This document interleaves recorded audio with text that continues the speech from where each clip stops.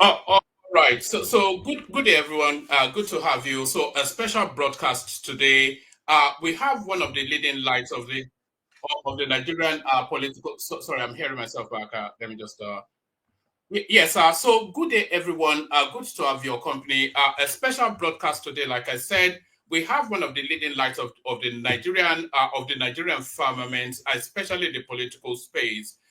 We have Omoyele Sowore joining us. He is in the studio and will come on screen just as soon as.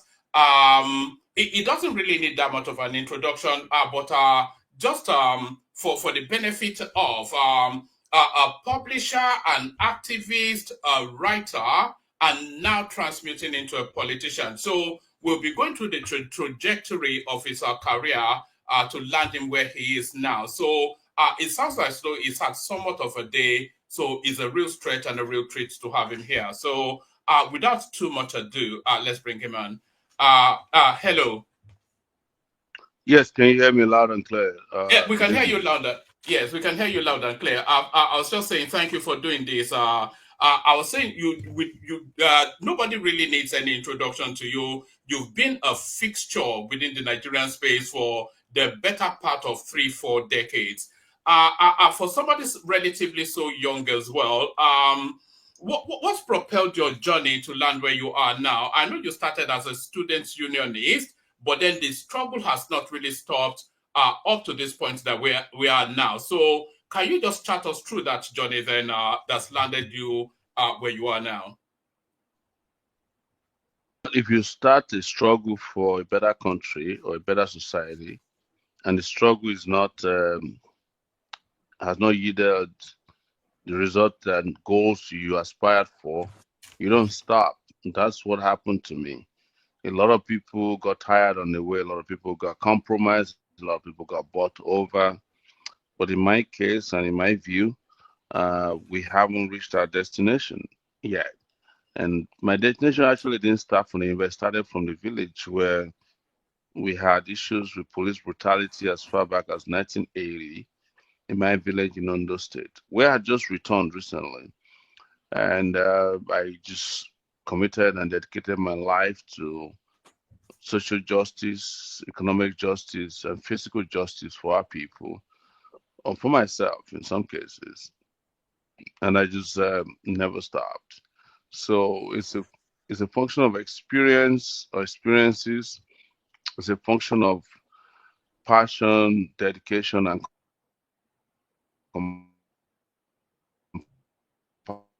compassion for fellow in the condition that most Nigerians have found themselves over these years. All right. So certainly the course of that journey has been tracked by pretty much every progressive person within that country, within our country. Your journey through the students' union activism, like I said, your impact on the Abiola elections, your battle with the Abacha phase, and then now this still this ongoing struggle with the Nigerian state. So, are you seeing any progression in your struggle? Do you see a light at the end of the tunnel, or do you feel that because since you've been doing this battle, I cannot really see anything that has significantly changed, especially except of course this phase that we're in now with the awakening of the youth that we're seeing. I've not seen anything significantly changed to show that the penny is dropping within society that, to their entitlements and what their role are as citizens. I don't know if you understand the broad strokes of that. Do you want to speak to that? Well, it depends on what you're fighting for and what you're not fighting for. I've always fought for justice, transparency, democracy, and I can tell you that a lot of things have changed. We were able to change from military rule to civilian rule, but what didn't change is we didn't anticipate the characters that came into the political space well enough. I've seen changes in direction of having a party-to-party democracy in Nigeria because we fought against a guy who wanted to have a third term in office and kind of stabilize democracy. I have championed changes in transparency and accountability and governance that has led to people getting into trouble or jailed in some cases because we insisted that they must account for their stewardship in office. We're talking about politically exposed person. Then you're right, that has led to more consciousness among young people. People can now rise up and say, look, enough is enough. They can fight power and fight government and speak truth to power. So some of the changes are big, some of them are not as big as you want to count them because when people are asking for change or looking for change, they're wanting overnight, very miraculous changes. Well, they don't happen anywhere, but have there been changes? No, yes. Has the changes met even my own expectations for change? Definitely not. And that applies to many people who want that quick revolutionary change from bad to the best. All right. A lot of people actually see you as the next wave. They see you as one of the golden light, the leading light of the next wave of politicians that are to succeed the hegemony that we have now. And a lot of people actually see your politics are from 2031 and beyond. Do you understand why people will think that? Because there seems to be a phasing out of the old guard, which is represented now as the last phase with the incumbents that we have in situation. And then post the incumbents that we have in situation, people are then expecting a paradigm shift to a new generation sort of politician. That space you occupy, somebody like yourself, Prince Adewale Adebayo, who ironically is joining us tomorrow. So people of that ilk, and Peter Obisomo straddles the middle ground between the old guard and the new wave. So do you understand why people will think that, and are you in accordance with that thought? Well, you see, the next expectation of the change we want, the country we want, should be looked at from very philosophical, holistic, and also very conscious analysis. You see, people think that the moment people die, their ideas go away, their legacy go away, and that's referring to Nigeria. They don't, because they planted a lot of terrible trees in the system. So when an Obasanjo, for instance, leaves this physical space that we live in, he has planted generations of terrible characters. When Babangida, who was a dictator, leaves, he has planted generations of terrible characters. Not only people look up to him, but people that he have planted in very strategic places, either in the military, police, the the DEA, that's the drug agency, the civil defense, the ministries, and agencies of government and department. So you have to look at it holistically, and that's why we preach revolution. That it's not just enough to wake up tomorrow and want to take one of the bad guys apart and branches that have spread everywhere. And only revolution can take care of that. Just mere wishful thinking will not take care of the problems they have created because they're planting their kids, they're planting their wives, their concubines, they're planting their children in the judiciary, they're planting their relatives in the legislative arm, and ultimately they've employed their kids, wards, and relatives to manage the monetary policy of the country through the central bank or several uh, governments and private institutions across the country. So it's a lot more than just, hoping that people like me, Adebayo, and whomever you said Obi is, will change the system.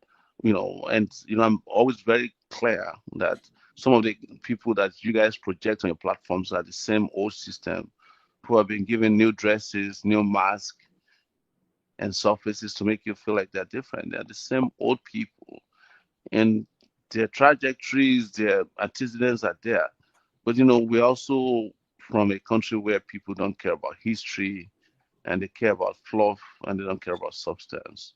So that's a sad, reality about some of the elements you project in this system. But as you know, uh, I'm very clear about who can change the system and what can change the system uh, in Nigeria today. Well, why do you think that the change you have in mind is the change that Nigeria requires? Because there might all be ideological thrust different from your philosophy, and yeah, and your philosophy somewhat correct me if I'm wrong, but your philosophy somewhat leans very heavily left of the ideological center, and the Nigerian experience is very much right of the ideological center, weighing more towards capitalism and all of those sort of, that is where our strength is. So why do you think your thrust is the most ideal for the country? So I don't know where you got the impression from that Nigeria has some kind of ideology that is leaning towards whether left or right. The problem with Nigerian ideological system is that there's nothing right on the right and there's nothing left on the left. So I don't even want to go into this conversation about boxing people into any ideological position. Uh, so the truth is that Nigeria has gone past a place where you define ideology. Nigeria is a crime scene. Nigeria is Jurassic Park. It doesn't have any ideological, thing guiding it. It's just people just do whatever they have to do. It's the survival of the fittest, the strongest, and the most dangerous. So this is where I differ from some of you say, capital. What is capitalism? What in Nigeria do you see that tells you Nigeria is capitalist? Even though I don't support capitalism, So what in Nigeria do you see that looks capitalist? Nothing. What in Nigeria do you see is any form of, what they have described as capitalist ideals or entrepreneurship? Nothing, because for you to even be a capitalist nation, you must have electricity, you must have industrial inclinations, and you must be able to produce. Nigeria doesn't produce anything but failure. So where is it that you get us the idea that Nigeria is a capitalist country? Who is capitalist? People who are stealing money, people who don't like to work, people who don't want to produce anything, people who can't even stand what is described or required of capitalism. People don't want to go to work on time, people who don't have a sense of time or timing, people who cannot defend what they're about. So yes, but you're right that I lean on most, at least mostly on the left side. I'm a socialist Democrat. Even though I hate, placing myself in that box, but I'm more of like someone who believes that the people should own their resources and have a say in how the resources are distributed. I am a guy who believes that wealth ought to be distributed equally and not belong to a Is there few a people. society? Is there a society where that obtains this what you're philosophizing? Is there a society where that obtains? Of course, the Nordic states provide free education, they provide healthcare. Norway, Finland, Denmark, they're there in Europe. Even the US that everybody is talking about as capitalists, they provide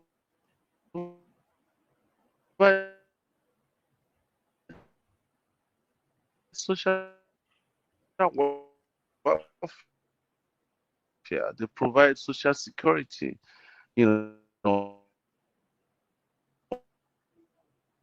For NGOs, You're breaking up somewhat. Yeah. the rest you can still get. Oh, and there he is. He's gone. So hopefully he'll rejoin us. That's Omoyele Sowore, the presidential candidate of the African Action Congress. Is joining us from somewhere in Nigeria. So the connection not as strong as it could be. So hopefully he does rejoin us. And there he is right there. So there he is right there. Yeah, so I think the connection is trying to re yes we do get this yes there you are, we lost you for a moment. Yes, you were telling us where this sort of social welfare sort of system you have in mind where it works, you were referencing the Nordic states. Should I just move you on to another question, or Yes, go ahead. all right. Has Nigeria ever experienced good governance, or even semi, as you will call it in America? Has Nigeria ever experienced any form of positively directioned governance from independence till now? Has there been an instance in the history of Nigeria where you felt that the government was serving the people?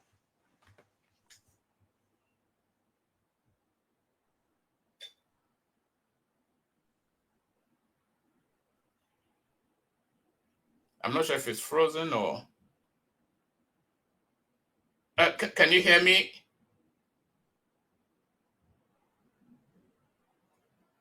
Oh goodness me. So I'm not quite sure how that is going.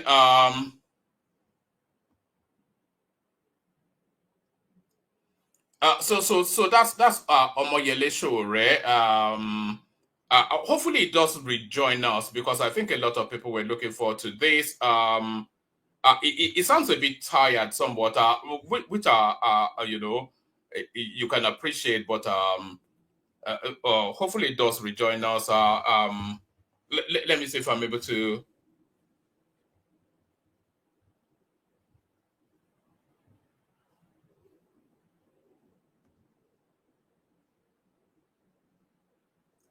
I'm not sure. There are connection issues there. All right. I think we may have him back.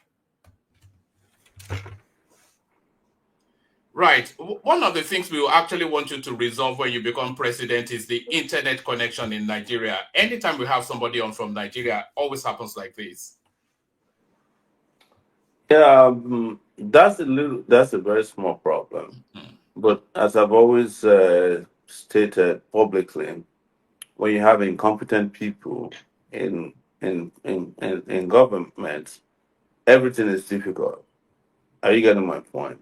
So, but internet in 2025 is my least problem because I can just float balloons of internet in the air all over Nigeria, and you get internet everywhere. It's very easy, and it gets cheaper over time. So, but when you're dealing with people whose interest is to milk you and extort you with their multinational collaborators, there's nothing will work. Even things that are simple will become very difficult. All right. Because of the poor connection, I'll just take you to the big ticket questions that I have, so that we can at least document that. Because now we are reliant on your internet connection, and we don't know how that's going to go. So let me take you to the big ticket questions. Let's go to the daily Farotimi space, which a lot of people, including yourself, described as an abduction, a miscarriage of justice, and all of those sort of narratives. So now, if you look at the trajectory of the Daily Farotimi narrative, it was inevitable that it would have panned out the way it did pan out. So it was sued to court. Someone said he ignored it. He came out publicly to say that he was aware that a bench warrant was out for his arrest. He did not action it. He's an officer of the law, by the way, a senior lawyer. So, was there not an inevitability that he would have been arrested in the form that he was arrested, having shown so much arrogance towards the rule of law? Well, where did you get the impression he showed arrogance towards the rule of law? That's not true. He merely stated that he heard rumors that people were after him and after his life. Nobody presented to him a warrant of arrest or communicated to him until they showed up at his door with policemen that had been hanging around in Lagos from a kid state for a week. He didn't know. He was just responding to what he heard from the grapevine and third parties. So, and there was nothing in the courts trial that has already started, where they said he ignored their summons. They didn't present anything like that in front of the magistrate. All right. Also, what Dele Farotimi did, because we've discussed it endlessly on this platform, what he did to and to quote him almost verbatim, to accuse a senior lawyer of corrupting the judicial system to get a fraudulent judgment. Is that not and it named that lawyer by name as well? It did not even infer it. It did not couch it in any sort of. It named that lawyer frontally. Was that not an invitation for this to happen? Was it not inevitable that they said that Ariafe Babalola effectively would have had to have taken a position? It left no room but for this to happen. No, Dele stated his experience as a citizen of Nigeria and what he saw as the decadence in the Nigerian judiciary, and he named names. And why everybody stepped in was because he named names, and the appropriate way to go is to go the civil route. The moment the police was brought in as agents of repression, everybody knew what the game was, and that's why we stepped up on his behalf. What Area Palola would have done, as it's called, is to go to the civil courts, to go to federal high court or any state court and sue for libel, which is civil, and let Dele come and prove his allegations. But the moment you got policemen abducting people from Lagos to Ekiti, everybody knew, even a toddler knew that they weren't looking for solutions, they were looking for problems, and they got plenty of it. All right. It's really a lot of your efforts was actually what secured his release. Otherwise, a lot of people feel he might still be in incarceration. So the people impact on governance, it seems to be having some sort of effect. Let me take you to the end bad governance protest, which you told us would last indefinitely, but it seems to have been capped off at some point.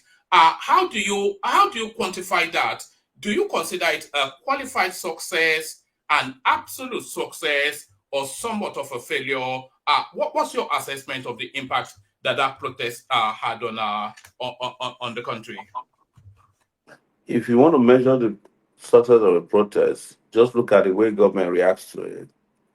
If a government that says, "Oh, the protest was a failure," start to arrest and charge people for treason, you know that's a massively successful protest, and that's what then get back governance is. What we said is that it starts from somewhere and it will continue, and I guarantee that the end back governance movement, we started from revolution, now we continue as long as there's bad governance in the country. So, and I often educate people in my little way that when you hear about revolutions, they don't start and end one day. The French Revolution took 10 years of planning, implementation, and you know, a coalition with the elites in their country. So we're still on the path to that revolution. We haven't derailed at all, at least not on our part. But none of your demands were acceded to, though. So there was not single, because we monitored it all the way through, and none of the things that you demanded was acceded to. So But how can you but but, qualify but it at other least than that you but at did least not you succeed? Yeah. but at least you know of the demands.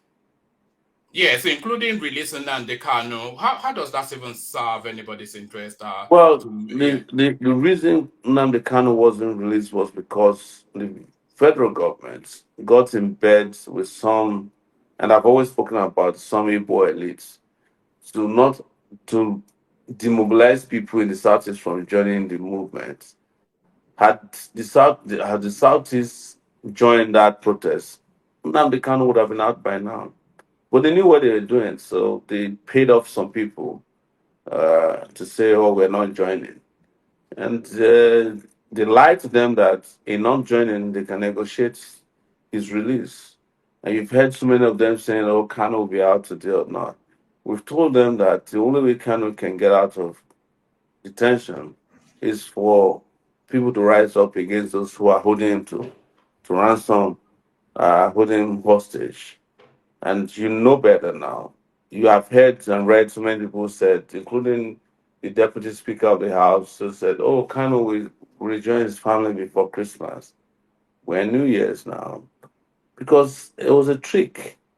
They will go and collect money from Tinubu and then say that people in the South should not join. And the moment they didn't join, you cut off that opportunity to have direct political pressure to get him released. So they knew what they were doing, but our demands were started. It was during that period that the federal government promised they would pay workers minimum wage because they knew they were in trouble. So, contrary to what you think, they actually did meet some of our demands. It was that period that some elders in the country went to Tinubu and were granted access, which they had been looking for a whole year, to discuss new constitution. But these nominal successes are not enough for us.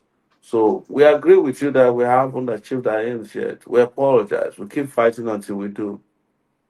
I want you to achieve those aims, by the way. I'm very much on board with your politics other than anything else. But where I'm not on board with is somewhat how you play it, which I think is a bit too extreme left wing, and and it's not communicate and a bit too elitist as well. Some of your politics, because it doesn't seem to have the connect with the people that you want to impact on the most. So for all of the conversations that we've ever had about your politics, we always land on yes, we agree with the broad strokes of your philosophy, but the impact of that philosophy, I think, is a bit too high for the digestion of the everyday man. Why do you think there's not that connect has not yet? Because you know, out of the politicians in Nigeria, if you take yourself, Prince Adewale Adebayo, and maybe I used to like Kingston Moghalu as well. I don't think that just the broad strokes of philosophy I agree with, but and you traveled the most during that election, by the way. I don't think there was any local government that you did not go to. We saw you when you stopped on the road to have an interaction with the Fulani headsman. So we know your politics, but why is it not? Why are the people that you are fighting for so fervently not connecting with the fight that you are presenting on their behalf? Why do you think there's a disconnect between your politics and the people?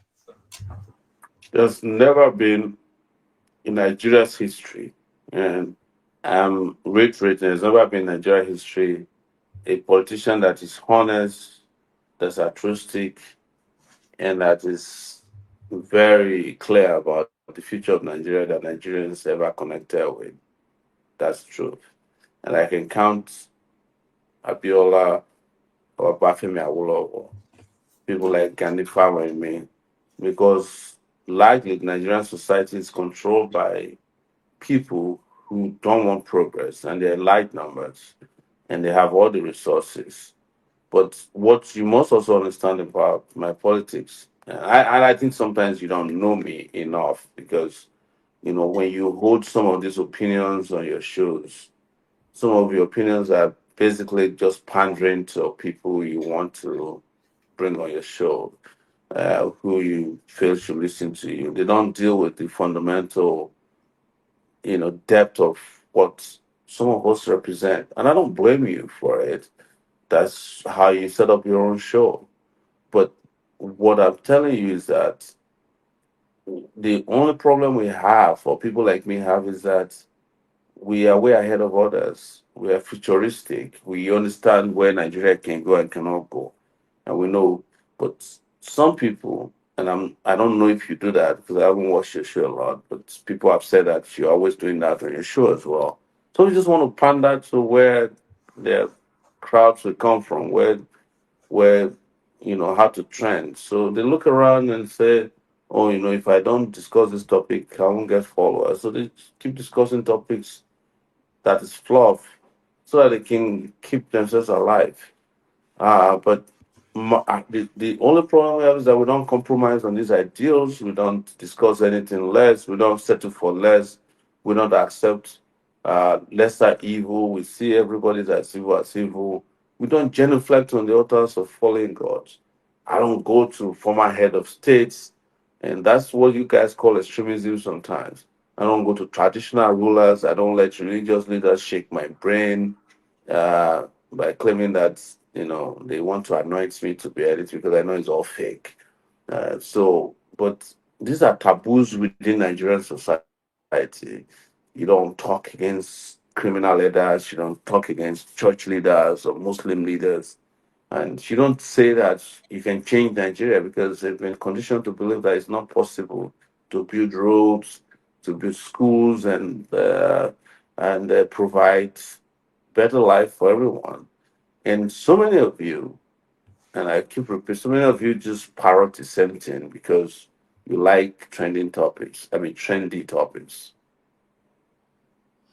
I think that might well be somewhat of a broad stroke statement, especially if you say you've had no interaction with the space. I think we've actually had you on once a long time No, no, ago. but people Yeah, have yeah, told me that look during the election, yeah. I was told several times. I don't know your show, but they said you just wake up and start saying, oh, you have a candidate, and any other candidate is a criminal.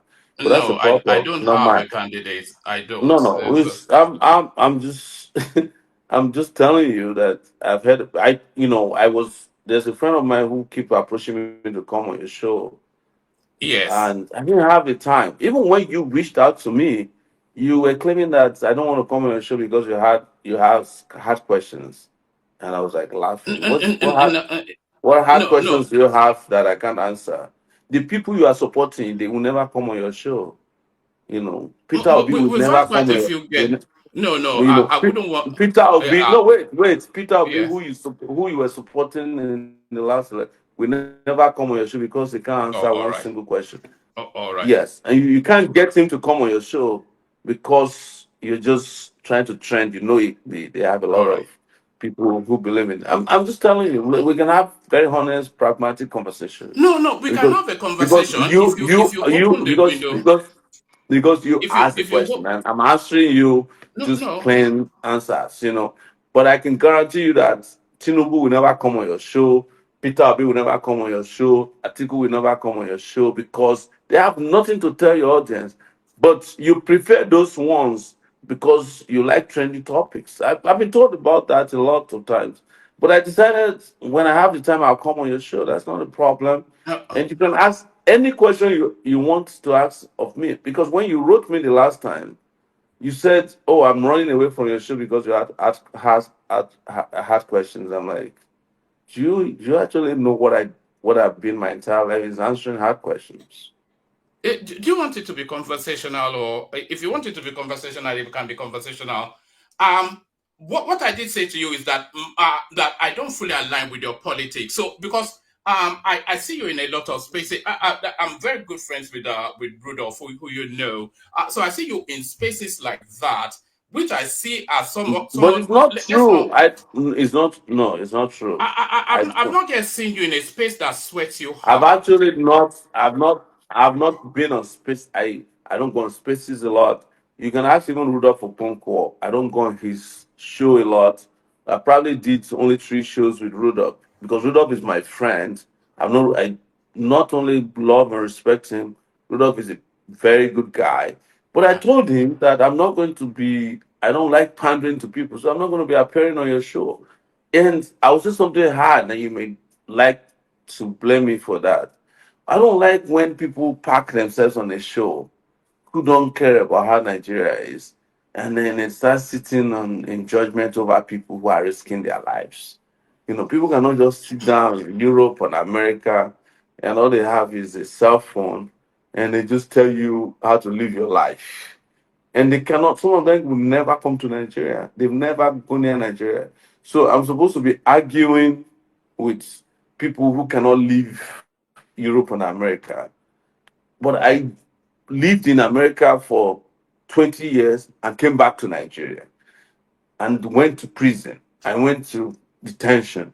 I almost got killed. I had family members. So I'm supposed to argue with people who just get a revolving chair and just get on a show on a Sunday and like, hey, Sowore, what are you doing there?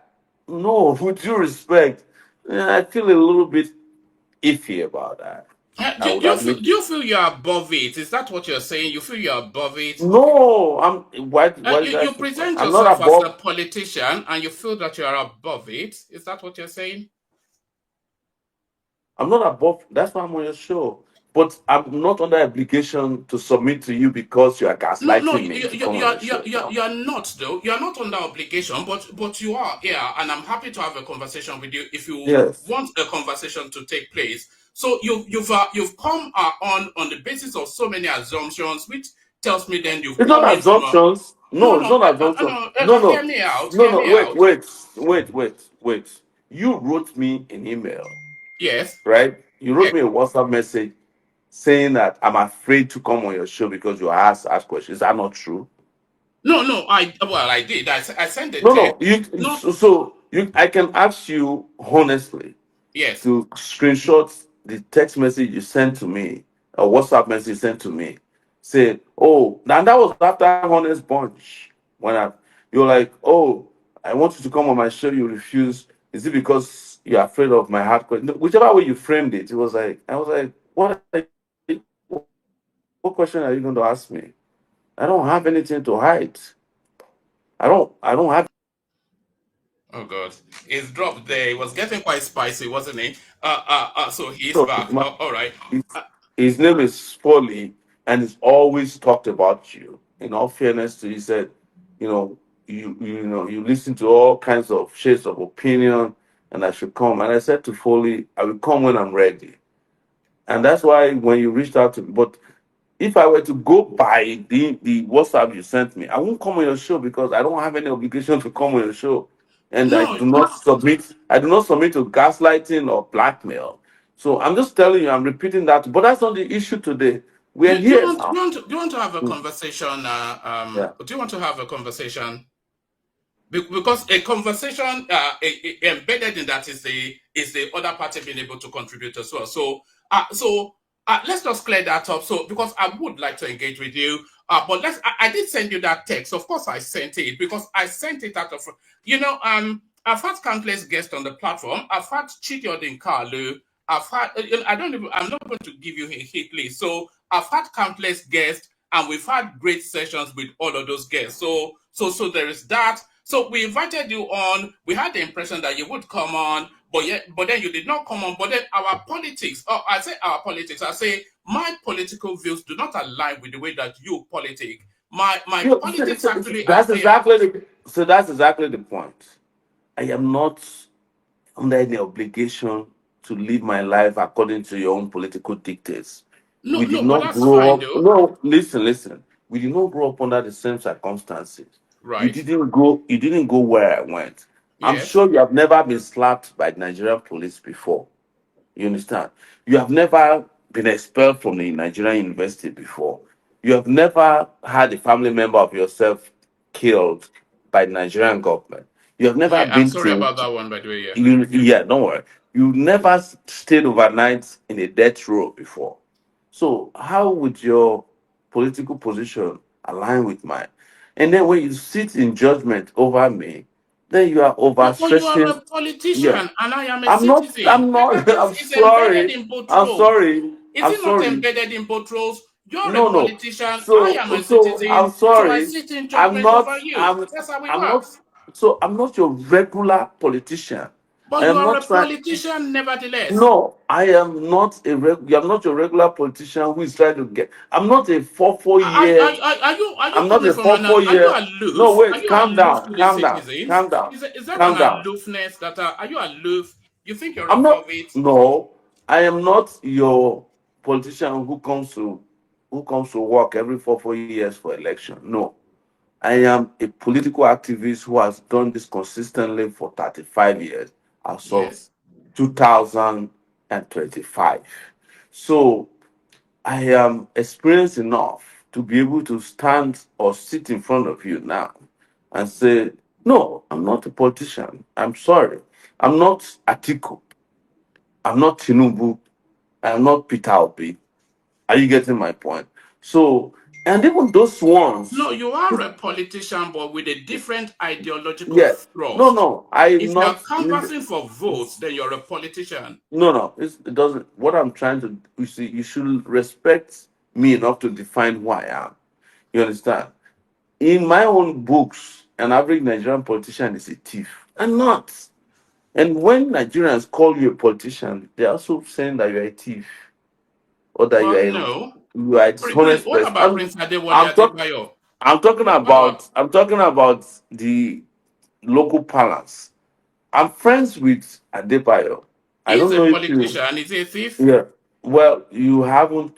He hasn't told you whether he's a politician. I was with No, he has. He's Adebayo. been on twice. I Yes. was with Adebayo last weekend. He's on tomorrow, by the way, if you want to speak to him. He's joining us Yeah. tomorrow. Yeah. No, I was. I He organized a 10K race in Ondo. I was. Marathon, yes. He told me about Yes, it. Yes. it was my idea because he's a brilliant young person. You understand? But there are times we have disagreements over how he sees things. But one thing you cannot take away from Adebayo is that he's he's very fast on his feet. That he understands Nigeria very well. But he might have a different position from me. That I'm sure there are times he looks at me and like this guy is crazy. But maybe he doesn't say it to me, but I respect him because you can have an argument with him. You can have an interview with him. You can't have interview with Tinubu. You can't have argument with Atiku. You can't have argument even with Peter Obi on your show because they have nothing to say to you. Nothing. Yes, but so sorry. I want to have a conversation with you, and even for all of it, I'm still enjoying this. When we started, I explained to you that I saw the Nigerian political landscape along two strap lines. I said somebody like yourself, Prince Adebayo, I see you as somewhat as a futuristic next shift in the trajectory of the Nigerian politics. But what Yes. obtains at the moment, characters like Tinubu, Atiku, etc., and Peter Obi being a midway house sort of, yin yang element. So I do understand all that. But let's have no equivocation. Whether your ideological thrust is different or not, whether for all of your struggles, which a lot of us are grateful for, your activism that has led to impactful change.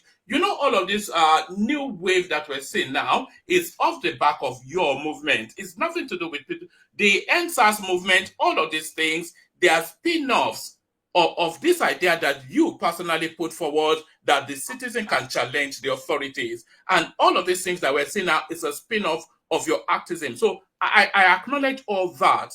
But what I cannot accept is this aloofness or a sense of entitlement. So you as a politician, as a public figure canvassing for people to entrust their faith in you, you cannot afford an aloofness or an entitlement or asking people to be grateful. So hopefully I misunderstood that. If I misunderstand, then I apologize. But Yes. about that So, attitude, I'm not sure that it so serves. the issue was that you have preconceived notions, and we've addressed that.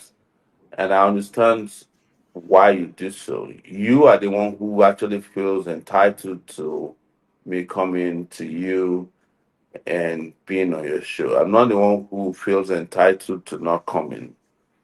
When people want to reach out to the grassroots, as you mentioned, they travel to them.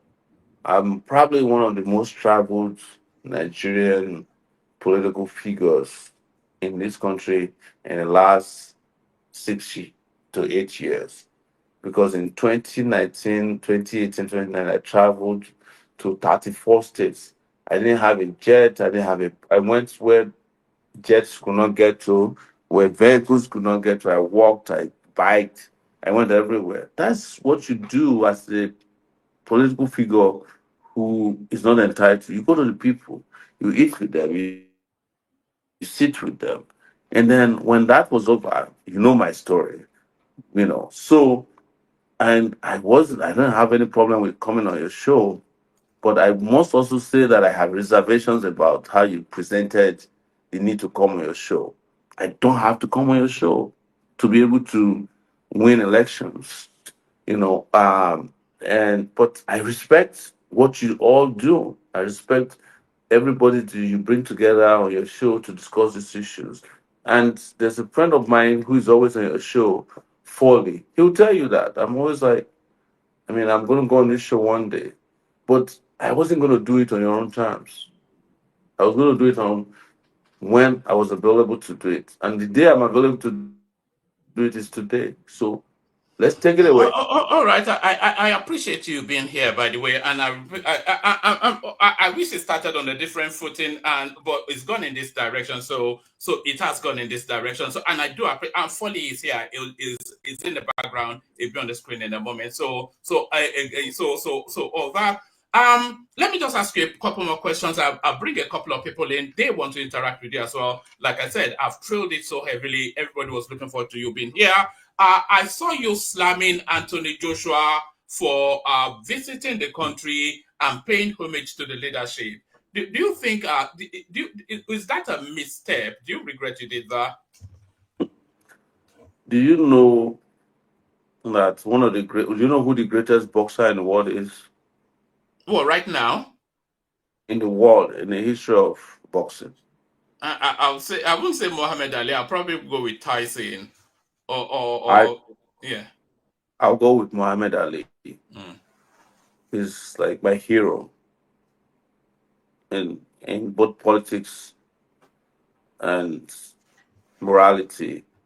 And what did he do as a boxer when his country was facing a moral dilemma? And he was recruited to go and join the U.S. Army or the U.S. military to fight in Vietnam. Do you know what he did? He refused and opted to go to prison instead. Have you read the history?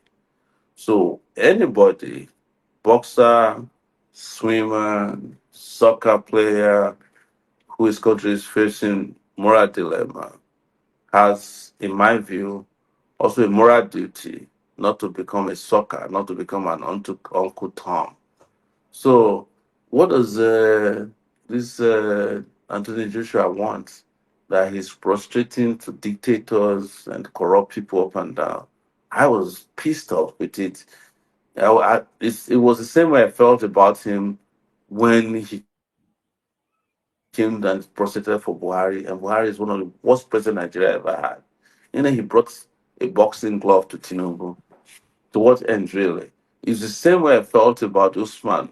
When Usman came to Kogi State to visit Yaya Bello when he was governor, Yaya Bello detained two of our guys for pasting anti-Buhari posters, and they came there. They're all opportunists, and I hate opportunism. So, regrets, you probably don't know me.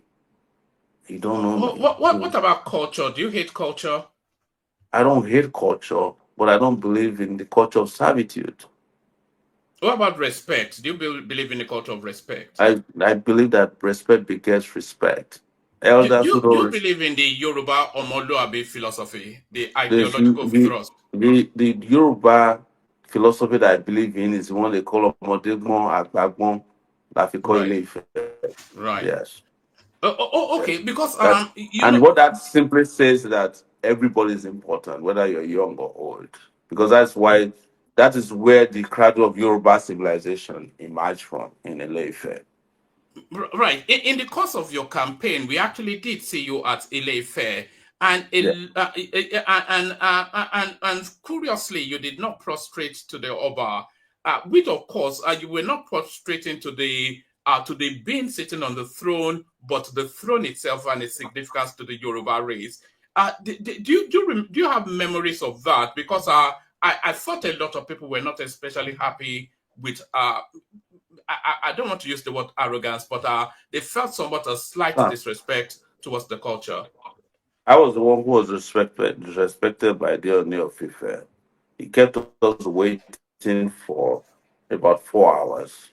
And then when he sauntered in, they just called me to come and prostrate for him. I told him I can't prostrate for him.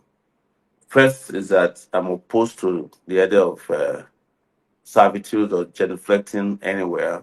I don't think it's necessary. I see them all the time, all the traditional rulers. They prostrate in churches for pastors.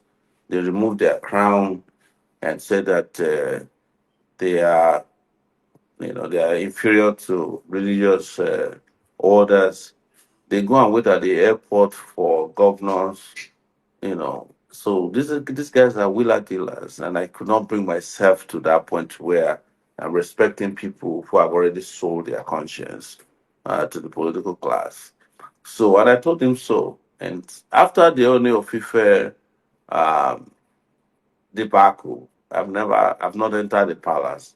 And I must tell you, when I was arrested, he sent a message to me that he would like to stand as my shorty to be granted bail from the DSS detention. I refused it because I I knew I didn't commit an offense, and I don't need somebody of that nature and character to be my bail bond guarantor. But Oh, oh. but don't forget, I also went to meet Alafi, and Alafi never asked me to prostrate. He just asked me to sit next to him. I went to Olubadon. All of them are late now. I went to Olu of Wari. They never asked me to prostrate. When I got to the Olu of Wari, Ayuri, a former militant, was saying that he should force me to prostrate. And I told him, Olu of Wari, I can't prostrate for you. And he said he waived it. Um, so I don't believe that a person should prostrate for another person, that you should get your date clothes dirty because someone is sitting on a throne. A throne is in my view, a platform that's elevated. It doesn't mean that the person who is on that throne is superior to you. All right, brilliant. Let me take you to another comment that you made recently. This one I'm not far from you on actually. We're still in the broad areas of prostrating and whatnot. So we saw Peter Obi doing his tour. I don't think he stopped campaigning since the last vote was cast in February 2023. He continues on still, and we saw him with Babangida calling him an elder statesman, a father of the country, and all of that. You churned at that, and you thought that was excessive. Can you talk us I, through that? I didn't think that's excessive. I've always known that Peter Obi is part of the old order, and I've said it. What you will notice that people who are promoting Peter Obi have a particular obsession with shutting everybody down because it's packaging. That's what they call aggressive promotion. It's PR strategy, and they do it in several ways. They will harass you if you're opposed to him, and if you don't even talk about him, they will inject him into your conversation. It's all a strategy. It's all paid for. It's all well planned, and they know that Peter Obi has nothing to offer. They know it, but I think they also believe that maybe some people who are kingmakers, they've imposed Buhari on. They have accused me of imposing Buhari on Nigeria all by myself, and I think they want to try that. And when it didn't work, they got upset, and so that's what it's all about. Otherwise, what is the difference between Peter Obi, who was working with Abacha? He was governor for 8 years, did nothing in his state. I challenged them on Honest Bunch podcast because most of those guys are Honest Bunch are obedience. They don't hide it. They have not been able to disprove it since then, saying Peter Obi did nothing in Anambra State. Nothing. He offered no schools, he offered no hospital. They claimed he kept money in a bank. That's their best defense. Peter Obi, when he was in Anambra State, you see picture of him launching public water works, where he said, there's no water to drink in Anambra State. I've been there before. My brother is married to an Anambra woman in Oga. It's 10 years after he left office, he's building boreholes. Does that look like progress to you? But they don't want to hear it. It's not as if they don't want to, they know the truth. But it's a strategy. It's a strategy to scare people from speaking about, one of the failed politicians because they want to package him as this person who is different. But who is not different? They will tell you Peter Obi doesn't like corruption, but Peter Obi was hugging Wike when he wanted to become God. Wike even gave them money. He has said it publicly, gave him vehicles, but told him, look, I can give you money, I can give you, but I cannot support you because I don't believe you can win. They have all this, they have all the facts. The Peter B they told you doesn't enter private jet, flies on private jet everywhere now in Nigeria, including when he went to visit Delhi Farotimi in Ekiti. He flew there in a private jet. So, but they like the lie because they think if they promote the lie up to a point, you become truth. And anybody that challenges that, they'll gaslight you, they'll blackmail you. Oh, you don't want Nigeria to be better. If Peter Obi could make Nigeria better, Shebi would have made Anambra better now. I challenge them on the podcast. Who amongst you wants to spend your vacation in Anambra? Even Peter Obi in this last December did not spend vacation in Anambra. He went to a refugee camp in Abuja because Abuja was apparently safer than his hometown. I spent my vacation in my hometown. I wasn't former governor there before. Are you getting my point? Because it's all a lie. But you know what Peter Obi's biggest problem is? The the the system he brought has already been used by Buhari. So it's going to be difficult to fool anybody with that strategy of presenting yourself as some person you are not, because Buhari has already casted that strategy. All right, Brilliant. I have so many questions, but we have such limited time. So let me bring on a few people who have also been looking forward to interacting with you. So let me bring them on. Gentlemen, as many of you have your cameras on as possible, so that our esteemed guests can actually see who is interacting with. Be brief and to the point, so that we can get as much from the engagement as we can. Solly joins us. Good to see you, Solly. So Folly joins us, who you've been referencing. Good to see you, Folly. Emeka joins us. Good to see you, Makers. And there's Remy right there to make up the list. So Solly, unmute. Introduce yourself to Sowore. Tell him where you're. Sorry, are you happy to be called Sowore, by the way? Yes, of course, that's what everybody Yeah, calls. yeah. But So, so where's my last name? So yeah, yeah, my maybe. my family's been on my case that I'm overusing the last name. All right. Okay. So unmute Solly then. Introduce yourself to Omoyele or Yele. Tell him where you're joining us from. Put a brief position to him, and then we go through the list. Solly, you're the first. Hi, my name is Solly or Solomon. Uh, I believe you can become Nigeria's president, even though almost all of them, especially one man, does not believe so. But one man has never been in any election before in his life, and I've been in several elections since I was very young. I've seen things play out. I've seen how Hmm. they've gotten money. I've witnessed from the days of Jonathan. I've witnessed Lagos election, everything since I was a child. So I went to school with these people. I know a lot of them, where they came from nothing. They became governors, senators. I understand and I've seen how they plan and plot to become where they are, especially this APC. They were nothing before. And look at them now, they control the whole country. You have that same knowledge also. You know the way they strategize, you know the way they play their games, you know what they do. But from what I see, all you do is just talk about it. You don't and all you do is react to it. You don't strategize. For example, something happens, next thing you do, you call a protest, and it's so predictable. They already know what they are going to do with the protest. You know what they are going to do. They will bring out police, they will tear gas people, they will block it, and then everybody will go on because they are tired. What I am being disappointed about, or what I want to see, is strategize. If you know that they are going to do this, why do you continue pushing this thing? And then you are not aligning with people. I know a lot of people are saying you should align with Obi, you should align with, I don't support it because I feel it doesn't fit your narrative. I feel like you have to align with people, but not people like Obi. For example, when you had your end back governance protest, your protest was hijacked, right? And it was hijacked by somebody who was slighted by, allegedly, hijacked by somebody who was slighted by APC. That is Who Solomon. was that person? That was Solomon Dalung. He said it in an That's interview. that's that's completely untrue, completely But false. your protest indeed was Solomon Dalong had no hand in end-back governance.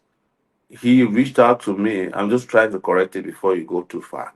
okay. Yes, he did reach out to me saying that they are protesting, but the person who actually anchored the protest in Plateau State was Prophet Elbuba. not Solomon Dalong. No, it's Okay. not true. Yeah, But what I and wanted and to, the, and the evidence is there. In fact, I don't have any evidence of Solomon Dalong leading any protests during end bad governance. If you have, you can share the pictures with me. It was a Buba that was leading that. Like we were in touch with a Buba. Did Solomon Dalong reach out to me or us? Yes, he did. But it was a Buba that was the strength of end bad governance in Plateau State, and that's just one state. So he wasn't the one who anchored Kaduna. He wasn't the one who anchored Kano. We were in touch with others. He wasn't the one who anchored Abuja. He didn't anchor Port Harcourt, where it was massive. So how could APC slighting Solomon Dalong lead to end bad governance? And you claim that it's hijacked. This is where the narrative we also carry out must be straight, because Solomon Dalong didn't have anything to do with Port Harcourt. And you saw Port Harcourt, you saw Lagos, you saw Abuja, you saw Kaduna, you saw Yobe, you saw Gombe, you saw Adamawa. Is Solomon Dalong in any of those places? The truth is uh, no. Yes. but that is why I said allegedly and according to him. What he claimed on it, anybody can go and be on TV station and say what he wants to say. Solomon Dalong has said before that he doesn't like me because I'm opposed to Obi. You understand? Because he felt like people are ganging up. But I was with Solomon Dalong came to my hometown on on New Year's Day. I don't know if you've seen it on my Facebook page, to attend the scholarship. He was sent in a delegation by Prince Adewale Adebayo. So I'm the one who know how these things happen. Nobody hijacked and bad governance. None. It So was a when successful protest. It was a successful uprising in Nigeria, and that is I why the government understand, reacted the way they reacted. And that's why I always tell you guys who are on these shows, you are too comfortable. You just sit down there, you process no, half information. You don't. You say, "Oh, you don't have strategy. You don't have strategy." But what's your own strategy? If hello, Sowore doesn't have can I strategy, just my brother, bring your strategy to Nigeria and use it. I will support you. can I just quickly interrupt? Sorry, Solly. Go ahead. Yele promised us an hour and a half. We have several people on the screen, so just make it as condensed as you can, so that other people can get a shot at it as well. In my opinion, from what I saw, it was hijacked because we had those children that were But it's not raising, true. I've just raising explained to you just 1 minute. that is false, because I was in the But middle. we I was the one who coordinated end bad governance, but I was sir, not in the country. I was in the US coordinating it, and all of you can bear me witness, because I wake up sir, every morning. I was tweeting. I was providing transparent information as to where things are happening, where it will happen, what will happen. How who hijacked it? You just claim sir, that Solomon there, Dalong there, hijacked it. Solomon So, Dalong did not even lead any of the protests. there, sorry, Solly. You were heavily criticized for that, actually, coordinating it from the United States, essentially Yes, sitting in the comforts of America and sending other people's children to the war front. can I just quickly continue? there's From no protest that has been coordinated by me that was not criticized. When I came to Nigeria in October, on October 1, they said I cannot come. I reached the airport, I was arrested. They said I'm going to jail. I was released. I participated. They still said, oh, it was all hot enough. Anybody who's afraid of criticism cannot lead anybody in the world. can But I you can't lead anything. Go can ahead. I just, yeah, because you have limited time here and I have a lot of things to say. And from what we saw them raising Russian flags. So that when I say hijack, that's what I mean. And No, you have changed the topic now. You said it's Solomon no, dialogue. but Now it's you didn't Russian let flag. me finish. You didn't let No, me no. finish. Now, what is the meaning of Russian flag? If someone raise, you can raise the flag of any country. It's not a crime at all. There's nowhere in Nigerian law book that it's a crime to raise the flag of another country. Do you know Sir, why? If you go in front of churches on Lagos Ibadan Expressway, you will see the flag of Israel in front of every church. Is it a crime? You sir, see American flag, you see British flag, because all those churches they worship the God of England or America. They support Israel killing Gaza and Palestine. And there are Nigerians who also wear the Palestinian flag as bandana. Is it a crime? Sir, I'm not arguing. I'm not trying to argue right and wrongs, and I'm not trying Okay. to give a long conversation because I know you have limited time. I don't believe I'll have the opportunity to speak with you again, so I'm just sharing You my. will get my number. We can be talking on a regular basis. Your guy knows my number. I'll try My Yeah, to. number he's is actually a very nice man, Omoyele. I'm not quite sure how we started my on the wrong number is footing. public. No, but we're not Yeah, fighting. yes. Maybe I sound as if I'm aggressive, but No, no, I you enjoyed see, it actually, but but that's I fine. No, Yeah. I'm I just. like whenever we Hold on, can Solly. Yeah, yeah. to correct impressions or narratives that are not correct, if I can. Yeah. And I'm Yes. glad that this provides us with the opportunity. You brought Yes. Solomon Dalong. I'm telling you, Solomon Dalong was a nominal participant. Now you can confirm this. You understand? Yes. I And bad I governance. understand. Solomon Dalong was not involved in Kaduna. He was not involved in Port Harcourt. The guys who did it, they were people that I was coordinating. I was in touch with everybody. I was. Don't forget that before any bad governance started, DSS arrested guys in Sokoto. We got them out. They arrested some guys in Kaduna. We got them out. After that, they rearrested them again. We eventually got everybody out. They arrested all those kids. They had nothing to do with Solomon Dalong. Yes, Dalong can go to TV and claim that he's the Lord and Savior. Does that make you believe him? Would you start worshiping him? Sir, No. I'm just trying to give my opinions All right, very let's Go do quickly. ahead, this. sorry, And bro. I Please. don't want to take Sorry, too much time because I want to give. Solly, hold on. Ask your best question, and then we move it on because I want to be sure that everybody gets a shot at it. So just don't do preambles. Just ask one big impact question, and then we'll move it on. Sorry, Solly, but we have to do that. Okay.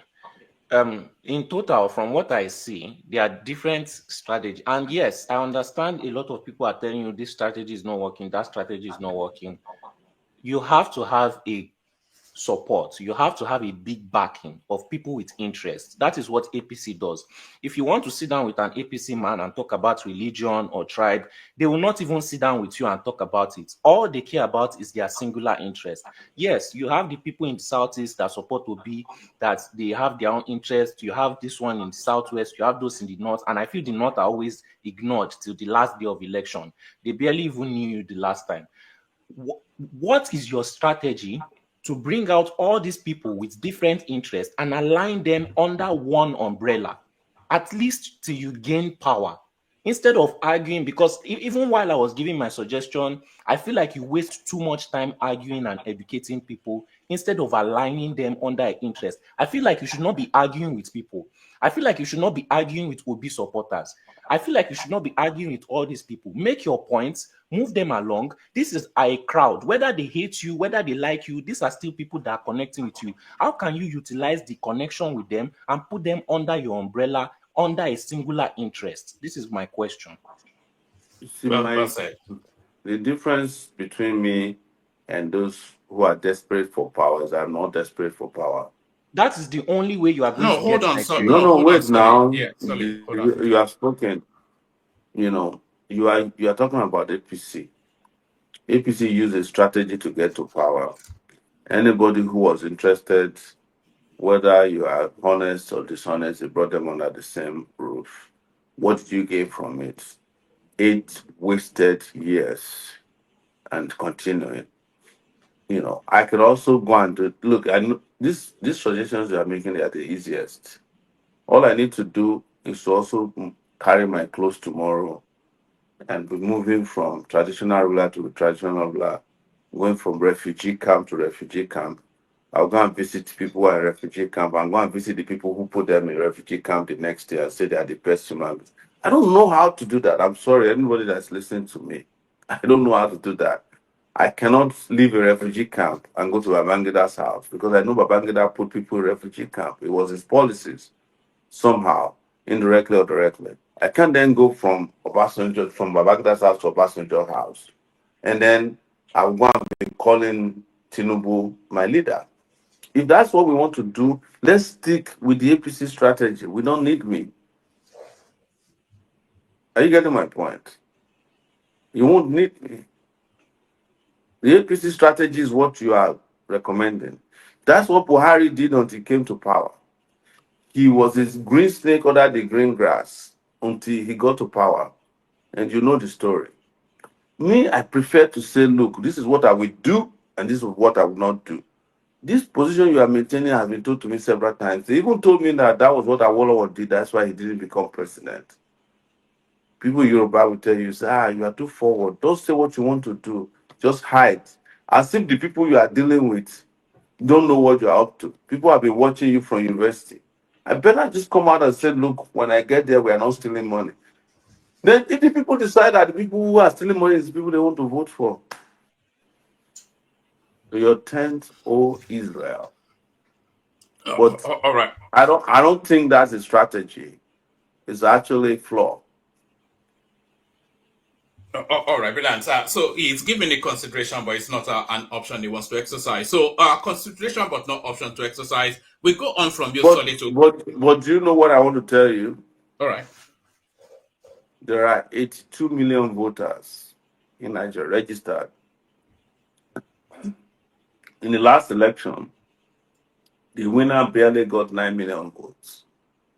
The second runner-up was like 8 point something million. The third, the first runner-up was maybe almost 8 million or so. I don't remember the exact numbers. Third runner-up was 6 point something million. If you add all the votes together, it's about 20 million, right? 8 million, 8 million, 16, let's say 25 million. So if you deduct that from 82 million people, you still have some solid 50 million people who didn't participate in the election, who didn't vote. And if we can go to them, we can win this election very squeaky clean without making the compromises that have been suggested at all. And that's where I will agree with you that we have the challenge. How do we reach out to people who want a better country, who doesn't want me to come and swear to an oath inside the coffin before I become president, so that when I become president, you will hate me because I've sold my soul before because I want to become president. That's the problem. So, and we are in the majority, but we keep preaching that the wrong way of doing things works because that's what we've been No, conscientized I think you're and looking at it conditioned the to wrong way. believe. I Yeah. think you're looking at it the wrong way. Okay. I think it's a messaging thing. If you've identified that the abundance of people are not in the camps that is already entrenched, then it's in the messaging. You know, so I think you may So want to consider. I actually don't think in the Maybe messaging. you're not cutting across enough to connect. No, no. That's I don't think that's the problem. The problem is those who are conscious, who are not standing firm. I can bet my life on it that you are a great person. You are bright, you are solid, but you have come to a position of defeat that the only way we can get power is to make compromises that we shouldn't make. And it's not your fault. That's all you've always known. So what then you are proposing that we make an alliance like the APC made. And the fact that the APC people weren't the APC people, they were PDP people. In fact, the people that made the APC were PDP people who left, the Sarakis, the Mechis. We know them, they were PDP people. The people who just were gerrymanderers. They changed parties, they changed their color, they changed their color but didn't change their character. And that's why we are where we are. So I'm saying if we have to go back to that system, then we haven't made progress. all right, brilliant. Thank you. It's just being conscious of the time. So up next, King Emeka, unmute, introduce yourself to Omoyele, and put a position to him, King Emeka. Yeah, good afternoon, Sowore. My name is Emeka. I'm calling from Canada. Well, I'm speaking with you from Canada anyway. I've listened to your, narrations where you are well known in the country, so you are not someone that needs any introduction, right? I think your voice is needed in our country, and you do have a very strong voice. You have a voice that is recognized, a voice that resonates with people. Your voice can be similar to that of Le Pen, the French opposition leader. It's also similar to Farage. We need someone like you in our country. But the problem here now is, I think one man tried to pass that message across. Is my first question is, why do you? I'll merge the question. I have a few questions for you. Why do you want to be Nigeria's president?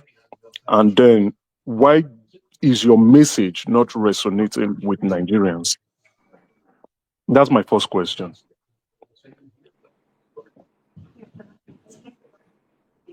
Well, I don't know where the impression came from that my message is not resonating with Nigerians. It is. In fact, the mere fact that we're having the conversation here today is because this message resonates so highly, with the highest decibels sometimes, that you have to keep asking me to tell people more about what I know. And another part, or another thing I've noticed is that why my message resonates more is like they're like prophecies. Everything I said would happen since 2018 is happening. Everything I said would not happen is happening. You know, but I must also tell you that Nigeria characteristically don't listen to honest people.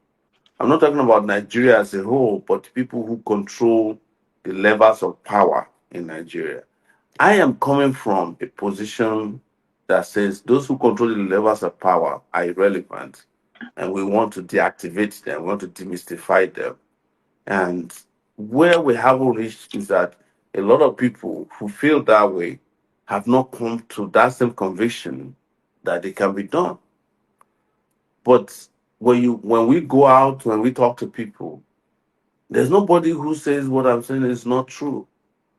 But it may also be that we are a very elitist society. You know, if you're a candidate that don't have a private jet, lots of money, lots of good clothes that look nice, people just don't look at you directly and say, "Oh, Sowore doesn't drive a nice car." And I've been told that several times. He doesn't live in a mansion.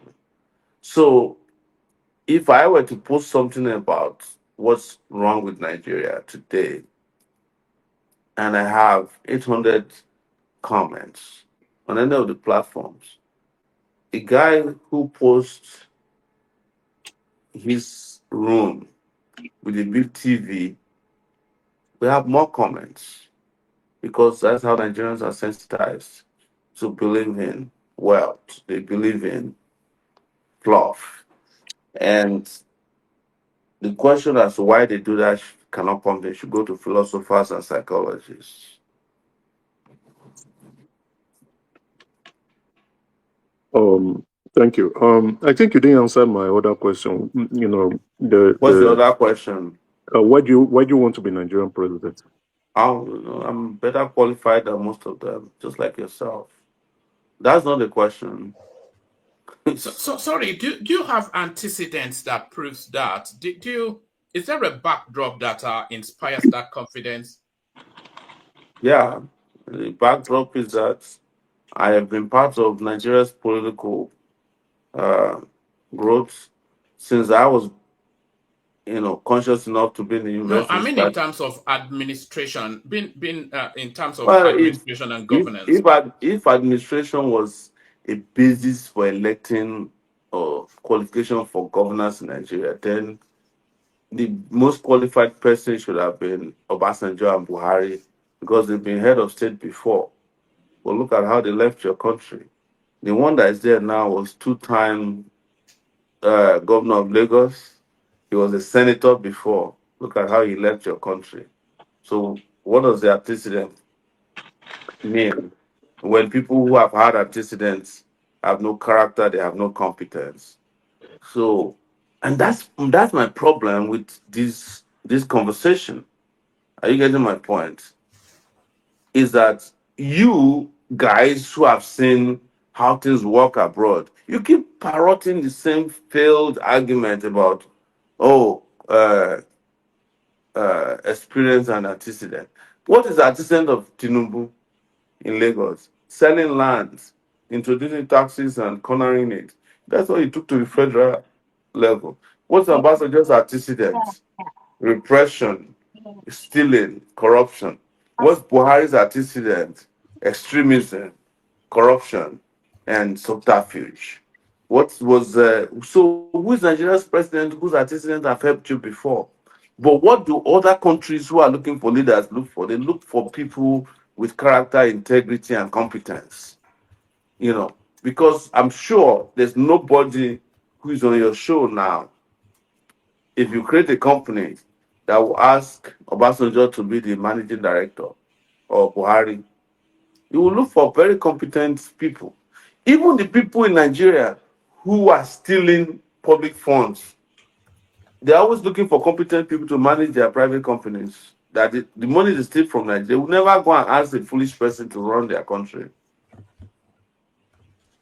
All right.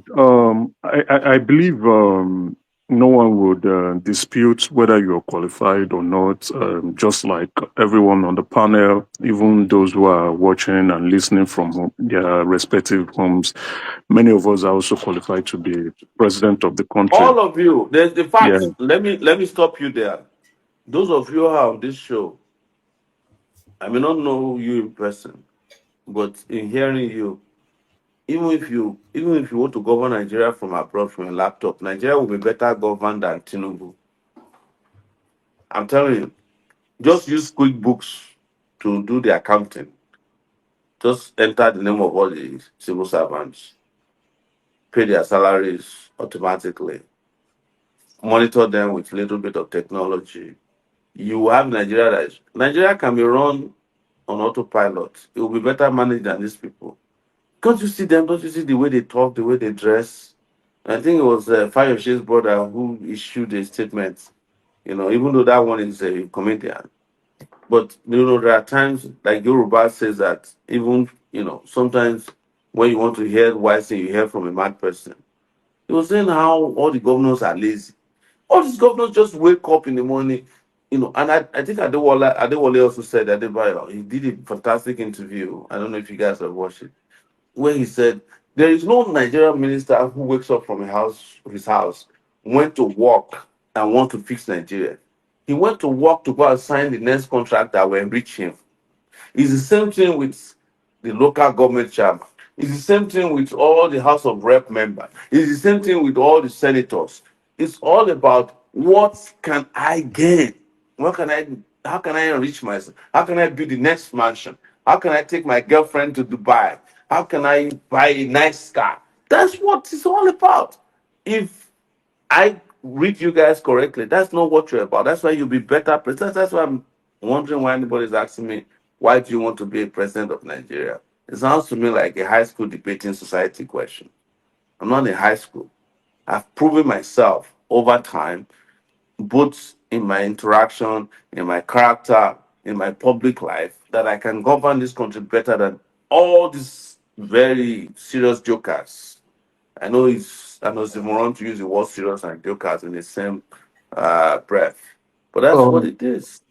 thank you. That question is actually a very serious question. I've listened to you. I've listened to your statement. I've listened to your narrative, whether present or past. And my first question was the messaging. I asked that question because you know, I know you have limited time. I don't want to take much of your precious time. Um, why I asked the question is your messaging is built on morality and integrity, which is fine, which is good. Nobody can tell you how to structure your messaging or your campaign message or your campaign information to Nigerians. But I am yet you can call me out on it. Maybe I'm not listening to you enough. I am yet to understand what you intend to do for Nigerians. What are those economic policies you intend to implement for Nigerians? How do you intend to improve the standard of living for Nigerians? How do you intend to eradicate poverty for Nigerians? That is why I asked that question. Why do you want to be See, Nigerian president? so Let me land the question. this is this, Allow me to land the this no question. no okay Allow me to land the question, okay. please, so that you don't miss, you can take everything in proper I, context. I can't miss So that it. I was why can't. I asked that question. And again, it's the question provides you with the opportunity to explain to us Nigerians who would look at it and say, I think I enjoy what I'm listening to, and go about to sell you to other Nigerians. But again, you said you are more qualified than other Nigerian leaders. That is your, Mm. I can't take away your answers, but I am not I don't think You are the not answer was persuaded. You are yes. not I don't think that persuaded answer because because in life in you life want to because you want to hear solutions, right? No, sorry, exactly. Emeka, I think he understands. Yeah. No, Thank let you. me land it So properly. it Yeah. okay. You can say you want to I learn, am but more we don't have all interested the in time. what someone can do for me Yes. than Okay. what So the person is I saying. wanted to All right. respond because I know there are a lot of people who want to ask questions, and I want to respond anecdotally in that I was the first candidate who proposed how to solve the power problem by saying that we break down the grid, we will diversify source of energy in the country, that we will combine solar power, energy, water, which is hydro, coal, where necessary, and wind power. I was the one. I was the one who talked about security in the country, on how we would first of all solve the security problem by investing in building infrastructure in Nigeria. Are you telling me? And also providing jobs, which is first and foremost social security before we go into national security and personal security and physical security.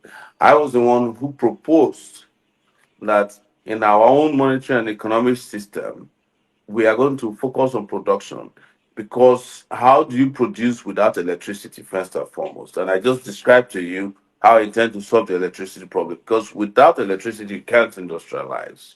I was the one who talked about turning Nigeria into a construction site so that we're constructing roads, bridges, schools, hospitals. I talked about fighting against corruption. I talked about industrialized and value added agriculture. I talked about providing healthcare. And I was the one who had proposed. And I'm sure you've never heard any of these things before. Are you hearing me? Who had Oh yeah, proposed that, I'm hearing. yes, we would have a healthcare system, which is different from I hate American healthcare system, but that everybody will have a health card and contribute just 500 naira. If you multiply that by 200 million people, which they can do, we will use that initial set of money to build up healthcare system, retain our doctors, train more doctors. I was the one who proposed that there will be a university in all the 774 local governments. But they may not be full universities, there might be community colleges so that anybody who cannot go to full university can at least train at a local level. That's education. I was the one who proposed free education. I was the first to propose in 2018 a minimum wage of 100,000 naira. And I explained how that can be paid.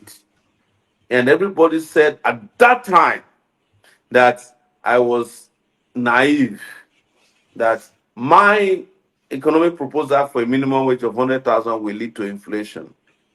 And the question I asked, why is it that a senator who is taking home 29 million naira every month, which is equivalent to the 35 years of a police officer who just came out and said when she retired after 35 years, gratuity was 1.7 million naira.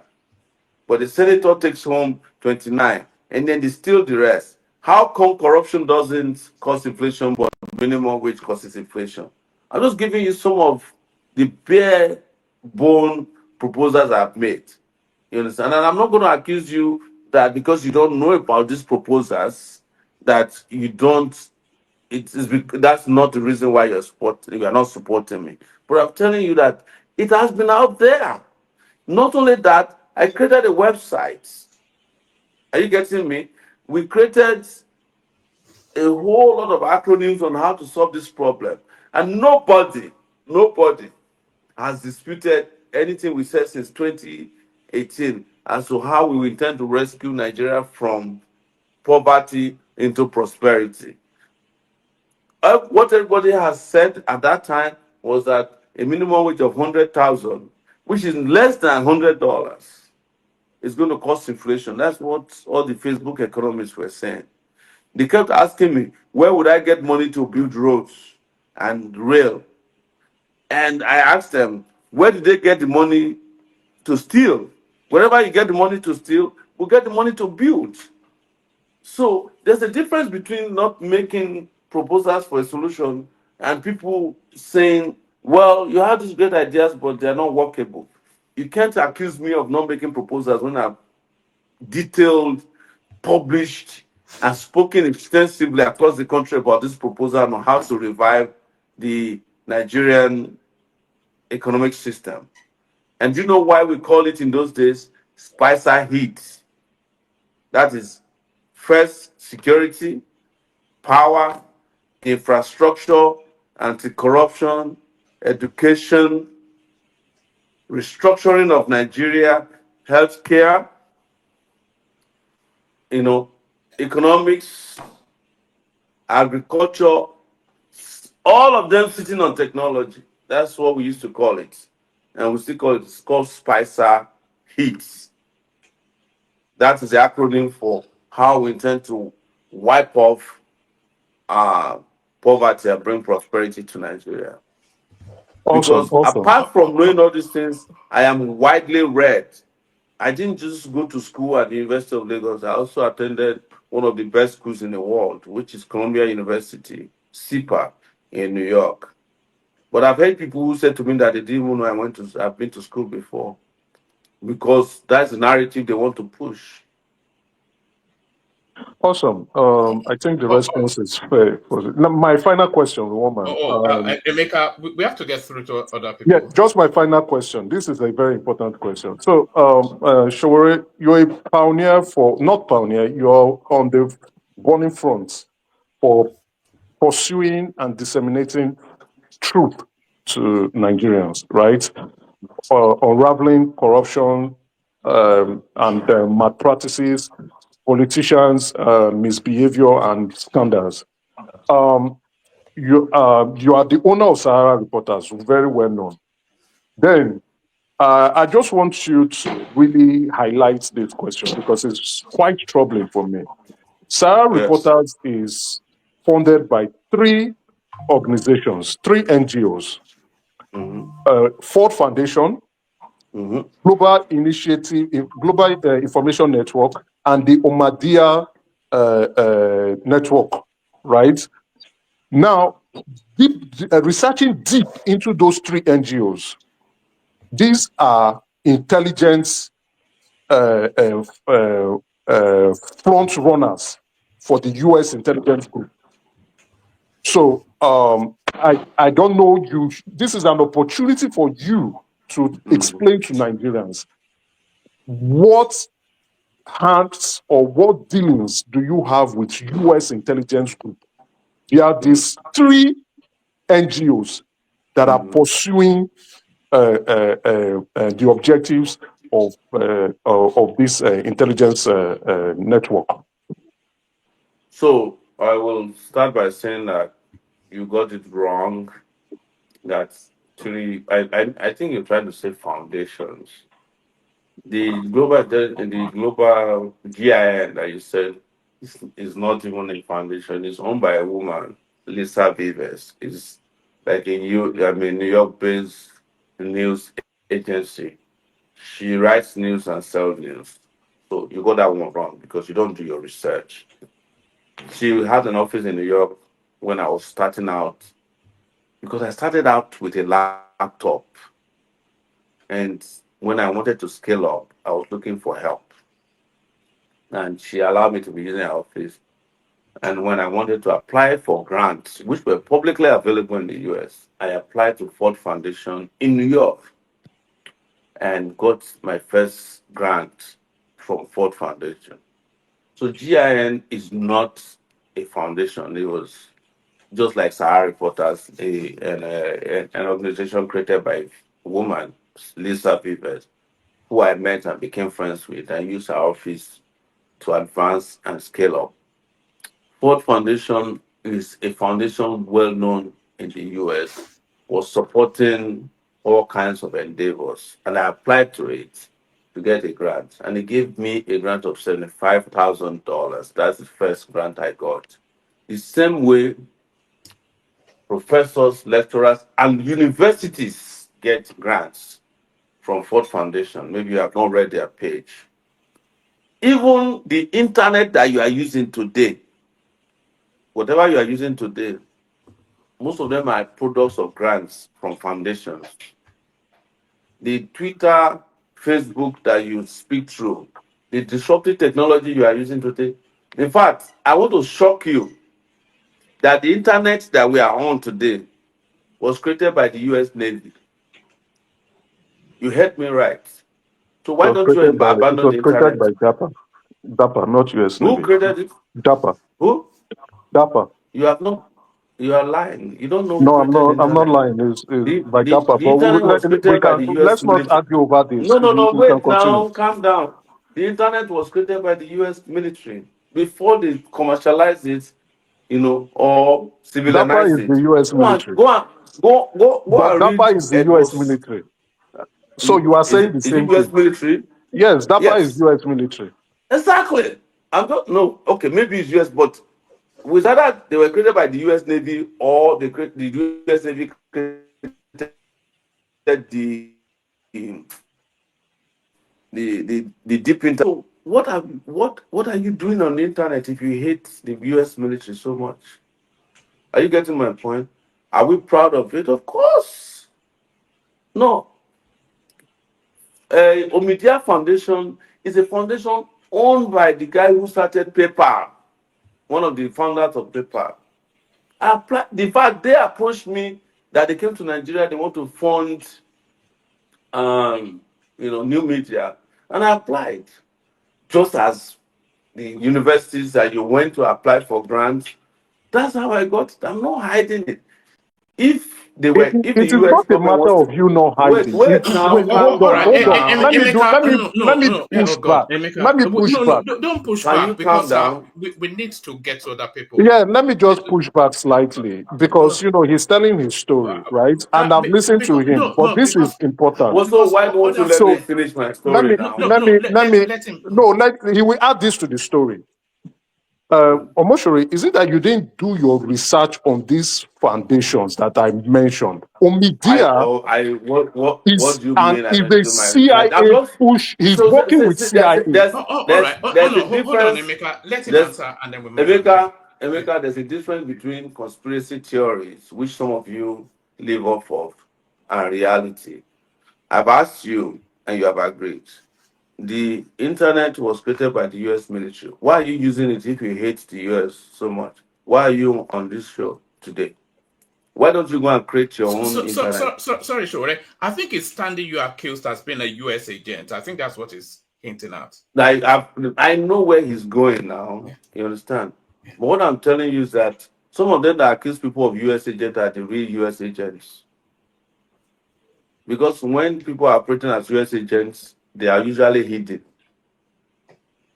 Are you getting my point? They are usually hidden. They'll be, in fact, the US agents are the first people to accuse people of being US agents. They do it here in Nigeria too. They will say you are working for APC, but go and ask them. All the people that claim that we're working for APC, they have all joined APC since 2023 election. That's why the Labour Party people. But if you are here in Nigeria in 2023, you cannot breathe. Oh, they are working for APC. Anybody that's against Labour Party is working for APC. Go and ask yourself how many Labour Party lawmakers are now in the APC. It's the same thing with the easiest thing to accuse of people of is thing they accuse you of that they think you have no defense from. So you are US, but your candidates that went to go and do their campaign in what's that place they call Shatter House? Chatham House, All yes. of them, yes. Do you think people go to Shatter House without having connection with the UK with the UK intelligence agencies?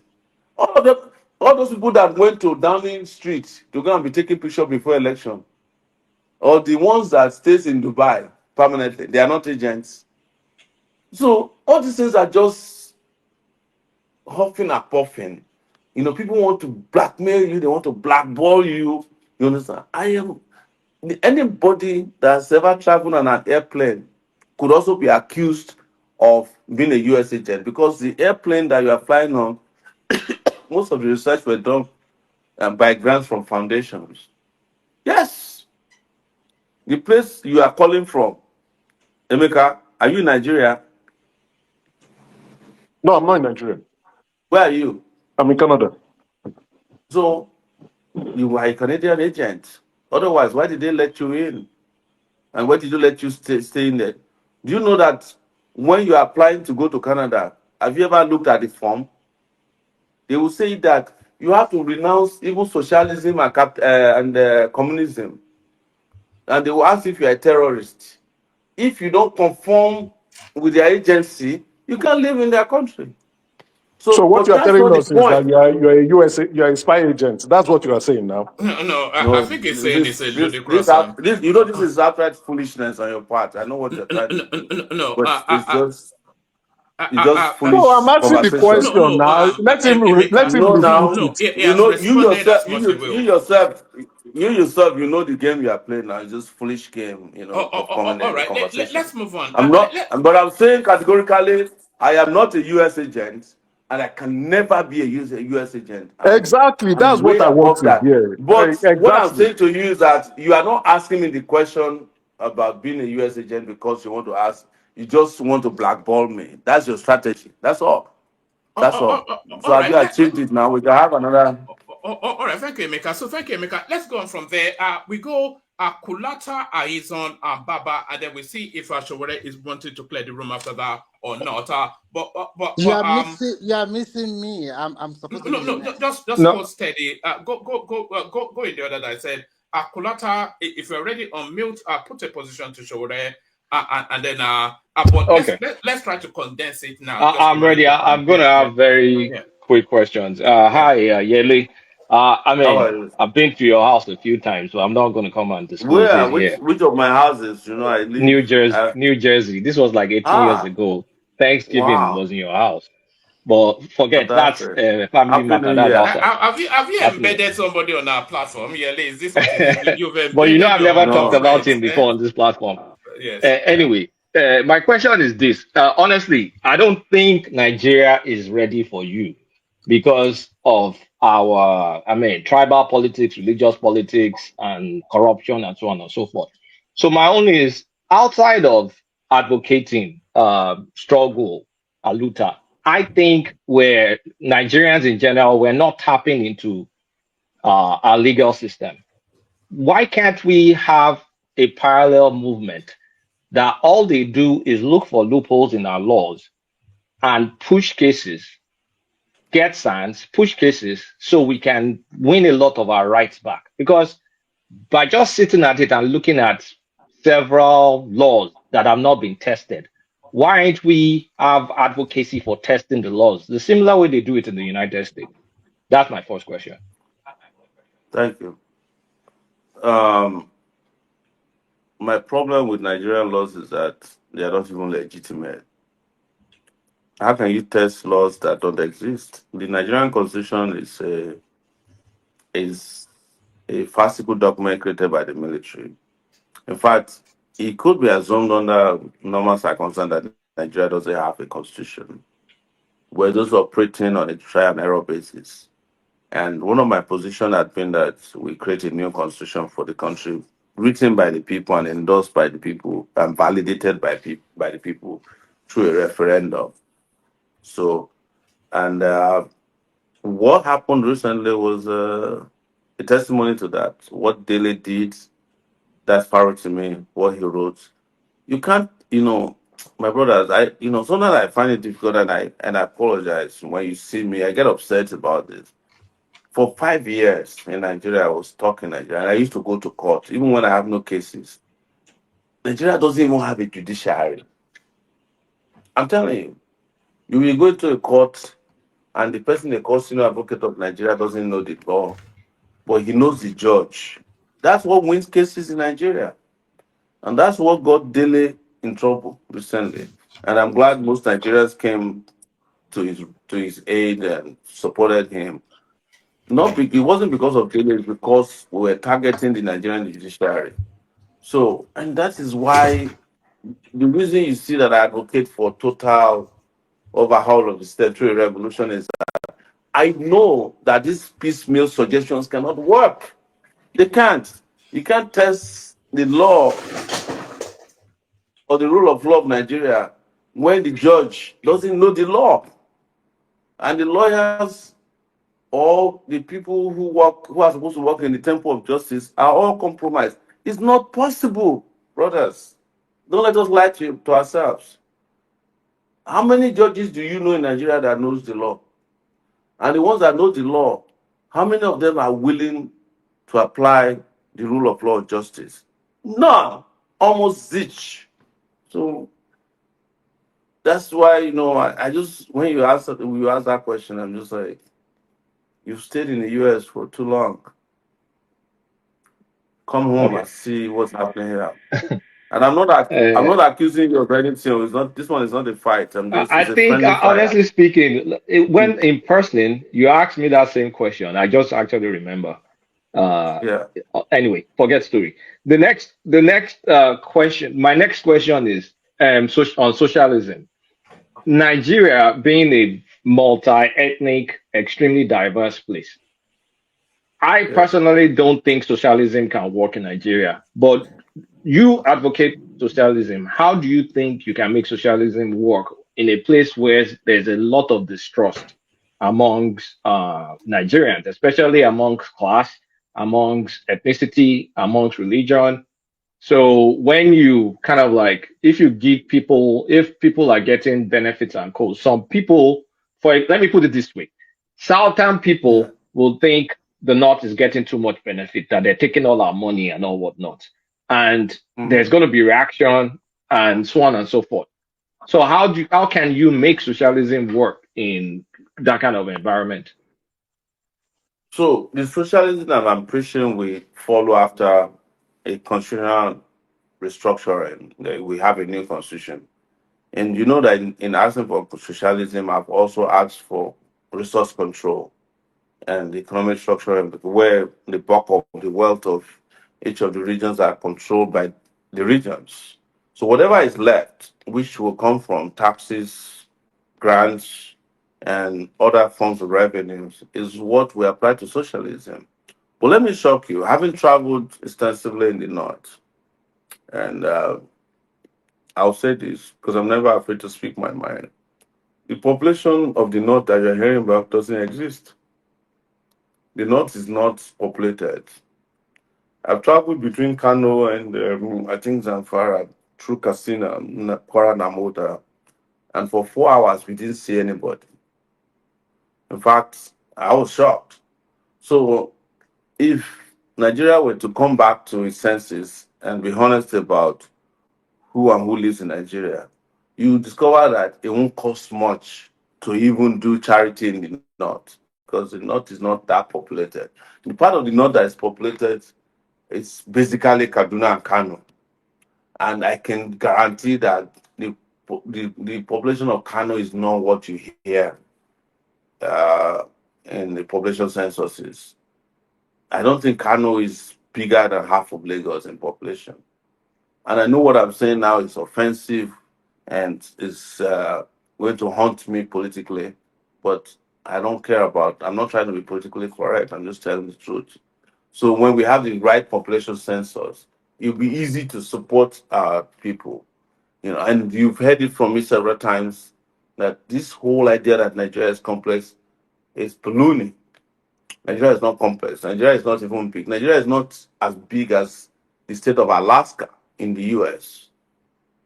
So if you have the right people governing Nigeria, you'll be surprised that it will be so easy to govern Nigeria because we're just dealing with the state in the US. The US has 50 states, not of the same size, but if you govern Nigeria properly, you'll be able to carry out, because socialism, before you say I didn't answer your question, is about mostly control of resources, distribution of wealth, and equally.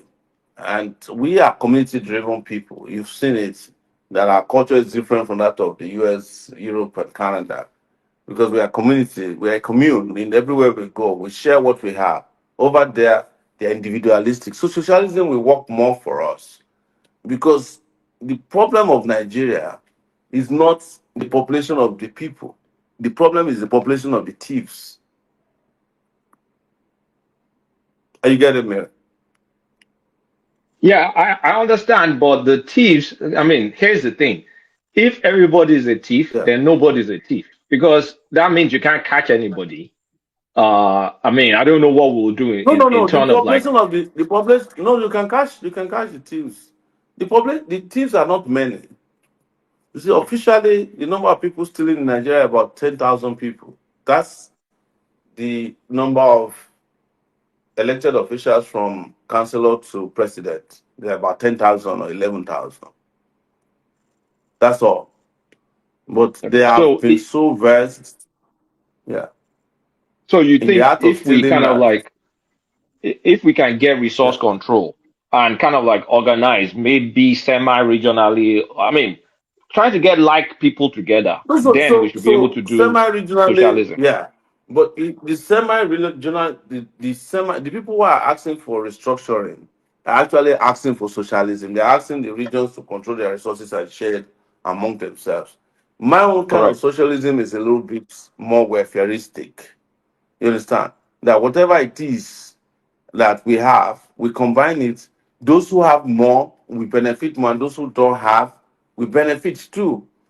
The reason is this: if you create the regionalism that some people are preaching, where a part of Nigeria is El Dorado and the rest is starving, the people who are starving will overrun the sides that are not starving. That one is, you don't need rocket science to tell you that if the Niger Delta region, for instance, looks like a Christmas tree at night, and Zamfara is always dark, by nature, human beings will look for opportunities to those areas, and they will overwhelm those areas. The US is an example, right? The US is bordered by Mexico, Haiti, Cuba, in that order of poverty.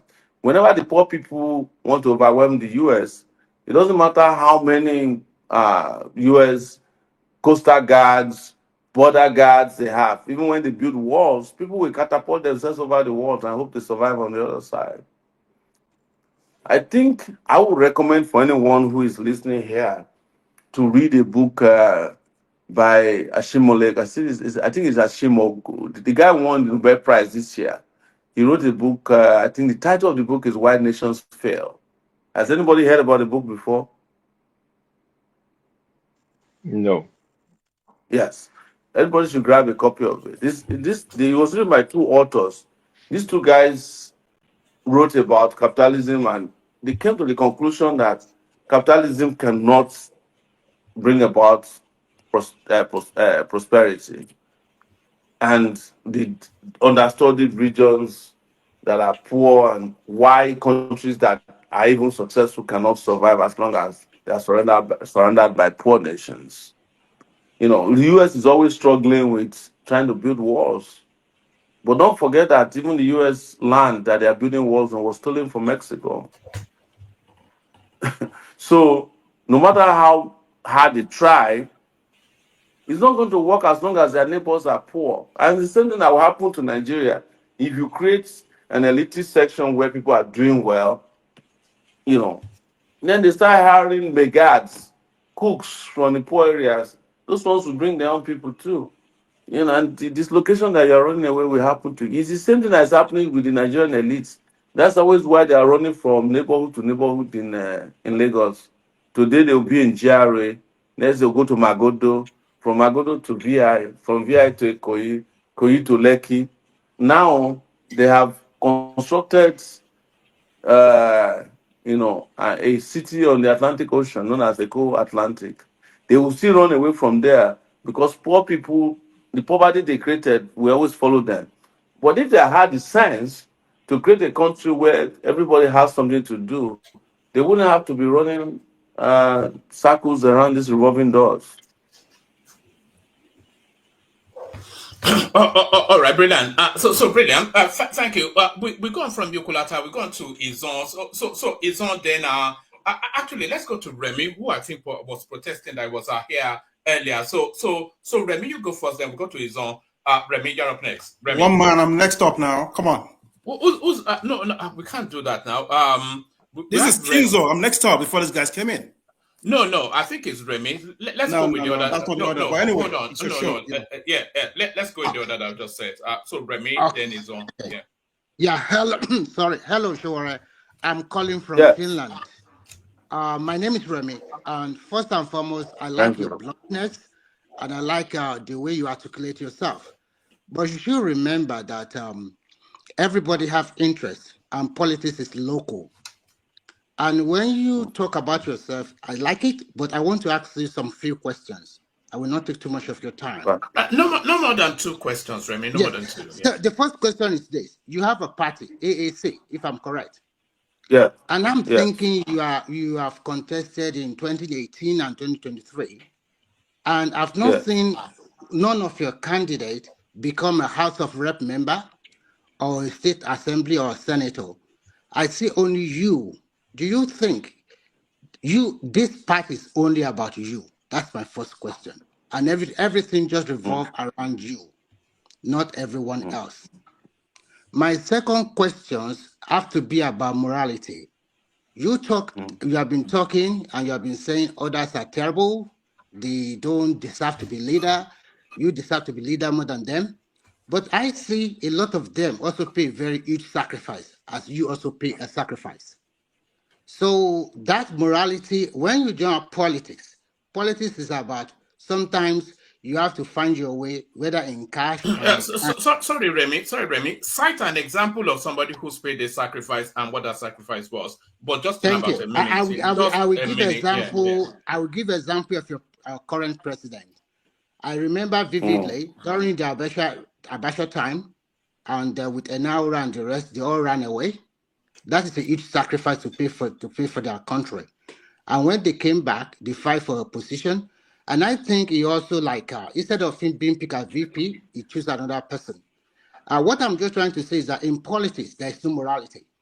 But you have been conversing for yourself that you are an honest person, you are this, you are that. No, politics is not only about one person, it involves a lot of people. How do you synergize to bring a lot of people on board? What are the demographics? All right, thank you. I think so my last question. You've asked to. No, let him answer. Sorry. Yes. Okay. I just want to put all the questions together so that I can answer. Your first question is that the party revolves around. That's not true. The AAC was founded by a lot of people in 2018. I think it was August 2018 that AAC was launched. And there were a lot of people, diaspora, mostly, I would admit that it was mostly diasporans. And it didn't revolve around me because we were formed in August of 2018. By February of that year, we had contested. I contested as president in 2019. By March or April of 2019, after the election, the AAC was hijacked by some guys for 3 years. So, and I was also arrested as we're fighting for it. But I was at the center of fighting to get AAC back. We didn't get AAC back until 2022, a few weeks before the closure of request for presidential election, candidates. So maybe this history is important so you understand. But also, contrary to what you said, yes, the AAC was not created to win election at all costs. That's why we don't do mergers and acquisitions that they do. We're a principled political party. And somehow, maybe I'll tell you just briefly the history of the ANC in South Africa. They were anti-apartheid. They were an activist party. They were created, I think, in 1918, if I get it correctly, but thereabout. But they did not win election until 1994. We are not like ANC is not a special purpose party like the Labour Party, which I describe as the Airbnb.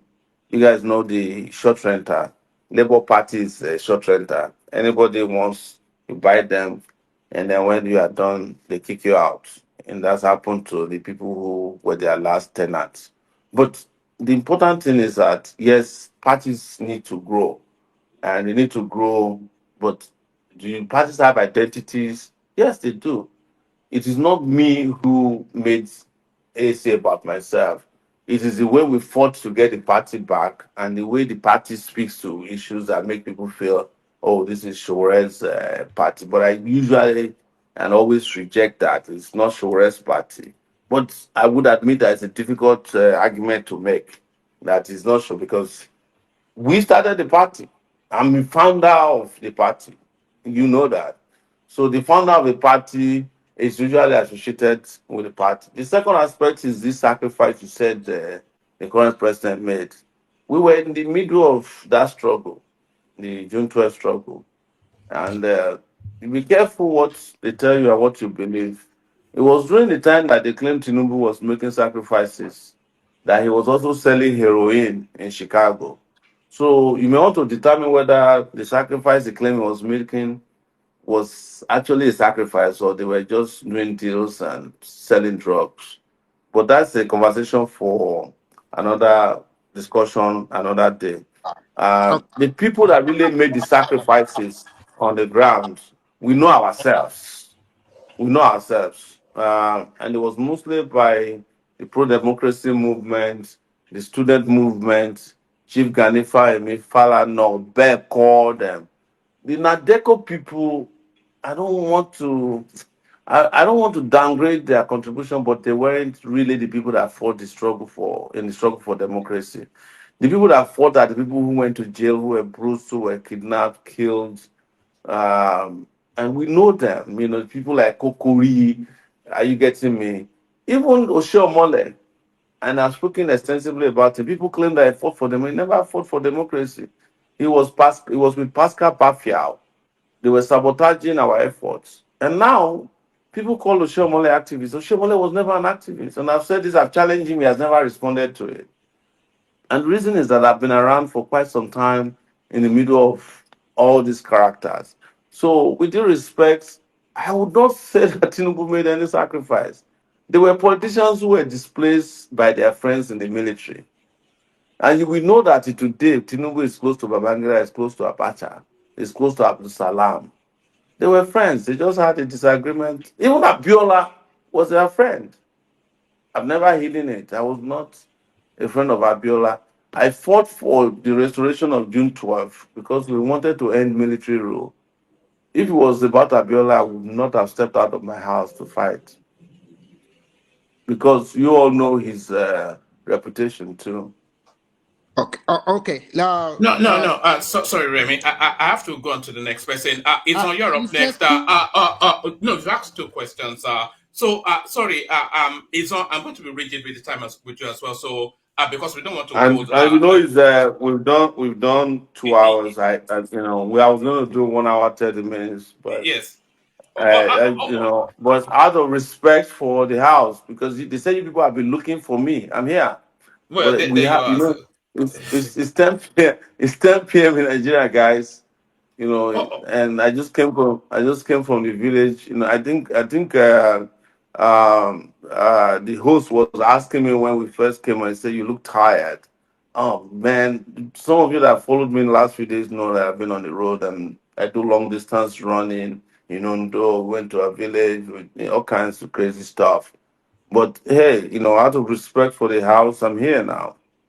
Please, if you All right. can let me, go as soon as possible, I will appreciate it. All right. So that is to tell you then to be brief and to the point. So we go to Izon. So you heard what our guest said. Even when before we started, I could tell that he was tired anyway. But Izon, on mute. Introduce yourself. You know the process. Izon. Okay, yeah, thank you. Now I'll make it very, very brief. Yele, nice meeting you Yes, virtually. thank You you. know, thank you. Happy New Year, by the way, guys. Happy New Year. Happy New Year.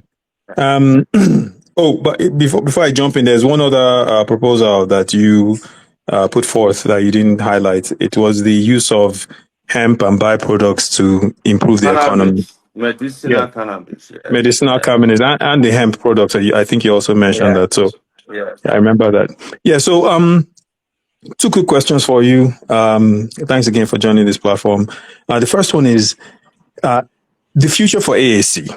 I think, when I look at AAC, I'm personally from Delta State, but I look at AAC and I think to myself that, okay, do you see AAC having a strategy that is kind of a semblance of the EFF in South Africa, where the legislature can be taken over? So essentially, you take the fight to the House of Reps and you win seats in different locations in the country, use that to kind of influence the legislature and make an impact from that angle. Is that even something that can be a possibility? And then the other question for you is, given someone that started a successful platform of investigative journalism, I personally read Sahara a lot, and the struggles you had to go through to get that done. What do you make of the current situation with people like Fisayo Shoyombo and David Hundeyin, who are facing different forms of arrest, lawsuits? I think Hundeyin was sued in the UK, if I'm not mistaken. There are several people that have criticized him for releasing that information for Niger Republic. So what do you make of all these things? Those are the two key questions I have. Thank All you. right. Thank you, sir. Well, Thank you. Well yeah, done. thank you. As for the AAC, I think AAC has a bright future. And the future it lies in the purity of the platform, the honesty of his ideals, and I always know that AAC was a party for and of the future. And you guys realize that when AAC was established, there were 79 political parties. Several of them have just naturally fizzled out, and we're only 18 political parties left. And if I ask anybody on this platform today the names of the rest, apart from APC, PDP, SDP, and NNPP, you probably don't know any other one. So we have to, really appreciate what we stand for. That with no money, no godfathers, no godmothers, no deep pockets, we're there. AC is a product of resilience, huge struggle. But do I sit down here thinking that AC is some oasis that cannot benefit from uh, some bigger enlargement and scalability? Of course, we do, but it's a good place to start. And it's the reason why people like me are comfortable within the political system, because I cannot, in good conscience, go and join the big political parties. And so work needs to be done. I would admit that. And I welcome all of you that wants to join this. But I usually will caution that if you want to come and ask the institute to join PDP or APC, you don't need to start the conversation in the first. We're not. We're not going to do that. We will only collaborate with like-minded individuals who want progress, real progress, not this chicken change that these other guys are about. The next question is about these other young journalists who are facing persecution here and there. A lot of journalists who have come before us have faced the same things. And the nature of journalism that is interesting is that all journalists across the world face persecution. It doesn't matter where you are. If you speak truth and you hammer at it, you're going to get into trouble. Who was in trouble for a long time in the world? It was the WikiLeaks guy, Julian Assange. Do you know how long he suffered for before they ended his persecution recently? But the thing I love about what we're doing as a group or collectively is that we are defending these young journalists who are facing persecution.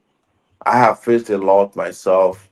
I have faced over 6 lawsuits, I think 7, in the US. When I was in Nigeria, I found out I was sued. I had 15 lawsuits at the FCT alone, FCT High Court alone, for libel, slander, and whatever they call it, offensive publication. I was arrested and still facing trial for cybercrime by that senator from Delta State who is married to an underage girl who is now overage. What's his name? Prince, one prince like that. Do So, again. not to do again, he's a No, that's senator, Ned the one who is Nwoko. married Is it to. Ned Yeah, Nwoko? Ned Woko, yes. You see, I'm still facing one of his charges till now at the Federal High Court in Abuja because he claimed that Sahara wrote a story against him. I was sued by uh, this guy in Ekiti, the one who started an airport that he couldn't complete. How they fire me? And this is the reason why I say some of these guys are not activists before. Ukao Fayemi was one of the people hailed in those days as an Ateco activist in London. Come on, look at the rubbish he came and did in Ekiti for 8 years. The guy could not complete an airport. He sued me when Sahara exposed his corruption. Um, I've been sued by pastors. I've been sued, I got to a point, they used to pray that I should die in some churches because of what Sahara was writing. You know, I don't know how long I will last, but who cares? I'm just doing what my conscience tells me is right. And if I die and the churches go and celebrate that, it's because of them that I died, I won't be around to deal with that because death is a necessary end. Even the pastor who is celebrating a death will die one day, anyways. But that's how it is. I've been sued by all these guys. So the thing to understand is that for the young journalists, this is the process that you must go through to fight power. And and I love that people support them. I'm always supporting them as much as I can. Fisayo, that we had to do a protest in front of police. Let's go to free Daniel Ojuku, who was working with Fisayo. And the guy was PDOM when he was arrested. I'm out there supporting all of them. But people who are doing the kind of work they are doing must understand that it comes with considerable risk. Yeah, thank you. One man, All right. if there's a way, there's not enough time. I have like 10 more questions, but I'll let him go. I think Yes, I just it's just the time. I want to try to see if we can corner him into giving us a pseudo promise that he will return. Yele, she go come Huh? back. You go come back. Oh, I'm always available. I've told one man, I do a lot of media work. I'm a media person myself, so I don't have any problem with appearing anywhere. But sometimes, honestly, it gets overwhelming. So sometimes you have to sit back and just kind of like prioritize what you do and what you don't do, because it's a lot of work. But promising to come back, oh, you got a rain check, come in, I'll come back definitely. Yeah, man. Thank All you so right. much. All right, well done, Izo, for pushing him hard on that. So you had it a commitment for part 2 with that, or even part 3. Even I think we had a cameo appearance with you. You probably don't recall, but the system let you down. Then, Folly, you just get to say hello because you can't ask Yele a question because of course you are on the phone to him all the time. Oh, Folly's blocked anyway. So let's What go to is kids. what is the reason I'm here today? Has It been was bothering me, yes. and it's gonna be in trouble after the show for bringing him. Yes, Oh Folly. my, no, I'm actually Sowore supporter, right? You Yeah, know, Sowore I don't supporter, know. but Yeah, don't let him ask questions. I only have You one know, problem with him, and he can bring me back. I fell off a little bit, but I'm still on board. Well, I just need him to bring me back on that question. If he answer it correctly, I'll be back campaigning for him again. All right. You know the difficulty is we have limited time. We have so many people. Akin has been already complaining. So let Akin go first. And then if Sowore wants to say goodbye after Akin, I'll take one more. He decides after that. yeah. But Thank you. Akin, you're up next. Kinzo. Yeah, one man. Yeah, Okay. so sometimes it's a production, so it's not so much when people turn up, but where I feel the voices slot in to keep the narrative going. But apologies for that, Kinzo. You're up next. Oh yeah, no problem. That's fine. I mean, we experience this oftentimes. Yeah. So Omoyele Sowore, you're welcome to this platform. And well, I'm calling from the beautiful state of Maryland, and I want to say that if I had the power, the superior power to make you the president of Nigeria, I would have done that probably years back when you attempted the first time. However, I want to ask you this question. Your rhetorics, they kind of sound like the rhetorics of activists, or let me say they are activist rhetorics. How do you see that work in the Nigerian space, in the Nigerian society? Okay, as a person who wants to win an election, right? Given that we have a society who are, I would say, politically illiterate, okay? They are not different from the politicians who you're trying to remove from office, and yet they kind of, bend over most time, okay? To these same politicians who you're trying to remove from office. So tell me how, because I often hear you speak about how the politicians are so corrupt, they are not good, they are this. But have you considered that the people you're trying to represent, the society, the Nigerian populace, they are as corrupt as the politicians? Because if not, all your rhetorics should have soared, right? That's number one question. Permit me one more to ask the second question. Second question is that do you think your voice will serve better in the United States where you live than in Nigeria? Thank you. About the last question, I'll answer the last question first. I don't think that my voice in the US will sound better. I actually don't like US politics, even though I've lived there for a long time, because it's so feeble, it's so unreal to me. And I know this will upset some of my US friends. So some of them politicians have helped me to get out of trouble, but that's the truth. I think where my voice is mostly there, where my expertise and my person is mostly there, is the country where I was born and raised in and bred in. That needs me the most. If I go in the US today to even run for office, they will be complaining about my accent. I taught in the US in two US university for I taught one, Brooklyn Polytechnic, now City University of New York, I think for 2 semesters. And they kept complaining about my accent. I taught in another university, School of Visual Arts in the middle of New York for 8 or 10 years. Rudolph is teaching there now, the same thing. We don't belong there. And the truth we must tell ourselves is that whereas it is beautiful that we've made it in all these places, we remain perpetually strangers in these places. I have been in Nigeria and I arrived here on the 27th. And Nigeria is not friendly to me. The airport is muggy, it's smelly. Uh, they seized my passport again, but I decided not to talk about it this time around because I just don't want to give them that liberty to be thinking that they're inconveniencing me. I said, you want my passport? But when I get my bag, I came back. I said, please give me my passport. They gave it to me. So, but there's something just beautiful about living in a place where you are born in, and we are blessed with great weather.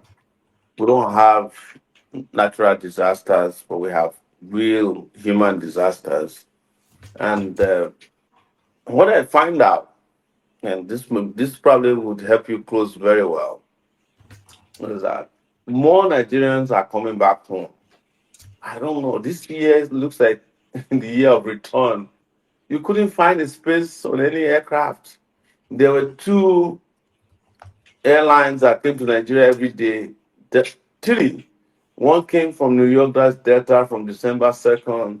There was one from Atlanta. There was one from DC. This one I can't wait. Every flight was full. Many people were passing through Europe. I've met a lot of Nigerians in town since I came who lived in the US. A lot of people are just tired of staying abroad. And that's why you see that the zeal to make Nigeria works, I think the diaspora is loudest because they know that Nigeria can work. And it's not just that Nigeria, they want to come home. They want to come home. So, in that regard, your question about whether I want to be in the US, no, I don't want to be. My voices will not be best heard in the US. I've lived there. I've had kids there. I got married there, and I've done everything. But I love it here. But it's just not friendly. But it's pretty cool to be back home. That's just idea that you wake up in the morning and the sun is shining through wherever window you're sleeping. It changes your mood, and it makes you feel good. And I just feel like this is where to be to make this country a better place. For me, it looks like virgin land, and there's a lot that can be done to make it a better place. And contrary to what some people feel about what we do, I see the opportunity to even be counted as those who want to make Nigeria work as a privilege. And I respect every one of you who do the same, regardless of where you are located. And it's a work of conscience because you could as well just keep quiet and just enjoy yourself wherever you are. If there's anything to be enjoyed, but you guys are the ones who are always talking about this every day for hours, and they will just make Nigeria. You just like your last question, you wish you can just there's a magic wand that can make. It's the same way I feel, and I'm sure that's how majority of us feel, regardless of our political differences, our ethnicities, and sometimes our religious differences, or even ideological uh, disagreements. That's the interesting part. Oh, I oh, hope oh, I oh, oh, answered you very well. Mm. all right, brilliant. So Yeah, I'm not. can you answer the first question? Muhammad, No, if no. you don't mind. Sorry, Kinzo. What was the first question again, please? No, I was just juxtaposing your rhetorics with how you've been saying the political elites in Nigeria, they're as corrupt as Oh yeah, whatever yeah. it is. Sorry, yeah, I You didn't know, get to that. So you were trying to say that the people are corrupt. Let me explain this to you. The most corrupt people in the world are Americans. You know what they call Wall Street in New York? The Wall Street in New York is the most corrupt street in the world. You know, even this 419 that you see in Nigeria, it started from America. How many mails do you get in your house from people trying to solicit you to buy what doesn't exist? You know, but the difference is that their society work, there's law, some semblance of law and order. The difference between us and where you live is that there's order in both places. The problem is that order is the first rule in the US. In Nigeria, order is the last rule. That's the difference. So you know that if somebody comes to your house to try and burgle your house, you can make a telephone call and the police will be there in 3 minutes. If someone try to burgle your house in Nigeria, if you make a telephone call, it is the armed robber that will answer the call. So that's the difference. But we can reverse that and make the country. But the rhetoric you're talking about that doesn't resonate with me. It resonates with them. But a lot of people are trapped in the poverty trap. They have to choose between listening to what I have to say on empty stomach or going to get a 5,000 naira for the politician who's got the money. And that instantaneous, uh, you know, compensation stands in the way of reasoning because hunger is no respecter of anybody. So that's the problem, honestly. All right, brilliant.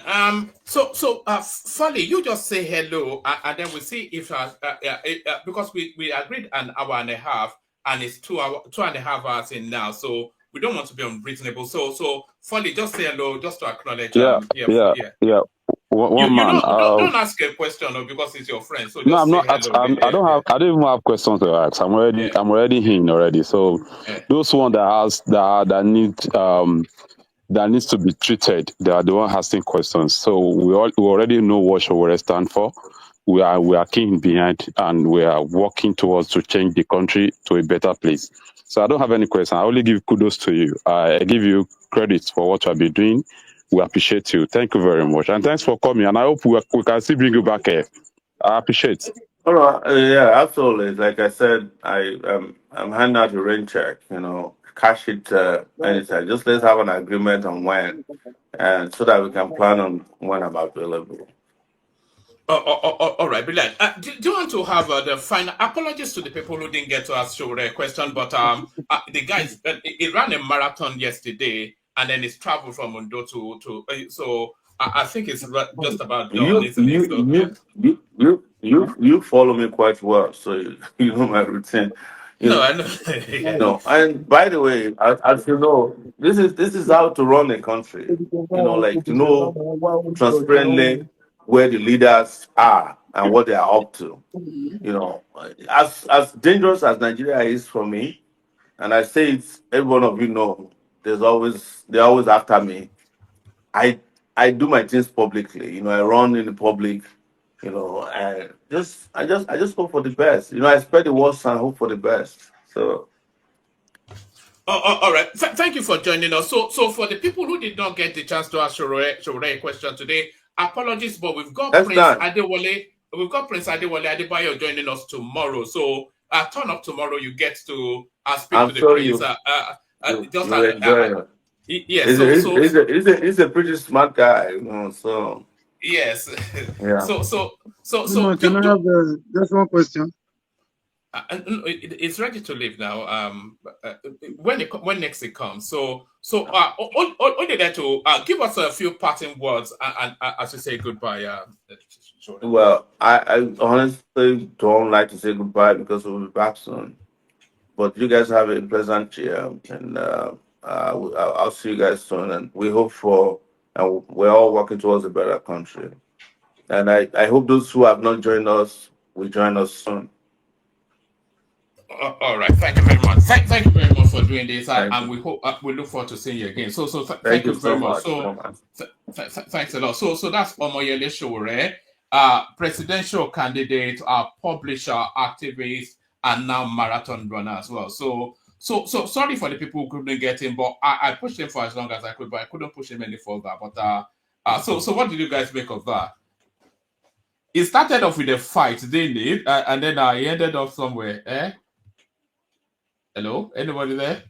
Yeah, you are right, one man. But one Yeah. thing I like about him, I like the last sentence from him.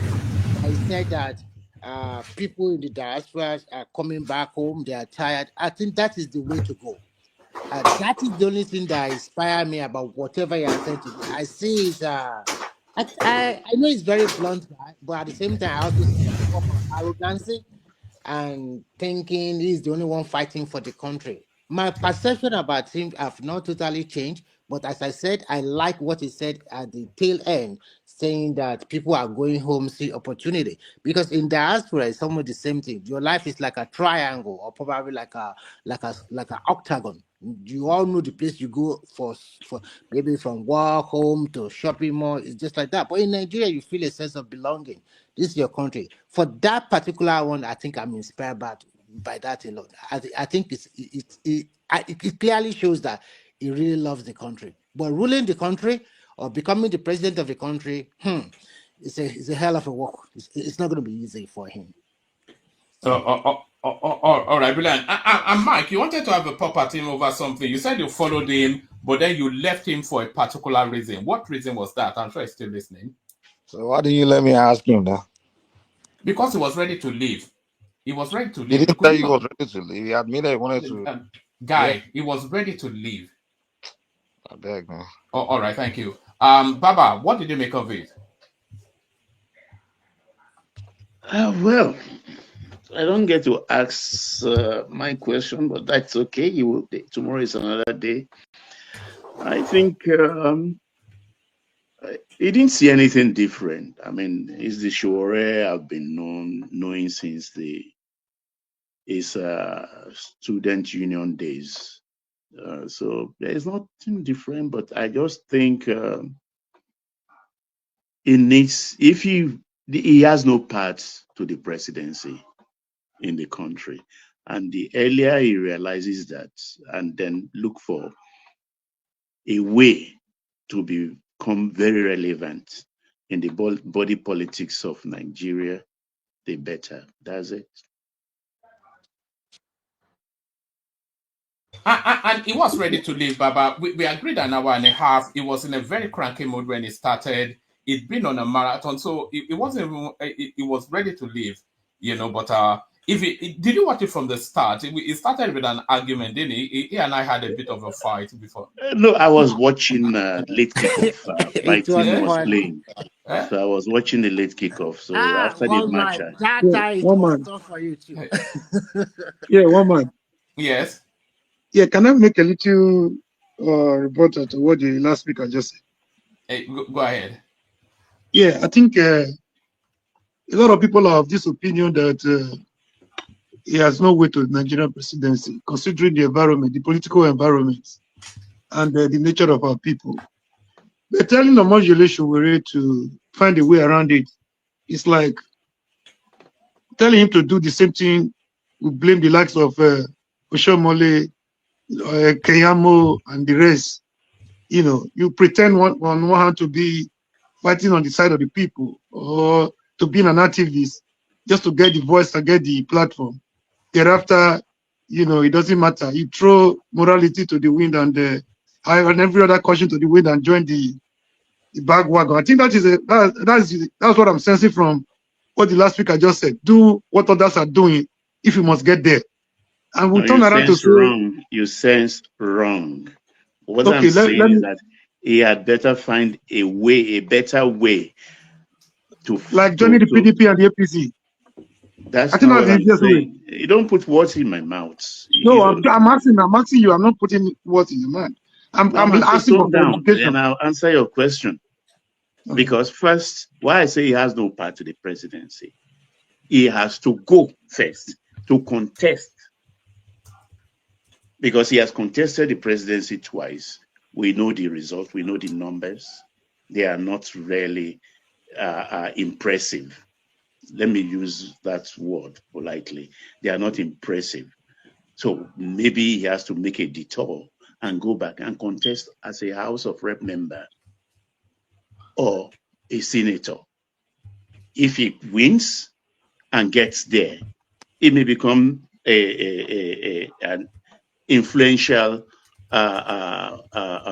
disruptor. And he has a way of maybe presenting his bill and working his way through with his followers. That's what I meant. Can I also add? Let Can me I add something? let me hold on. Give me 1 second. Okay. When people say the guy is making the wrong move, it's not going to be. He doesn't have pathway and things like that. I agree and I disagree. I would say in the short term, his moves, his strategy will not get him there in the short term. But in the long term, I think his moves that he's making is a good move that can get him there. Because in the long term, like the way what his strategy right now is kind of putting himself out there to be known, and he's doing all this work, kind of like people are seeing him, like, okay, we're familiar with you, this and that.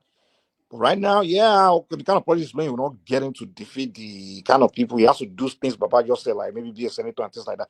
But in the long term, when all these older ones are gone, whoever new politician will come in will not be able to stand next to him, because we don't know them like we know him. We've been so he's been around for like, well, he's already like since 2014 when he got into politics. It's already 2019. It's already 8 years. Another 8 years from now, that's 16 years of him being around and doing the same thing he's doing now.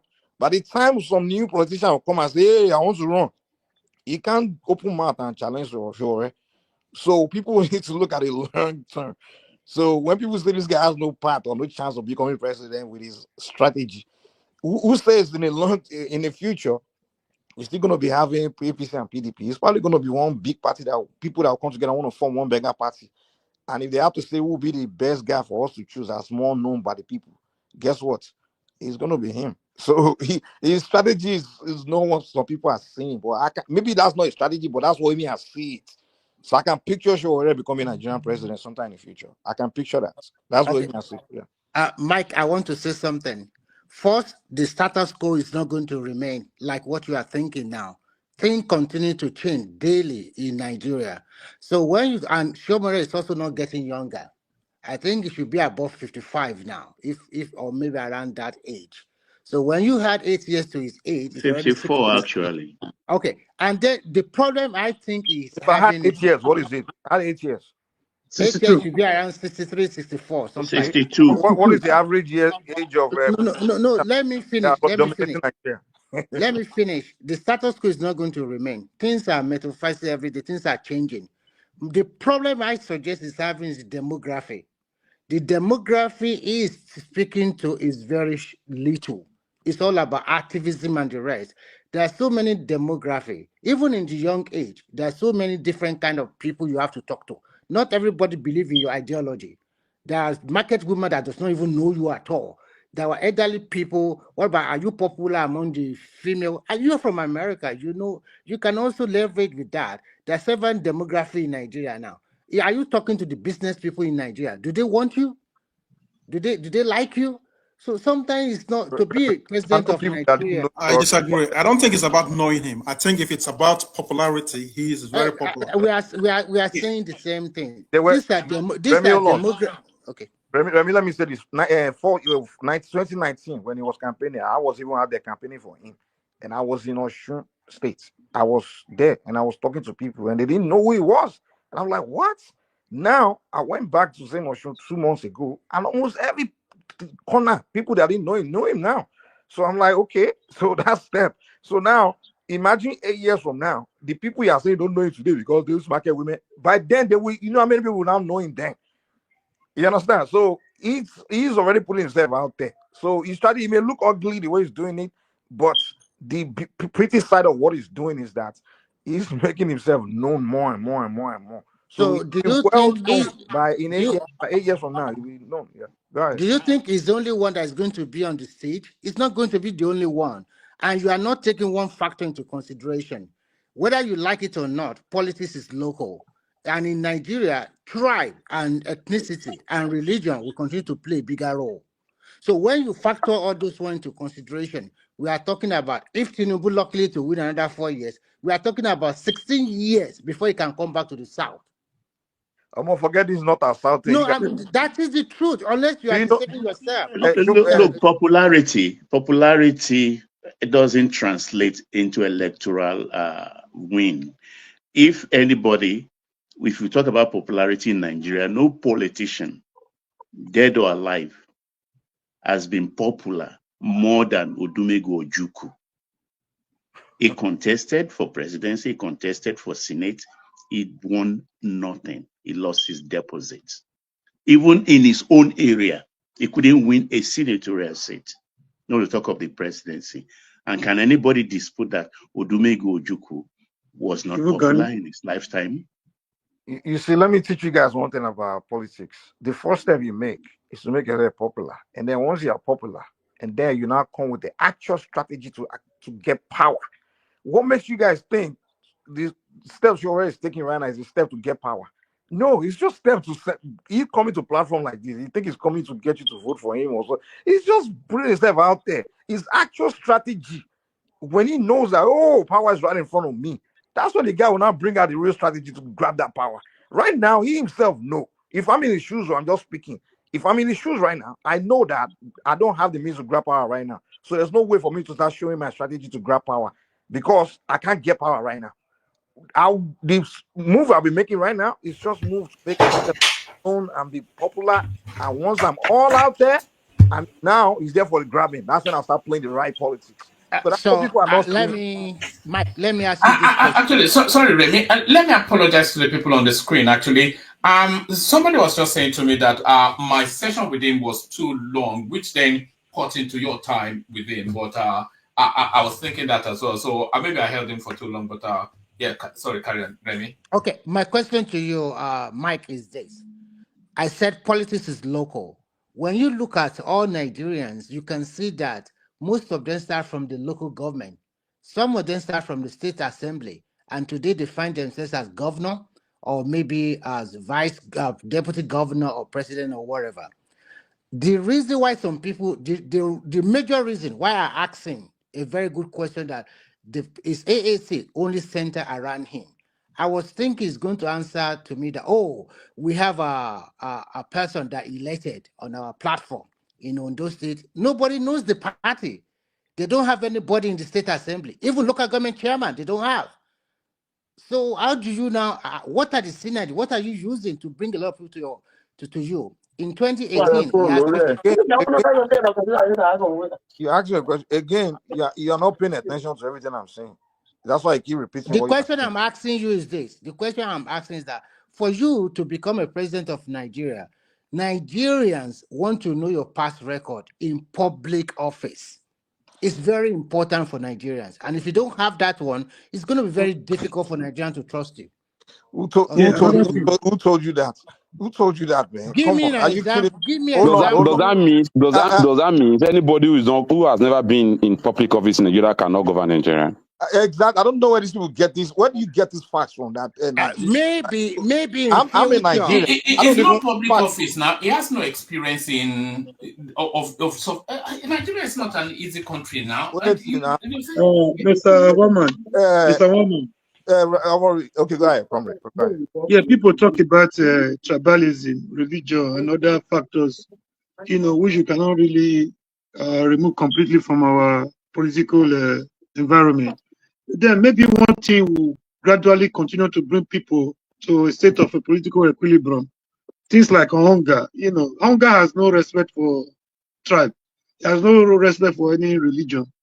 Things like that gradually will accumulate one day. You bring people together, at least that will make people think beyond their religion and their tribal sentiment. I think that's just my little point there. Let me say this, Remy. Do you know what they call woman? What's the word when somebody becomes the fever, like something everybody start promoting? And okay, for example, the last election, with obedience, all those things. Want to tell me that those people that voted, most people that voted for Obi was because Obi was a former governor, or was it because they were shouting obedient promoters? People were just shouting his name. Most voters, So, like you mentioned. Hold on, wait now, wait. Those mama you talking about in the markets, those market women. Those market women, they ask question about, are you a governor? What was your record? They don't do that. Those mama just go by what people are telling them. That's what most voters are not intelligent people that go and look at your record or anything. They just go by who's popular, who's being promoted, who's this and that and that. And and the second point you're talking about, his party, this and that and that. What makes you think he's going to be the president on his AAC that he's trying to use to become president? When what's the name? Tinubu was the popular guy in Lagos back then, when his party was, is it ACN or ACN, right? The question people were asking is, if Jagaba will be president of Nigeria, you think ACN can win in the north? Is ACN can win in this place or that place? But what happened later? Was it not APC that got him there now? What makes you think it's AAC that, hold on now, when that time comes, I say you didn't listen to me earlier. I'm telling you that in the future, the way I see it, like a group of Nigerians from different parts of Nigeria might come to, history always repeats itself, might come together the way Buhari, Tinubu, all those people came together and say, let's put our party together and form AAC. And then when they form that AAC among themselves, the question they ask is, who has more followers among us that's likely to be that's more electable? So they saw that Buhari has 19 million followers, 10 million voters in the north, and they say, okay, you are the most electable among us, and they pick Buhari. And I'm telling you, like 10 years, 10 years from now, it's some group of Nigerians from different parts decide to come together to form one big mega party to challenge whoever maybe APC, and Sowore bring his party on board, and those other Nigerians bring their party on board, and they look among themselves and say, who's likely more electable among us? Most likely it's going to be Sowore. Okay, can I respond to you now? I think you are looking at it in a simplistic manner. When you look at Obi as a former governor, more than 40% of his vote from the south got it from the southeast. Most of the rest of the vote, also some people believe in him, and also some people voted for him because of religion.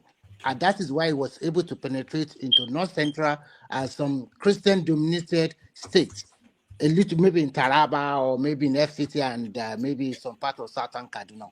The way you are talking as if that the status quo will remain, nothing changed. Nigeria is so backward, everything terrible, there is corruption. The country is changing. He also alluded to it to himself. He said a lot of people are coming back home.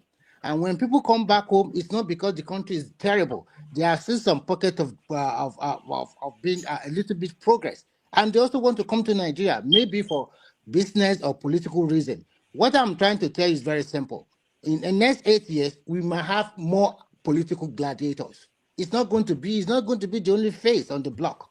There are so many people younger than him that probably will even be more popular than him. Who knows? So you cannot just say, okay, things just remain, and next 8 years everybody will just beg him to come and rule. No, it doesn't. Politics does not work that. Everything you are saying, just let me to And Nigeria is a complex country to really become their president. It's not so easy as what you guys are just thinking. It's a lot of play. It's a lot of things at play here. Because we have people like you that are so many in Nigeria. No. Don't let us go personal. We are talking No, general. let's go personal. Let's go personal. No, don't go. No, Let's go personal. We have people doing. like you. People like you are so many in Nigeria. Oh my God, that is the mistake you are doing. The mistake you are doing. Not mistake, Remy. Not mistake. Please, somebody has come and he has explained himself to you, and you are still here. The marketing, whatever we have been discussing here. This is the problem you have. Fully. Oh my God, you are doing the same mistake. Look at it. Sorry, Not the same mistake. Nobody is making mistake here. It's you, you are the one making mistake. Relax yourself. Because he came here does not mean that I should support him. I have my own mind. Everybody have their own mind. So that's why he's telling you that people like you that have made up your mind not to do anything different. Let everybody go with what they heard today. Very many. He has not said anything wrong. He's not attacking you. He said people like you that have made up their mind not to try anything different from the status quo are very many. That's what he's telling you. Did I talk that way? Did I speak that way? I'm speaking my own. Yeah, I'm listening to you. Maybe you play your different back. You listen to yourself. What does it mean? It doesn't need to. If you listen to yourself, you will know what you are talking about. You know what? He's just telling you that people like you are very many. And he has discussed with us. Let's go home and go and be thinking about what he is saying. Don't demarcate what he is saying. Let everybody go with their mind. And for those that are saying he doesn't have experience, what have you benefited from the experience of Obasanjo? The experience of Buhari? Obasanjo was in the military as the head of state. He came back as a two-time president for 8 years. What did you benefit from the experience of Buhari in the military? He fought the civil war. He had opportunity to be civilian president.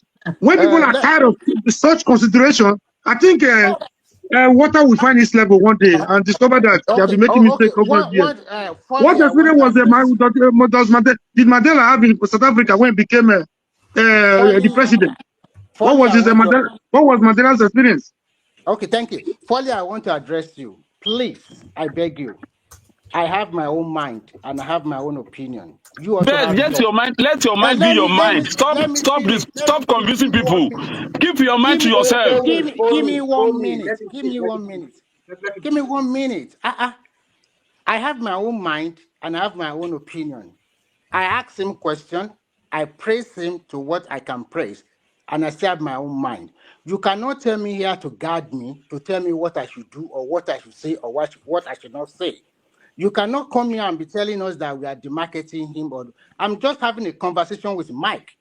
And we are just discussing about Nigerian policies, about prospects, who's going to become a leader in future. And then you took a past that. Why is like that? Are you going to tell me who to vote for or who to support, who not? Nobody will force you to vote for, but you don't have any possibility. You don't want to see the other person. In fact, I Somebody gave you never forced scenario. anybody to vote for anybody in my life. But what I'm just telling you is this: your questions. Sure, would I answer your questions quite all right? It said, if you are talking about the experience, that experience you are talking about, that public servant they are looking for. If that is what you are looking for, obviously that was supposed to have given us the best governance in Nigeria. But Buhari will have supposed to have given us that. But this is what we have been clamoring for ages, and we are not getting results. Why can't we go other way around and look for someone with character, with integrity, and has the value to deliver Thank governance you. into our So doorsteps? you believe in him, and I like the passion and the energy you are And giving. let me now tell Okay. you, Remy. Let me now tell you. I didn't believe in Sowore. I believe Sowore represents what I represent. Not even him. It speaks my mind wherever he talks. Okay, fine. So that is Remy, your here's the guy. game. Remy, here's the point I was trying to make to I you. think it It's, just misconcept everything totally. This is not Yeah, the right thing. somebody else was giving you possible scenario where things can turn around. You don't seem to want to trash every other alternative. That's why he's talking to you the way like somebody has made up his mind that nothing good can come the Sowore way. You never can tell. And one day in politics it's like it's like a million years in a and one day is a long time. In the one day in politics is a long time. So things can turn around. He's telling you the possible factors that can bring things that can turn things around. You keep bringing every possibility down Can I as if just say woman? Woman, can I nothing else is possible apart from PDP and woman, are you APC. there? PDP is almost gone. APC has swallowed their PDP. Yes, So you never coming. know what will become of APC the next 8 years after Yes. Tinubu. Let's Rational Mind come in, but Rational Mind, I'm sort of partly here. Maybe Mike will guide the conversation somewhat. I'm still here, but sort of part-time-ish. All right, thank you, woman. I think I listened to what I think I came in when who was that person asking? It was when somebody before Kulata was asking. Did you come in from this? If you want to watch it, really go and watch it. We started off with a I fight, will do that. I'll do that. All right, I'll do that later. you know what happened? I've been asking him, and then it's been a bit reticent, and then out of frustration, I said, look, I see you everywhere taking all these soft sell questions. If you can't handle it, I just had to, I didn't sort of blast him, but someone blasted him with the text. So he came in with the violence of that. So we had to fight a little bit. We had to fight a little bit at the start. I thought it was going to stop off actually, but then he carried on. So Well, I mean, I didn't. I wasn't here when you had that first part of this session with him. But from what you're saying, and even from what the people were saying in the comment section, I can understand that you possibly, no doubt, probably it was some kind of you guys were going head to head over issues. Well, I think I must commend him from coming on here. Knowing some people knowing sometimes the let me not go there, woman. So yeah, I must commend him for that. I listened to some of his the way he answered some of the questions that people threw at him. That's typical of a politician and an activist. That's how he answered. That's in my own opinion. So the reason why I just don't want to come in is I just want to listen to everybody's question, and I think that was Emeka. When Emeka was going, that was when I came in. Emeka was going head to head with him. You see, for me, I think what's his name? As much as I hate to say this, I never want to say I agree with this our friend Remy from Finland. But I seem to want to see to his points. But I know, when people like Remy, when they talk like this, not because they are sincere in wanting to see him at least hold an office, political office, or at least let him prove himself to be a good steward of some sort. Maybe manage some kind of political office as a member. That's not an unreasonable expectation to Well, expect. it's Now, not you reasonable. want to govern it says Nigeria is very simple. That's not true.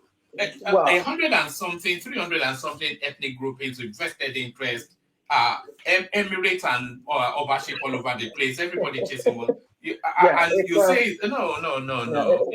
well, in the normal way, in the more normal, Nigeria should be not a non-complex society, but it is in the actual fact, in the reality, it is thanks to the way we were all bonded together, and thanks to the different leaders that have ruled that territory for many years now. They've not really done any good job to simplify our society and the governance system.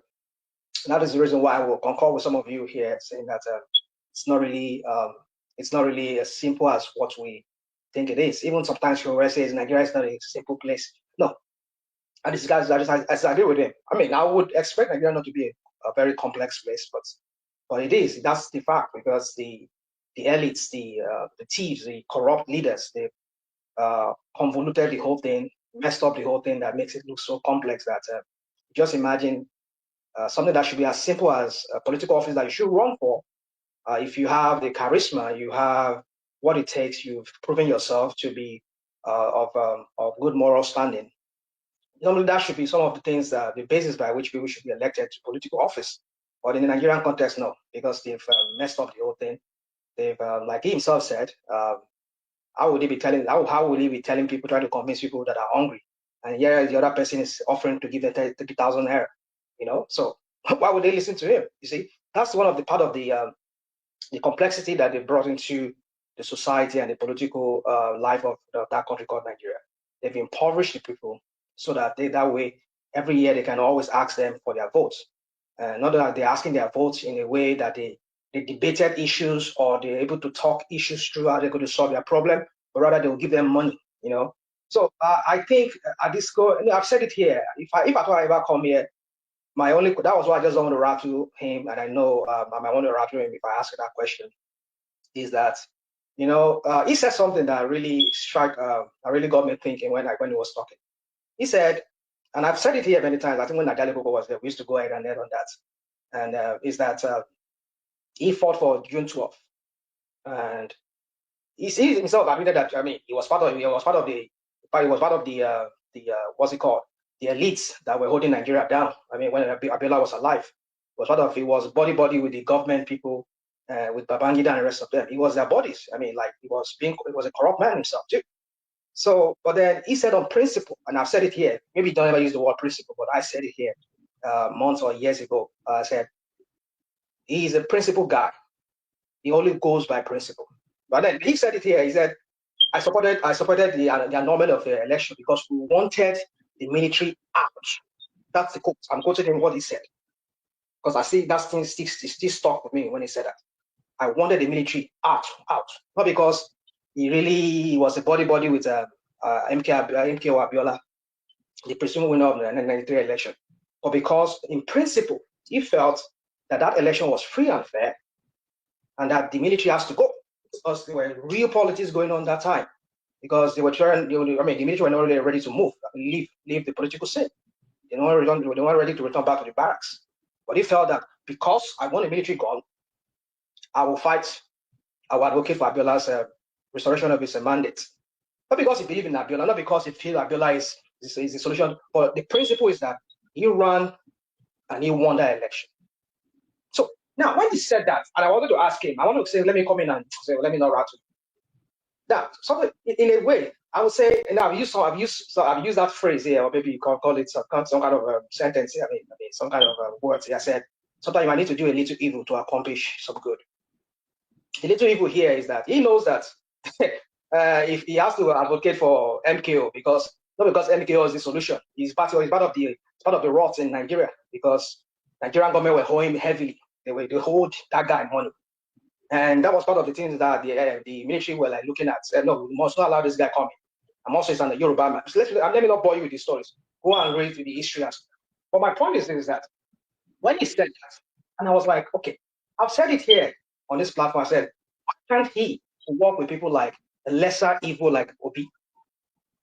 I'm not saying maybe you should give him his total support, but can you just kind of give him a tacit kind of status support? So my point is this, because I see that the only way for him to really, because the Nigerians are not ready for the kind of things he wants to accomplish. The kind of way he wants to take Nigeria, the politics he wants to introduce to Nigeria. Nigerians are not ready. I wish Nigerians are ready, but they are not. So what Remy was saying, which I said, I hate to agree with Remy on that. Not because he's sincere in what he said, but because I know that he's just doing his agbado thing here that he does every time, just to put somebody down that doesn't support his the clown in chief in Aso Rock. Their god, what they call Jagaban. Because he doesn't support him, then he must look for anything just to deride him or just to make him look like he's not competent for anything. But I believe that, yes, he needs probably, like I said, I hate to say that, I mean, for people who lost animal, there are many ways to skin it, you know what I'm saying, the cat. So you don't have to stick to one way. But I'm beginning to see maybe he has some other ways looking at how to launch himself into, I'm not as if he's launching himself for the first time, but at least to get himself into the hearts of Nigerians so that Nigerians can consider it. Because if you continue in one style and it's not really yielding results, you need to think about it that way. Can you probably, because most chunk of the obedient today, people like myself, they were once take it back as too. They were once part of the take it back as I was one about. In fact, I registered as a take it back on one of their websites years ago. So my point is this: is that a lot of them they've now swung to obedience. So I've been seeing that. Can you kind of like work with these people in some ways? I'm not saying maybe go forward long into their political gimmicks or games, but at least that way you can create for yourself some kind of a political niche for yourself, a kind of a political your own structure, kind of. But if you continue on this, like somebody was saying, 15 years, 16 years from now, I mean, by time in like 16 years time, now it's going to be like 66 or almost 70. So in 16 years time, Sowore is going to be like 70. Because I don't see this Nigerian political scene changing, because it's going to be continue to be, North versus South. If it's not Igbo today, to be Yoruba turn next week. And, you know, all these things is continue like that. Because Nigerians are not ready to see that kind of political structure whereby it doesn't matter where you come from as long as you give governance to good governance. So Nigerians are not ready now, because the politicians, they've so messed up the whole place that they make the whole thing all about ethnic, tribe, and crap like that. So looking at this, 16 years from now or 20-something years from now, I don't see him becoming the president, except something drastically, I mean, very fundamental, really happening, which is. Do you see a set of circumstances that makes him president? I think his politics has to change significantly for him to. That's what I'm saying. I don't foresee that. So like he was saying, like Remy was saying, could he maybe just run for? Because that's another thing again. Because in those states, for you to run for senator, because we know APC and APDP, they hold sway in that place, especially APC. The same politics they've been playing in some part of Southwest. It has also, because Ondo State used to be one of those states in the whole of Southwest that I mean, look at Mimiko. Mimiko ran on I think they denied him, was it on PDP or something like that. He ran on Labour and he won. But now with Tinubu's and all these Afenifere thing that he has been able to establish within Ondo State. Ondo State is no longer the Ondo State that I used to know. That used to be among the Yoruba states. That is the only Yoruba state that always go against the status quo in some ways. So I don't see him being able to run within the senatorial district, which is the southern part of Ondo State. I think Jimo Ibrahim, which is even a billionaire from APC, I wonder if he's going to be able to defeat that. But, let me come in real quick. I don't when Nigeria, I don't know how Nigerians keep thinking that 8-10 years from now, somehow Nigeria will still be in this state of reason thinking that presidency is gotta be turn by turn, tribal voting. First of all, the people that are 15 today, all this young generation, they'll be 25 in 10 years' time. People that are these Gen Zs, they'll be in their 30s. They'll probably be the ones, you know, and then the ones that are being born, they'll be older. So for people to keep thinking that the way we are thinking today is the way this young generation is going to be thinking 10 years from now. The new generation of voters are going to be thinking 10 years from now. Even the signs already even showing itself this last election. Because if Obi didn't run that election, Atiku would have won. And if I would have went back to the north again, the sign is already showing that Nigerians are pretty much done with this turn by turn Nigeria Limited. This idea that north and south is already that is phasing away. It's already phasing away. Can you give? I would never be sure. Hold on. I would not be sure. Can you give us an example? Give me example of what? Example of the time that has changed, that the political calculus is changing. I'm saying it's already looking. The change. The sign of the change is already showing because give us example of that. This last. I just gave you one. Let me give you one example. Wait. This last election, Atiku almost won, and if Obi didn't run, all those votes, most of the Obi vote would have went to Atiku because that's Atiku almost lost Lagos and Abuja. Those are examples for you. Exactly. So Jagaban losing Lagos. I mean, it's a signal to you. Yeah, it's a signal that well, I mean, this will Anything not can have happen. this the idea of power must shift here, shift there. It's just in the mouth of maybe older people and things like that. The things is changing. I will not be shocked that when Jagama is leaving, he's a certain guy that will become president. I will not be shocked. It's kind of like Nigeria, the younger one. They're kind of getting away from that mentality because they are even way more Are you sure? intelligent Are you politically. sure about that? Are you sure about that? I'm not telling you that I'm not telling you that this was gonna. But I'm telling you that I see the signs that Mike, it's you are not. here to make sure that I see Mike, the signs. I'm not sure that will. You see, the thing with that power shift thing is it limits it to your region, which gives you a greater advantage. Everybody wants power.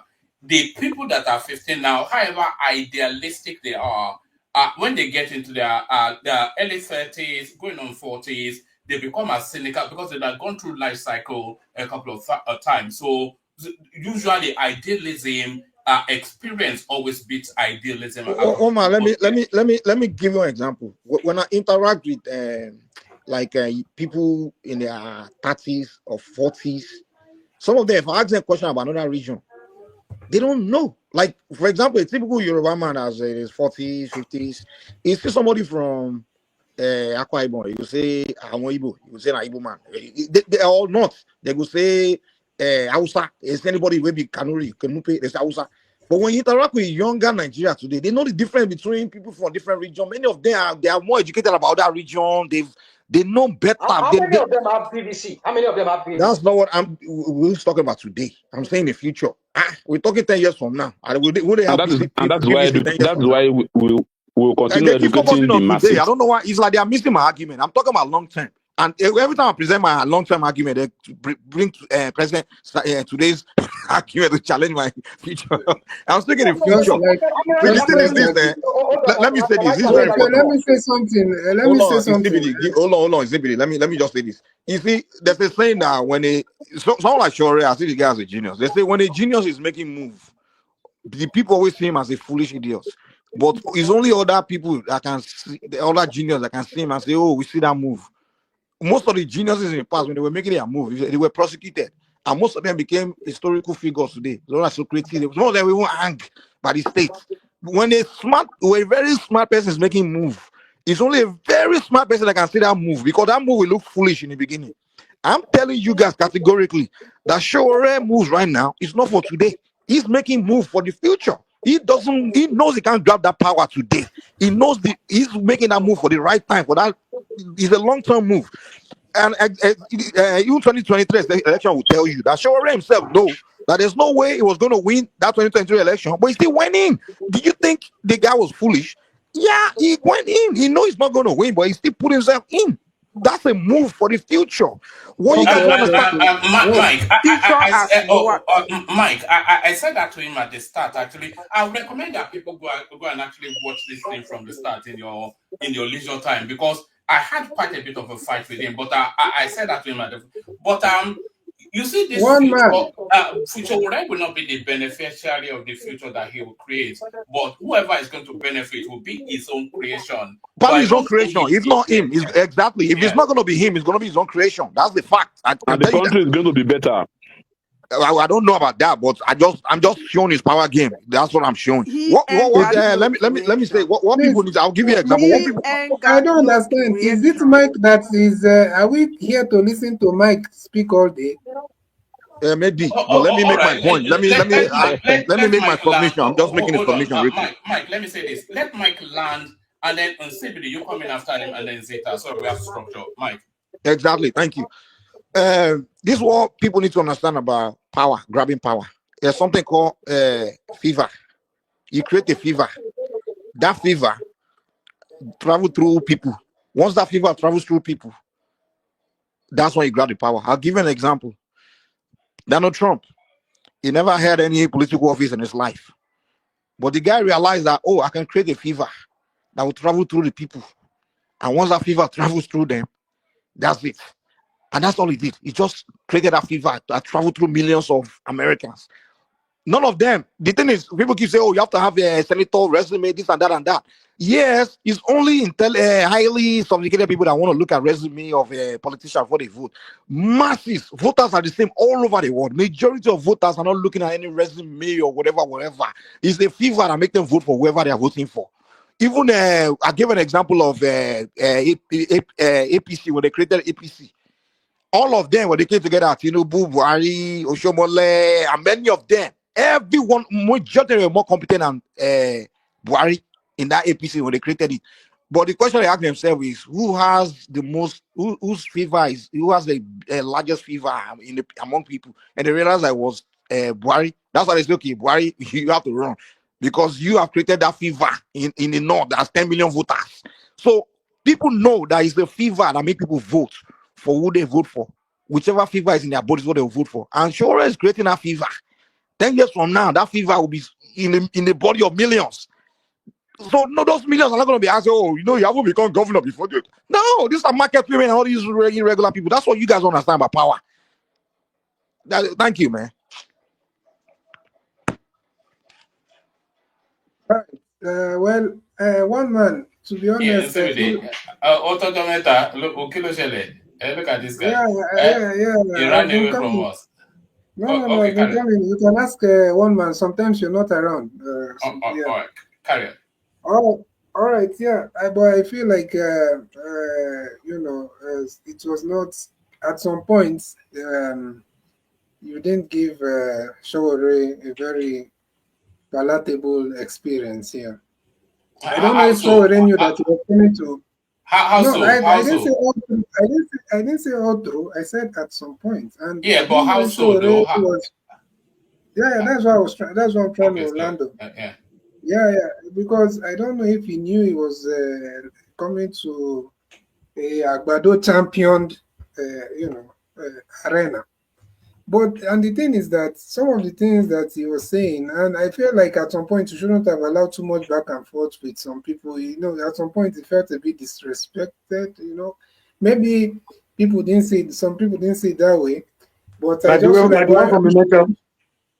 I'm sure he won't take it to heart so much because I guess he knows you before now, so I think he understands that he should know that you are the bona fide Agbado.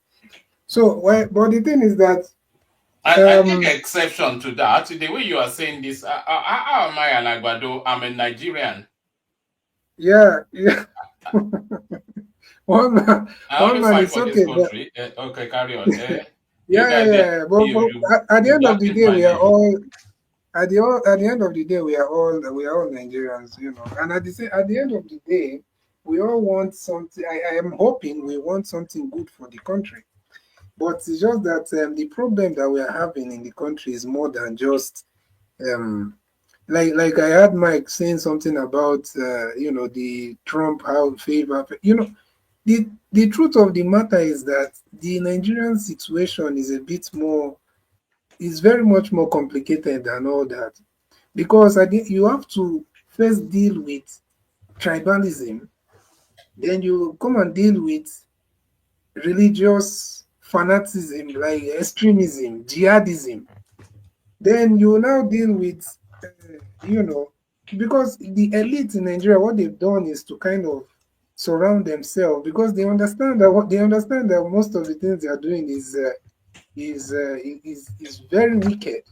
So you see what they built like a structure around themselves. When you're saying someone like Sowore is planning for the future, yes, and unfortunately, these people have built a kind of security architecture around themselves that even the military, their body language, nothing is showing that they can even stand up to the guys in Agbada that is taking this country to unknown destination. So, so you see, is not. Let's not over. The only thing that can change is when the people rise up and make their voice not in a violent way, make their voice heard. But unfortunately, even if when they rise up, we still know what will happen to some of them. But the truth of the matter is that you can't buy all of them. You can't buy all of them. So, like for example, what happened in the Arab Spring? Do you know how many young Arab men and women that lost their life? But did they not rewrite their own story in most of in their several Arab countries? So that's just how it is, and that's the only way. And unfortunately, we have to keep hoping, because if you keep praying and talking to these people, nothing will change. And even my own position is I'm not even looking at these politicians, because I feel like at some point they will all maintain the status quo. So we need like a revolutionary kind of mindset politician that want to just do something revolutionary that will take the country in the right direction. And you can say Sowore is somebody for that. That's fine. But truth of the matter is that the young people, needs to all rise up. And unfortunately, if we have some people here that are speaking, that are still using their tribal and all this whatever kind of mindset, then we are not going anywhere.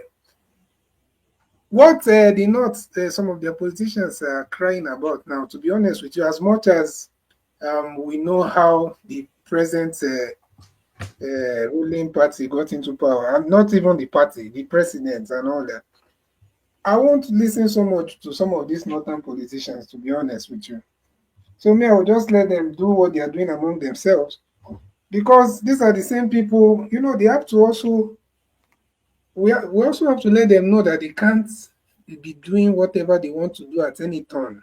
So when they have made a deal with Jagaband and all of them, then if it didn't go well, then they are coming to some other places and they are saying, no, we'll do this and that. And it doesn't matter how Tinubu even got there, to be honest with you. If he's going to do the right thing and bring the reforms, I've said it before, and bring the reforms that we need. Like, for example, if you look at Enugu State now, the governor there is doing fantastically well. And some people, when he was What has he getting done to justify that accolade? No, he's actually doing great things. The people really love him. He's doing a lot. It's not just some news. Even I spoke to my cousin there, and they're saying that nobody has an issue against him. You understand? Nobody has an. Why? Who is that? Nobody has an issue against him. So he's doing a lot. He's doing a lot. Even the president was there today, commissioning projects and doing all of that. So he's doing a lot. He's doing things where smart schools, the security is expanding it. Is creating modern kind of security architecture, and he's building all the roads. That's development. So my point is that no matter how Tinubu got there, if he can do the right thing, Nigeria will not remember how he got there, but they'll praise him even when he's no longer there. So that's it. And we can't continue crying about spilled milk, because, to be honest, the system is not going to change from now to the next 10 years. So we just have to hope that at least when you're there, do the right thing. Do as much as you can, you know? All right. Can I quickly add something that Yeah, I you think can add it. Just give me one microsecond, and this second is actually for you, Benny, okay. because you were Anyway, late. You were I late came for late. you were It's late so for painful. class. So did you bring a note from mommy and daddy to say that No, please? it's just it's so painful. I never knew becoming that earlier. I was my mind was thinking of 11 o'clock. Our regular time, I yes. never knew I would have come, but I had to just go and have Do a stuff. listening to, no, just a listening. Why I logged in, then I went back to have a listening to how he started, and then how he gave accolades to Foley, our brother here, and all sorts of. And when people started engaging him and all sorts. So, but All right, let me relax. just add that I think Before you add that, let me add this. We have Prince Adewale Adebayo joining us tomorrow, so nobody be late for that. It's going to be an epic. Anytime the Prince turns up, it's always good copy. So he joins us tomorrow to catch us up with where the Nigerian situation is. Prince Adewale Adebayo, our regular time slot, 10 p.m. UK time. So please bookmark that. So yeah, Ogbeni, I'm sure you'll be there for that, Ogbeni. But yeah, I will by God's grace. So I just want to add to the last speaker just mentioned, and to add that I think Enugu State governor is not the only governor that is paying 80,000 naira minimum wage. I think something like that. He approved it sometimes November last year or so. He's paying 80,000 naira as his minimum wage. Although that does not, for me, mean that he's performing in any way. But people like giving accolades to people enslaving them, and we'll come here, we give accolades to some, we castigate some, we'll tell you the whole Nigeria is against this person, the whole state is against this person. If you go to Ekiti State today, people praise the governor, they see him as unifier, civil servant praise him every day. But for me, as far as I'm concerned, I don't see him doing anything or doing much for the state. Why? I didn't praise him when I'm in Ekiti. Oh, okay. Hey, Foley. Okay, you don't praise him. So you see people coming out and say, he's doing fine. Recently, he approved 300 and something billion budget, and people started congratulating him. On my platform, they yanked me off because I started asking them, and there were a lot of stakeholders in Ekiti politics there. Why are you congratulating the governor for signing a budget? If you bring the budget down, it goes down to about almost 40 billion per month. Ekiti is less than 4 million people in terms of population. So what's the impact? The one he signed last year, what has been the impact on that very minute population we have in Ekiti? Ekiti people have very moderate ambition. They just want to get schooled, push it on their head, and ensure that they send their children to school. So why is it that we're not getting that in Ekiti and you are praising the government for signing the budget? That's just by the way. So we can single out Enugu and start praising him here from here to till eternity. It doesn't change anything. I don't see much that he's doing there, but I can testify to that 80,000 naira that he's paying. That's it, woman. Now it's so painful that Sowore came in that I couldn't engage Sowore. Two points I would have engaged Sowore on is first, the constitution he keep denigrating and castigating every time. And I hope he's still listening to us, and I hope so, or he will listen later, because I saw your engagement with him. It was very hot in the beginning. So the constitution he keep castigating, I'm still looking for a time. And I think somebody asked him that kind of question. I'm still looking for a time where his alternative constitution, the blueprint, where he will produce it and tell us these and these are the provisions I have used with. These are the new constitution I think we should have. It's tailored towards so XYZ, the ideology, XYZ state, they practice it in so place before. That is the kind of structure I want to have in our constitution. Then people can start engaging you. But when you come and everything you just denigrate it, this one is not good, this one is not good, where's your alternative? I remember somebody asking. Another area, I heard him talking about judiciary too today. Oh, judiciary is messed up. He said, we don't even have judiciary. Sorry, can I push back a bit? Okay, on constitution, yeah, that's fine. Yes, yeah. Because if you actually listen to him very well, he made mention of getting a new constitution through a referendum. I think people that are here will definitely testify to that. One single person cannot write a constitution. Okay, so and again, is the speaker saying there are no fundamental issues with the constitution? Are you comfortable with this kind of military document we have today as a constitution? Provision? No, the question I keep asking you, Omorui, for instance, tell me what provision you have issue with. Just one of what provision I have one? I have issue with. Yes, in the constitution. What provision? Okay, no, but a lot of issues, but for the sake of time, for the want of time, we talk of federalism. Yes. A situation where regions are not allowed to control their resources is an aberration to a true federal character. Number two, you talk of Inspector General of Police. Security is local. Where one man in Abuja decides what happened in Ekiti, and there could be an emergency situation, you have to wait for a signal. You call governors the chief security officers of their state. They are not in control of their various states. I mean, does that make any sense to you? Okay, let me. I have a lot to say. Let me quickly address that. The police thing you talk about is not a constitutional issue. You get that wrong. I'm not sure you have. It's a constitutional issue. It's a constitutional issue. It's not. The reason is this. You have a police act. Let me quickly tell you now. You have a police act. The police act is not a part of the constitution, sir. It's not a part of the constitution. It's a statute on its own. It can be amended by your National Assembly. Let me quickly land on that so that you can understand where I'm going. And the federal character of resource control, you also have to. The resources, the oil in Texas, the oil in Texas is controlled by they pay royalty to the center. Washington does not come to Texas to control their oil for them. You know, every region in Nigeria is blessed. When you allow them to, there will be competition. This laziness on the part of the governor will be eradicated, and every region will be able to develop at their own pace. Okay, so this is it. You see, you've talked about Nigerian police. I've told you it's an year of the Police Act. The Police Act is a statute of the National Assembly. We have amended it only once ever since they've established the Nigerian police force. We can further amend it. During Jonathan's time, Jonathan wanted to amend the Nigerian Police Act to even change their name to Nigerian Police Services. There were a lot of problems about that. People keep Bro, it's a constitutional issue. Let me correct you on this. You are making a mistake here. It's a constitutional issue because it's on the exclusive list, which is under the control of the federal government. If it comes to concurrent list, state will now have a control over police security issue. Why is that not a constitutional issue? Myself, hold on. Myself, I'm surprised that Kole is saying this. I mean, like, what are you talking about? Man, why do you guys play police with everything just to make a cheap political point? Can we cite the provision you are talking about? That's I'm not talking about provision. I say it's on the exclusive list, which is under the control of the federal government. If it's on the concurrent list, both states and federal will have control over the security issue.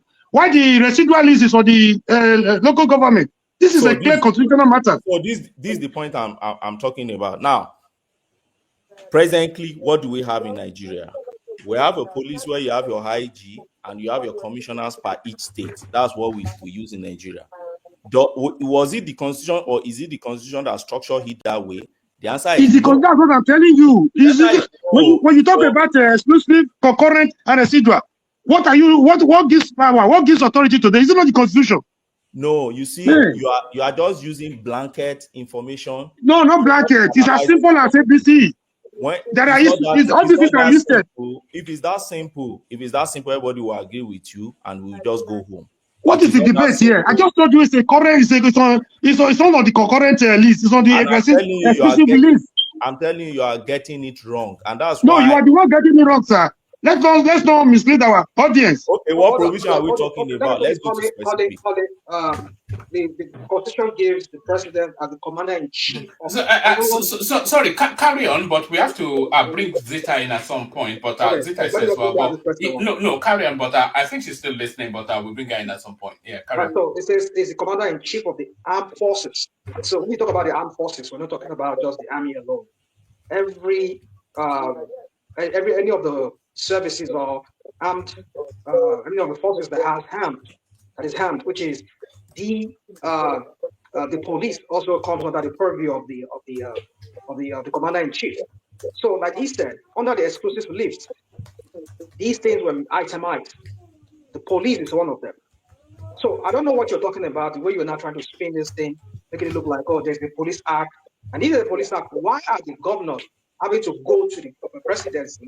And the presidency have to now revert back to the National Assembly to amend certain things. Why is all that? Why this rigmaroling going on? Okay. So somebody like your type, who is a lawyer, I would expect you to understand these things. No, you see, I need to understand you see, when you are did you say it's a lawyer? Did you say it's a lawyer? Did you just say it's a lawyer? Omoru, listen to me now. Listen to me. Don't gaslight. No, I want to. So we're educating ourselves. I'm learning from you too. But then we're talking to people. People are listening to us. Let's not play politics with everything, sir. It's not about politics. Why do you like name calling and labeling someone? I'm engaging with you on a point. So don't name call me. I said we should go on specific. And I will draw your attention to section 214. I'm not sure you've read it before, but let me quickly read it to you. Section 214, that's the constitution now. And that's why I said we have a problem with our police act. And I see rational mind coming out to tell you it's about the constitution. Which provision? None of you have been able to point it to me. Now I show you provision. Bro, don't cajole us into a full paradise by trying not to tell us to code the constitution. We just told you, somebody just repeated to you that the security matter issue is on the exclusive list. That's the constitutional matter. Wait, Omoru. Why are you talking about the session? Wait now, you talk about armed forces. Don't you know the difference between service and armed forces? Sorry, where do you want to read it from? I want to know where you want to read it. So where? 214 sub 2. Where? Inside where? Constitution now. Constitution. Your and you said it's not. And you said it's not inside Nigeria Constitution. No, let me read. No, you okay, people just come now. listen? I'm Okay, telling okay, you okay. what your constitution provides and the power it gives the National Assembly to make a statute. You see, we've gotten to a stage in Nigeria now that we don't even listen to experts anymore. We believe in what we believe and we just get going.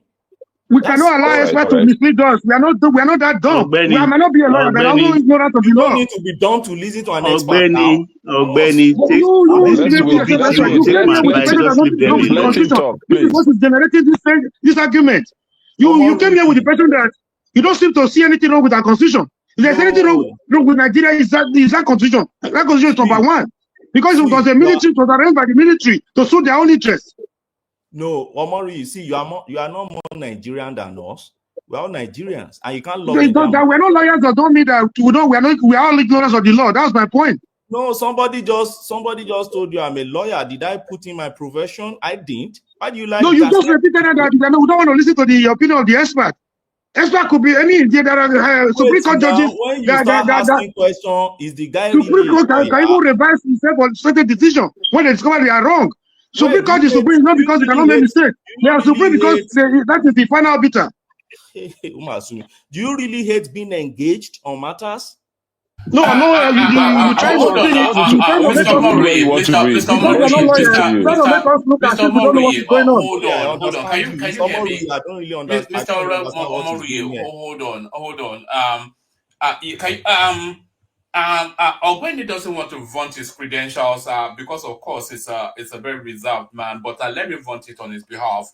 He's a lawyer, as I told you, and an important lawyer in Nigeria. So he's done a billion and one of these electoral cases. That's one. He's a PhD lawyer. That's two. Not only a practicing, but a PhD lawyer. That's two. And he's a lecturer at a top UK university. That's three. So if he's telling you about the law, maybe you'll just listen rather than unless you have the credentials to match what I've just listed, then maybe just Yeah, listen.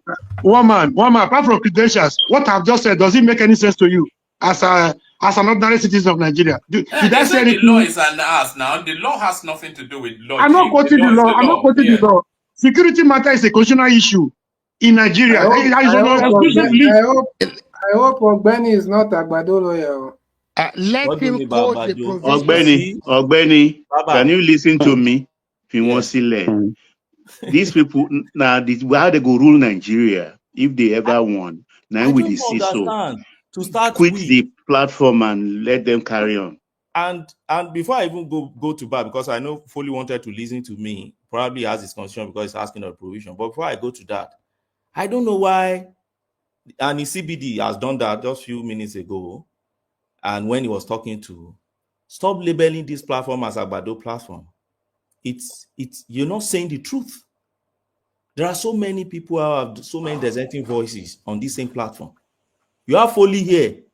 You He have always speak rational about, mind. You haven't you have seen Pansat, Ekene, Rational Mind, Babajande yes. Koko, These are Soli, all Tony. Agbado people, These are Abi. There's guys something. that do come here regularly and they don't speak even in favor of the. But you just come here because you see some few voices that are speaking. You hate being engaging with them. You don't want to engage on point. You just come and you just name call the whole platform. You see, we should stop doing all this. So you didn't pick anything from what I said that the security issue. I just gave you. You came with the opinion I've that not gone to you that will have now. That's tackled specific. Sowore on the ground of nothing wrong with the position, as if the document called Nigerian Constitution is a perfect document. Even the American No, Constitution is not perfect. You you came have here with the pressure that nothing is wrong with the Constitution. You have no tackled Sowore on that. You asked me you to give you created. certain areas, certain great areas of the Constitution. I gave you about 3. Did I make any mistake? Even if I'm not a Please lawyer. take control. I One was man, please about take to control. address it and you're gaslighting me. Do you really I'm need not trying to gaslight you. I don't like the you way you're have trying to done see that this. just now and you are still doing it?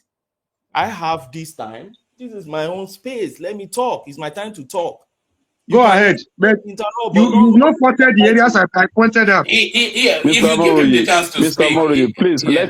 let him talk so that we can be able to know where he's coming from. I think it's Thank better we you. allow him to talk. Thank you. So now, Rational Mind talk about armed forces. Armed forces is not police service. They are different. So when you talk about armed forces, you have 3 major ones in Nigeria. They have nothing to do with policing. It's only because in Nigeria we have issue with the way we implement things, and that's why you find them outside. And every time you see your service chiefs, once you see your navy, your army, and your No, Air no, Force. no, no, Those are no, armed no, no, forces. don't Don't merge them with police. The don't do act this. of the wait now, let me. Shema Jackie ma you sorrow sha be possible in And when it. they do that to him, he will be shouting Agbado here and there and be saying, oh, what these guys do, what these guys do. I don't like this. This is an intellectual platform. Let us be coming in and engage on points and not just gaslight people. My brother, Please. you are no more intellectual than any other person here. Nobody is a dumbass here, man. Well, Don't yeah, say no, that. he is actually. Exactly, What's this nonsense? He is more Do you ever intellectual than listen most at of us all? here. Are you schooled? Do you go to school? You are not schooled. You are the one that is not schooled. You are a lawyer. You're talking like Oh, a you just see like the a way you layman. talk. You You're don't talking even like Which a lawyer? layman. You What know kind of professional lawyer English. is that? Hold There on. is no Let's finesse, not stop. nothing. Everybody settle down. Let's not turn it into a street fight. Let Ogbeni speak. You can disagree with him without being disagreeable. It's Back so to your Ogbeni. simple. It's so simple. Let me make my point. You can interject. Make your point now. The problem is you're not landing. Make your point. Why do you allow me to land? I say I'm not landing. Oh my God. Mama, see the point That is what all the girls say about him, by the way. But carry on. Mama, see the point I'm trying to make. And that's why I brought the Constitution. Section 214 of the Constitution. I've tried to differentiate between the armed forces and the Nigerian police force. They are not the same thing, right? The act that established our armed forces is different from the act that established the Nigerian police force. And they are established by different provisions of the Constitution. So this is where I'm going. Section 2141 of our Constitution established the police force. Section 2142A, and I will read it out. And Mr. Femi Falana, with all honesty to that man, has been talking about this every time. That you don't need all this, you are demolishing the Constitution to restructure this police. I've listened to him severally, and he has been talking about not just under this government, he has been saying it in many of his interviews, but people will not listen to him. Section 2142A, listen to what he said. He said, subject to the provision of the Constitution, the Nigerian police force shall be organized and administered in accordance with such provision as may be prescribed by an act of the National Assembly. What does that tell you? The National Assembly has a prerogative to organize your Nigerian police force the way the country wants it to be organized. So where do you push the irresponsibility to? You push the responsibility to your National Assembly. Amend this Nigerian Police Act and let them reflect the federal character of the country. As far as I'm concerned, Femfano keep talking about that this thing is very simple as ABC. Now, the second point Femfano always talk about is this. The Constitution established Nigerian Police Force Commission. And if you go to the acts that established that particular commission, the act gave them a lot of responsibilities. And he said, look, part of the responsibility is for them to restructure the Nigerian police force if they so wishes. But today, do we have that done? No. But in every time, we still go back to this same constitution that have donated power to the National Assembly to do the needful, instead of us to blame the human beings that we put there to do the needful. We will come back to the constitution and say the book is the one something is wrong with. And that is the point I'm trying to make. And I won't be the first person to make this point.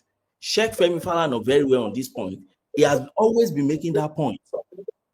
So that's the point I just want to make about that. And if you mention that, now you mentioned the revenue allocation and revenue control.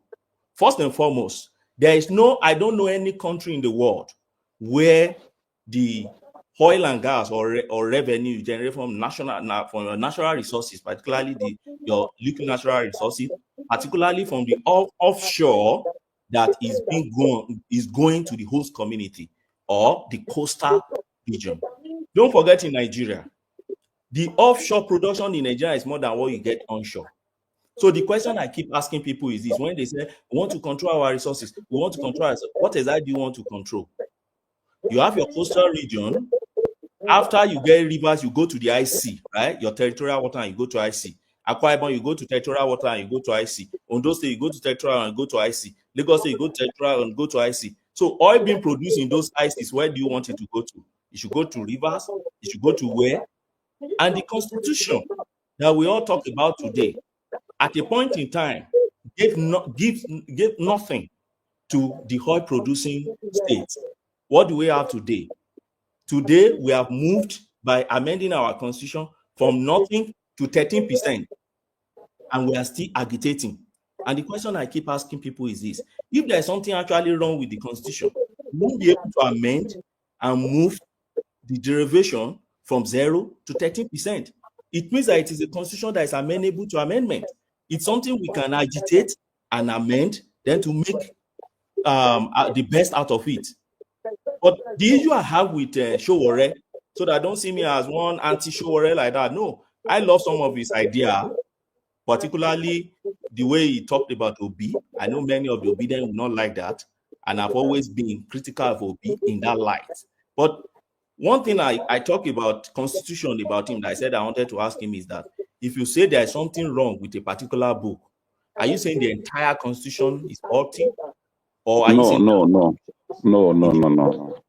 Foley, let me just cool down. Now, if there are Yeah. provisions of the constitution, let us know those provisions you're talking about, Sowore. And if we know those provisions, what's your alternative? What's the ideological fundamentals? What's the opinions? What do you think should be changed there? Perhaps if you keep shouting about that, even the government of the day can even pick lessons from that and then start effecting some changes. That's just the point I would have come to ask. I'm sure, man. Thank you. So you don't want states to control their resources or regions? No, my point see, is that I want that. I'm coming, CBD. Let me clarify that. Yeah. Let me just clarify that. What I'm saying is this. This is what I propose. This is what I propose. I think, and in all fairness, I think any natural resources in terms of oil that lies within onshore, and I hope we are both on agreement as to the meaning of onshore and offshore, that is within onshore. I think the states within that territory should be controlling whatever is coming from there. And I think whatever is coming offshore should belong to Nigeria as a country. That's the model someone like me would have promoted if I find myself in probably National Assembly. But what is Sowore promoting? That's the question here. What is Sowore talking about derivation? Yeah, now that Sowore is not here, I'm happy you later came back and kind of reversed your earlier stand.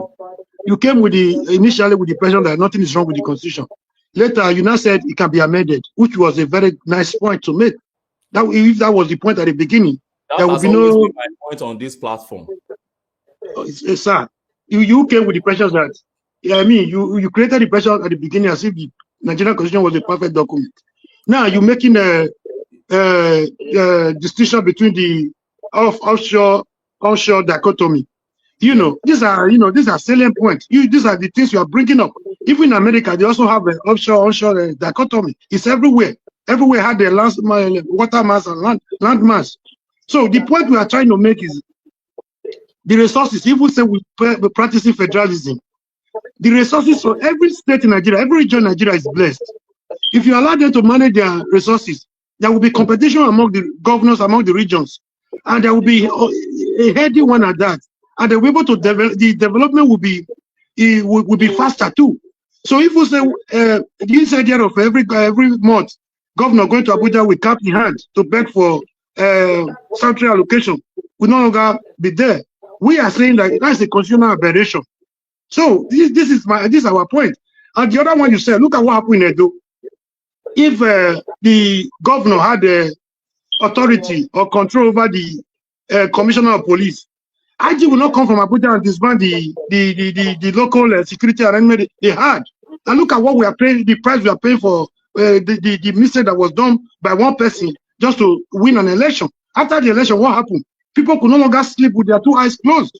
These are the issues we are making. These are infractions in the constitution. We might not be lawyers, but we know what is wrong with us. That's not the issue of constitution. That's the point I'm saying. I say it. Okay. You bring me back again. 214B. Okay, let me look at that position. Okay, I got the section you read, but I want to make it simple for you. You're saying the items on the constitution on the exclusive list and the items on the concurrent list are not constitutional matters. Is that your point? And I'm pointing out to you that. And my point is that there is nothing like item about police. The constitution established the police force under section 214, And security, I'm going broader. I'm not telling you security is on the exclusive list. No, security is for both. Armed forces is what you are talking about, and that's security is, and that's why I try to differentiate between armed forces. Okay, let me bring it down to a layman's. Let me bring it down to. I just gave you an example. And policing. Hold on. Let me come into this matter. You see, Okay, I just gave you an example of what happened in Edo. You said the state governor is the chief security of the state. Because your National Assembly Hold on. your Police Act. Hold on, everybody. Rational Man was to come in. We've not yet heard from Zita, but I am going to bail out and hand over to Chioma. Acknowledging the super chatters on my way out. That's Chioma right there. That's Chioma still holding it steady right there. That's Chioma still. That's George Blueshell who joins Chioma right there. That's Abdul acknowledging the platform. That's our fourth, telling us that I went too hard on our guest. That's Ayo, as tradition would have. That's fourth saying Merry Christmas, Happy New Year belatedly. We never really got any of this in the course of it, but that's collateral right there. So that space is still open for anybody that wants to do that. Let me bring Choma up as I take myself out. And please, everyone listening, and if you're watching and watch back, just stay permanently on this platform for the next 48 hours, because we've got Prince Adewale Adebayo joining us just the next day, which is Sunday the 5th. So he's joining us for a regular time. And you know, of course, the Prince is always good copy. I'll send the link to that session into the comment section so you can bookmark it. Thank you, everyone. See you tomorrow. We should stay permanently for 48 hours, one man. Yes, now you can watch the playbacks now.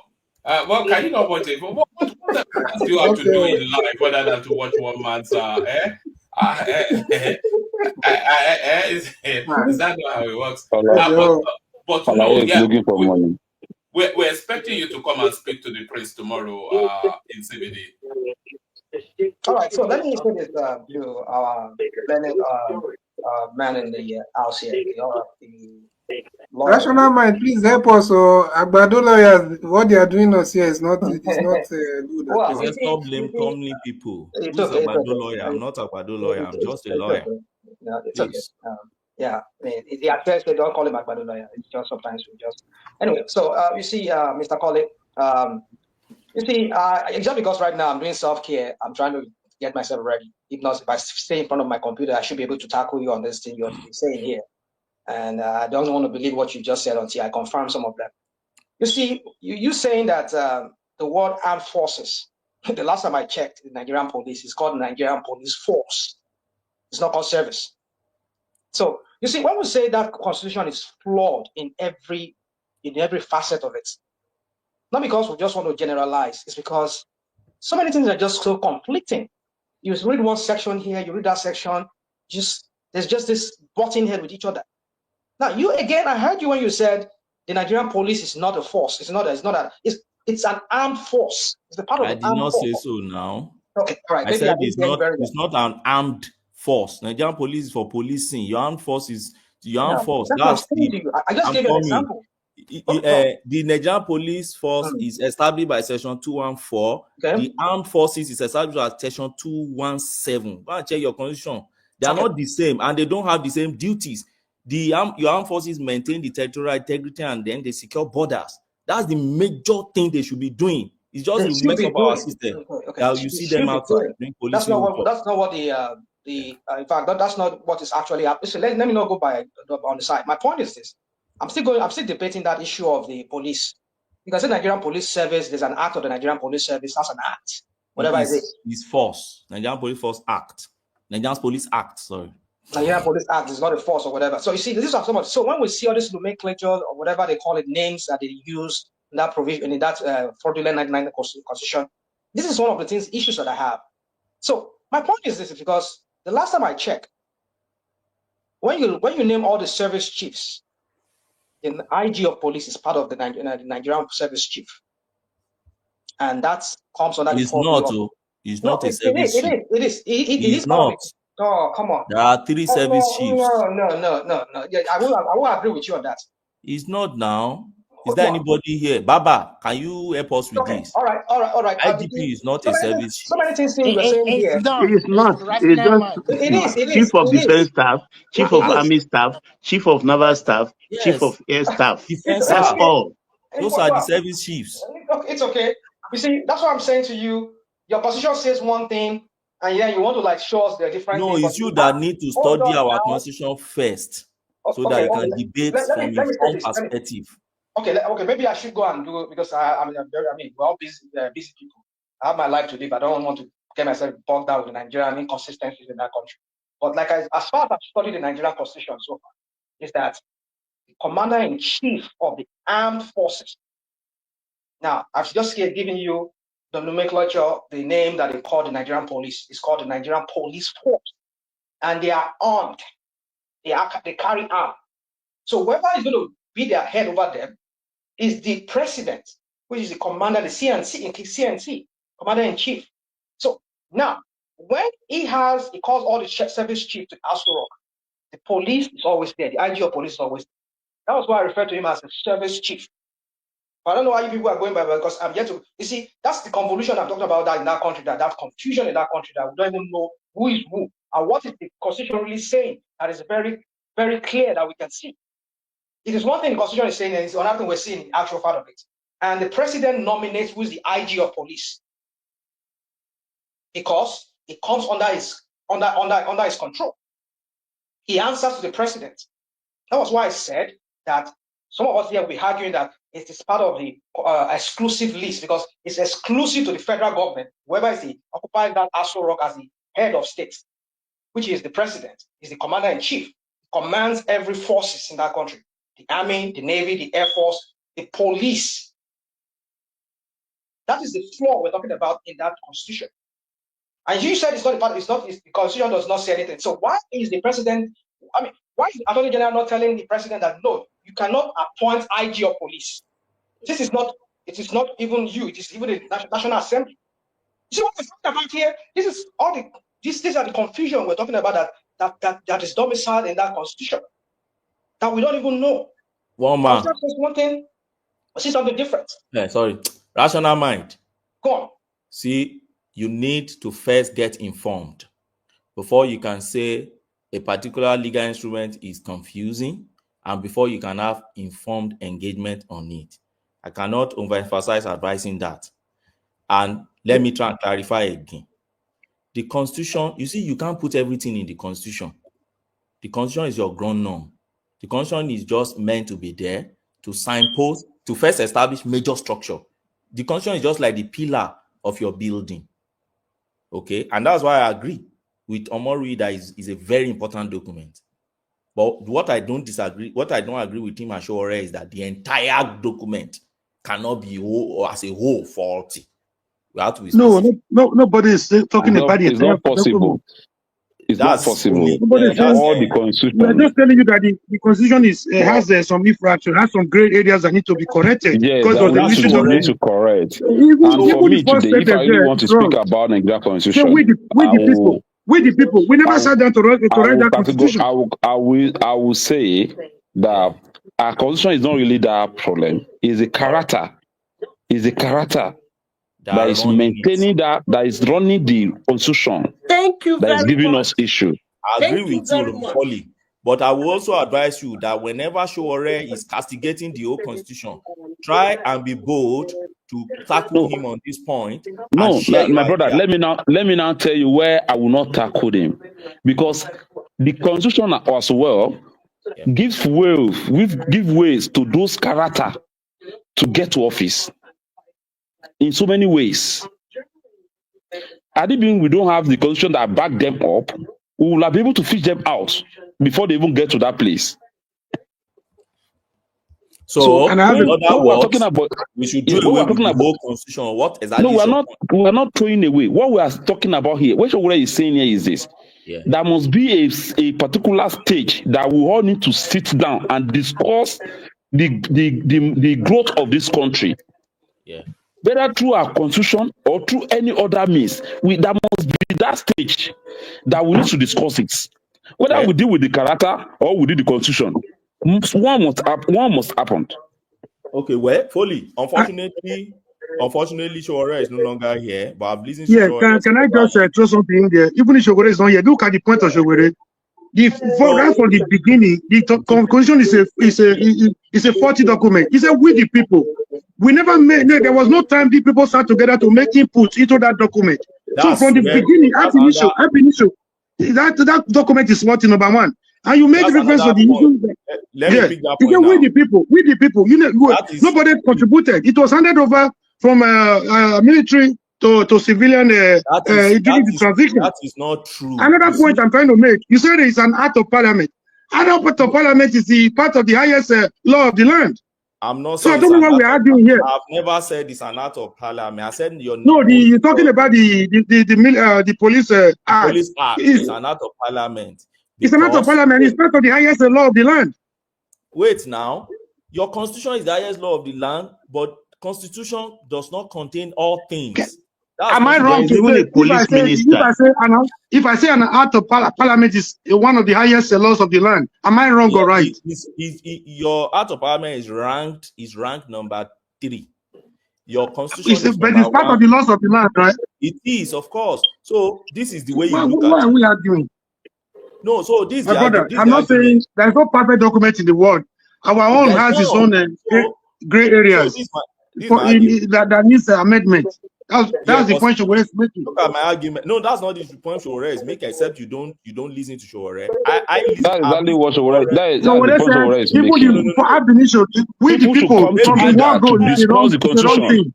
Maybe on this platform tonight, maybe that's what Sowore is saying. Sowore that I've listened to on several occasions about judiciary and about constitution has been derogating. In fact, one of the things you just mentioned today, one of the things he usually mentioned about we the people. And my point has always been that is a wrong narrative. The military, when you say military made the constitution, they were lawyers, they were people that gathered together to make the constitution. It was a military decree. It was a military decree that was handed over to civilians. What do you mean by military decree? Written by who? Okay, another point you just mentioned. No, I know there are lawyers. I know there are lawyers that sat down. Mr. Foley, can I just it should be involved around the referendum. What people want. There should be a place that people should come together. The Constitution, Mr. Foley, can I like this point, please? The Constitution of the United States of America that they used it today was never done by referendum. Some 50 men sat together and they drafted it, and they are using it.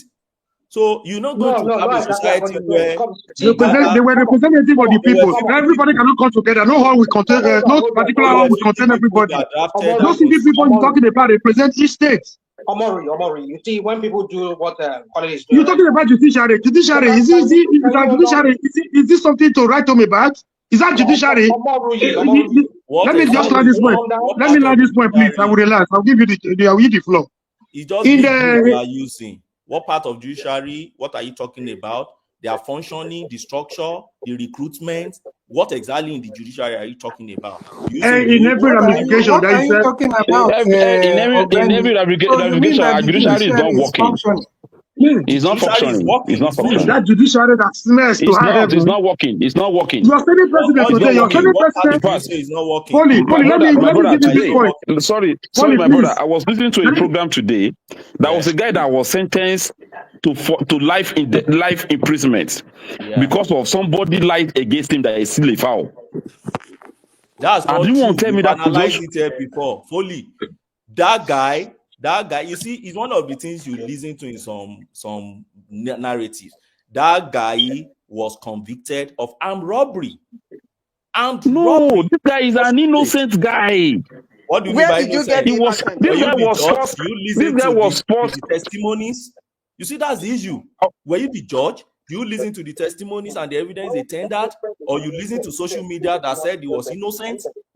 No, I listened to this guy himself. I listened to this guy himself today. I nearly said yes. If he was guilty, my friend, he should be sentenced to life for stealing adìẹ. Wow. They said he was armed. It was armed robbery. So if it's just because somebody want to collect bribe, because somebody wants to collect bribe from him, and they fail to pay it. That's why that person, the DPO, frame him up. Foley, This is the constitution. you This think is the country we Do find you ourselves. still want to continue with this conversation? no, I love it because they go to social media, they pick issues, they don't even fact check, they come out. Now, when you go to social media and the guy said he's not guilty, you expect the guy to come to social media and tell you that he's guilty?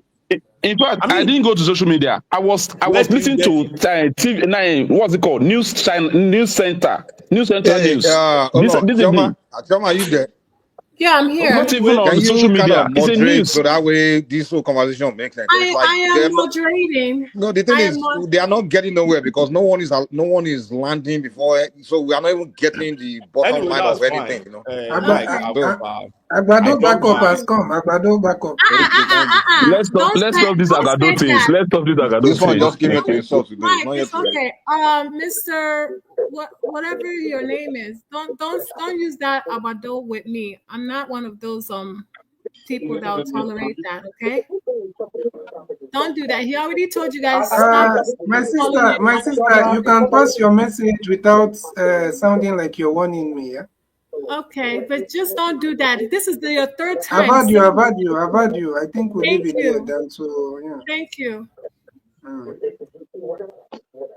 Anyway, let's move to the next person. I think I've Hold had on, hold on, good hold on. engagement Let me say today this before you with move Foley on. I and know others. some people want to All right. move on.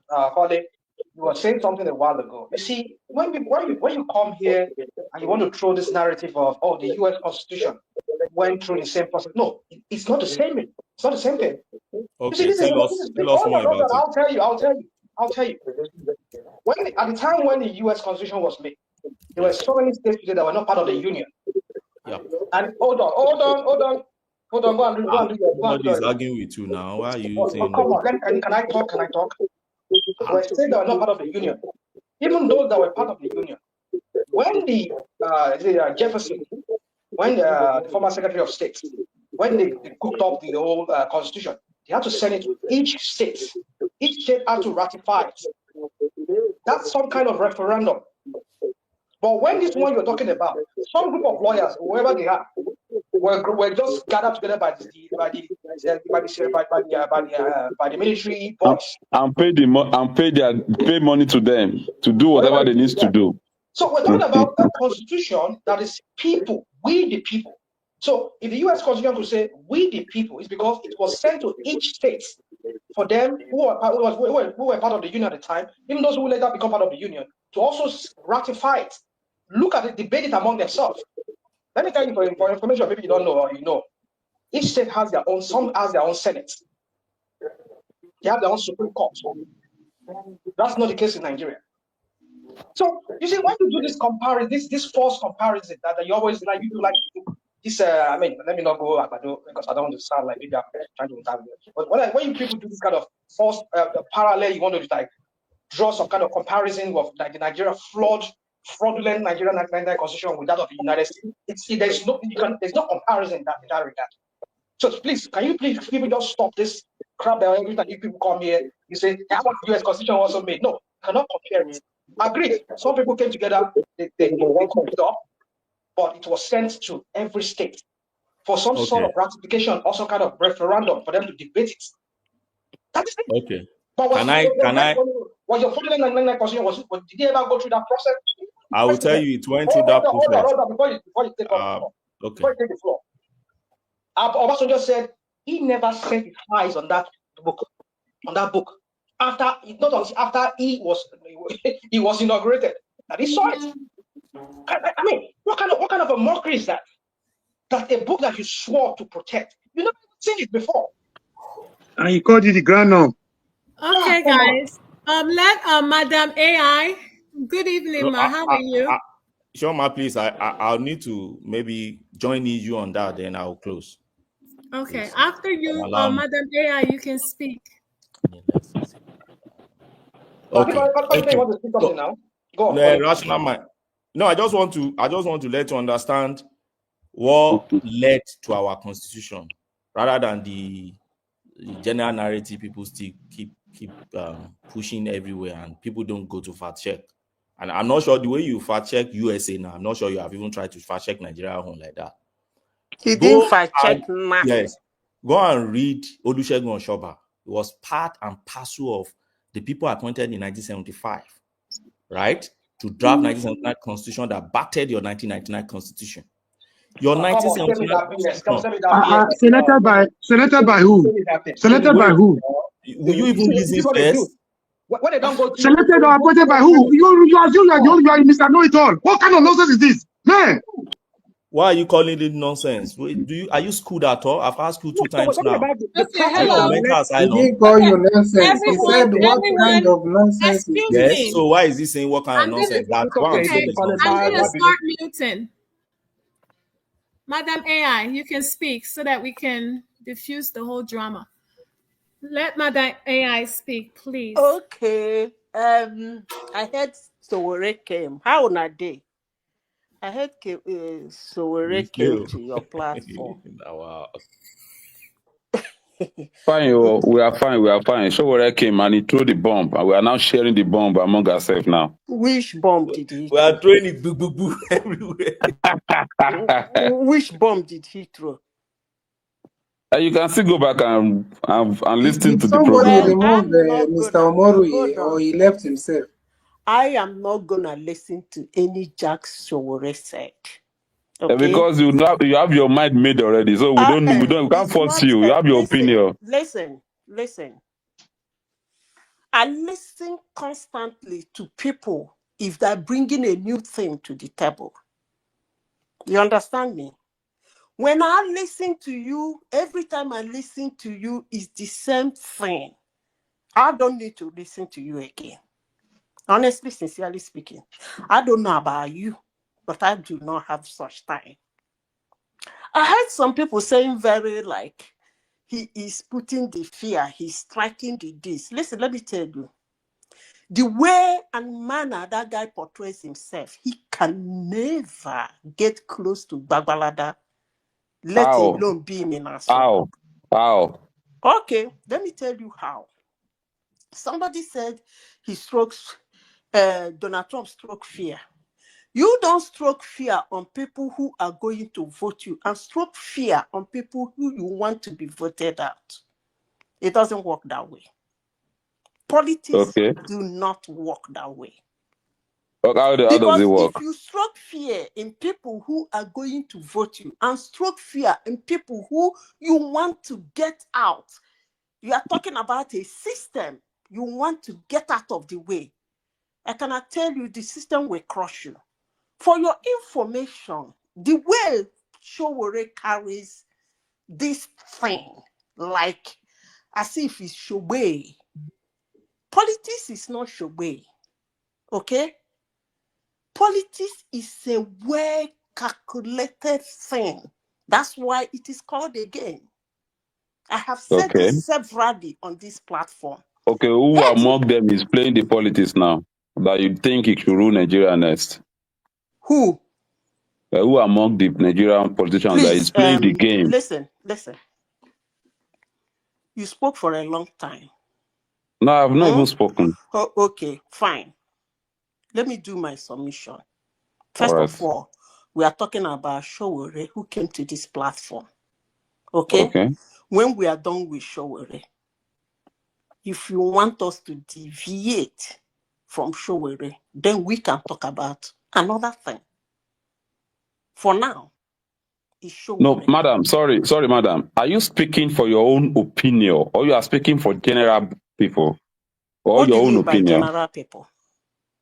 Because the way you said it, the way you said it. Observation and my investigation. My own observation.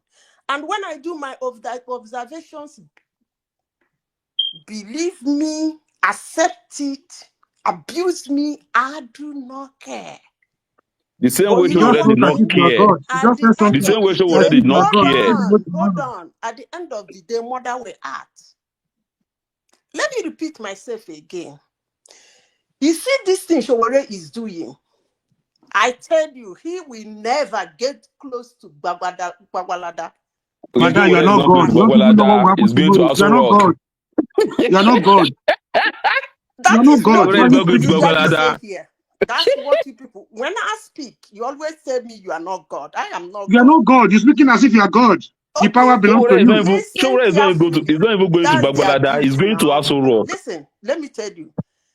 I don't really care whether you abuse me or not. You know, I don't care. You people should know me Sowore by don't now. care too about you. I don't care. But let me say this. You people always, whenever I say something in this platform, you ask me if I'm God. I am not God and I can never be God. But one thing is sure, I am You are trying to somebody. take the place of God. Hold on, I'm still speaking. Because you know Please, your candidate. We know your candidate. Speak for please, your can I candidate. No, finish? hey, excuse me. Let her Let her finish. talk It's now. actually her Can I time. finish now? Why are you Now, getting wow. angry? You don't care about what I'm saying, so keep calm, okay? You've already said I'm not God, and I'm trying to clarify that. I am not. But I'm somebody who looks deeply.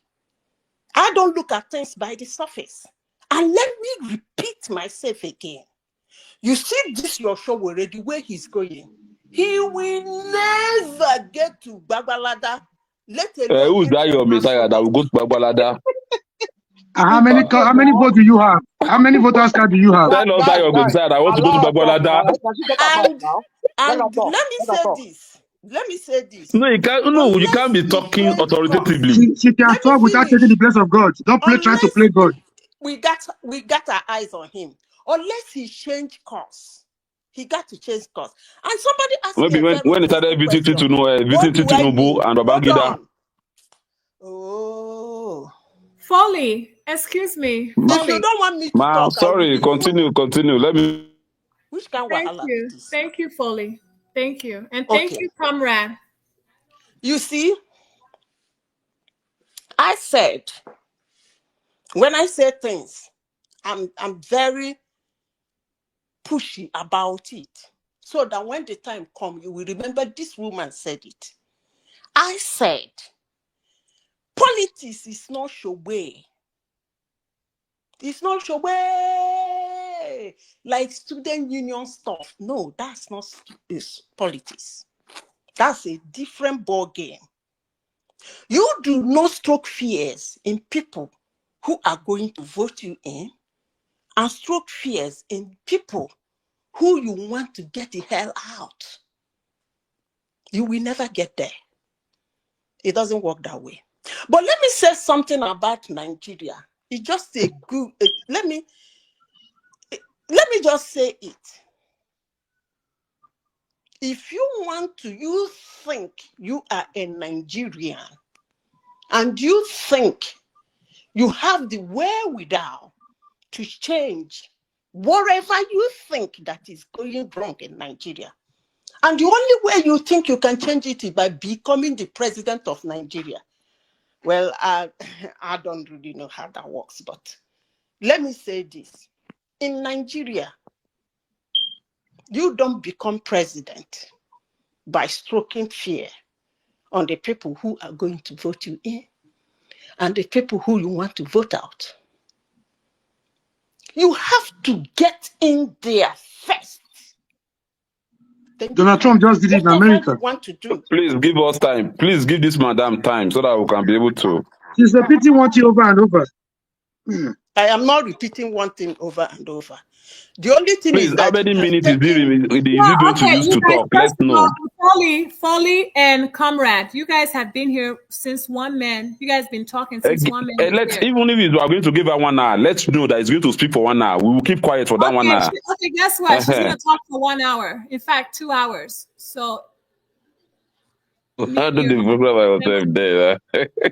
The thing is that you said I keep repeating things. I'm not repeating. The only thing is that you are picking the one you want to hear. At least you picked something. We pick the ones you want to hear. At least you pick something. You have to get in there first. Then you can do what you want to do. But this way, I'm not God, though. But that is what I saw. About the Constitution that everybody is talking, no constitution on earth is perfect. No. Because constitutions are written in a way that gives it room for a debate. Constitutions are written in a way that gives it room for reconstructing. Because the people that wrote it, as at the time they wrote it, know that life do happen. Things do change. Updates will come. That the world will not remain as at the time they wrote the Constitution. In the United States, I think the last amendment they did, I think was in May 1997. And I am sure it is time they do another one. But for somebody to come and say that the whole Constitution, you make a broad statement condemning a Constitution, that's actually ridiculous. And those are the kind of things he said that I tell you he will never get to Babalada. You pick them What one is by the one. process? Hold on, Zeta, hold on. What is the process that brought your 1999 Constitution that you are championing here and making sound like it doesn't really matter. I wanted to tell you now. Hold on. It matters. It matters. It doesn't matter to you because it's benefiting you today. Okay, it let me matters. tell you the process. Grab it and run away with it. So we will never do that. What kind of manipulation is this? Can I tell you the process? Your process, so that you don't keep peddling your social media narrative everywhere.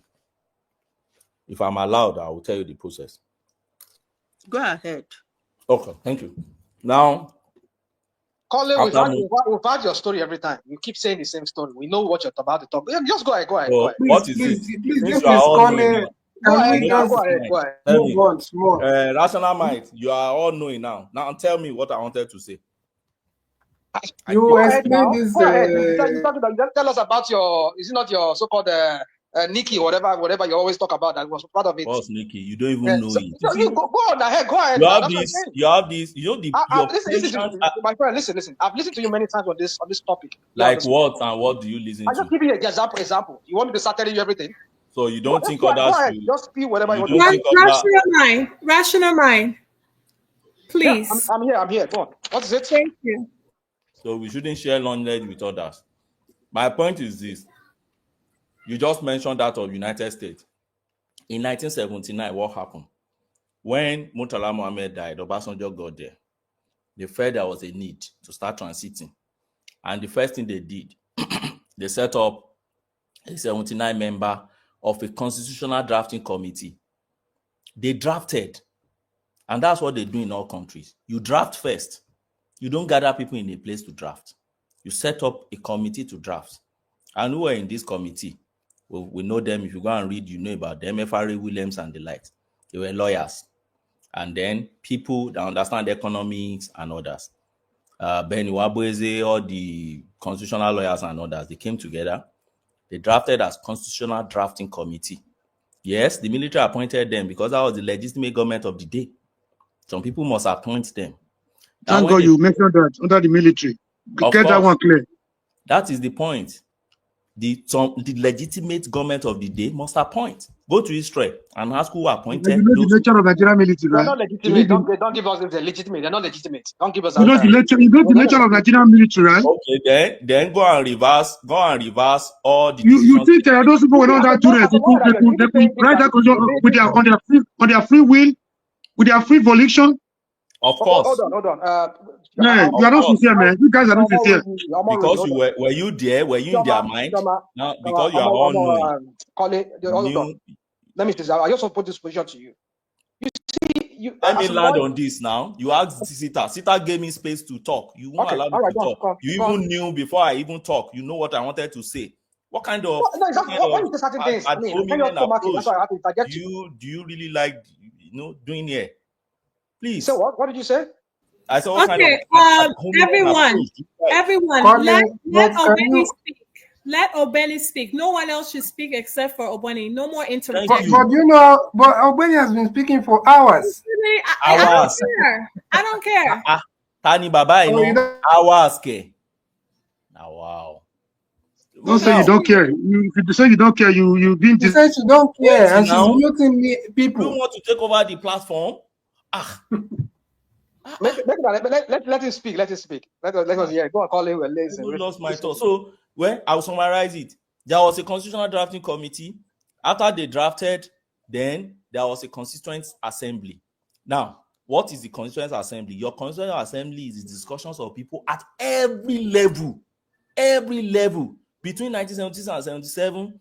They took the drafted constitution to everywhere to debate. Baba can testify to this, and I think he has said it before.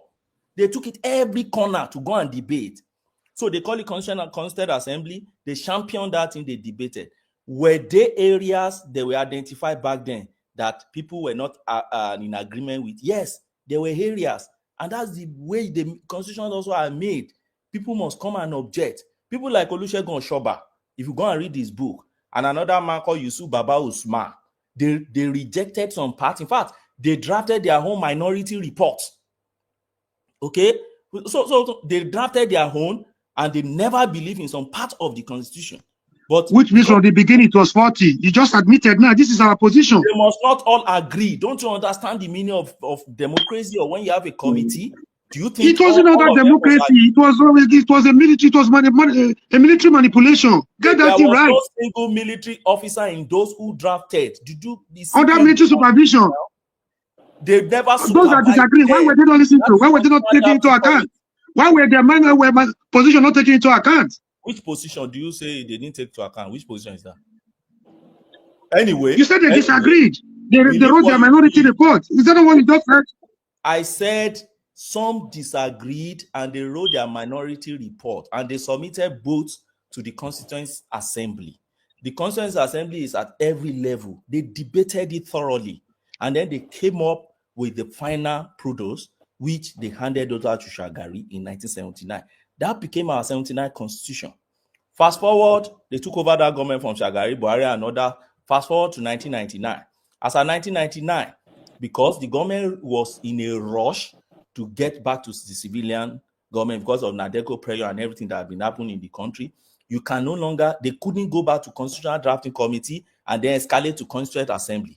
It would take time. Because of that, what they simply did was to went back to that 1979 Constitution, dusted it, made adjustment, and then submitted it.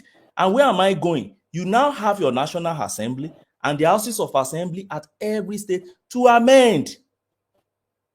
And so for us to come out and say, okay, demolish the entire constitution, is military, is this thing, I keep saying it. It's just a simplistic approach to criticize. Let's be more specific and more with that kind of rubber stamp National Assembly that says everything yes to the president. You want them to talk of something that will affect them. And look at the Senate president. He didn't participate in the primaries. Look at this guy from Akpabio. Look at Lawa. They did never participate in the primaries. Today they are senators. The man that participated in the primaries went to court. What was the outcome of that? You are yet defending the indefensible. Man, you guys are the problem of our country, man. When you argue, try to stand on. I'm not arguing with you. You're trying to make us look foolish. Because you are talking of election of Senate president. It's not tidy. Let's stand on a lane. The question I'm asking you is that the National Assembly you have today, are they not people all over Nigeria? Do you call that throughout the country? So what federal character do you still need again beside your National Assembly? Are they not politicians you elected from various places, various tribes? And you think that the National Assembly will be ready to do the needful to our constitution? Anyway, who elected them? Electorates. Didn't you participate in the last election? I just told you now that they didn't ever participate. You called that election. I know who argue with you anymore. Go ahead. Just go ahead. Okay, thank you, sir. I agree with you. Your candidate lost. That is democracy. Somebody that never participated in the primary in the Senate. Those that participated, they went to court and nothing came out of it. We don't have election in Nigeria. See, there's something that will overtake you all. Something that beyond you that will break this evil.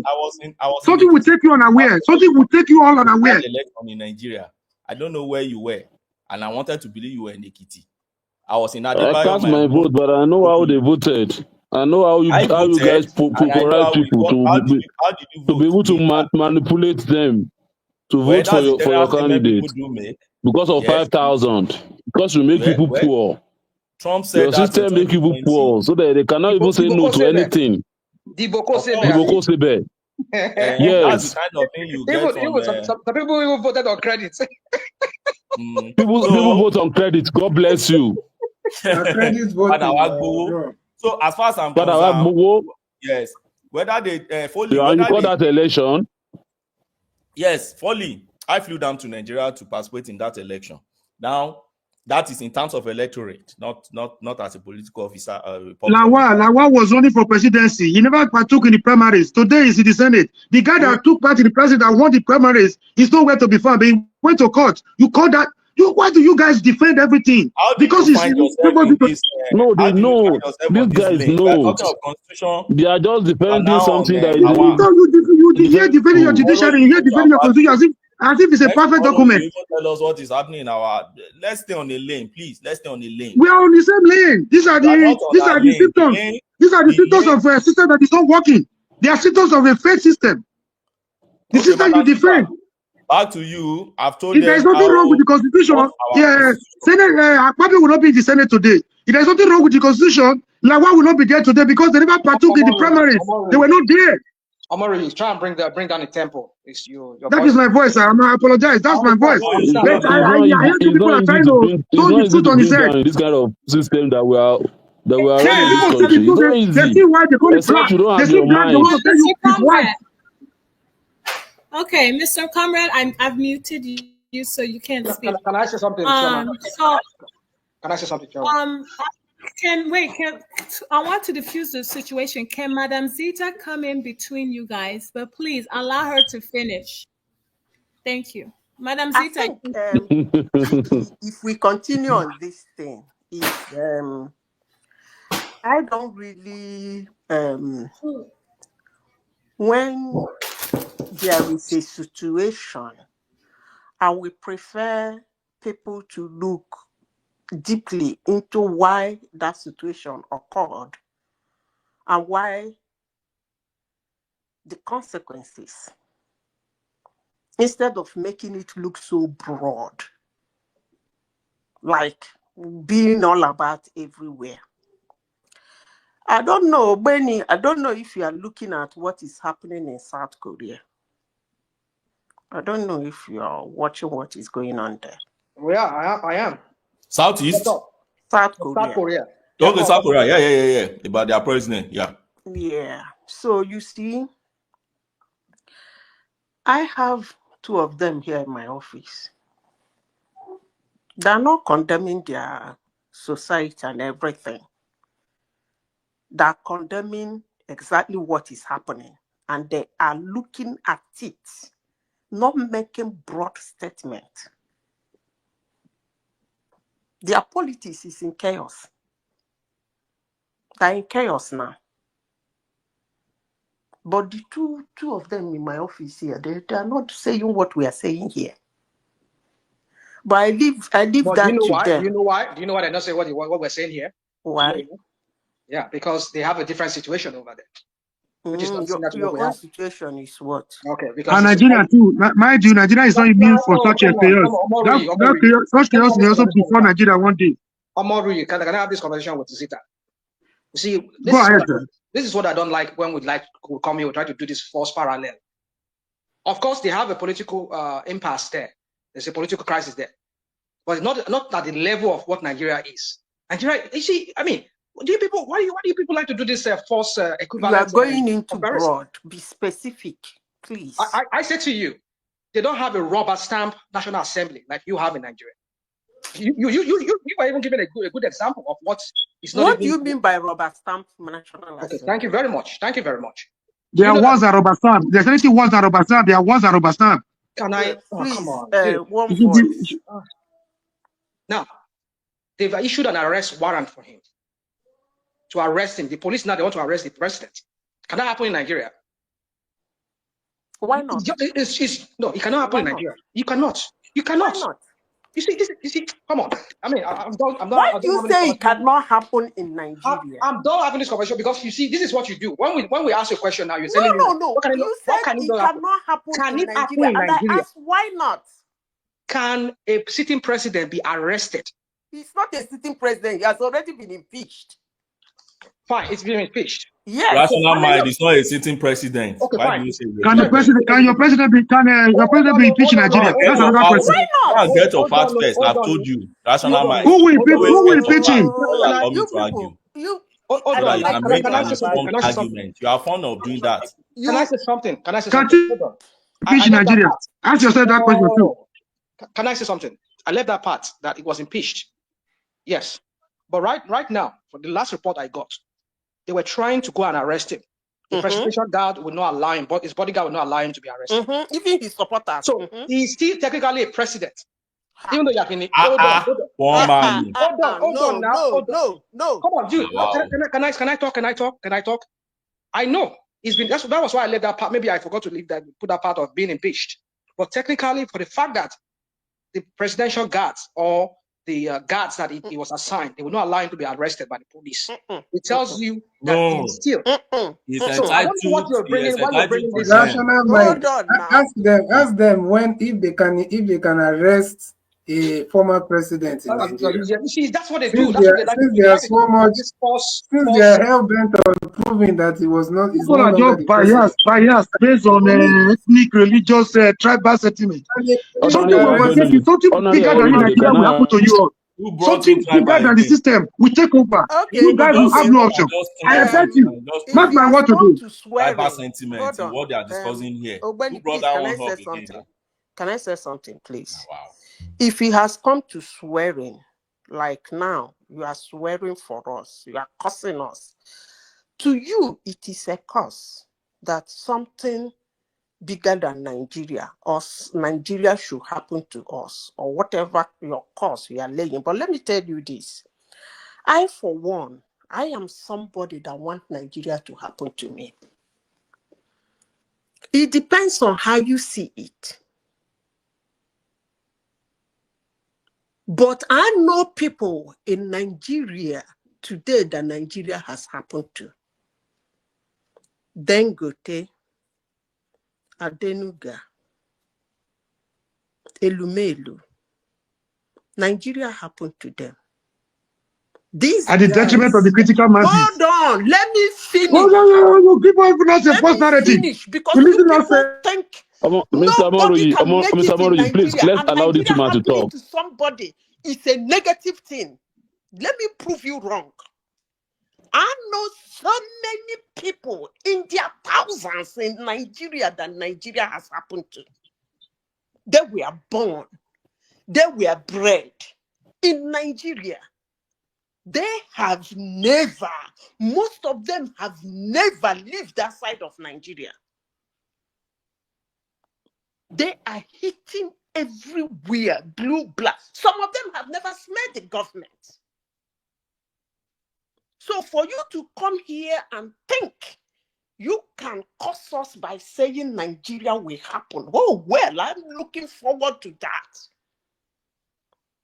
Actually, I'm looking forward to that. But If you don't know. a little while ago, you were talking about some people where you work, the South Korea. That's what we're talking about before you dive to So this. why did he start cursing? Who was cursing? The So person that was cursing. you are waiting for your own Nigeria time to share the international cake. It's okay. Let's not go. You are waiting for your own time to share the national cake. Let that talk. So let's go back to that South Korea thing, because you see, for me, I don't like when people. Why would like to do this false comparison? It's not false. Let me tell you what it is because happening. for one thing, I just give an example. The National Assembly impeached their president and put another one. And so where has that ever happened in Nigeria? Madam, go back also that Nigeria can happen to you. That would be the biggest opportunity if you live in Nigeria. Let's not do this. Let's not go too petty on this. Let's not be petty on this. Who told you that Nigeria did not happen to me? Instead of you to castigate that person, you just said National mind will just use hold their on. hand. When Let people us talk, not listen, let us when not people go. talk like this, you respond to them. I'm sure he's listening. He ran out. Let me tell him. Nigeria happened to me. And I am glad he did. Because my first and second, third, fourth, and fifth education was in Nigeria. The best job I got that put me to where I am today was in Nigeria. So Nigeria happened to me.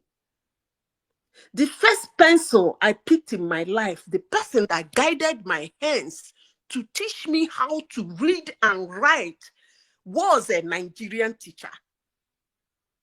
And today, from that foundation they laid for me in Nigeria, all-round foundation, anywhere in the globe I go, I shine.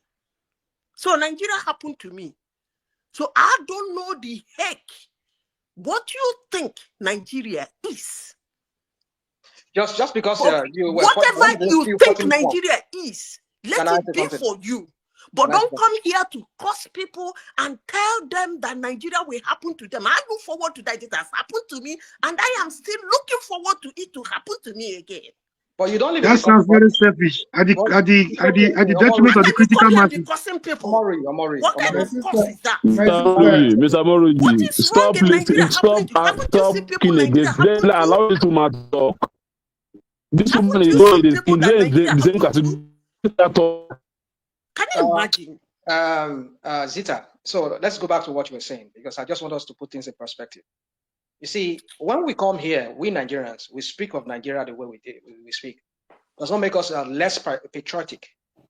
Your South Korean rational mind, see, Make a land hold on, let me finish. I want to say something. I want to say something before you continue. Everybody, every citizen of every country has his or her opinion about his country.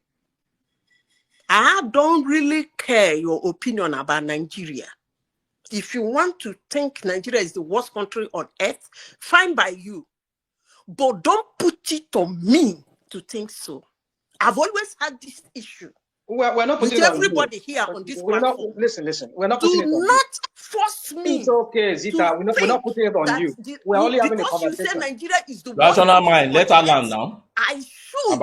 I was talking now before you said she wanted to talk now. Believe you. No, otherwise she's the one talking now. Yeah, come on. Chioma gave her room to talk now. It's Hold okay. your own opinion. Your opinion about Nigeria is that okay. Nigeria is the worst country on earth. Everything about Nigeria is bad, including their constitution. That is fine. I'm not going this way. Okay. No. I'm not talking to you, rational mind. No, I'm talking to the other guy. I'm not talking to you. Everybody, it's okay. Let's not take this discussion personal. We're just because they have started cussing now. They're cussing. You heard him cussing. Yeah, but I don't want us to be having aggressive back and forth. And I don't want you people attacking a woman. I don't care how you feel. I don't really care. No hard feelings, Chichi. No hard feelings. You know why? You know why? Be calming down, especially Foley and Comrade. Please, you two have to be gentlemen. There's something I want to say. Most times in my life, I really do tell people what they don't want to hear. So I'm used to getting a negative feedback, but I don't care. Because what I'm telling you with free mind. Mother we act. When you give me that negative abuse, in future you say this lady said it too. So I'm used to telling people what they don't want to hear. So I have no hard feelings. We get that part, Zita. Zita, we get that part. Me by telling me that Nigeria should happen to me doesn't really mean anything. I want to tell him that Nigeria happening to somebody is a good thing. It depends on the light he wants. Okay. All right. So we understand you've had a good experience with Nigeria. So like I was saying, when we come here, some of us speak the way we speak. It's not because we are less patriotic. It's just because Nigeria is a peculiar beast of its own. Just as right now, South Korea is a peculiar beast of its own. You cannot compare the two beasts together. They have their own challenges which they are dealing with, which is not at the level of which Nigeria is. For one reason, South Korea is a very prosperous country. Your country is not. My country, Nigeria, is not. We've been struggling ever since independence. We've been struggling with our economy and all of that. We've had bad leadership. That doesn't mean, there are some similarities with South Korea. But the reason why you not see a South Korean criticize their country is because the social contract, it's there. The Nigerian people has never enjoyed anything called the social contract with its people. That is the led and the leaders. So the led, they've been feeding fats. They've been living ostentatious life. They've been living large. They've been like whatever name you want to, whatever adjective you want to use to qualify their debauchery and all of the crap they've been doing at the expense of the people that they should be leading. I know South Korea too had a rough beginning, but they got it right at some point. They got it right. Their elites at some point realized that yes, we need to create at least a near egalitarian society for our people, so that we can all live together. We can make not even a threat from their cousins or their brothers from the north. They realized that. So I don't want to bore us with all this historical things about South Korea. But my point is this. Let We me want land. to hear it. Please talk more on it. Oh, come on. Tell us at what point and what leader, which leader help them.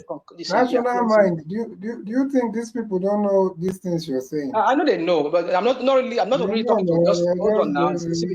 I'm not really talking to just all of us here on the screen. Our listeners from at home. Some of us are listeners who doesn't know much about South Korea and what we're talking about. That's why I'm going to like a little bit of detail like that. But my point is, you that don't even know that they impeached the president, you're not talking. Not I don't know. I know. You didn't know. Listen, thank God that we schooled you. No, you didn't school. You didn't school me. Kole, I'm aware of it. It's just because I just feel like it's not relevant to what we're talking about. It's relevant. You're comparing mind you, I said to you, you do not have a rubber stamp National Assembly like you have in Nigeria. That was what I said first. So for you to understand that, I know that it was a pitch, but the area I was going is that I was talking about the president. So you see, dude, I listen to news here. I mean, do you think I'm living in Sahara Desert? You're a busy man. You don't listen to news. I do. It's okay. You're very busy. Let's You're always on road now, making money, making dollars. No, I'm not a truck driver. I forget it. I stay in the office. It's only when I work from different cities. I'm just joking, though. It's okay. I know. I get it. My point is this. So my point is, I'm driving out is that let's stop doing this first. I will agree with us if we use some kind of parallel of some, okay, I can understand, but sometimes when we go this extreme angle of wanting to compare South because we want to make a point, now we say, oh, South Korea doesn't criticize their country. Yes, they don't criticize it because the social contract is working between the led and the leaders. So if give the average Nigerians what they need, that's just let the government fulfill their part of that social contract.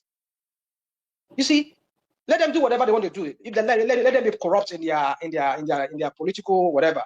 Nigerians will still speak. Maybe the only thing they will just speak about is the politics, like maybe your South Korean colleague were talking about the politics going on in their country. They will not talk about how corrupt the people in the society are or whatever. They will only talk about the politicians. But we Nigerians will come here, we talk about both the led and the leader, and the led and the leaders. Because we just feel like everything is just a mess in that country. Not because we are less patriotic, because we want the best for that country. Maybe the way to go about it, we're able to realize it. Maybe that's the only way we differ. We don't see eye on eye on that. Maybe you believe that Tinubu is your way, or I believe that this person is Sowore, or I believe that Atiku or B is going to be the way. Maybe that's the thing. Or maybe I believe that we should put down the whole constitution. It could be. For me, I will only argue matters. I'll not come. I mean, sometimes I might go petty too, like attacking personality, like Kulata and maybe Kole sometimes and other people, because I just feel like their bad narrative. I don't know. It's okay. So my point is this, Zita, is that nobody is saying your view is your view is your view. My view is my view. But we're only trying to do an interchange here. Try to like, okay, let us talk. Let us see this way, see it that way. Like now, I'm trying to make you understand that's parallel you're trying to bring, that example of your people they don't talk bad about their country. Maybe they do not. But my view is this: is that I believe the reason why is because the social contract between the led and the leaders it's being fulfilled. So the only thing they will talk about is maybe the North Korean neighbor trying to attack them, or their corrupt president from time to time. They always change. That is it. And maybe the recent fatal 2 airlines that went down recently. Get it? So my point is this: is that you see, when we want to compare, let us compare. Let us look into what we're comparing, and maybe just like somebody calling was saying, "Oh, Nigerian constitution was like American." No, it's not the same thing. Don't bring that thing here. It's not the same thing. The process by which they got their own constitution ratified and it became established is not the way Nigeria went. That's what we're doing here. That's my own point. But I've just explained our own to you now. Well, I mean, I get it, but my point is this: is that you see, it's 1979. It's an appendage of 1979 or whatever you were saying. Come on. Why don't they just use the 1979 exactly? Since it went through some kind of national conference, like you said. I can't remember too well back then because it's been a long time. So, but I think there was a national conference, yes. But my point is this: is that why don't you just use that? Why just gather some few elites in the room or whatever they were and just say we the people? Who are the we the people? If we say the we the people, maybe 1979 constitution, we can say we the people, probably because there was a constituent assembly for that very 1979 constitution. So that's the point. You see, let us not do this cherry picking of, oh, I want to pick this one and pick that one and make it look like it's the right thing. No, for me, I don't go by that. Rational mind. That's my point. In every country, the elite drafts the constitution. Nobody will gather commoner somewhere to come and draft the constitution. Not the elite, representative of the people. Get that one right, sir. Yes, representative of the people, not the elite, not necessarily the elite. And that is the Constituent Assembly. Go and read about the Constituent Assembly. Hold on. Again. You need to read about it. Mr. Colley, I know those people that participated. Mr. Colley, again, you're doing something again. I don't like. You see, you say there's nowhere. Don't say that. Where they gather poor people to draft the constitution. Tell me one now. Switzerland just did one. On what basis were they selected? Okay. So the Switzerland were not the elites and educated that drafted it. Well, tell me the process, Switzerland process, please. Can you guide us? It was a military assemblage. It's very hard to try to debate sometimes because I'm not some of the things we talk about here. I just go by what I guide us now. You gave an example. My point is that Switzerland, yes, mind you, they factor in their diversity. Switzerland has about 6 different languages. Yeah, let's start with those who drafted it. Hold on now. That's why I'm going. See, that's where I'm going. Okay. Don't try and just guide me on what I'm going to say. I will give you. This is what I want to say. They have about 6, if not 6, 7 languages there: Italian, French, German. What other language they have there? I mean, Italian, French, German. What are the 3 other languages? I think I think Finnish or something like that. I don't know. One of the 3 other languages, but I know they have about they call it cantons. They call it. My point is that they realize that there is this there's the French part, there is the German part, there's the Italian part. I think there's the Finnish, Flemish part or whatever. So all those people, they send their representative, and they make money. This is another constitution they are making after the one they making like several years ago. They're making another new constitution because they realize that not as if they was like, okay, let us amend the old one. They totally brought in a new constitution to reflect their modern society. That's what we're talking about. There's no harm in replacing a constitution if you feel like you need to replace it. You don't replace it. Okay, so what did you amend it? A progressive country as Switzerland just did. I just said to you. What did they do? They replaced. Go and check me if what I'm saying is wrong. Let me know. They replaced it. They did not amend it. They got in a brand new constitution. So let us see this Nigerian mentality that we always have, that we must stick to the past. You are not right. So what happened? Give me what happened. So what they did. See. All right. Go on. And I'll give you a simple example. For instance, in Nigeria last year, we made what we call Arbitration and Mediation Act. The administration, before we had Arbitration and Conciliation Act. Instead of amending that act, okay, we pick that same act, okay, then we bring it up to date. Then we allowed it to undergo the process from the beginning, and then we handed it over and it became an act of National Assembly. The question you ask yourself, that act, was he a derivative of the older act? Yes. Is he a new one? Yes. Did he come to replace? Yes. That was exactly what Switzerland did. The only difference from our own, which we've been amending our own too, the only difference from our own is that we've never written a new one and say, let's pass it through the assembly and then let's make it the constitution, all right, to replace that other one. But the fact that you think it's just newly afresh, it's not. It's a derivative of the old one and then pass through the process. And I will agree with you. This area I will agree with you is that they adopted it through referendum in 1999. That's the area I will agree with you. Kole, let me ask you. The structure of a constitution just is a minute. Always One second. They don't let me ask you, Kole. Kole, all this thing you're defending, what is the result today? That's not a question. I don't answer that type of question. Go specific. Tell me what exactly are you talking Of about? what benefit is it to the country? It's a good question from my own understanding. What part? I've talked about a lot of subject matters Of today. what impact is it on the generality, of the How purpose can you of say the critical everything mass when I'm of not Nigerians? is Peter Obi that lacks doing that? Be specific.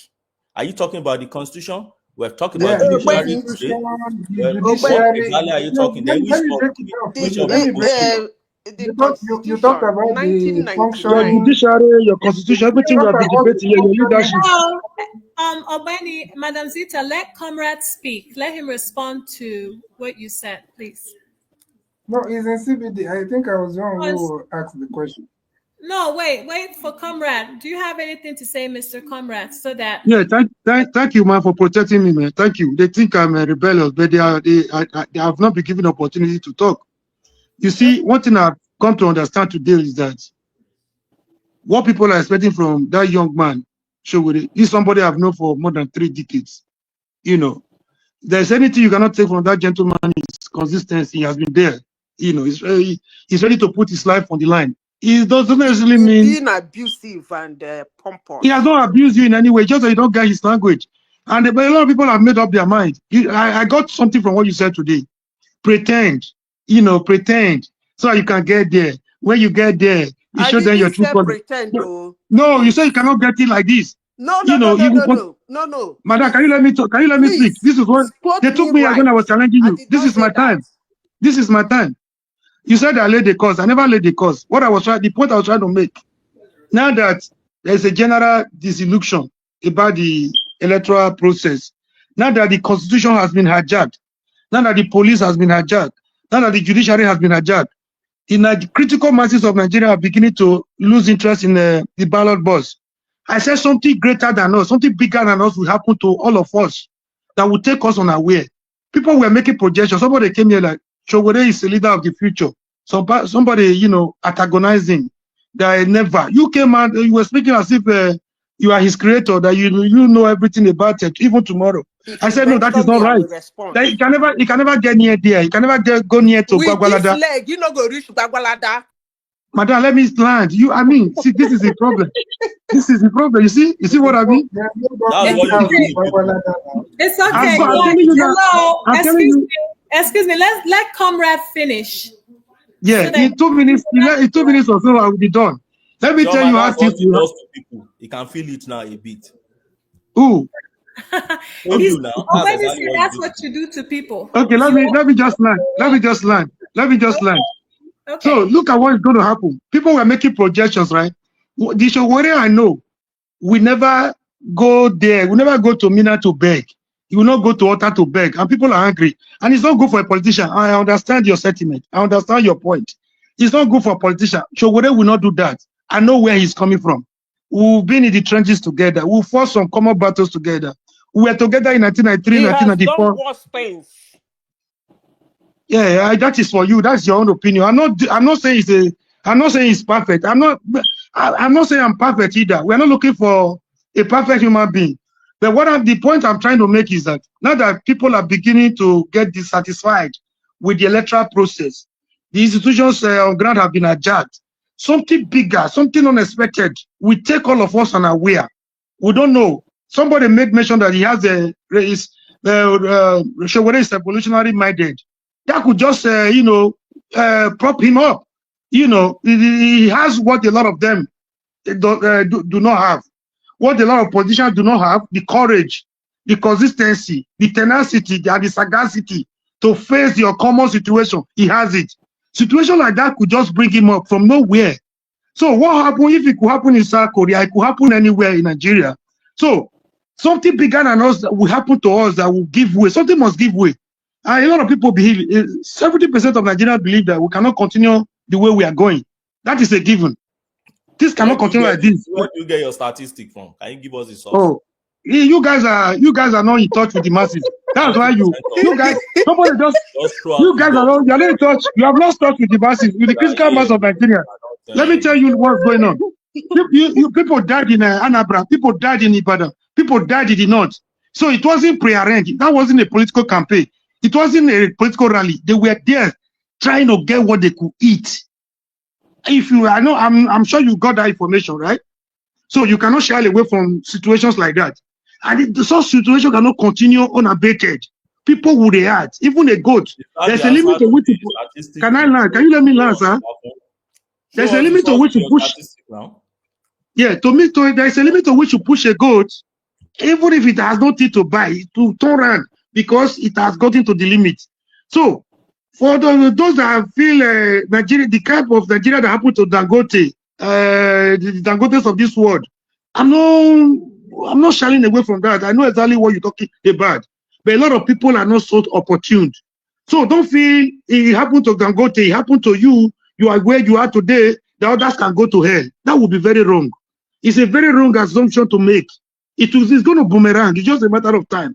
What I cannot tell you for sure is the time and the how. But whether it will happen is not in dispute. Right today's date down. And we may come back here as a reference point. You know, we cannot continue in this tragedy. Also, you're already talking like a prophet now, and you just accuse somebody of talking like a god or prophet. If there's anything that is changed in life, anything constant in this life is change. That's the angle I'm coming from. Not saying somebody cannot get to somewhere. Sowore will not bend. Now, Omoru, you need to understand something here. Let's not take anything anybody take. I mean, don't take. No, I'm not. It's not personal. And another last point I want to make. I want last clarification I want to make. Why didn't you give me that advice when he was gaslighting me? Look at you. No, I didn't gaslight you. We were trying to turn the truth on his head. I just wanted, because I'm not a lawyer, I wanted to put everything on me, hook, line, and sinker. I wasn't ready to swallow that. So I was struggling to defend myself as a layman. I'm not a lawyer. I'm not that learned. Engage me as a lawyer, please. So sorry for my, my voice could be loud. I'm not angry. That's my nature. Please, I apologize for that. So the point I'm making is, we cannot continue the way things are going. Something must give. Something must give, and that thing is bigger than all of us. So that thing for sure I cannot say, but we cannot continue in this angle. Tinubu is leaving. Sheyi is coming in. Oshomole is leaving. His son is coming in there. I mean, those Nigerians is happening to them the way Madam wants us to see it. But the critical masses of the people are complaining. They are in agony, they are in pain, they are in hunger, they are in starvation. So things will boomerang and things will change. Thank you. Sowore will not play the politics, the kind of politics the regular politician is playing in Nigeria. If you expect that one from Sowore, a lot of people will be disappointed. He's not desperate to be Nigerian president. He could just be the Martin Luther King. He could just be the catalyst. It's not desperate. It's desperate to see Nigeria work like Obi. Exactly. So it could just be the Martin Luther King. It could just be the catalyst, a chemical reaction according to the chemist, that could trigger, that change we talk about. Thank you, and thank you for giving me the opportunity to hear my view. I'm not angry with anybody. Okay. Thank you. Okay. Please, yes, ma'am. No problem. Yes, ma'am. After you respond, I would like to hear Foley. But everyone, please allow Madam Zita to speak so that we don't have any problems. I understand that. Which time would you like to hear from me, Chioma? When I said Nigeria did happen to me, and I'm looking forward to it happening to me again. It was Nigerian government that made me. I've said this severally, but they don't listen. Obasanjo did what is called NDC. And he said that every oil company in their front-end engineering must, of a necessity, employ fresh graduate from the university, not more than 3 years of working experience. I repeat, President Olusegun Obasanjo of Nigeria, the country that nothing is happening, the constitution is dead, everything is jagra, that happens negatively to people. The president of that country put down black and white. He said, All the oil companies in Nigeria, there's what they call front-end engineering, FEED department. Short form FEED, FEED. He said, henceforth, they will no longer bring in expatriates to do the front-end engineering. Rather, those expatriates will come in every 6 months to train. The staff of that department is going to be fresh graduates from the university, not more than 3 years of working experience. Go look for them. That is Nigeria that happened to me. And for your information, for those who are saying come back, it is that Nigeria that sent me where I am. And when I done, it's either they send me further or they will send me home. So I'm still in Nigeria, and Nigeria is still happening to me. And every day I look forward for it to be happening to me. I am not talking about oil wells.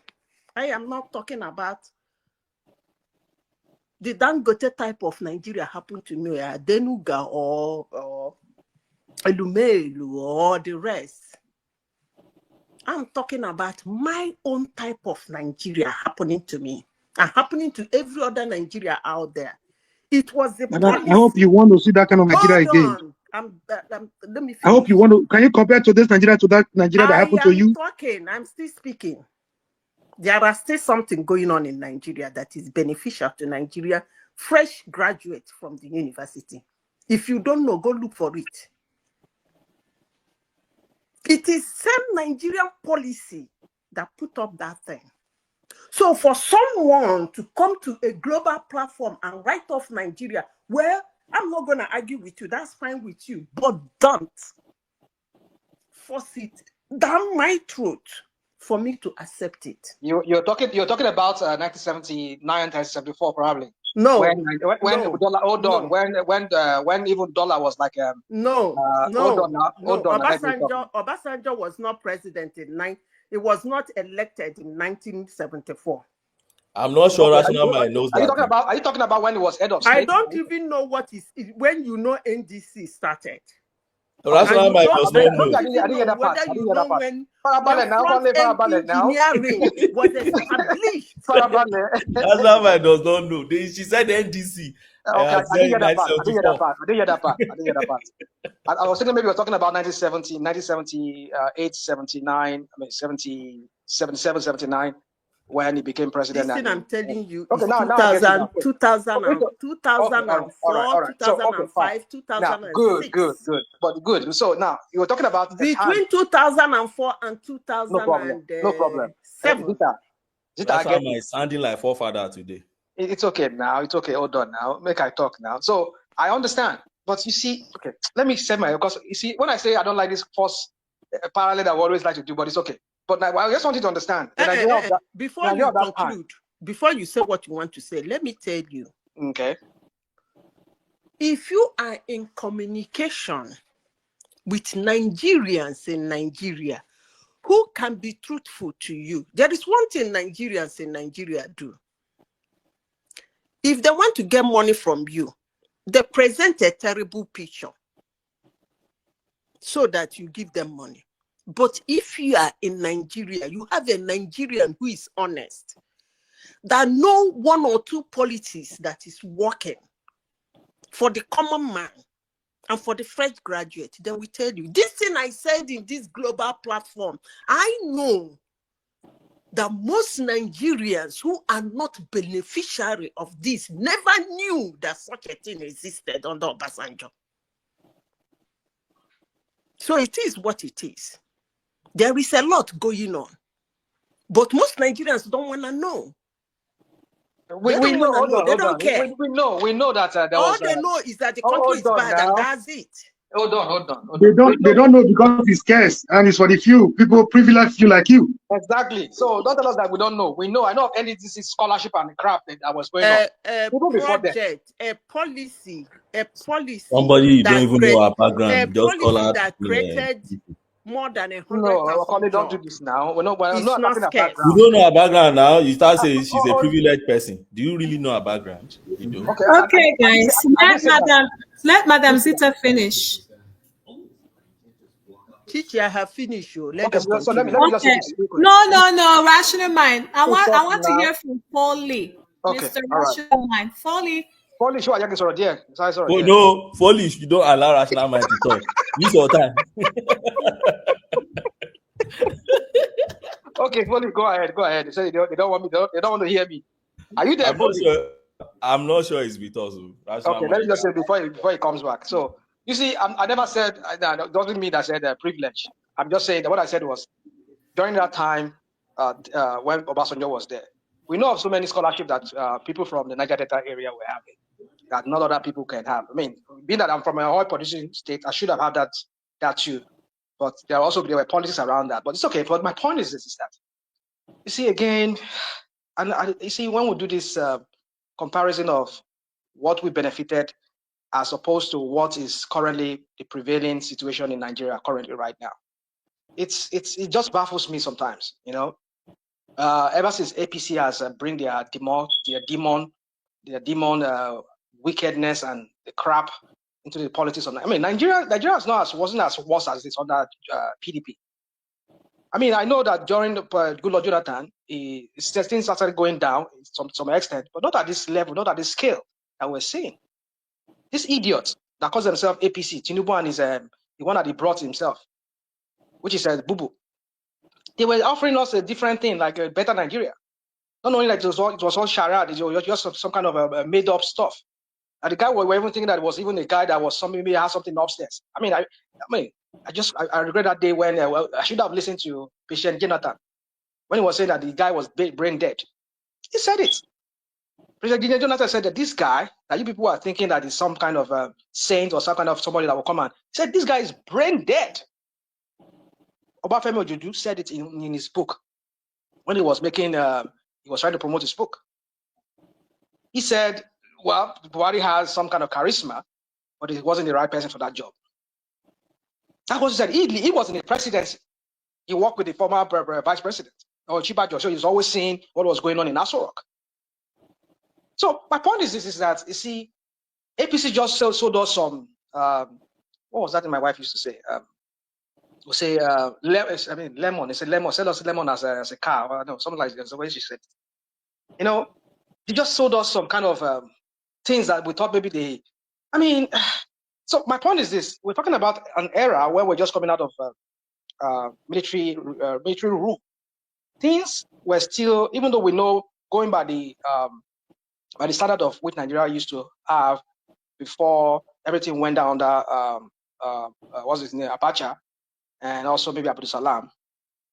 You cannot compare it to what happened under what's it called, Obasanjo.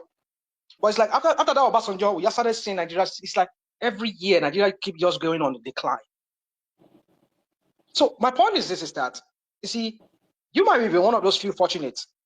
I'm not saying I never benefited at something like at least something from Nigeria. I must maybe at least they gave me textbooks that were property of Lagos state government or property of whatever state or federal government, PFF or what was that, Petroleum Trust Fund, PTF book. I might have probably maybe benefited from that or maybe had some books given to me. Yeah, maybe I did. But my point is this like when we come here, we want to like, you see, it's just sometimes so hard for me to debate with some of us here that comes here and try to like do this nostalgic, some false nostalgic feelings of the past of, Nigeria was some kind of paradise. Yeah, you might benefit, but not everybody does. Our children today in Nigeria, I mean, children or people of my kids' age, a lot of them, they're just, let me say this to you. At a time where many countries right now, they're talking about population decline. Let me segue into some other thing. Let's just do it. Enough of this Nigeria. But we see Nigeria still. Now, my point is this: is that at a time when many countries are on a decline, China is talking about population decline. Japan is talking about population decline. What's it called? Korea. All these top economies. People are not making babies anymore. but Nigerians are making babies like when rats they born. But what is the quality of these babies? I mean, of these people, with the human development index of these people. We could supply the world, being that our people are fertile, they are used, they born like rats. We can supply the world. Why don't you invest in these people, train them, let them be skilled? Here in America, we're talking about population decline. And one of them, the trend. Yeah, because you were fortunate. That's what I'm saying. That's why I'm using that. I'm using this example. Stop using the word fortunate. I'm not. No, you see, that's the thing. That's the thing. Some of us, you don't accept it. Maybe okay, you merit it, or maybe on merit, all right? Maybe because you went to university, you had all those requirements, but not everybody was able to go to university. Maybe even at that time when you went to university. But yeah, let's leave that. I don't want to go into those minute things that are not really on the side. But my point is this: I'm talking about people of now in Nigeria. The Human Development Index of Nigerians, it's nothing compared. Now, we're talking about HB1 visa here in America. And we're talking about people being brought from places like Asia, like China, and the focus is India, probably. Only you will see, and Nigerians make that HB1 visa every year. I mean, compared to other countries like China, maybe some European country, and maybe some like India, it's nothing compared to them. Your statistics is wrong. Give me a one. Your statistics is wrong. It's okay. Number one. You will give me. Okay, How let me many? know. Hold on. Okay, you're gone. But you'll be brief. So I don't lose my thought. You mentioned China. Okay. You mentioned India. Okay. What is their population? And what is the population of Nigeria? Here we go. For your information, go and check your record. So hold on. Let me finish. Okay, now. Okay, go hold on. In the Black nation, Nigerians are the highest holder of H1HB visa in the United States. For your information. So I don't know where you got your statistics from. All right, maybe you got me on that. It's okay. I mean, I will admit whatever I have to admit. Maybe in Africa, I don't know. I'm yet to see that statistic, but maybe you're probably you're right. But my point is that the people, most especially people who maybe that have that HB1 visa, maybe are people who are self-made on their own. Probably they have family who are wealthy, who were able to send them to school. You know how much it takes to go to medical school in Nigeria now. It's not only medical line, it's not only nursing, it's not, there are other fields, other fields that we can train our people to be skilled. But what we see, look at the population they talk about in the North. How many of their own people from the North are skilled? A lot of them are just born into this religious. So my point is that why don't we focus on supplying the world that thing they need, that population? Because if you go to Japan now, a lot of their people are old. Who's going to take care of them when people are not giving birth anymore? When a lot of them are old and you have to be in nursing home, is it a robot that will be feeding them? A robot that will put a spoon in their mouth and be pushing them on a wheelchair? Probably that's what they're going to resort to. But in the long run, that's not going to work like when you need a normal human being to run the society. And gradually too, I'm seeing that might happen in Nigeria. That population decline might happen in Nigeria. Because I tell you, a lot of our girls are not getting married. A lot of our guys, they don't want to marry. You see, these are the things that because we have the population. I just feel we have what it takes to be able to supply the world. For this man. What is it now? Tell me what happened. Go on, I want to hear you, Zita. What is it? With all the baby mamas that is flowing everywhere around now. That is the quality. That's what I'm saying. So what's the quality of those about babies? Marriage or about birth? Okay, fine. Maybe there have been many babies, but my question is, what is the quality of those babies? Not just having these babies and just have them literally everywhere. But the question is, what is the quality? How are they productive to the society? What are they creating? What is the plan for them? What is the value? What is the plan? Because when you have plan for them, that's when they can be useful to themselves and to society. And maybe someday they can acquire the kind of skill that our friend Zita in Finland has. And then maybe be able to also go abroad and go and bring that krona, go and bring that Danish krona or whatever they call it, the money you use over there, and bring it into the country. And then that is how China became what they are today. A lot of people went into the diaspora. They went to obtain, education in what they call it is the STEM areas.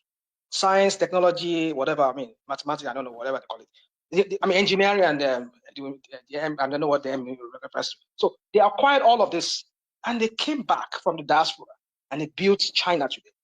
China is a powerhouse now. They manufacture for virtually every country of the earth. But why can't we tap into that? But Tinubu wants to get there. He wants to make money himself right now. He wants to enrich his cronies. No long-term project. Like we want to plan ahead of things, ahead of time for our people. He wants to pass a tax bill because he knows that he's going to benefit from it. He wants to have his name on the record that he formed a. No, those are not the things you should be focusing on. Focus on developing your people. There are the people that will bring that will rake in that tax for you. That was what this guy was talking. I mean, talking to you, what's his name? Chioma, you asked me yesterday, what are some of the things that you want me to talk about? What's his name? Obi. So some of the things that Obi said when he was giving his press conference. So my point is that if you do not develop your people, how do you tax them? Are you going to be taxing them to oblivion when they don't even have anything? Why are you going to even get the revenue when nobody's working, nobody's productive? You just now have to put a noose on their neck and just kill them. That's what's going to happen, right? So my point is this: you see, we need visionary leaders that, if they get there, even if they don't make any impact right there, let it be systematic. Okay, I come in, I'll do this. I fix the electricity. I know I cannot solve all the problem. Let me fix one electricity. Let me power the whole country. And you come, you fix the road. Make all the road motorable for everybody. You come, go bring investors so that they can start investing in their country. These are the systematic things they can do, rather than just make it look like everything politics.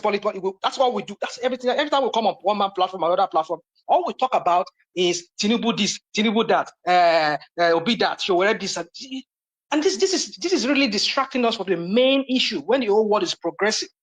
The world is talking about AI now. The world is talking about some kind of different kinds of level of science and technology now. But we are still back. Only few of us, maybe within Nigeria and maybe in diaspora, who are privileged to be able to get education in those fields. But what happened to the ordinary man in the street that his father does not have the means? In Nigeria, we're talking about how many people we have made poor over the years, how we have made our friends that were driving Rolls to be driving Honda. China is talking about how many poor people they have been able to pull out of poverty, how many new billionaires they have been able to make. Our president is boasting with how many poor people he has made poorer. A shame on all of us. Bye-bye. It's just so these are the things we should be talking about. You see, I get sick and tired of when we come every time. So that one just gaslight everybody now. He didn't even wait for response. He just left. Who is that? The one that spoke last. You see, this kind of approach to public debate will not help Nigeria. So that's his own indication of education. It's okay. Now we are with debating now. So my point is this: is that let Tinubu and all of you see. I'm talking now. I'm not going like beating on Tinubu now.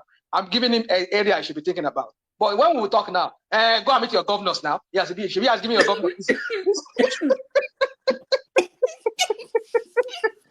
We will never move forward in that country. Because when you are sending me to go and meet my governor, will I go and meet Dakwa Abiodun that also kill anybody that challenges him? Or my own governor in Ondo State that even that I don't even know what he's doing. He has no. I don't even know. Who are we going to elect? Who are we going to elect as governors? That one that caused him to say my governor. What's his name? What's his name? My governor in Ondo State. That guy. I can't even say this is what this guy has done. I can't even talk about. I mean, like, at least when Mimiko was there, at least Mimiko focused on health. We are having people from all across Nigeria. They were coming to Ondo State for health care, and that really. I mean, see, these are some of the. I mean, I'm not talking about. I'm not saying Mimiko don't really did some. Mother and child. That's true. Yeah, he did that. So, I mean, okay, where is that program today? That program has flopped. It's flopped because I remember that time a lot of people were coming to Ondo State for medical care. And a lot of the nurses, the doctors, they were making money. They were being paid. But as soon as that guy left there, the whole thing just went down the drain. So this is what we're talking about. So they only want us to always talk about Tinubu, talk about their shenanigans and their crap at the 2027 election. But the very, very substance of why they are there, we're not even debating it. That's my point. So let us put our population to use. That's what I'm saying. because the world is really going on so many major economies, they are going on a decline. They're not making babies anymore. Let me not say they're not making babies anymore, but the rate at which they're making babies is not even catching up to anything. So we can supply them. All those Almajiri kids then in Skano, in Kaduna or whatever, the Zamfara, pick them up, put them in school, give them skills. They'll become the next Microsoft, what do you call a cyber security engineer. They'll become the next Tesla or. Hold on, rational mind, please. What we're talking about. Can you look on the screen, rational mind? That what? We need $50 more for us to get rid of rational mind. So continue.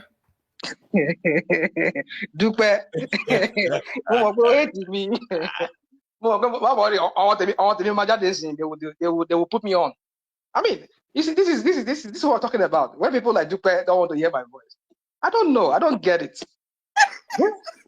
Huh? Yeah, Dupe. You screw trash now. That's why. All right, let them remove me. Maybe come from me. I'm about to leave because I'm already on the way. I'm leaving already. But let me just say my national mind. Let me join. Already they said they don't want me. They don't want me talking. That no, I'll join you with you a bit on what you talked about. Talk about. You see, there is no. For me, there is no way we're going to discuss. As long as there's politics, as long as we are alive. First and foremost, in political science, they say everybody's a political animal. All right, every human being is a political animal, and at any level of organization you find yourself, as long as we organize ourselves as human beings, even during war, there's still politics. So we must always discuss the politics. I know there are some people that like sermonizing, and they try and come with all these holier than thou approach to politics. They don't like listening to the truth underpinning their political space. And that is why I know many people will always have issue with Madam Sita when she comes out and tell you this is what is obtainable in politics. Oh, they want to sermonize. They want to tell you, the Sowore approach is the best approach.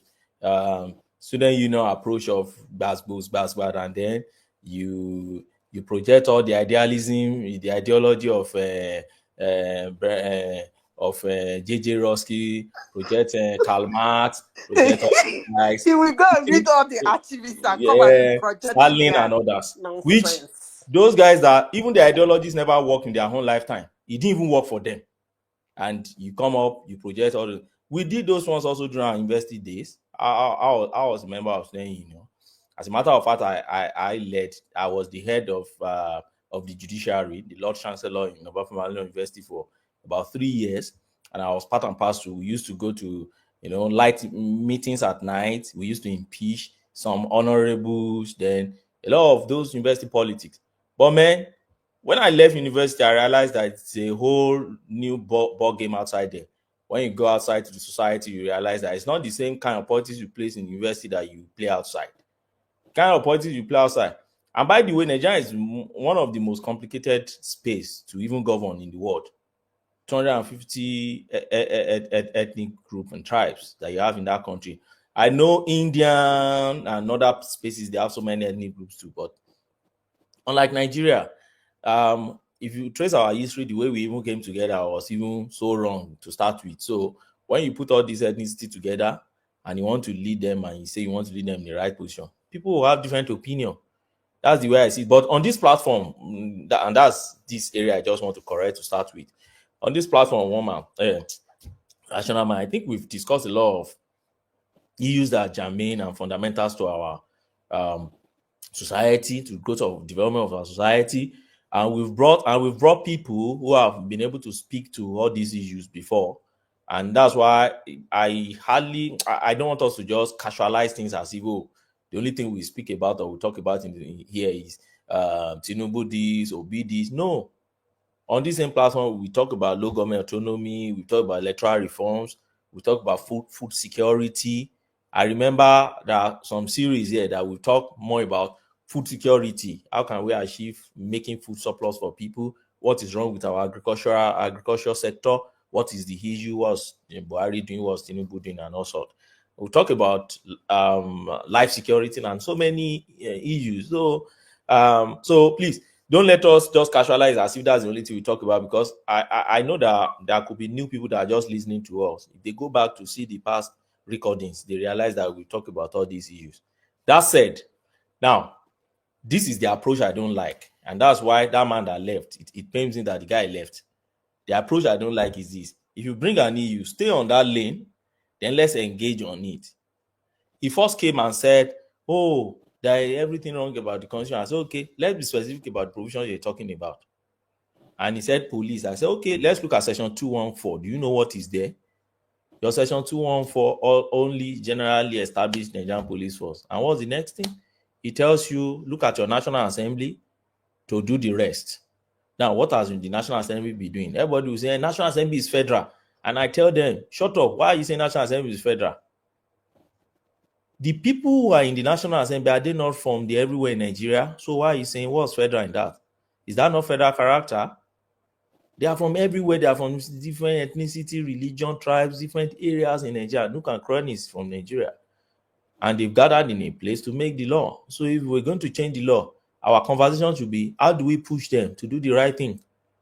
And I've mentioned it here before on this platform. Many of the so-called activists, I don't know if Foley is still here, including Foley. I can't remember the last time Foley. I don't think Foley has ever been to the House of Assembly in Ekiti to even go and push for or observe their hearings before, except if he's going to disprove me on that. So we can stand here and be sermonizing about Sowore, I'm not saying about everything. Do we even participate in what we have on ground? Do we? How many Nigerians do you see when there is crucial hearing on crucial bills in the House of Assembly or the National Assembly? Let's even start with the House of Assembly of their state, or let's even start with the bylaw of their local government. How many? Like Rational Man that is here now, do you know the bylaws of your own local government, in your local government? Let's say, you know, those things. I don't even know which one. Most people who come to this platform to screw trash about Nigeria know nothing about Nigeria. They don't. That's the issue. That's Total one thing I've nothing. noticed. India is over 1 billion people, if I may say. They have about 200 and something languages. Yeah, of course. Nigeria, 200 and something million, over 500 languages. And that kind of country, you come out to say, you think it's just a straightforward society. Nigeria is a complex society. It's a very complex one. Very complex society. And for your information, this constitution you people say is not working. If you were in Nigeria in 1999, you left Nigeria in 1999, and you never visited Nigeria, if you go back to Nigeria today, you will see that the constitution somehow is working. The infrastructural development in Nigeria. What work has it done? What work has it done? At least in 1999, there are some places in Nigeria that never had electricity. Today they do. There are some places in Nigeria that never had roads. It's the constitution now. It's the constitution that made them have electricity. Today they have roads. So it's not as bad as you project it. I have always said it in this platform. Yes, we all agree on one thing, that Nigeria as a country is supposed to be running, like moving very fast. But is it moving fast? The answer is no. We all agree on that. It's supposed to be walking with a giant stride. Is it doing that? The answer is no. We all agree on that. It's crawling. It's making a gradual move. But for somebody to come and write off that gradual move, I'm not going to take it. But I'm not going to argue with you, but don't argue with me. Don't insult me because I told you that, look, they're not just standing still. They're moving, but probably they're not moving as much as we want them to move, or as much as they are supposed to move. That is one thing everybody will agree on. Are we supposed to have done this? Yes. We didn't do it. Are we supposed to have done this? Yes. By now, we're supposed to have this. Yes. But we don't have it. That's true. Generally, that's true. But the little effort we have made here and there for somebody to come, no, I'm not going to take it from you. Because I am made in Nigeria. And I am so proud that I am made in Nigeria. Zita. One man, look at it Because from this angle. Somebody said, I think it was the Omori that left, said, okay, maybe you. Oh, president of South Korea was sentenced, and then they'll be looking to arrest and say, oh, that will never happen in Nigeria. It's never happened. I said, no, don't let us be too simplistic. First, do we run the same constitution? We don't. Do we run the same set of laws? We don't. Do we have our peculiarities or that is the same in terms of no, they are not? The kind of constitution we run, first and foremost, sitting president cannot even be arrested because of Section 308. That's the immunity. Some people have been saying that we should be removed. But the point again you look at is a developing country. If you remove it, what will you get? What could be the consequences of it? Won't be distraction by political figures like, even with Section 308, we see what they do around. Any little gains by the government, they must still demoralize and stigmatize it. I was watching the other platform today. Collateral even went there. They were talking about the refineries, and I could see the kind of vellum they were, they are vituperate. They were like, I mean, there's some Nigerians that don't even want to hear news that things is working in that country. They don't want to hear it too, like rational They are mind. itching. They'll be waiting so eagerly to just hear the bad news and cash it. I can't imagine. I said, the guy came and started feeding their ego. No, the refinery is not working until Colata now came and said, look, when you say refining, define it. What do you mean by refining? He said, okay, you have refinery that is producing XYZ thing, but they are yet to produce PMS. Are you saying they are not, because it's here to start producing PMS, something that has been abandoned for donkeys of years? Are you saying therefore they are not refining? The guy shall move. So okay, when Dangote started his own, he didn't start with refining PMS at the start. Do you see at that time it's just a modular area, and they started hugging on that thing? And I could see Nigerians, they were happy to hear bad news about their country. Hey, if you bring any good news, how you people spin, if you bring any good news to rational mind They about hate Nigeria, it. he will use his left They hand and spin hear it. it. They hate it. Hold They on, Zita. spin it. You see, They don't want it to qualm. hold They on, doubt hold it. on. They So you think we are killjoys?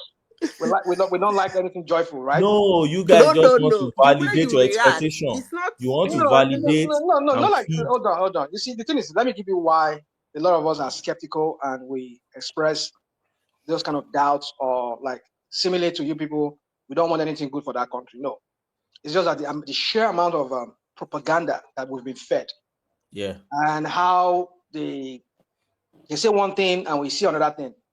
You know how many times that we've heard NNPC saying that it's going to work this year, it's going to work this year, it's going to work this December, it's going to work that December.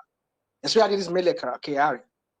So that anytime, even when it's even working, we doubt it. Because I know how many times we've had, not even the same Kulata you're talking about. You know how many times Kulata has come on this platform here, and he has been saying that Mele Kayari should be removed. That every time he comes and tells us every year that it's going to work, it's going to work, it's going to work. Now finally, they get it to work to about 60%. I don't know how many percentage of what they say that is. And we're only hearing that it's only manufacturing diesel, kerosene, and one other whatever product they said it was manufacturing. But now you see what you're talking about. See what you people are doing. You see, when you see things like this, you want to celebrate it like as if it's some kind of what's that English word I'm looking for? Some kind of It's an achievement. some kind of achievement. What is achievement about it? It's a developmental achievement. No, don't give me that BS of a developmental. Yes, it could be developmental. It is now. But That's developmental economy. It's an achievement. You see, the reason why we speak, some of us like myself speak the way we speak. We sound like we don't like anything good. Not because we don't like anything good. It's because I don't say you don't like anything good. Hold on. I say you are so eager. Not maybe you.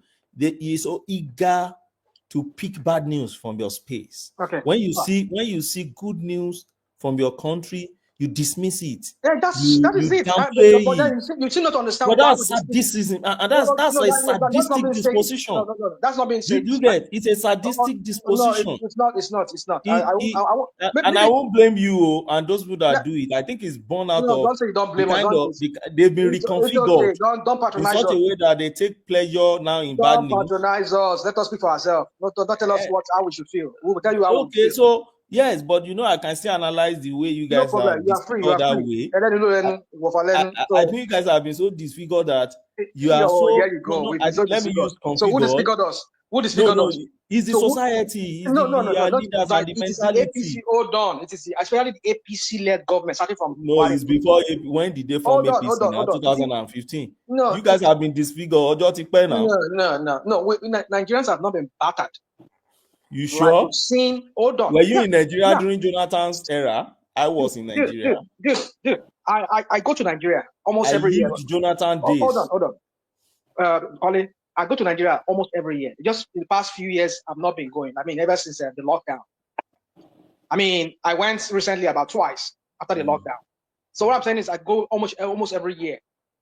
Just last year, I think I didn't go. I think early last year, or I mean, maybe late last 2 years ago, I went. So I just leave all of that. My point is this: is that what I'm saying is this: is that I was on ground. I know the Nigerian politics, the Nigerian society.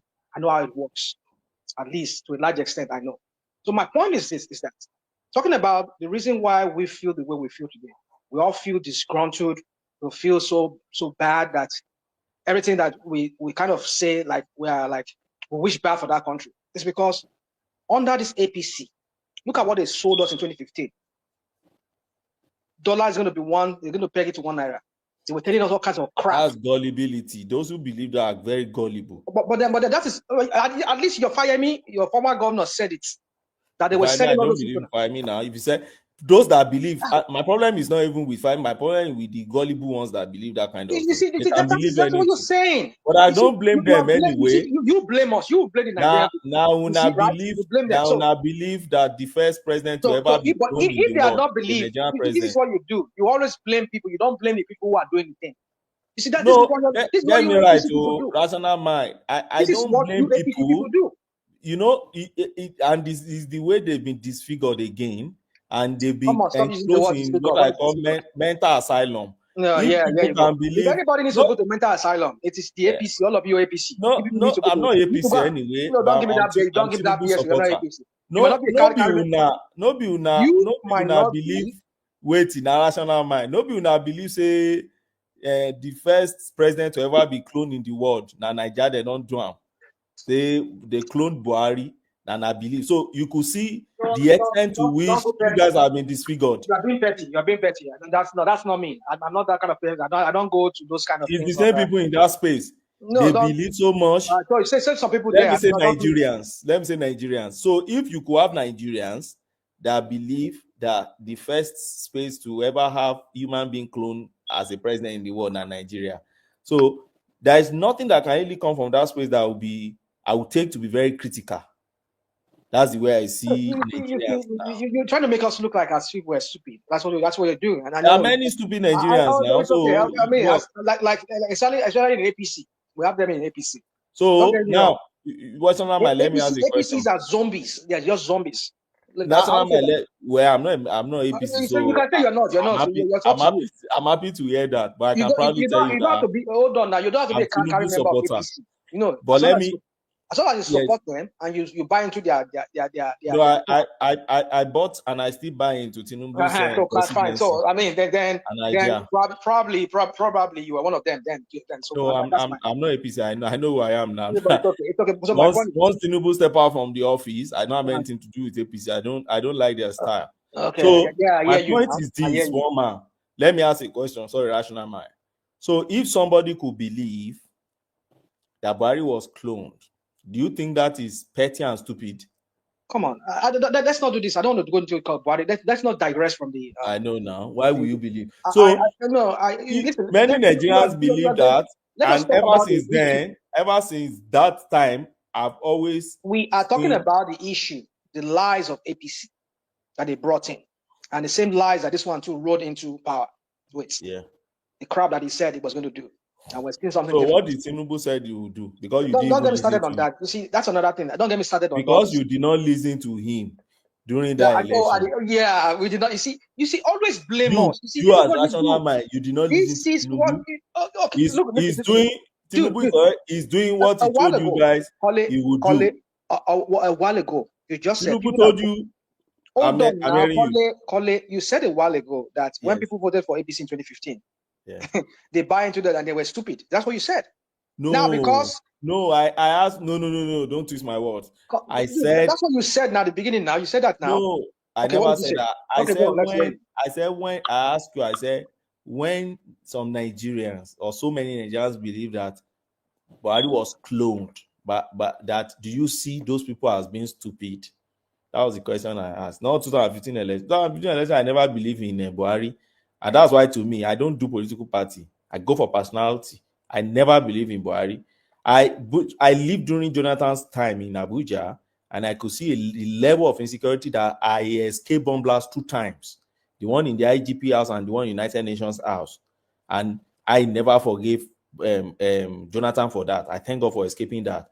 But when I saw all the candidates, I still prefer Jonathan to all of them that contested in that 2015, and I chose Jonathan. And I remember I lost a lot of friends, of, let me say, friendship based on that, because they were zombies. They were never at any point, they were never critical at all. The guy said stealing is not corruption. They started twisting it against him. Everything they must twist against that guy. And I said, okay, well, that's good. So you got Buhari. Don't blame it on us. You got the person you wanted. So don't blame it on Nigeria. But the same set of people are the people now complaining about Tinubu today. And I asked them, if you were not critical back then, why do you want me to agree with you now that you're a critical mind?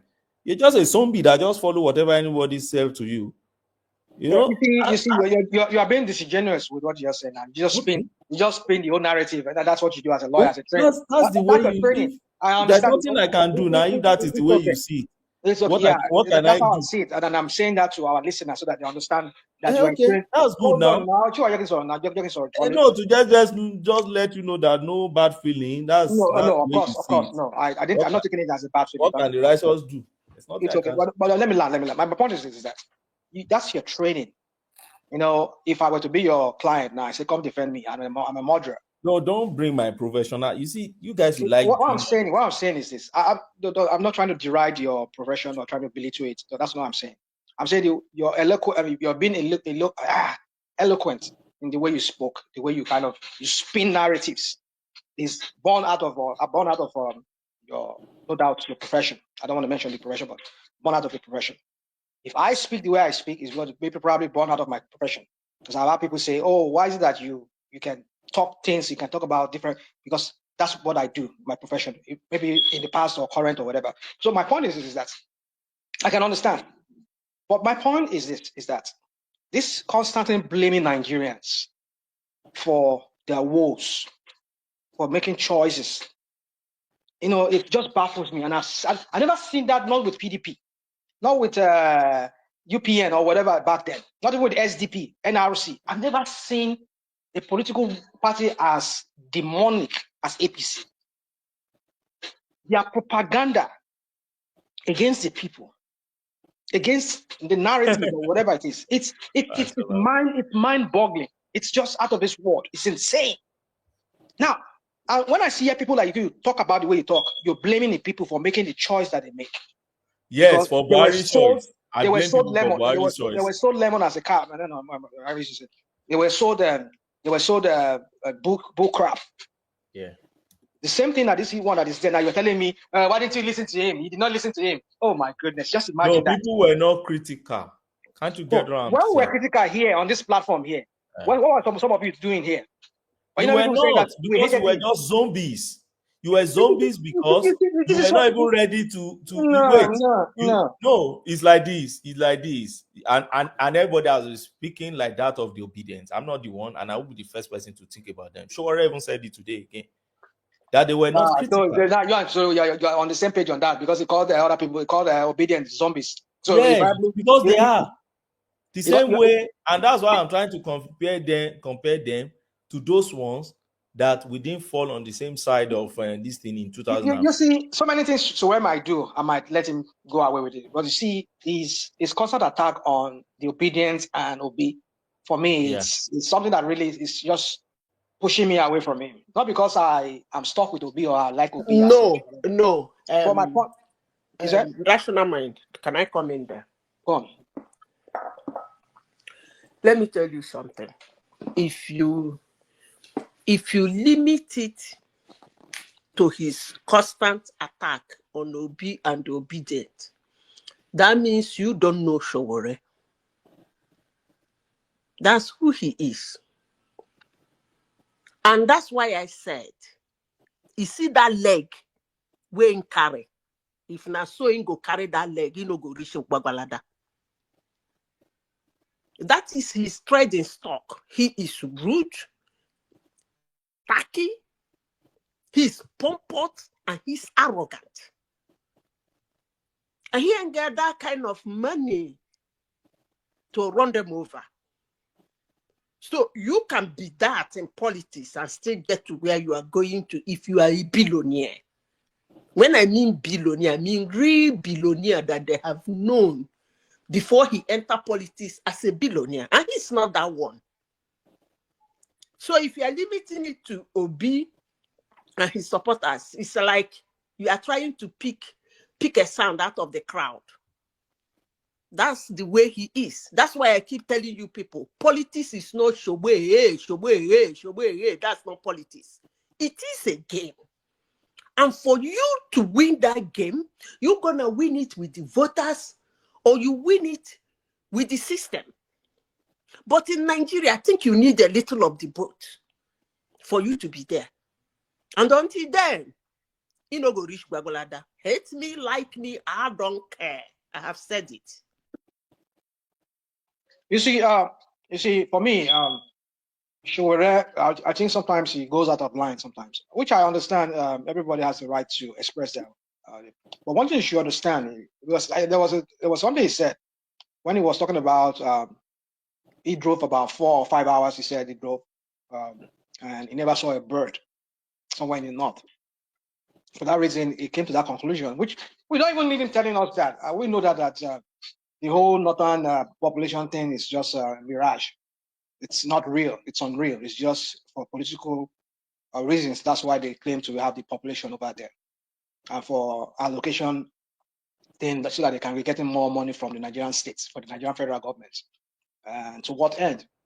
We see no development as such over there.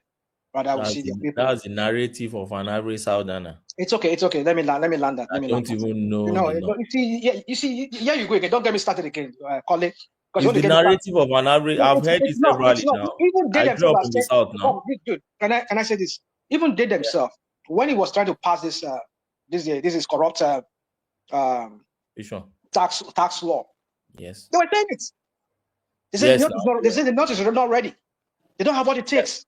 So what's the connection with population and development? The connection is because they are underdeveloped. They don't have the resources. I mean, let me dial back. Let me say they don't have the resources. What's the connection with what you have just talked about? Somebody who walks without seeing birds. Say that again. I'm sorry. What did you say? What's the connection between Sowore's narrative that he traveled for a long distance without seeing birds, and then what you're talking about now? Okay, so my connection is that they do not have that population that they claim to have, but they get allocations. Lots of money allocated to them based on whatever made up or cooked up numbers that they claim that they have. But in the that's another thing you are getting wrong now. Don't give me that. Don't give me that's what I'm getting wrong. Let me just. Is Nigeria allocation sharing? Is it based on population? You don't need to tell me. You don't need to tell me about North. I've lived in the North before. Don't give me that. Where in the North did you live? Because I'm sounding to me like somebody who never even understands. I have traveled extensively within Nigeria. I've been to many. You're not sounding like that person to me. Okay, yeah. I don't need to start with like that because I don't like telling you what I've done or not done. You're not sounding like that person because if you pick the whole North and to me you're sounding like everybody not now that put the whole North and call them. It's true. It's okay. It's okay. You are free to express your view. I'm telling you what I've seen in the North. The North does not have the population they claim to have. How? Why do you think? Not. There's a swat of land that are empty. Because hold on. The only time you see people, even when you see people in those hamlets, villages, it's just sparsely populated people around here and there. And when you go to even the main so-called place where you are called Sabongeri or whatever they have, densely populated people, That's about the only place you can see them. And then you never see any other place, like sometimes you see in the South. I'm not saying the South has the same population as them, or maybe more than them, but I'm saying is that population in Nigeria, because Nigerian population is overinflated for me, and the bulk of it is coming from the North. And we saw that from this last election. We saw how many millions of people, we saw about 30 million, 40 million people registered to vote in the North. How many people of them came out in this last election? The total number of people that voted in this last election, both South and West, both North and South, was Let about me 20 push million. back a little on that. No, Yeah, about before 20 you land, million. please let me quickly push back a little on that. Okay, go on. Well, you know, I said you're sounding to me like somebody who doesn't really understand the northern part of Nigeria that much. Maybe you just pass through the place, or maybe you just do your Dude, NYS don't patronize me of just in passing. those 70s. Yeah, you're not sounding to me like somebody who I understands live the in the North. I live in the Now, North. well, I maybe lived in the North. Yeah. I don't know that part of the North where you live, but I lived in the North. Yeah, I used to live in the North. Yeah. okay. So now when somebody like Sowore come and say, oh, they don't have the population, and people like you come to validate it based on the fact that you see expanse of land, you can't see people. As a matter of fact, one state alone in the North can take about 2-3 states together and put in it in the South. So yes, you will see expanse of land without people, but when you see population, you see. What do I use as my parameter in most cases?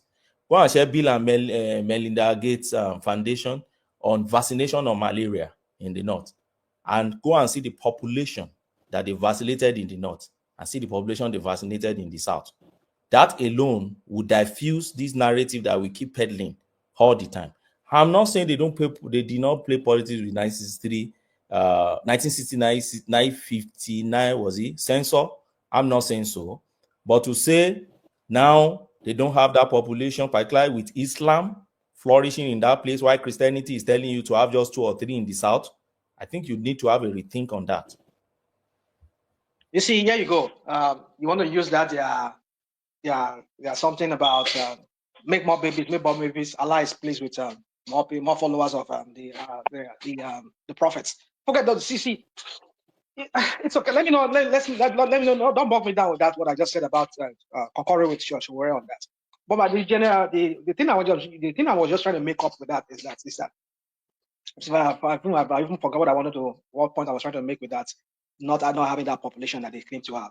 But the general thing I'm trying to say here is that, you see, the Nigerian problem is that as long as we cannot get our population right, it's going to be very hard for us to really develop. Because even Tinubu is doing this is whatever tax report that is from is running. On what basis is that? Now you said, okay, based on whatever you are able to produce or you're able to tax, you're able to generate within your space. And then some of them will say, well, if we decide to produce 1 billion naira every month, and we have a population that could produce can give us like 100 billion naira every month, but we're only doing 1 billion. What's the point?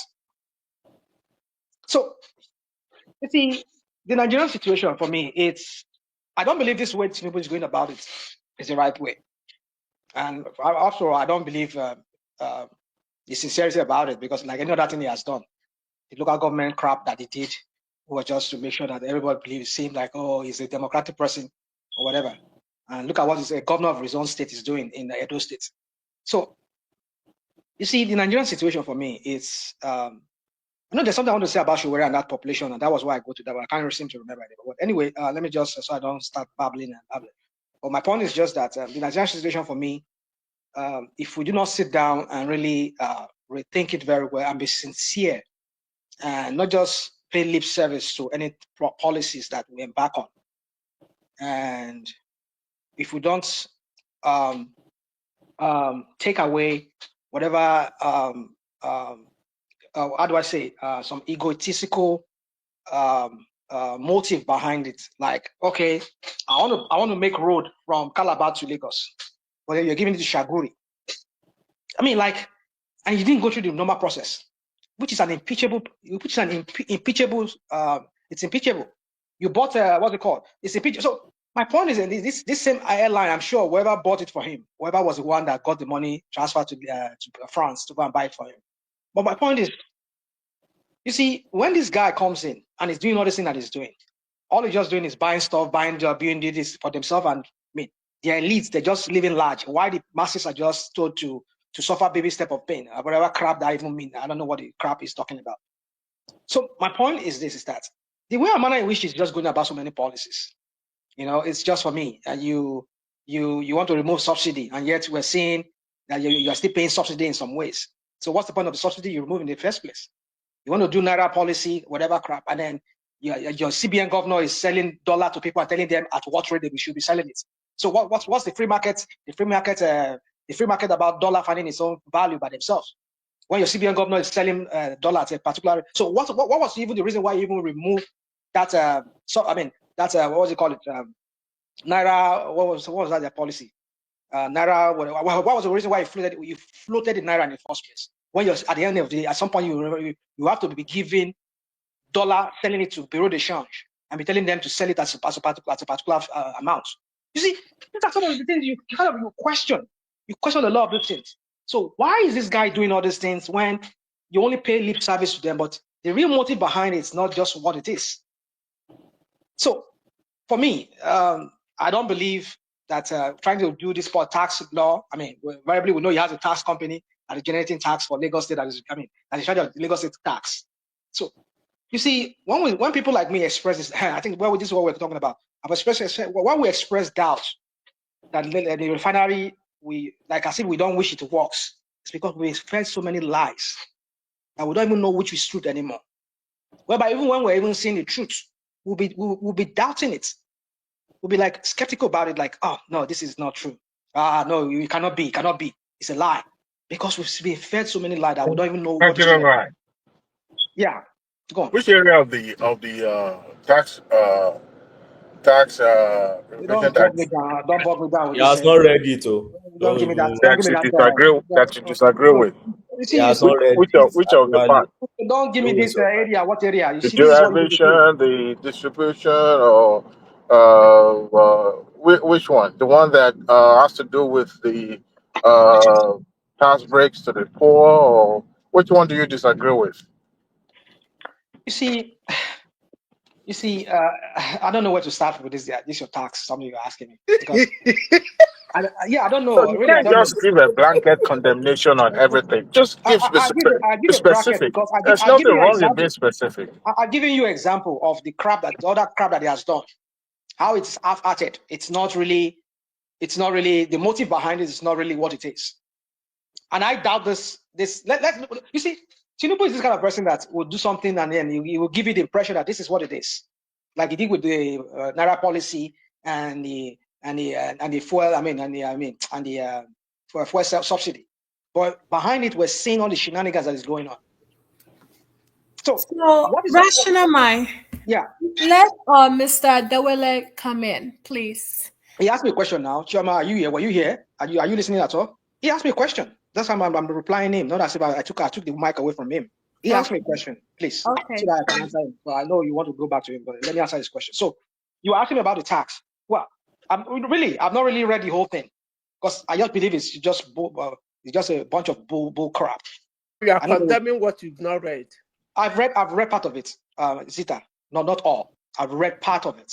And when I saw the part that I just read, I can't like, okay, again, let me answer Kole again. When Kole was asking us that, it was like, we don't even wish anything good to happen to that country.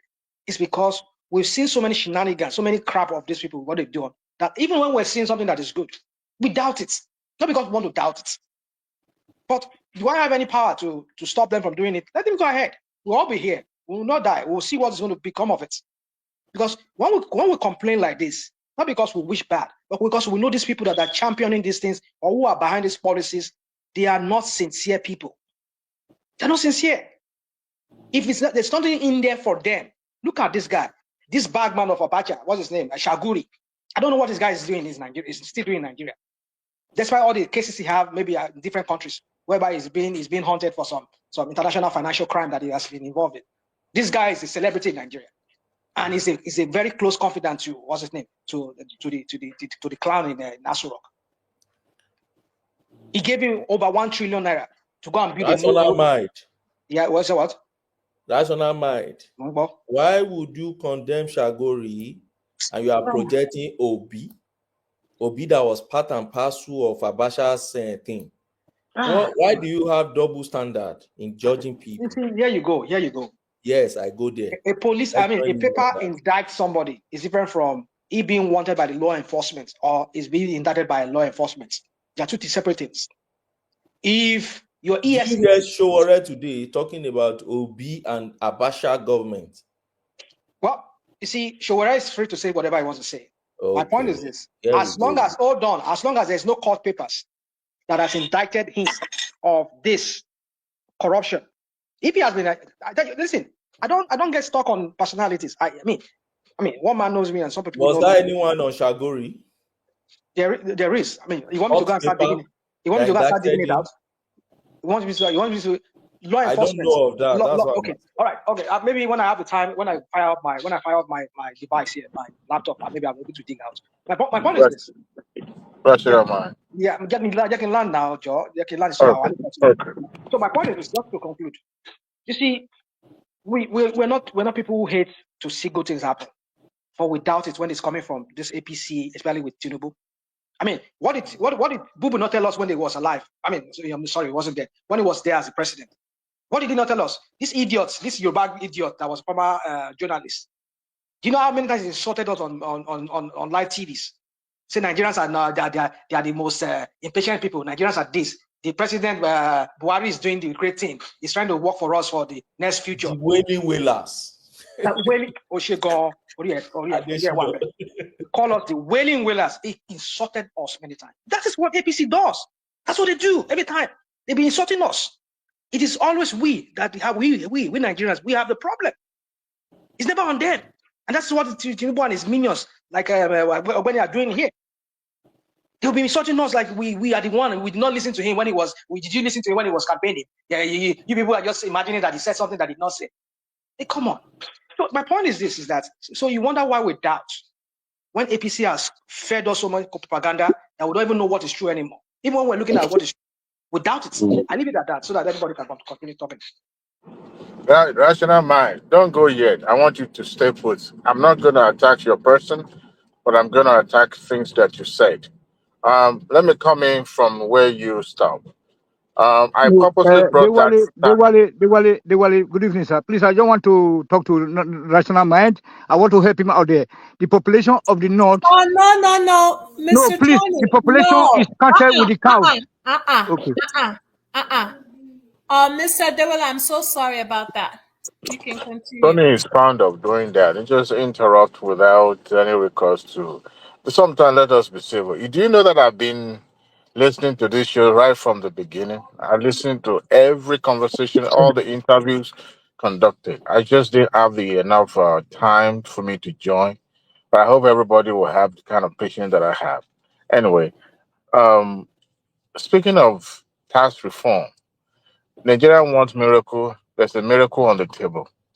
Nigeria wants a solution. There's a solution on the table. Now, you've seen a president for the first time in the history of this modern democracy, a president or the executive that chooses to be proactive by putting something on the table that everyone can be part of and have a discussion about it. What do we have? We have section of the country going on arms with the governor, with the president, saying that no, this is not going to benefit us. But there's never a time they involved in discussion. And I purposely asked National Mind about what he felt about the tax reform proposal. Look, there's no policy that is going to be 100%, but we have to look at the merit and the demerit of all these policies. Now, for the first time, we actually have a reform policy that actually targeted that, also the derivations, and then tax breaks to those who actually needed it the most. What do we have? We're trying to throw the baby and the bathwater all out together at the same time. You see, people that said Nigerians don't have patience, they are not wrong and they are not right. But they are not wrong, because things that could benefit us, we never engage in it. But just this complete blanket condemnation, when we are trying to be an opposition, we should do opposition with objectives, not just this daily and cherry picking about what we want or what we don't want.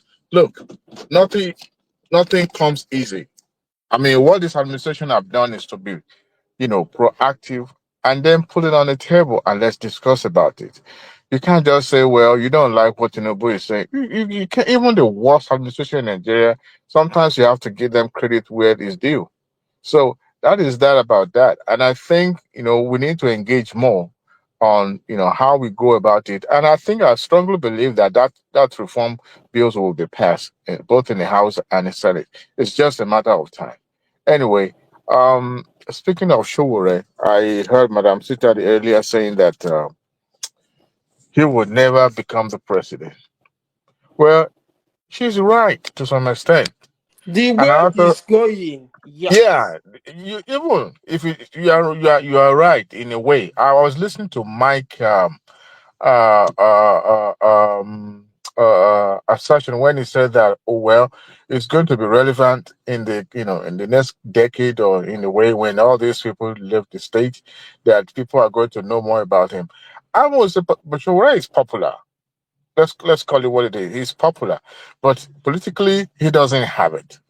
Now, what Madam Sita said is right in the sense that when you position yourself not just as an opposition but an antagonist or the enemy of the state or enemy of the political class, they will always work against you. They'll never leave the stage. As they're leaving their proteges, back on the stage for them to continue where they stop. And for sure, is not ready to compromise. And democracy is about compromise, not in a bad way, but in a way that you have to forgo some things for you to be able to attain certain things. Now, when you are not ready to compromise, but everything has to be your way or I way. I'm so glad when somebody asked a question about him being, the face of his party, and is trying to, equate it with the South African opposition party. Yes, the South African opposition party became relevant in 2023, thereabout. But the thing is this: they were ready to yield the floor. And if you listen to their leader's statement in the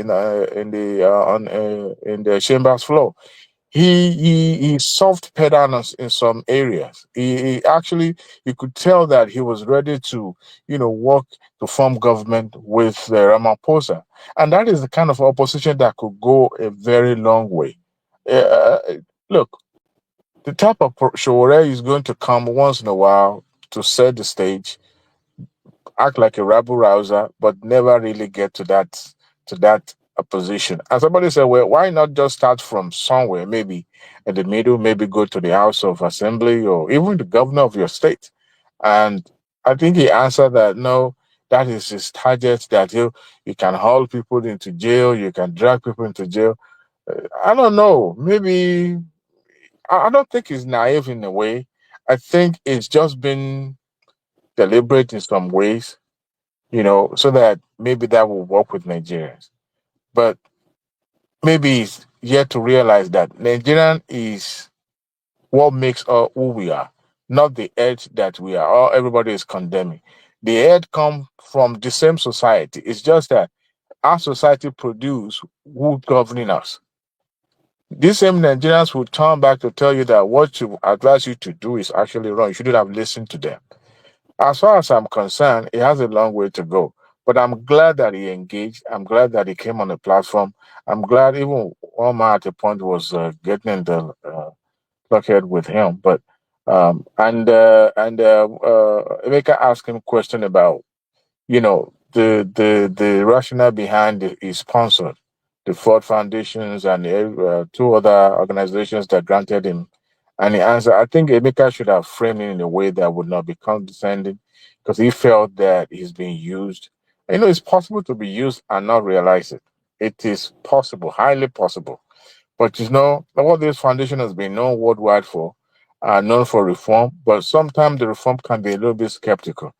They are indirectly not dictating what you are going to do, but once they see that your program align with what their goals, they are ready to put their money, where it suits them. And in these cases, they were able to, pump money to or give money. After all, they are the one granting the request, and they give money to those who they believe that have a program that is tailored towards their goal. So it's possible to be used and not realizing it. But what is Shurura is even done in the country is for reform. Is for I don't think except for the revolution noise that it was making around. I don't think he has asked people to take up arms against the government or anything like that.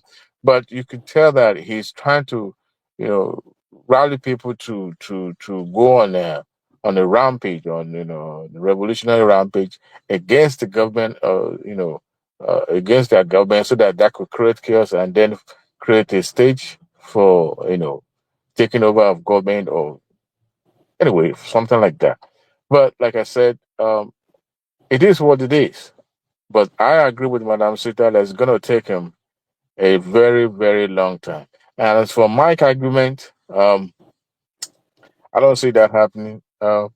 It's been established that critics don't usually make good administrators. Can I come in, please? Yeah, go ahead. I heard you say Sowore is popular. He's not. He is. He's not. Okay. Let me tell you, in politics, when you enter politics, when they know you are popular, is when the grassroots knows you. I'm talking about politics, because that's where he is venturing himself into. He's not popular.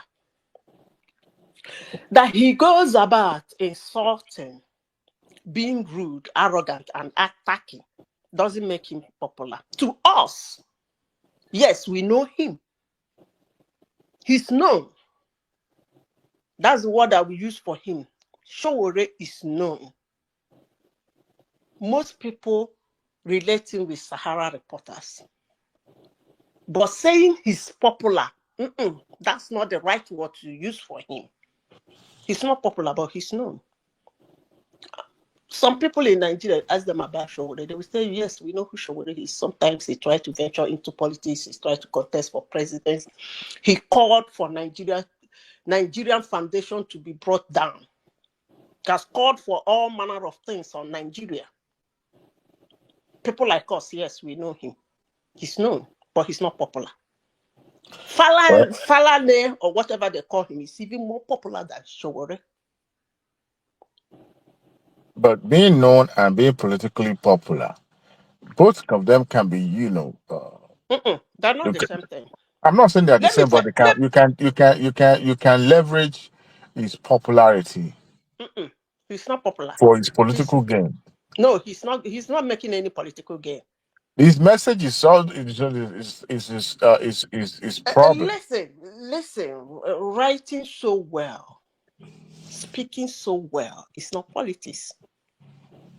And we keep saying this.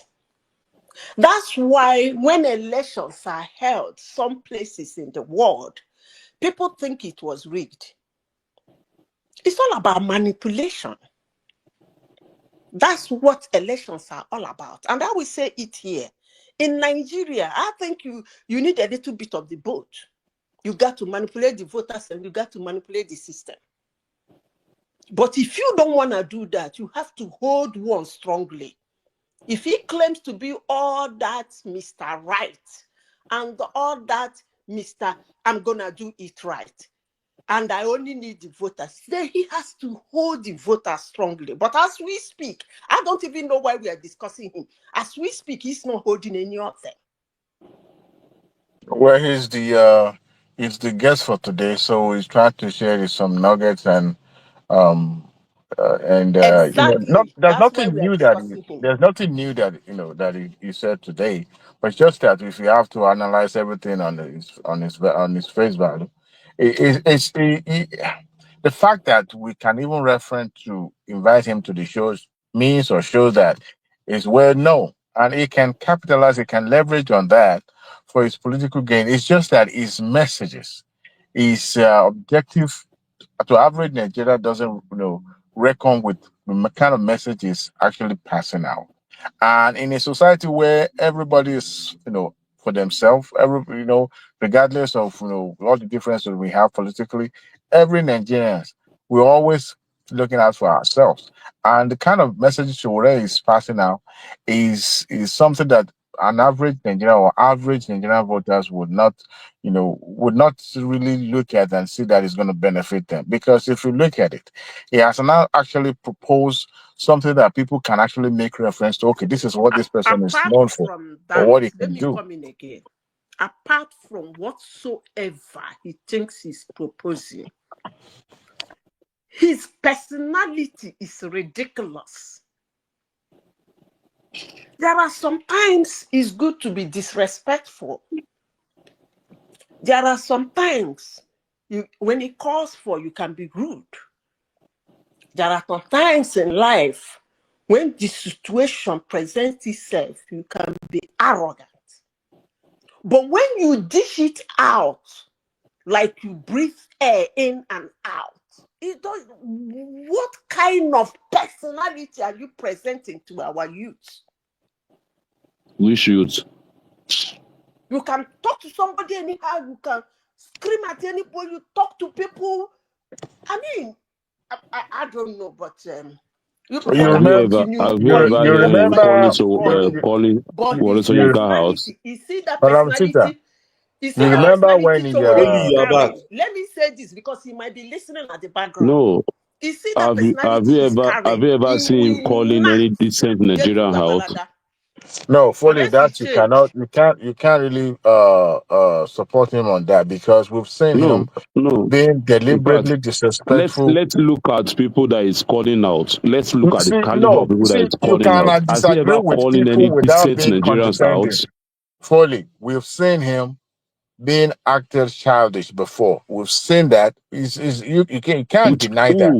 who is Okay, he shared it with? you Who are remember these that was people? a scenario that played out in New York. Was it New York or New Jersey, Let, where a Nigerian Yes. official went there What and happened? What happened let that me tell day? you. Can you he Let give me was us a tell there you. narrative of what uninvited. happened that day, Let He me or tell was you. exactly what happened that day? You can make your point.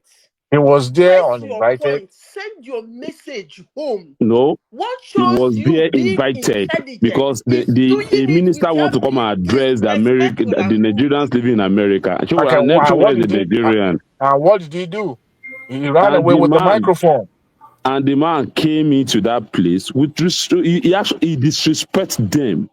It's not everybody that love when you just throw a garbage at them because you're in a position Mm-mm. and they give you the No, tickets he has to do not it even free of spoken. He has charge. not even said No, anything. He has not even said a no. word. The man came late to the event because of he's Yeah, changing his room because of where they yeah. put him. He No, can, because of he where can, the room they but was that can be they arranged for him. Please that let me can be talk. addressed The, maturely. That doesn't need to be, acting no, childish you know without what? it. You know what? We have been addressing this thing maturely. Nigeria has never gained anything from it. So okay, So so at I the end think of it all, what was the result of all the shenanigans at that venue on that day? you Nothing. call it They could guy as well today. call the If you policeman don't, I didn't mean law enforcement on him. that action did not take place. You won't be Okay. referring to it today.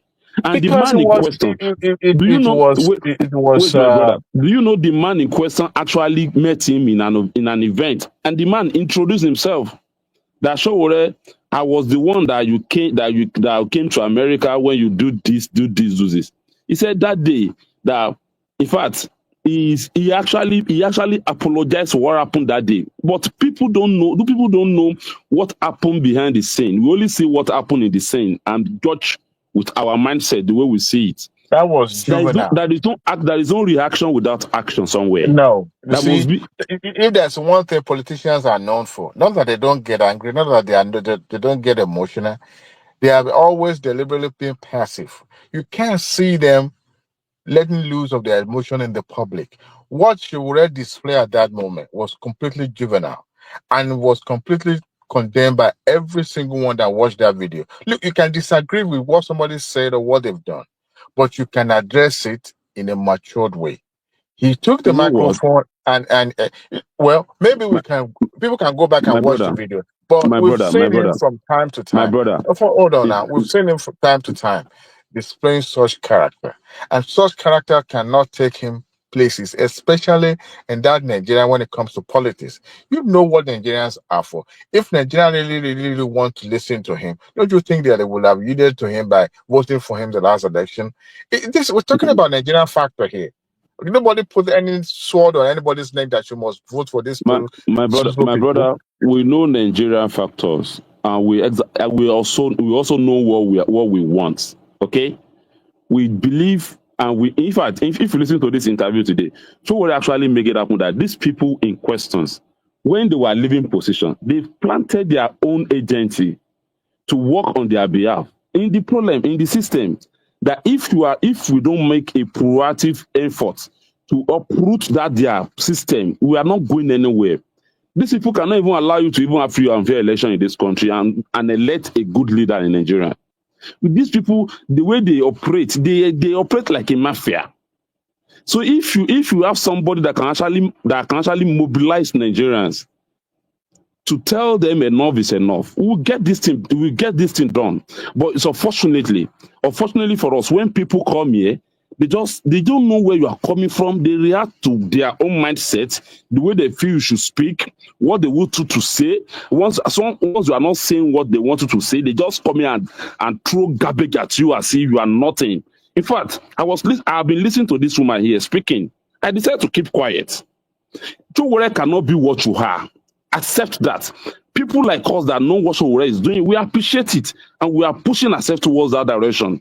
And go and sit down and look at what will happen in this country. A day will come that thing will take place, and people like you will be nowhere to be found when it happened. We are all expecting that day. Don't be threatening everyone, please. You see, Nigeria has been a system for the past over 60 If you years like, call now. it you are Excuse me. Sowore, whatever you call it. Excuse me, guys. We'll all be waiting Excuse for you me. guys on that day.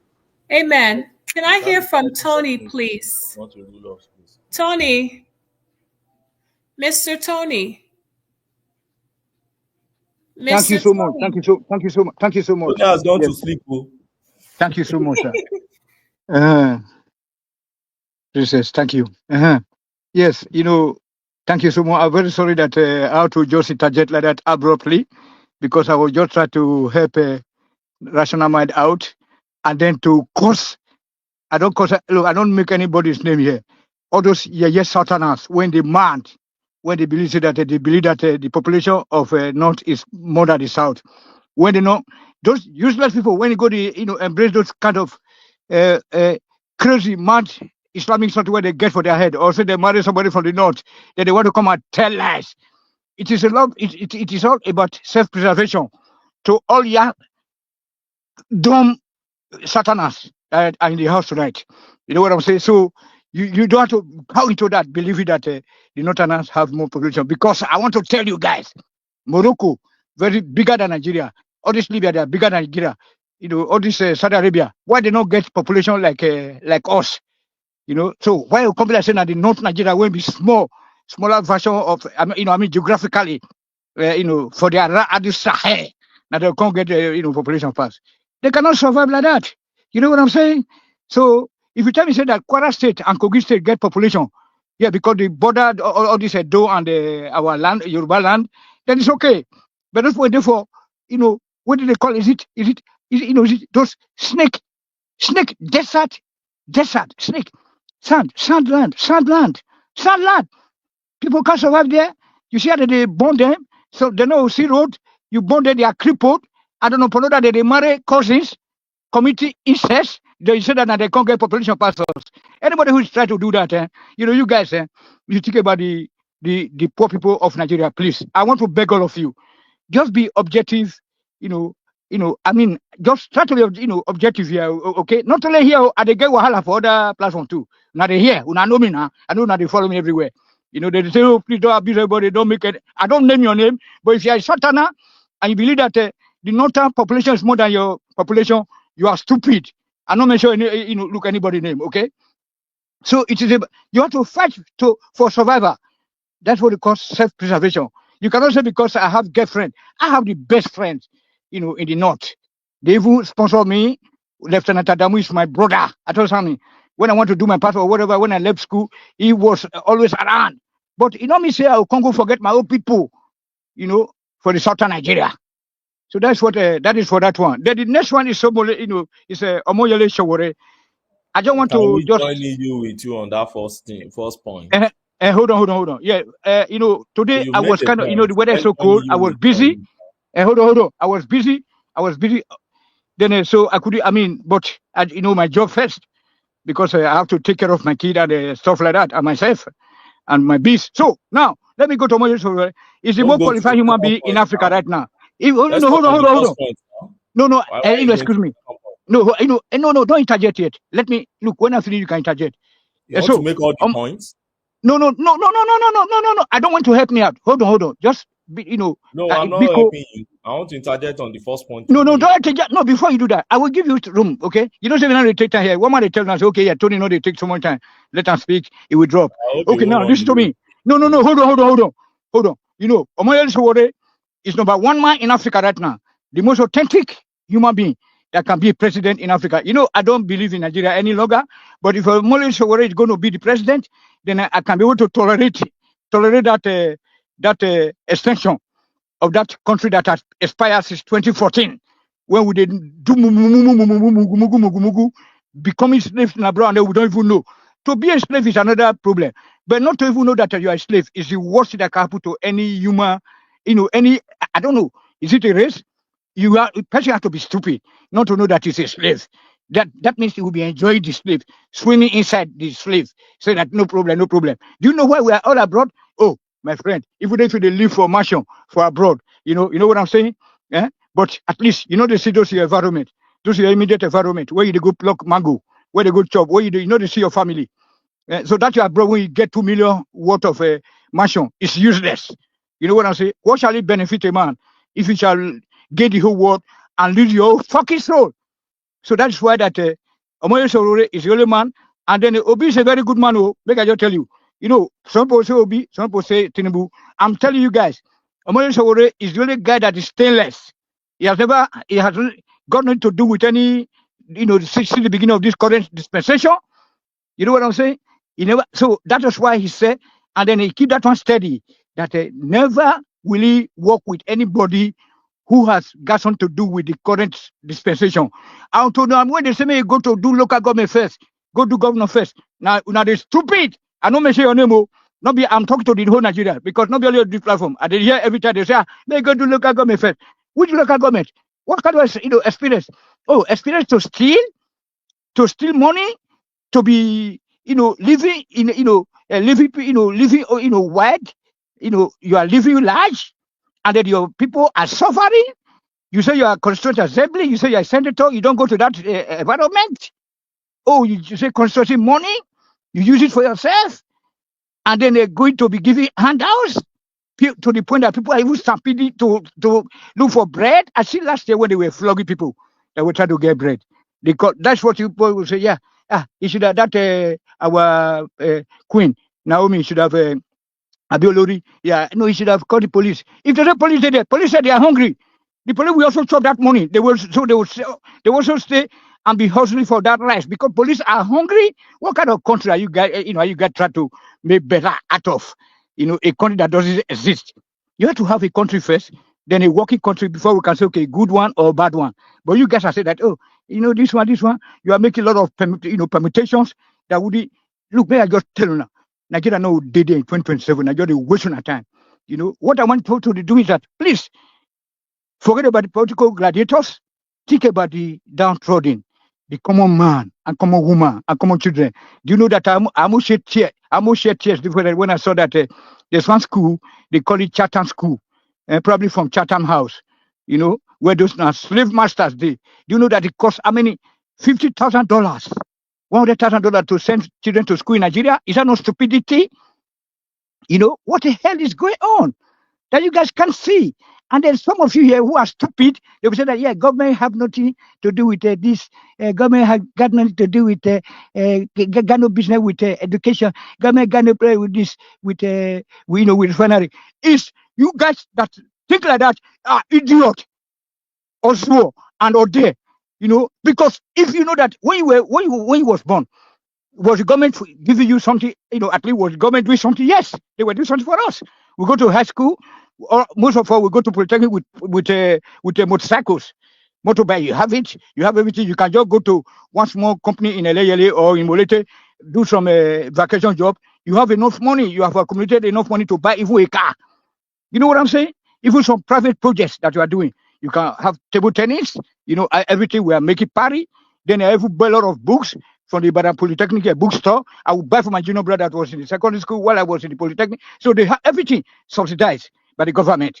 You know what I'm saying? If you go to work in any, like I go to do vacation job in a Oba, have industry, you know, there was free, there's a tally they give to you. You can eat once in a day. You know what I'm saying? If you are on night duty, as you know, because I was attached to the labor, it's to the laboratory, you know, to the laboratory. You know, we are the one testing all those wine, the bitter hops, the pressure of the temperature and everything of the, you know, of the beer vessels. So then you get everything free of charge. At the end of the week or month, you are entitled to a carton. Liver brother, the same thing. Many people go to school, they want to be sales representative, but nothing is working now. All the companies have vacated Nigeria because there's no light, no water, no nothing. And you guys are here living abroad and pretending that you can't see. If you can't see what's happening in Nigeria, you know, that you want people that have been in the system since 1999, that they amongst them, you still wanted to continue, you know, apart from Obio, when it be like saying, na cool-headed somebody where you can talk to, you can say, okay, if Nazumeka do like this, I will do it. Apart from Obio, no other person, you know what I'm saying? All those permutations, when they throw away for Bush, you know, you push, think about the poor people, think about your mothers, think about our grandfather. Think about people that you don't even know at all. That are black people that are living even in Kenya. People that are living in Jamaica. As a black person, look at black people in America. The same thing. They can't gather their act together, kill each other. Go to Jamaica, go to Ghana, do a black people poisoning each other. You know, hell. Okay, Chidima, Mr. Chairman, thank you very much. Benny, Mr. Ben, want to ask you a question. Yes, Mr. I'm ready for him, the lawyer. No, I just want to draw his attention to his come here to, without giving us any statistic or figures, no source for what you're talking about. You ended up in expressing prejudice, project bigotry, name call a whole space. And by the way, that's a space that feed you in Nigeria. Spew ignorance, calling that space desert. The same space that contains the two states, Benue State that feed you with all majorly food you eat, Niger State, Nasarawa State, Kogi State. You put all of them together, you call them deserts. And do we really think about these things when we come here to express them at all? I don't get. You pick the entire northern part of Nigeria, you just call them desert. Can I respond now? Or you see, let rain. me respond because it's a late hour now. Let me respond before you continue again. I'm ready for you tonight. You know, Yeah? it's baffling. Or make I do those more be waiting. You don't finish. Make a counter you now. When you talk about statistics, you know, black people cannot give statistics. You know what I'm saying? Look at just take a look. Okay, go and check. You know, you are more educated because at the German now. You know what I'm saying? I went to the Polytechnic. You know, the highest I can get is higher national diploma. You know what I'm saying? Or you can call it NND. You know, we fought that those days. But let me tell you one thing. I know that because you are being in this lawyer field, I know that you are a professor now. You're not a professor. I don't even need to go to professor. I even went to school more than my dad. But my dad is so powerful politically. Let me tell you guys, when they don't know, you black Africans, you don't have to occupy any governmental position, any political position to be a real politician. Look, you can be a politician, but attracting, investment or whatever to your environment, your immediate environment, like secondary schools, all this water project, or whatever you can to help your community. That will make you to be more even loved by the people. But all this intention to go and steal, and then aka politicians, and then it will be say all these useless Nigeria TV senders, video senders, aka they call them TV, television, channel TV. They are not TV. We don't have any television station in Nigeria. You have video sender. You know what I mean? I used to do that back then. When I went to England, when I came back to Nigeria, I would just, as a boy, then I will bring my video sender, put the video, then I just make it to the like a 300 square, the then people will be getting it. They'll say, na Tony. You know, that is what Nigeria so-called TV something media is all about. They don't have their own mind. They cannot say anything. You know what I'm saying? These useless people, they call themselves journalists. They are afraid to ask president a question. They call all these useless people that, okay, koro thieves. People know say na Oborubo na thieves. Eh? All these Omoyele, when they don't know their path. Eh? They hold on.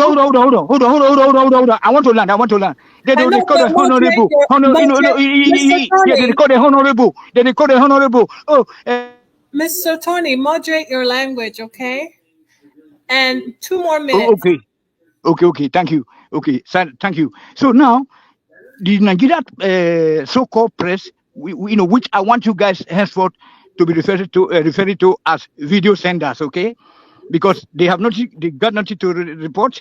Any credibility that's coming out of Channel TV, Ara TV, ITV from Benin, or this one from Lagos, from they are from, you know, they are getting something from the CNN. That's how they get international news. Look at all those Al Jazeera. Look at all those CNN people, BBC. That is what we call journalism. They will go to that place. If there's Boko Haram now, assuming that those people they are Nigerians, they will go there. They will go to that Bonoru state. Then some of them will be dying, while others will be coming in. That's what we call a race, human race, and journalists. Now we say, even in Australia, you see the snakes are killing some journalists, but you see put their head there. Say that, okay, yeah, I'm reporting from here. See this bush, very dangerous. If you enter there, you may not come out alive. But Nigeria one, they will go hide for one this thing. Oh, Jinika, I love you. Ashawo, and then this. Okay, so it's Babati's turn. Thank you, Okay, Mr. Tony. thank you very much. I want to thank you, and I want to thank Hassan yesterday. Okay, make you not listen to this guy. Thank you. Make you not listen to Ogbeni. I'm not ethnic bigot. I love Kanu. All those, Benny Gwari, then all those Kauda Namuda. I've been there before everywhere. The villages, I go to chop a tool for inside bush. Nobody hurt me. The reason why I'm angry now is because the Sharia that they introduced. If Hassan can help us to talk to their political gladiators to stop Sharia, then I will be friends with them again. But meanwhile, Hassan, thank you for your, in defense, of Benin, the Benin kingdom yesterday, the Edo kingdom. I really thank you. Oba Tokwe, you said. Okay, Mr. Babati, your turn. Dr. Babati. Yeah, I don't cool them down now, although they don't begin to hide. Tony.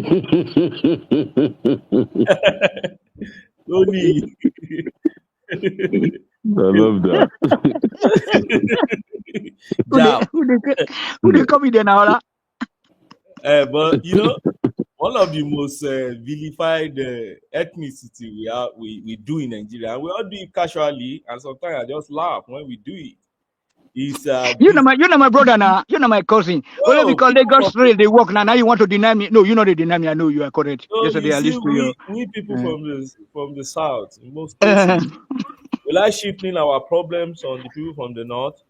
Yes. Tell them they are the source of all our problems. Problems on them. Oh, yes. They rule us. They didn't rule us well. And at the same time, we had Obasanjo, we had Jonathan on the southern. They also help us. They also help me personally. You too. When you want to get passport, they have to do it. What did they do? When you put all the time they spent since 1999 together, candidates from the south had ruled more time than the ones from the north.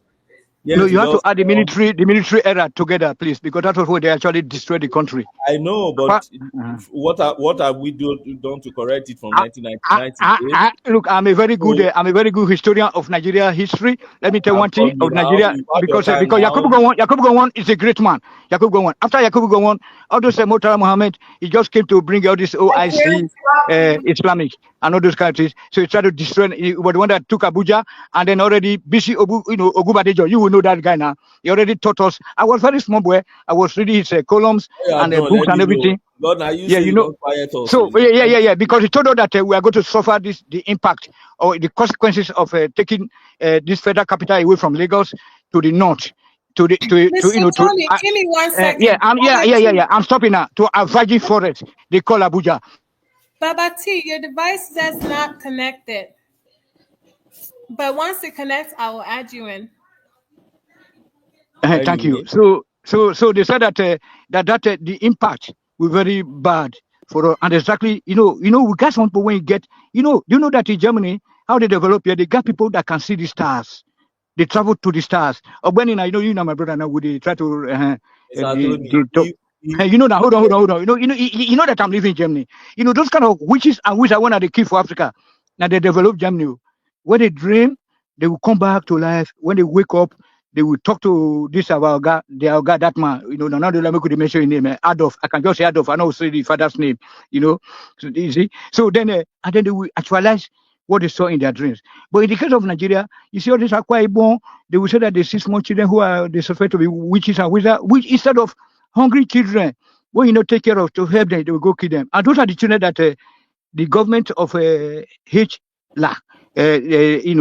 take together, give them food, settle them in, then they sleep and dream, and their vision actualize. That hence all this Poche. Poche was a very racist man. Poche, very racist man. Oh, Volkswagen was a very racist man. Oh, but today I love Volkswagen, Abi. But another demand when he bring them. That's what we are talking about. We have a lot of great men that can see the stars. When they sleep, they can see the stars. Even they do travel, spiritually to the star. They will come back and talk to their president. This is what I'm just telling you guys so that please, how we can be able to get our system. Not only the Western education, we also need to use all those our Ogun, Abatala, all those Shango, all those local, especially local. My grandmother, both of my grandmother, they get their rooms for local rooms. When they dance, they will dance, they will happy, and they will chop chicken, chop everything for inside that local rooms. The one with white. I don't know whether your family get any local, so when your grandmother, you will get that local room. When you enter there, you get peace of mind. Everyone also. All this white chalk, everything will fine. You know what I'm saying? So nobody say you can say, no, I want to be Jesus Christ. I want to be Jesus Christ. And some of now when they say, okay, yeah, Christianity is a colonial master's religion. When I finish, when I want to talk, I'll say in the name of Jesus Christ. Say that's stupid. Now they worry black people. It's going to be very difficult to wipe out these things. That's what we are working out. So, Obani, so those are the people that actually made Germany and all these countries. You know what I'm saying? So nobody saying now they go to school to read 1+1. Okay, Mr. Tony, Baba Yeah, Keys. thank you. So thank you. A network don't go. I've said the guru do don't don't take it network pass the guru. I've been at the do. Okay, thank you. Good day. Thank you very much, Mr. Chairman. I'm very grateful. Thank you.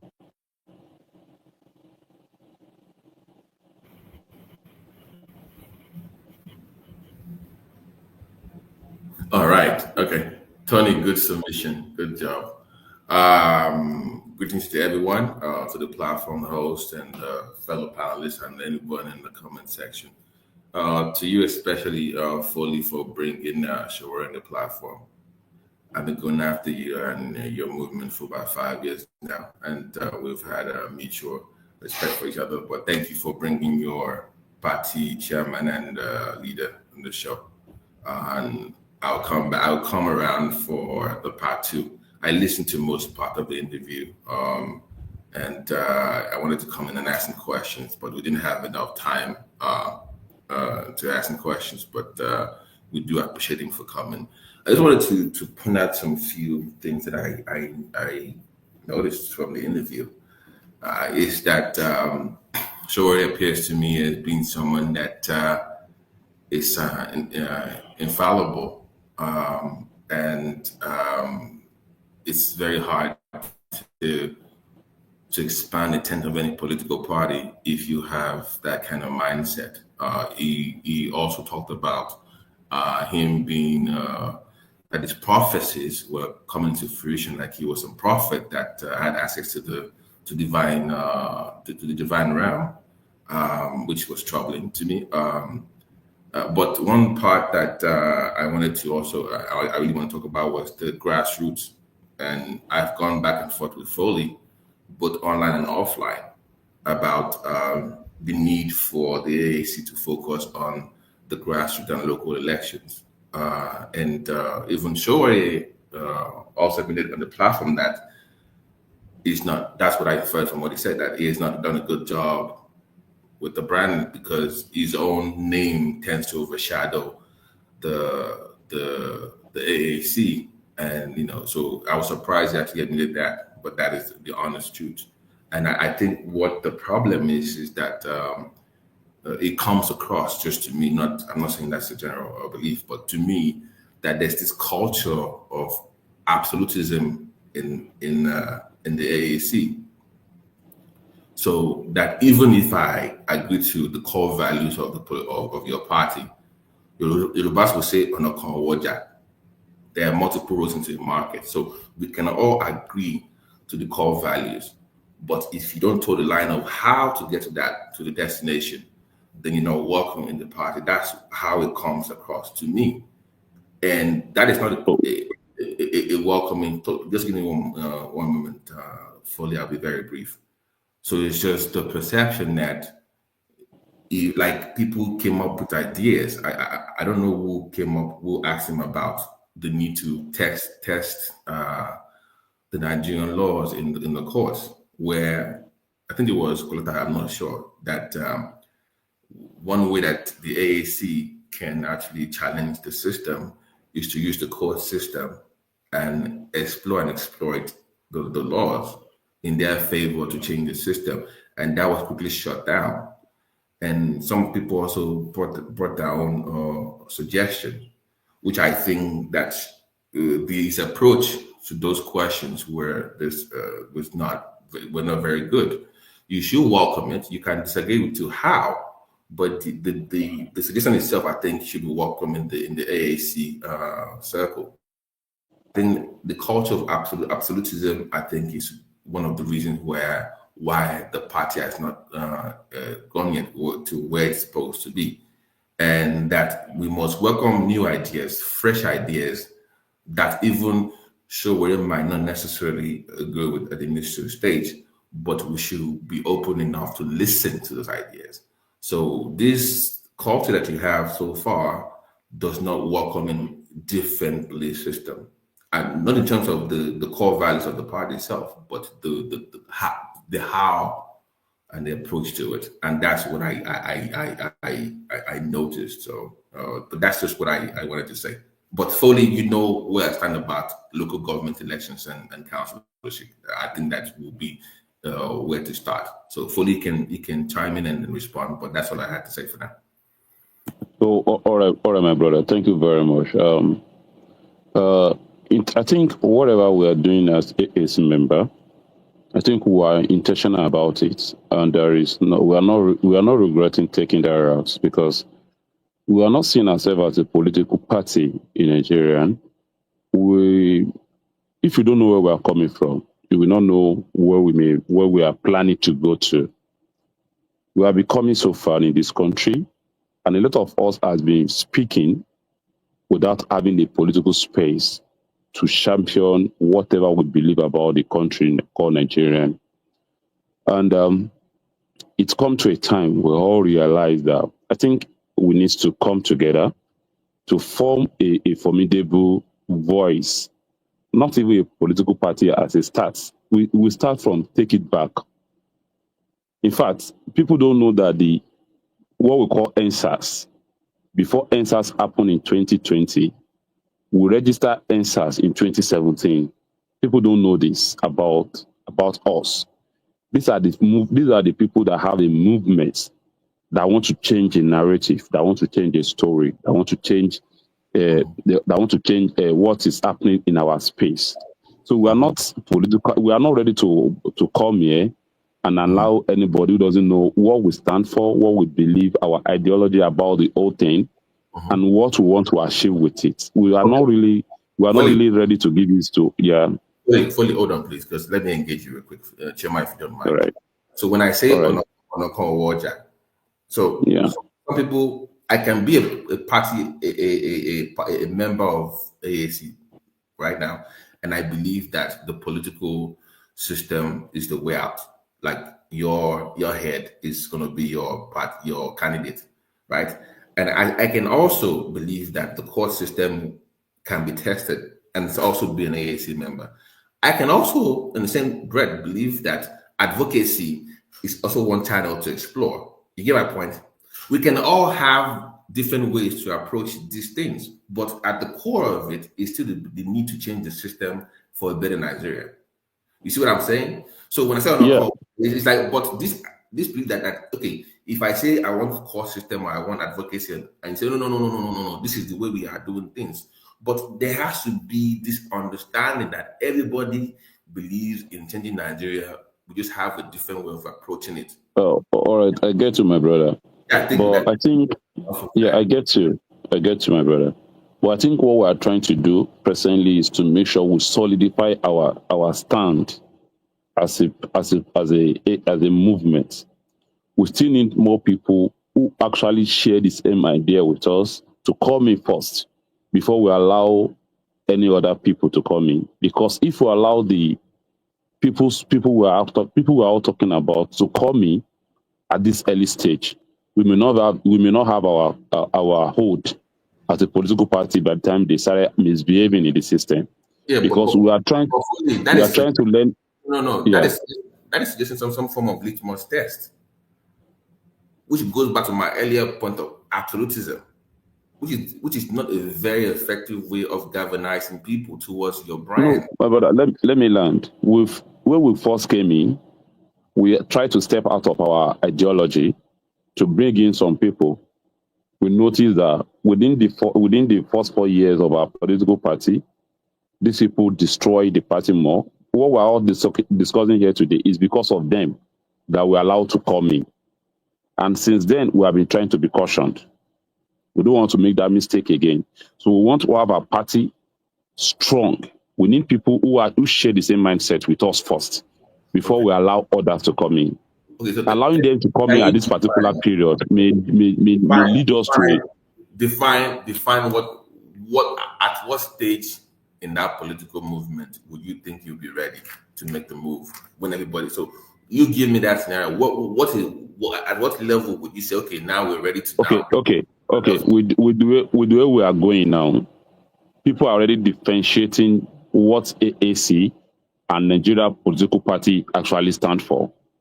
So people that are joining us now, that are joining AAC now, are people who share the value, who know the value. They are already coming in.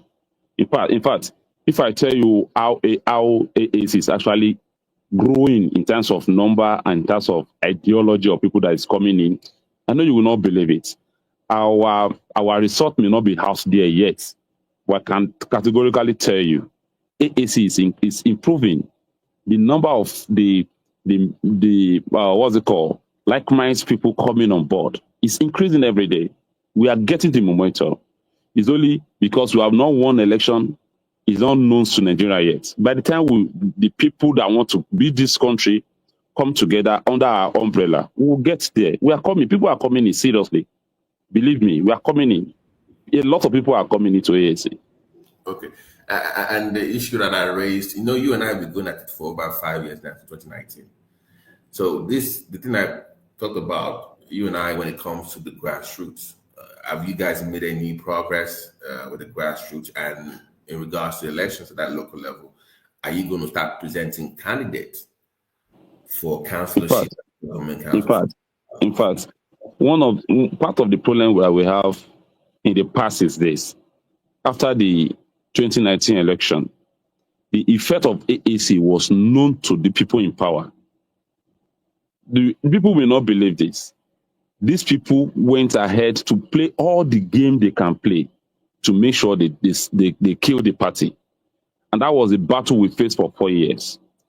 Anytime there will be an election in Nigeria before 2023, we always present our candidates. But INEC work against us.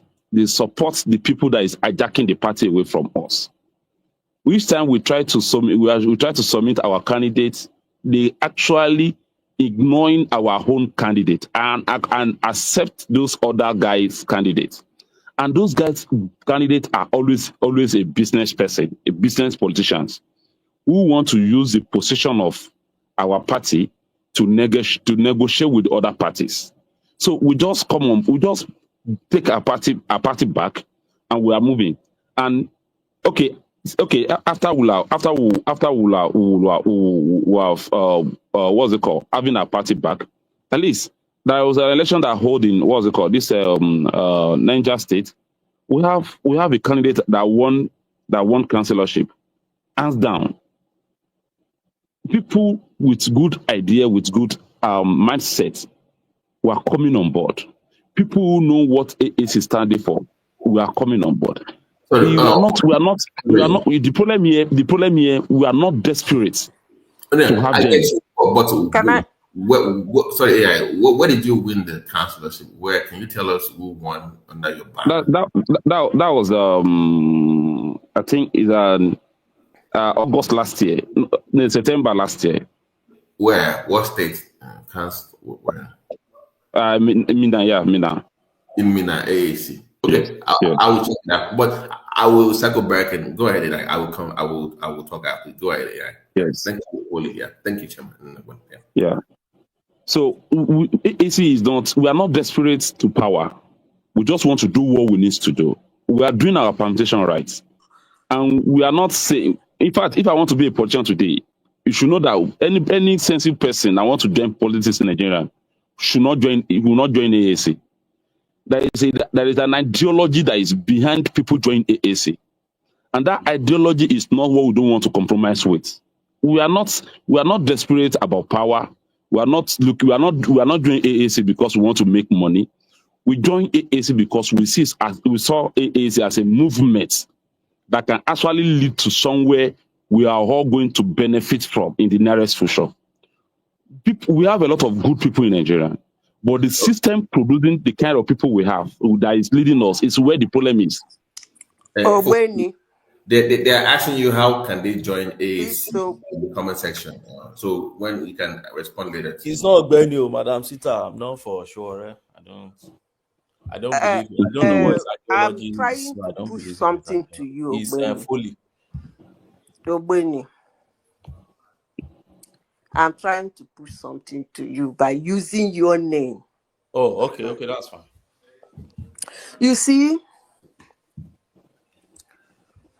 when people come together to form a political party and they look somebody like me in the eyes and tell me they are not for power. Actually, two things are involved. Either they think I am stupid or they are confused. Because the job of a political party is to seek for power. That is one. Secondly, when people come together and form a political party, and then in their political party, there is chaos. So much so that is so bad that they cannot come as one to present a candidate. If they can, and they tell me they are moving forward, they are doing something, they're getting there, two things are involved. It's either they look at me and they think I'm stupid, or Maybe they are confused, or both. Because when you form a political party, number one is for power. It's formed to seek power in the first place. That is one. Secondly, if you cannot manage something as small as a political party, I'll keep saying this. Hate me, like me, I don't care. That's my own opinion. You can take it as a fact, you can take it as a rubbish, I don't even care. If you cannot manage something as small as a political party, not even a big one, like APC and PDP, then you look at a country like Nigeria that is so complex, of 200 million people, a little over 200 million people with 500 languages. You want to jump into Aso Rock. I don't know how that works, but it's good for us to come to one-man platform and speak nicely of what we are planning for. I wouldn't wish you luck. Thank you. Yeah, thank you, my sister.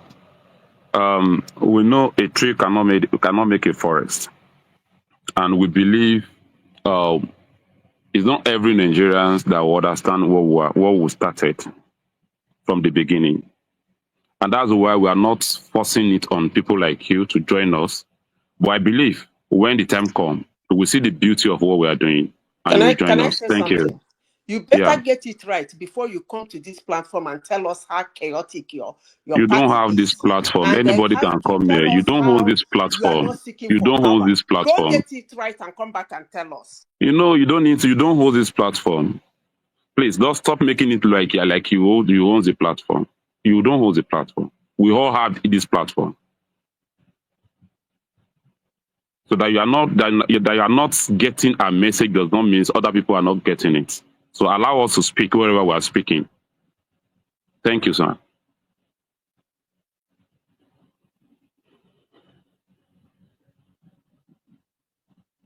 So I'm not here to come and tell you whether you should join us or not.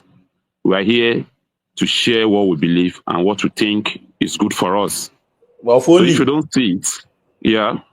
if I may ask, Yes, your my explanation brother. of ESCC, it makes that political party sound like a fraternity. Where? And I tell you why. Yeah, it makes it sound like so. ANCC or So, AAC? sorry, my brother, AAC. Not All AAC. right, thank you. ANCC is South Africa. AAC. And by Yes, the way, thank you. I think you people borrowed that thing from South Africa anyway. This AAC thing, you make it sound like fraternity. And this No, is what I mean. So your if there is explanation, a party that is a fraternity today, it should be your APC, not AAC. I don't say I'm not a member of APC. I'm not APC Okay, person. okay, okay. I'm Tinubu supporter, but not APC. I Yes. never Okay, you supported should Buhari. call those people a fraternity, not AAC. Maybe, but your explanation make it sound like a fraternity. Whichever No, way. it's It's a political party that is not looking for power. Yes, First, we are not desperate. We are not desperate. First, And because we are not desperate is why we cannot do it the way you want us to do it. We cannot no, be so licking people's shoe Then stop because of because sending people to contest for a position. so we Period. are sending people to go and expose your SSCs that you guys don't have a platform to run election in Nigeria. okay, We are just contesting with you guys because we want to show to you you don't have a space. Paul, you relax You now. call Relax. Let's election in engage you Nigeria. now. Let's engage you now. I'm Relax. here, my brother. I'm here. So you make it sound even more confusing with your answers now. Why am I saying so? So you send people for election not to win election. You send them for election to expose the problem with the society. I don't think that is an objective of a political party. A No. political party is an organization that has a legal basis. You didn't just come by, you registered under the law, and there's a public institution that registered you. Now, when you register, there are purposes for which our laws are like, except we are calling for chaos, and you people want to change the purpose of a political party. So, if the purpose stands as what the society agreed that it should be, and we made the law that this is what we want, and we have that law, and you come in here to tell us that, oh, your own objective is not the objective that you make yours to sound like more of a pressure group. That's one. Secondly, you make it sound like a fraternity, and this is why I say so. So you say, oh, for now, we are not hoping to admit some set of people or some kind of people that have maybe some kind of ideology or some particular past before, and so for now, you are keeping it My brother. yeah. My brother, I get you. Yeah. My brother, I get you. I told you when we registered, actually initially from Take It Back movement, we are planning to have a kind of what's it called? Where we want to deal with many political parties in Nigeria to form a movement, another party. But when we get to that stage, for us to cross the stage, we notice that a lot of the political party in Nigeria were actually working for existing parties. They have their agents in each political parties. That is why we have to go ahead to go and register AAC as a political party that actually it will be based on our own ideology. And our ideology is simple. We have been told in this country, and we have been showing a way that we can only have two political parties in Nigeria, and anytime we want to have elections, they will present two candidates, whether the best worst candidate for us all the time. And we want to create an alternative political party for Nigerians. But during our efforts to make that happen, we actually had our first election in 2019. After 5 months of registration, our message resolute to Nigerians. But the problem then, in fact, I can tell you my hands, that was one of my auntie that came home to come and vote during that period. He said he didn't even know me, whether I'm supporting Sowore or not. He said, if there is anybody that's supposed to vote for today, I have a guy called Sowore, but because he will not win the election because of the number, he will give his votes back to, I think it was Buhari that he voted for that day. But I still go ahead to know that whether he won the election or he didn't win the election, I can cast my vote for him. Few of us have that mindset of we don't need to win election before we vote for someone who is competent to deliver what we want for us. But some people have that confusion that he does not have the number yet, but the message resolute. And everybody know that first campaigning of Sowore speak to the system, to the problem. People understand. But the fear then was he doesn't have the power to govern it. He doesn't have the number to win an election. And after the election, they knew that this party is coming, and they try and make sure they destroy the party. That is why they have to go and hire Lonat that was giving 100 million naira in what's it called, River States to destroy the party. And this Lonat, immediately we register AAC. We were about to have our secretariat in Abuja. He was one of our secretary. We gave him money to go and rent an apartment for us for our secretariat. This guy collected almost double of the money for the rent. Immediately the party gets to know about that. We suspended him at that particular period. But the problem is we don't make it public for people to know that we was already suspended from our party. And this is the guy that went ahead after the election to buy or to sell us out. And we were on it for almost 3.5 years to get ourselves out of that mess that the guy put us with the support of the INEC and Nigerian government. You cannot believe me. This guy have AAC secretariat inside barrack in Abuja, so that the real core member of AAC will not have access to that secretariat. Okay? So when we are talking here, we know what we are saying and we know what we are doing. We don't have a system that is so dirty. But are we going to keep quiet? No. But can we start doing something away from the system? Yes. And what give Obi the platform that Obi has in 2023 was because of our agitation, our movement, what we have been doing that bring about answers. Yeah. That bring answers. And we are to create the third party against PDP and APC. But fortunately, somebody look at that loophole and he knows that our party have problem at that particular period, and he jump into another movement to make it look like. And that is why obedient movements are revolutionalists, but Obi is not a revolutionalist. Obi jumped on the back on a car that does not even know how to drive.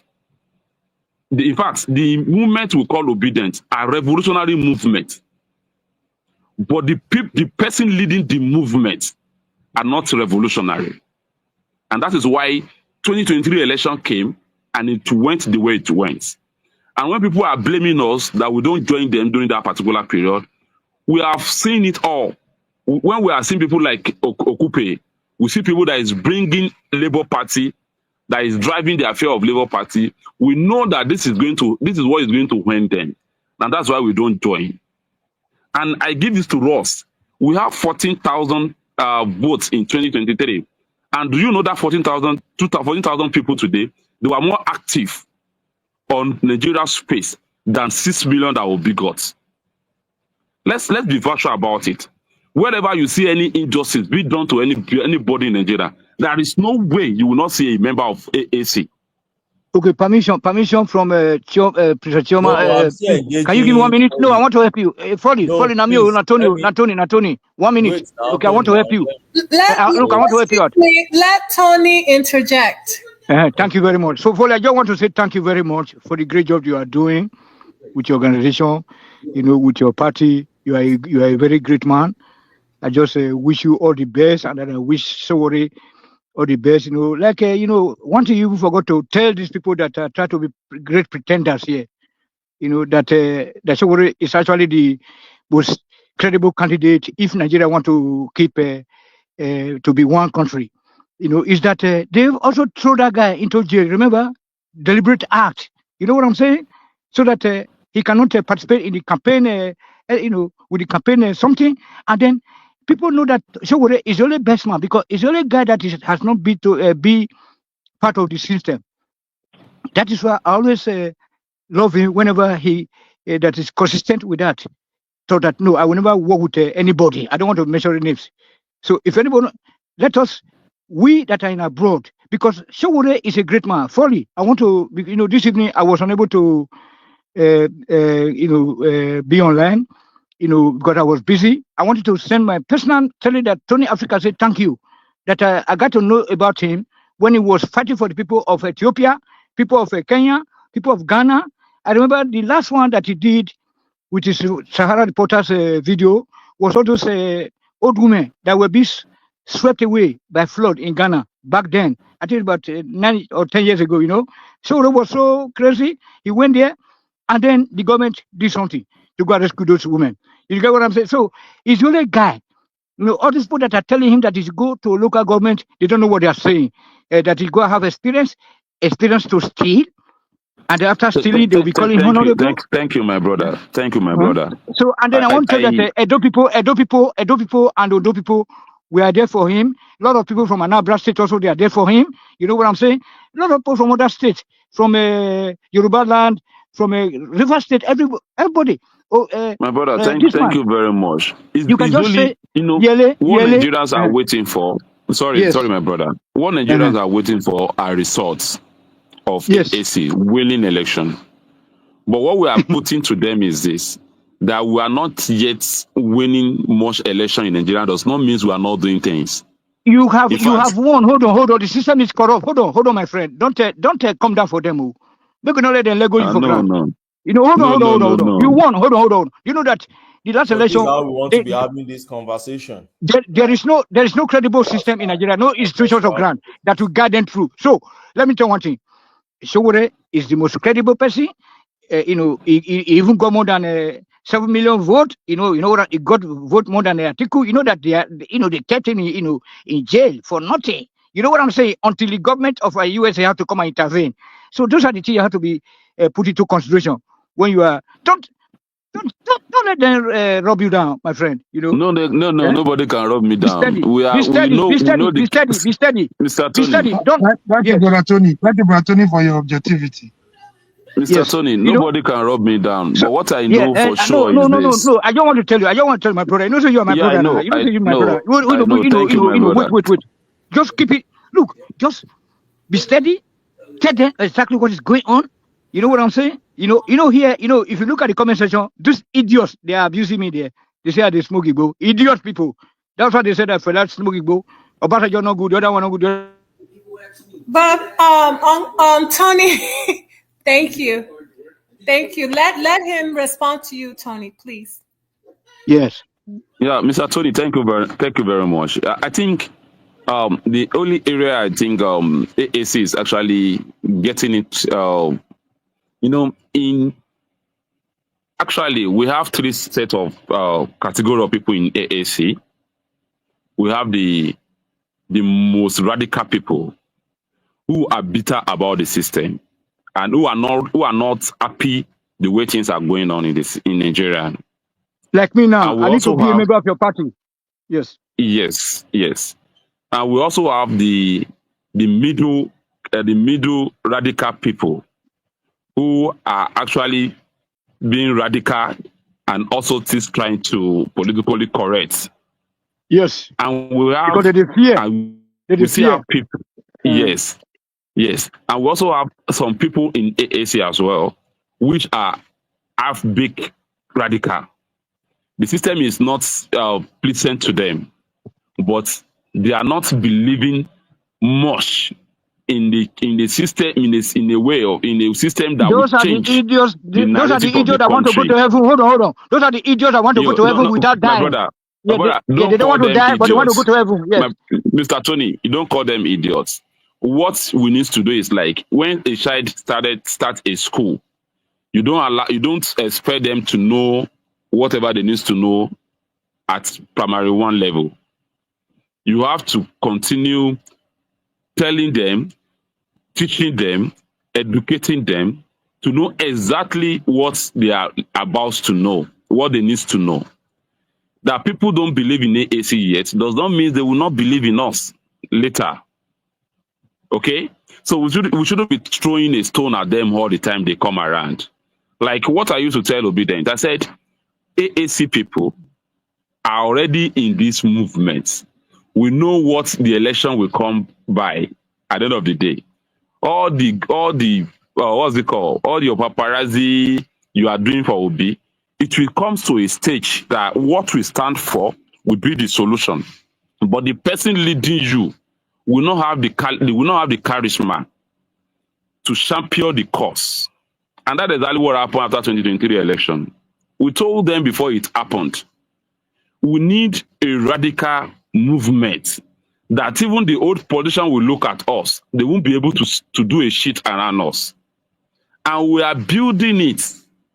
We are not, in fact, if anybody that knows me very well, if anybody knows me very well, we know I'm one of the most quiet human beings you can see around my environment. You hardly see me talking. But when the only place you can touch me is when you are now talking about Nigerian matter. I take it upon my head as if something is affecting my brain through it. Because it pains me when I see people that are supposed to be enjoying life being treated like a slave in their home country. It pains me when I see somebody, a medical doctor in a country, trying to travel to anywhere because of anything, because his country is not working. It pains me when I see brilliant guys that are supposed to build their country to make things happen in their own space where they were being given birth to. And they were decided they prefer to run out to go through the Mediterranean Sea to go and look for where something is better than their own country. It pains me when I see the mediocres, people with half brain, governing an environment that we have the most perfect human being on earth coming from. It pains me when I see my space being ruling by by dropout students, by agberos, by people who doesn't merit to be in power, in the position of power. It pains me when I see my environment. I look at my as National Assembly. I try to figure out who are the people there. Go and read their history. You know, these are the people who did not have any merit to get close to power at all. It pains us when we are seeing this kind of people. And these people are the ones making law. Look, did this come in Edo State? That guy there that It's couldn't even present a budget. Oh, Tony, it's okay. Yes. I want to know if Madam AI have an opinion on this, on what Foley said. Madam AI.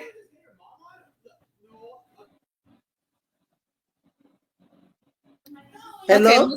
Yes, Madam AI. Yes. I'm not saying anything. I wasn't listening. I'm in a club anyway.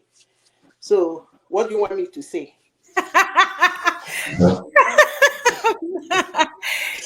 Madam, I greet you. I greet you, Madam Zita. I greet you. Give me a second, I will be back. Yes, ma'am. So, Mr. Comrade Omoroyi. Yeah, good evening, man. Good Thank you evening, very sir. much. Yeah, My my brother, how greetings to far? everybody. Moruyi? Tony, good evening, sir. How you doing, bro? How you doing, bro? Yeah, Domo. You see, there's a limit to everything we do, you know. No matter how we want to pretend about it, gradually people will. They say there's a limit to which you can pull sand in a glass my food. Yeah, at a point, if it's getting too much, you begin, even if it doesn't see, you will begin to detect it, to feel it. Like what is going on? I thought you just made mention of what happened in Edo. You know, even those that supported that evil now, you know, I came on this platform and other, you know, platforms to let them to warn them about the danger that was about to befall us in Edo. People thought we were playing politics. I don't belong to any political party. You know, I cannot see myself, you know, aligned with PDP today or APC. I'm not trying to justify the atrocities they have committed against our beloved country, Nigeria, over the years. But when you try to tell people, look at it, this is a political affiliation. This is our sentiment. This is tribal and religious sentiment will not take us anywhere. Let's be objective about what is going on in our country. People try to be more Catholic than the Pope. They try to feel they are more Nigerian than the other people. You know, it's not about whether your tribe. It's beyond that. Look at the situation. No matter how you try to defend this evil, I'm very sure today now. I don't want to. If I want to talk about the broader Nigeria, the bigger picture, the bigger Nigeria, people will know. You know, they still want to come under. They want to hide under one sentiment or the other. Tony, you see what is happening, right? That is beyond that executive and legislative rascality going on in Edo. Is beyond. It's a show of shame. It's not about. It's not about the governor. Tinubu's attorney general tell the guy to even stop. He said no. No, what you ask, that is the kind of politics they want Sowore to play. They take a Koboko, they work out for the whole office, they drive local government people out. Tony, let me guide you. Don't be carried away. Don't allow them to fool you. What you are seeing, Edo, is the hand of Israel and the voice of Jacob. The same Tinubu that is saying he wanted local government autonomy. If Tinubu did not give Okpebholo the go ahead to go flog those elected officers, he will not be able. A call from Abuja to those rascals, to those Agberos, to those miscreants in Edo will have put a stop to it. Tinubu is tactically giving his support to to the shenanigans happening in Edo. Do not let them fool you. I've dealt with these people for more than 3 decades. So when we're talking about them, is it Oshomole? When I realize the kind of job I did for Oshomole, the kind of rally, leaving my village to Lagos to go participate in rally, to hit tear gas, to take bullets, to be scarcerated. The last detention I had, the one I had in Oko Zone 5, SIB, Tony, I was released. Instead of going south, I was going north. Get my telephone over from one man. I will send you picture for Shomole when he was a poor rat. I've completely lost orientation of the environment. The issue, what I'm trying to bring out here is, do not let them deceive you with those double talk. What is happening in Edo, it's all about build up to 2027. They're telling Okpebholo go ahead and do it. If not, who is Okpebholo to go against the decision of Attorney General, the decision of Supreme Court? I will still be there, knowing the mafia you have as your ruler. I don't want to call them leaders. Yeah, knowing the kind of mafia you have in Jagaban, by now he will be running a tasketa. So what you are seeing Edo is they've given him the go ahead, go remove them. The other way you used was not good. So now you see what they adopting. One councillor, forcing one councillor to accept money. If he refuse, they will beat him. They will abduct him. They will take him to government house. If he doesn't want to accept the money, they will do everything to traumatize the councillor. Once councillor, imagine out of 10, out of 11, 12 councillor, one of them impeaching lawless society. The local government chairman without following a due process.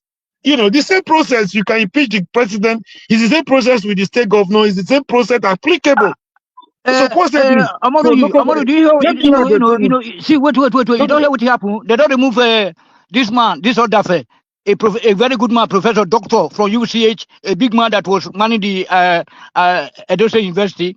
They don't go put one up there now. I'm aware of all these things, Tony. But Very the point I'm very trying to make, painful.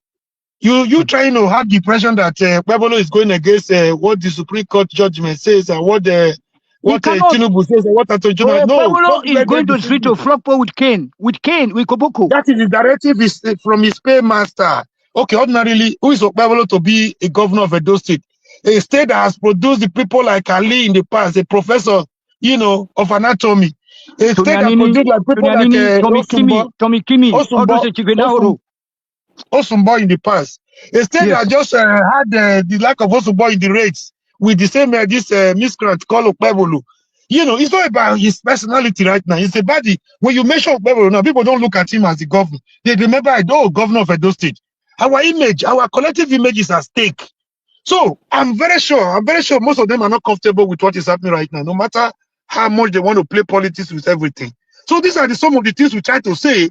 People feel we don't know what we're saying. People feel they know more than Nigerians than we do. Most of us have been in this game for more than, before we were 16. Now we are no less than 50. We expected a better Nigeria by now. We took bullet for Nigeria. We took tear gas for Nigeria. We were incarcerated for years for Nigeria. We lost our academic years because of Nigeria. While our mates were studying, we were in detention. We have suffered for this country. So when we try to tell people where we're coming from, I don't want to be insultive. I don't want to use some derogatory words on anybody. This generation, this Idomi generation will want to tell you, they want to tell you if it's not their way, it should be the highway. You will be amazed, you praise Nigeria that was in the past. It was good for you. That's the kind of Nigeria we are clamoring for, so that our children can still enjoy the same privileges you enjoy in the past. Awolowo brought a free education. He discovered Ali for us. Those that were not able to go to school could go to school because of Ali. Those that were not able to go to school because of academics that were dull, he will make, if you cannot go to school if you couldn't go to school because of academic purpose, he will bring food to share in school. I could remember people going to school. Our God on earth, because he will send the same children to the same children of the poor people's school. He built the school, put the children there. Ali will try road to Tony, let me land this, so I don't want to lose my line of thought.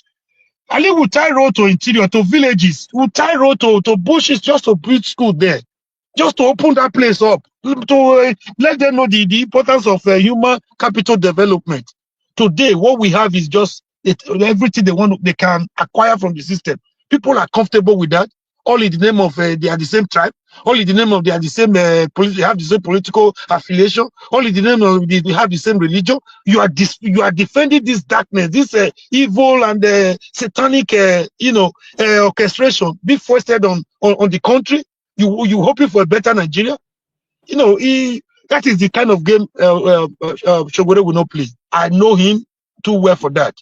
He will not kneel down under the altars of those that ruin Nigeria just because he wants political power. Do you know what? Hello, my brother. Do you know what is affecting our people?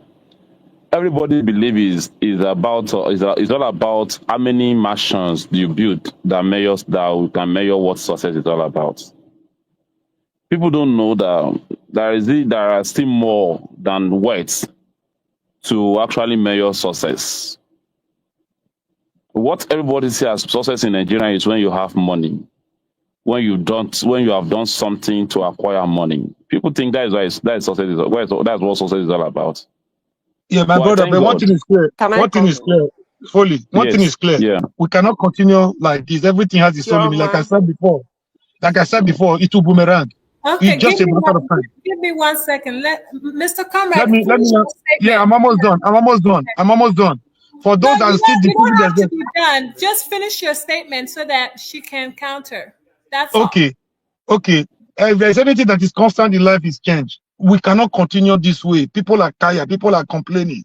People are hungry. People are, they don't even trust the ballot system.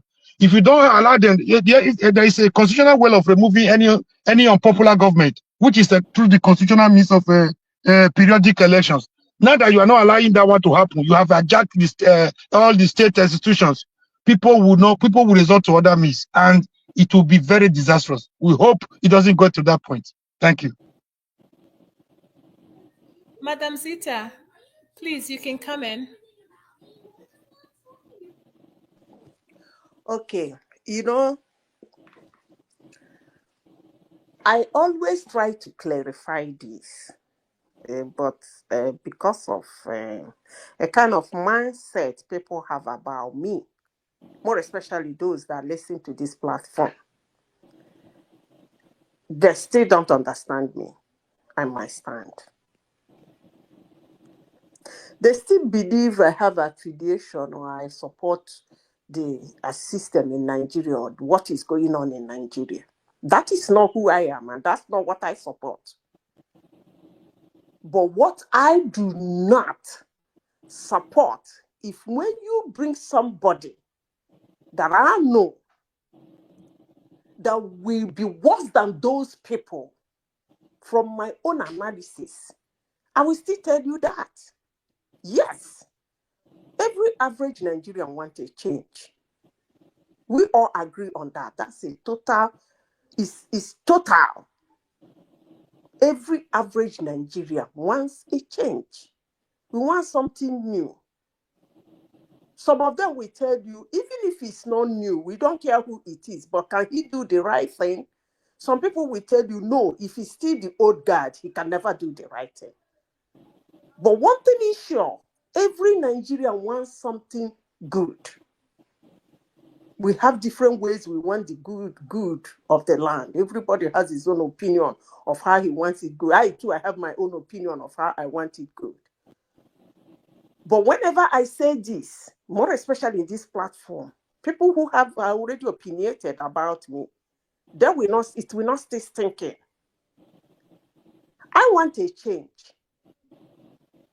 But you cannot bring somebody that I know that will worsen the situation and present the person as a saint to me. I will not accept that.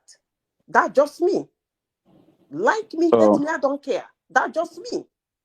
Sorry, madam. Please, can I Wait, have? let me finish. Can I have? Before I No, lose I'm my not attacking thought. you. I just Let want me to ask say a one question. thing before I lose No, my thought. I just want to ask a Hold on. question. Let me say something before I lose my thought. All right, all There right, is all right. something fundamental somebody said here. He said it will come like a wave. Thank God he said that. I'm not too sure if the person understands what he says. Because if such a thing has to happen, it will come from an angle you least expected. For you to present, people are pushing me to say things I don't want to say, but I'm not going to say it anyway. But I still keep my stand. I want a change, but not this. So ask me what you want to ask me. All right, madam. Thank you very much. I'm always happy.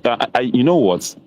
Anytime I'm on this page, I believe for anybody to even use his own money to buy data, to come here to speak, and that person must have something that is pushing her or pushing him to join the program. But I love to use this platform to engage Nigerians. I didn't know you. I only listened to what you say here. Well, I would still love to have a one-on-one, maybe this evening or through our conversation here, to let's interact and let's ask questions. How do we think we can get things done in Nigeria with this kind of situation we find ourselves? Okay. You And want me to who answer are that? we? Yes, ma'am. Okay.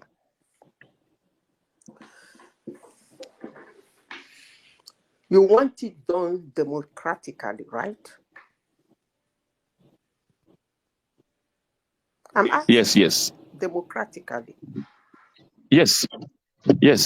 That would have been nice. But now that the democratic institution has been hijacked, No. what do we do? It's democratically, please. Okay. I That would want have you been to be, nice. Let's please, not sir. be all over the place. Please, sir. Let's start with Please, sir. I want you to be democratically. within me and Madam Chita, please. Let's not be all over the place. Let's start with democratically. All right. You see, I've said this several times. You have to outsmart the smart. Nigeria is a very complex society. For you to make a change, you need a little bit of the boat to even get there to make the change. A little bit of the boat. What do I mean by that? You need the establishment, you need the voters to get there. As long as Nigeria is concerned, you are not going to overrule any. But it's when you get there, then the drama starts. If you are somebody who wants to destroy the establishment, you have to know the establishment first. You have each of them. You have to have what they call, what do you people call it? Not profile. What's the word now? When you have, where is Obeni? Okay, Your personality. When you have what? That is when you have you have somebody, everything he has done in life, like a package. There is one word for it in the law. So you have to know them. So that when you get there, you use it against them to shut them up to do what you want to do. Because these people are hawks. They are not people you use a small spoon to play with. Let me tell you, when I say this, people don't like me. You ask me, how do we do it? I always give you people example of 2015. That is what I need. But I don't need it in the old gag. I need it in a new keg with a fresh wine. I want every Nigerian to go and study what happened in 2015. PDP was in power. It was the richest and the largest political party in Africa. Not in Nigeria. In Africa. The wealthiest and the largest. And they were in power. People come to this platform, they say, hey, but Jonathan doesn't have the class, blah, blah, blah. I laugh. Because they didn't know what happened. If you calm down, if any of you, including that your Sowore, will calm down and open the book of what happened in 2015, and then remove the old guy, said, according to him, I'm not going to do this with these old people, the old establishment. Let me find some conglomeration. Let's do this. I can assure you, in as much as some of you say that the world doesn't want Nigeria to get better, I don't think that is true. That's not true. They want Nigeria to get better because they know if Nigeria is good, their problem in Africa will be half solved. Trust me. But now you seem to be coming to the admission that Nigeria is not. This is not the kind of Nigeria of our forefathers' dream. But is that but I have said that always. I don't know. okay? You But the people first time have I'm a hearing you, kind of thank you for that. Thank you for that. You people have a kind of mindset about me, but I don't really No, care. I'm sometimes when you somebody who talk, don't care. you make I us don't look care. as if Nigeria is a random. No, Listen, sorry, I sir. don't Sorry, my care. brother. Whatever you think That about that me, I that is don't why really do that care. is why I But let want me that's say why I this. want to engage Miss Madam Sita myself. But I just want to let me say this. I Let me want to say have this. sorry, man. I want to have a background of where you are coming from.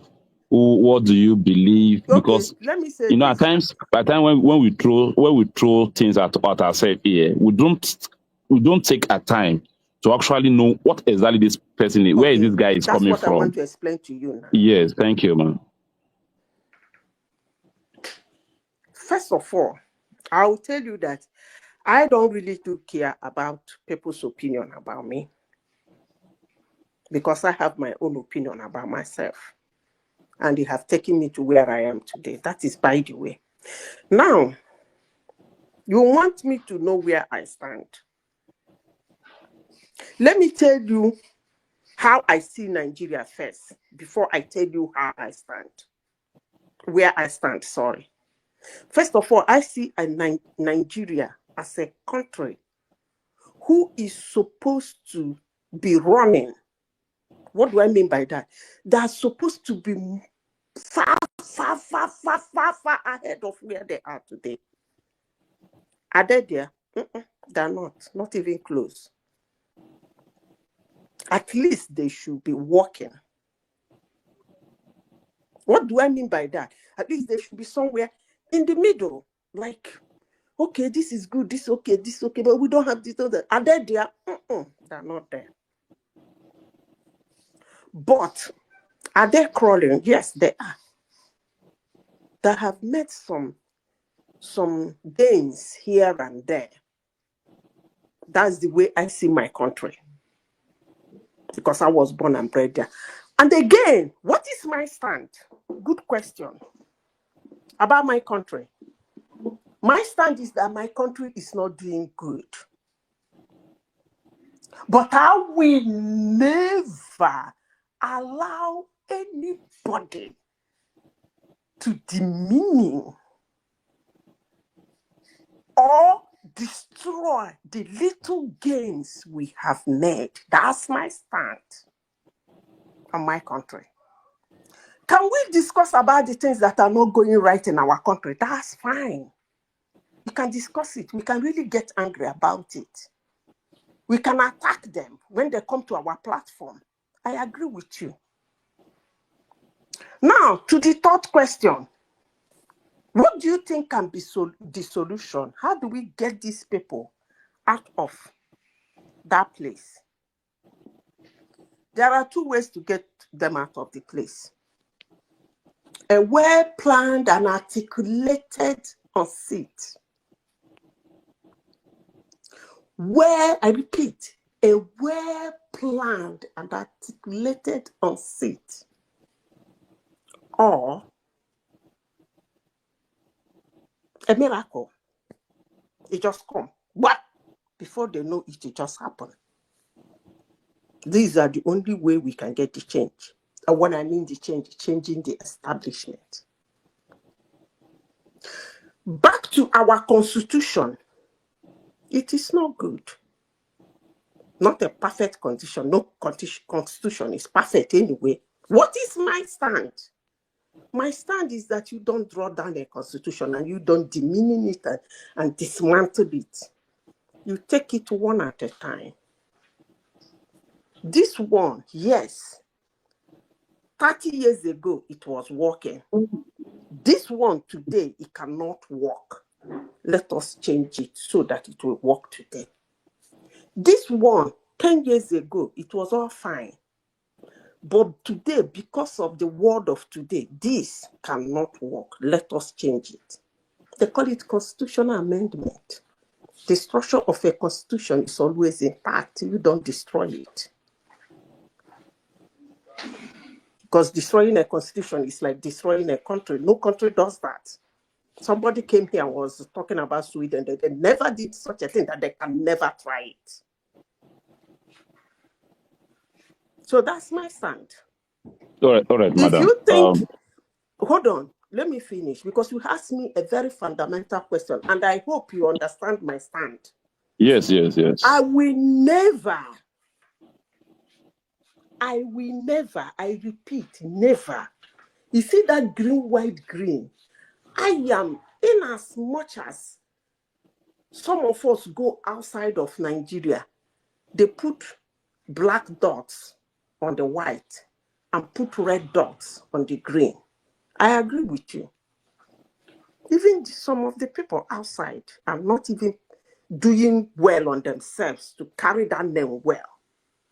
They even destroy that name even when they are outside.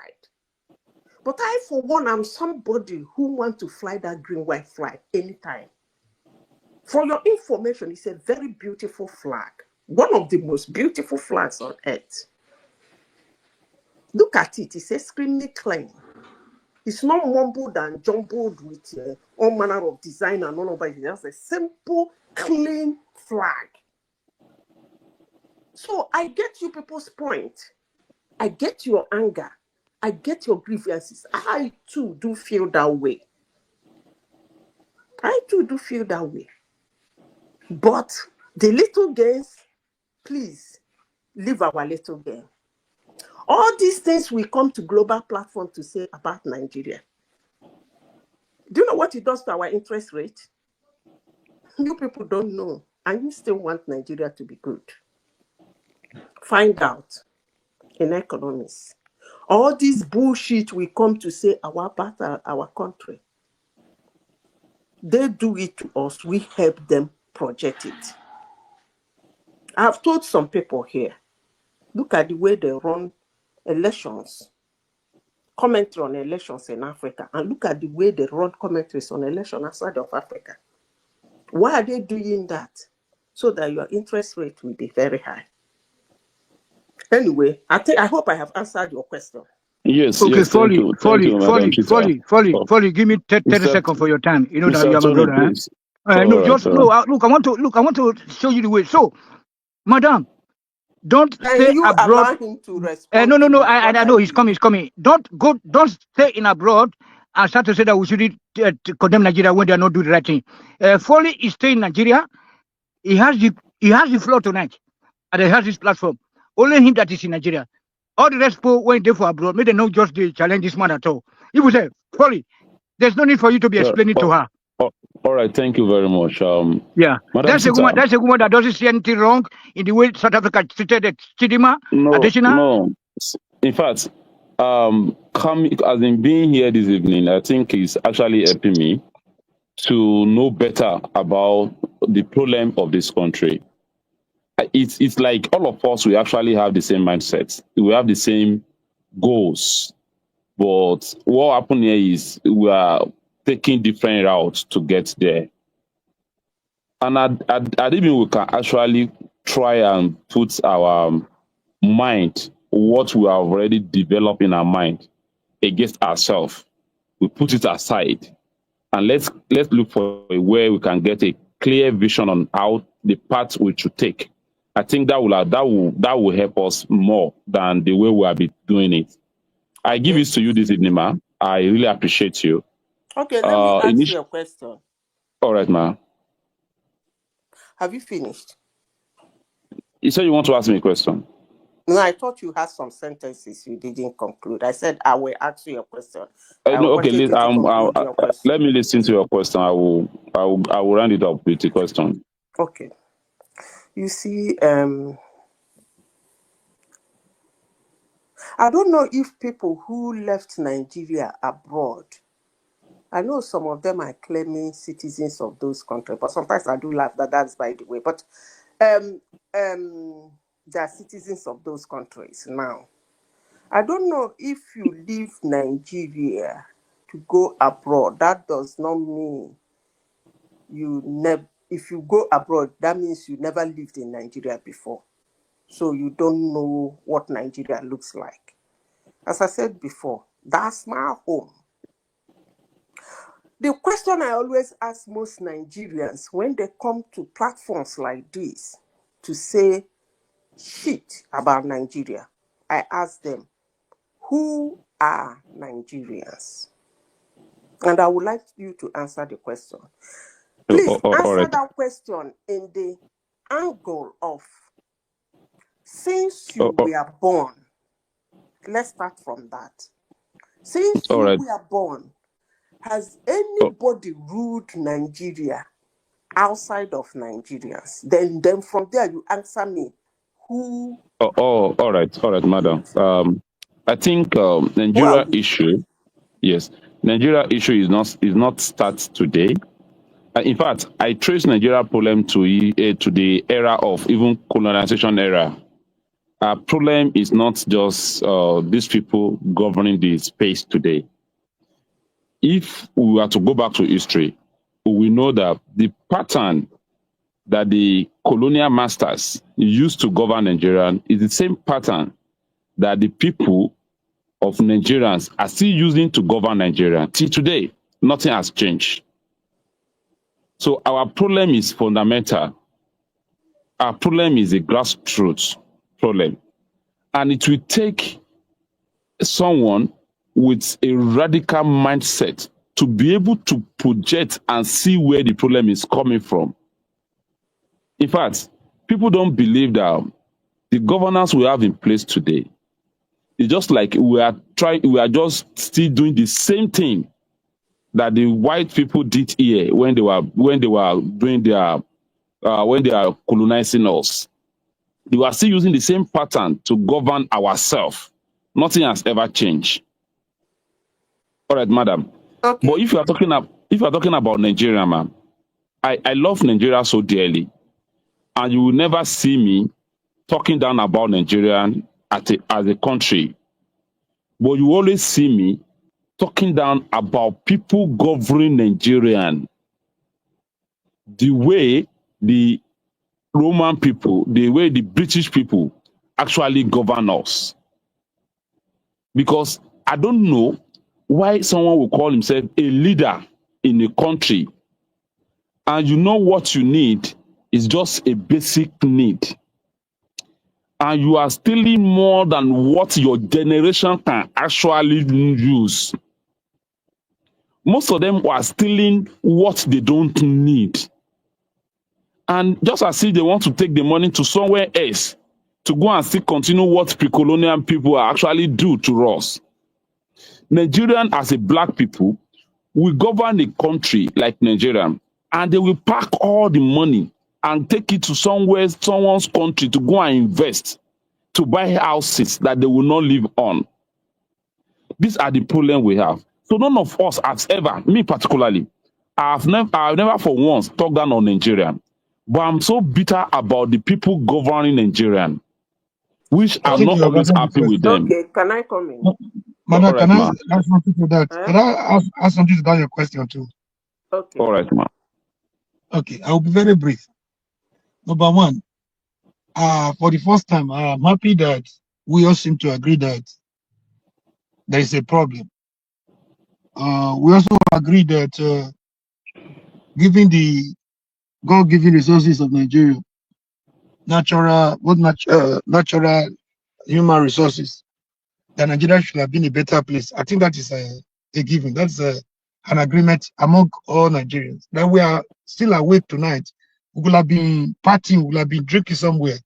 It shows that we love our country, Nigeria. We are talking of a better Nigeria, an egalitarian society, an egalitarian Nigerian, where the son of a nobody can be somebody, where you don't need connection to get the basic things of life. I think we are on the same course. Like he said, I think the approach is where we have, sometimes differences. But there is a thin line. That shows patriotism. Nobody will want to be fighting for a country for more than 30 years if the love of the country, of the fatherland is not there. That shows patriotism. But there is a thin line between patriotism and the propaganda.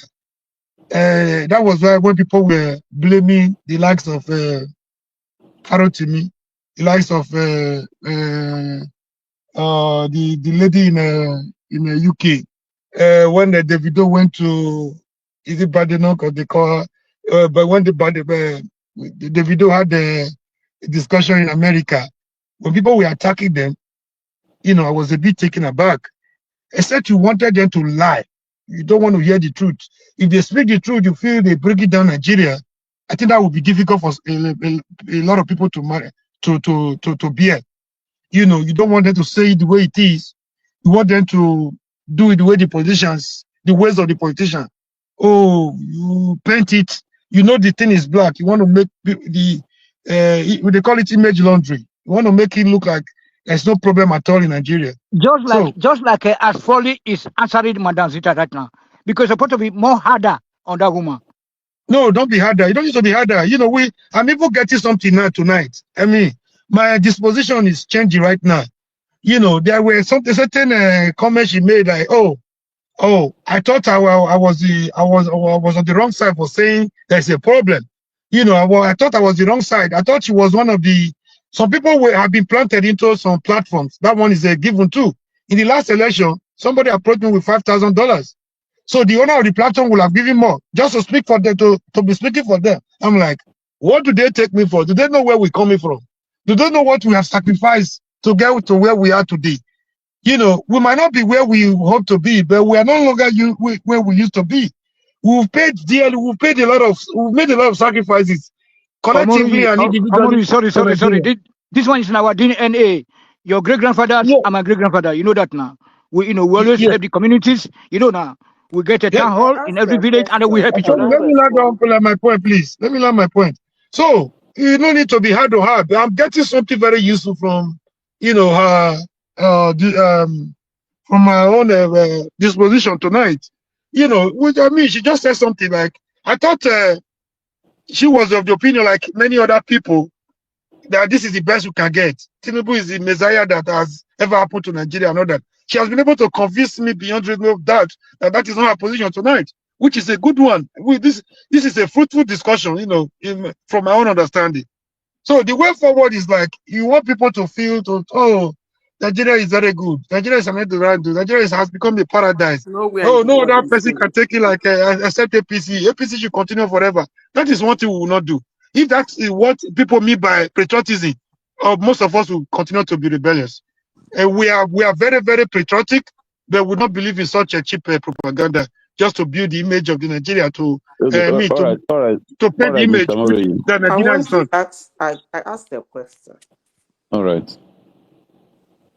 I said, You want to ask? I have asked a question. I said, Okay, man. who are we? And I said, We are Nigerians. good.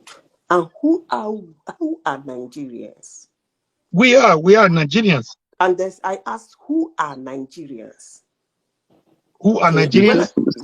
When I mean who are us. Nigerians, can you tell me who is a Nigerian? A citizen of a Nigeria is someone that love Nigeria, that love Nigeria dearly. Question in the aspect of geographical location. Answer the question in characteristics and then antecedent. A citizen of Nigeria. Hold on. I'm coming to somewhere. Because it's good you people ask me this question.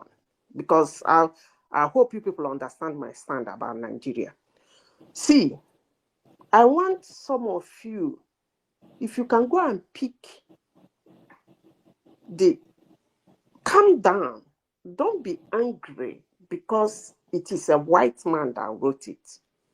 Or maybe don't be angry because it's the man who bring amalgamated Nigeria that wrote it. Please read how he described a Nigeria. You can pull it out from the internet. Anywhere. Lord Lugard. Who did he say a Nigerian is? Please clear your mind when you read that thing. When you finish read it, sit down and say, wow, is this true? Let me examine myself and examine other Nigerians around me. Madam, I have something to say in this direction, just really quick. If we want to go by the amalgamation, talking about log you guide, they never did what they did for our own interests. They did it for their own economic interest, for their selfish What I interest. am saying. Please, I let's not understand what go you're saying, there. so we don't want to even go into that. They are the initial. They are the initiators of this problem. Down, forcing people together. See, when I make my argument, always before I start to speak, more especially in public platform, in workshops, symposiums, there is one thing I carry in mind. What my grandfather told me. He said, my daughter, when you want to take a decision, a stand, remove love, remove hate. You will be able to speak clearly, hear clearly, and act clearly. In essence, what is he telling me? Take control of your emotions. Suppress that emotion. You see clearly. So I don't want you to come to this platform and begin the way they treat us. That was why I told you, calm down, clear your mind, read what he wrote, and Madam, that's can we why I also said, apply? Can we who also are apply we? this one? Like this one you just said now, your father told you. I think this is a very good one. Can we also apply that one to the fact that those that have been beaten by Nigerians, those who Nigerians have happened to, like most of us, you want to tell us how you want us to Listen, let cry, me tell how you, you want us to complain. in life, No, You something said there should be that no is why love. You he's said we saying should not that be you should biased. remove that hold on. bitterness. You should You said remove we should that not be biased. bitterness There should be no love. and remove the Holy, love. 1 minute, Just come to 4 the minutes. middle. Yeah, Okay. you said Thank we should you. remove love. I We should think remove Folly sentiment and is emotions. understanding me now. I say it Be is the in way the it is. middle. That way you can listen. Listen, let me tell you. Life do happen to somebody. Anywhere in the world you are.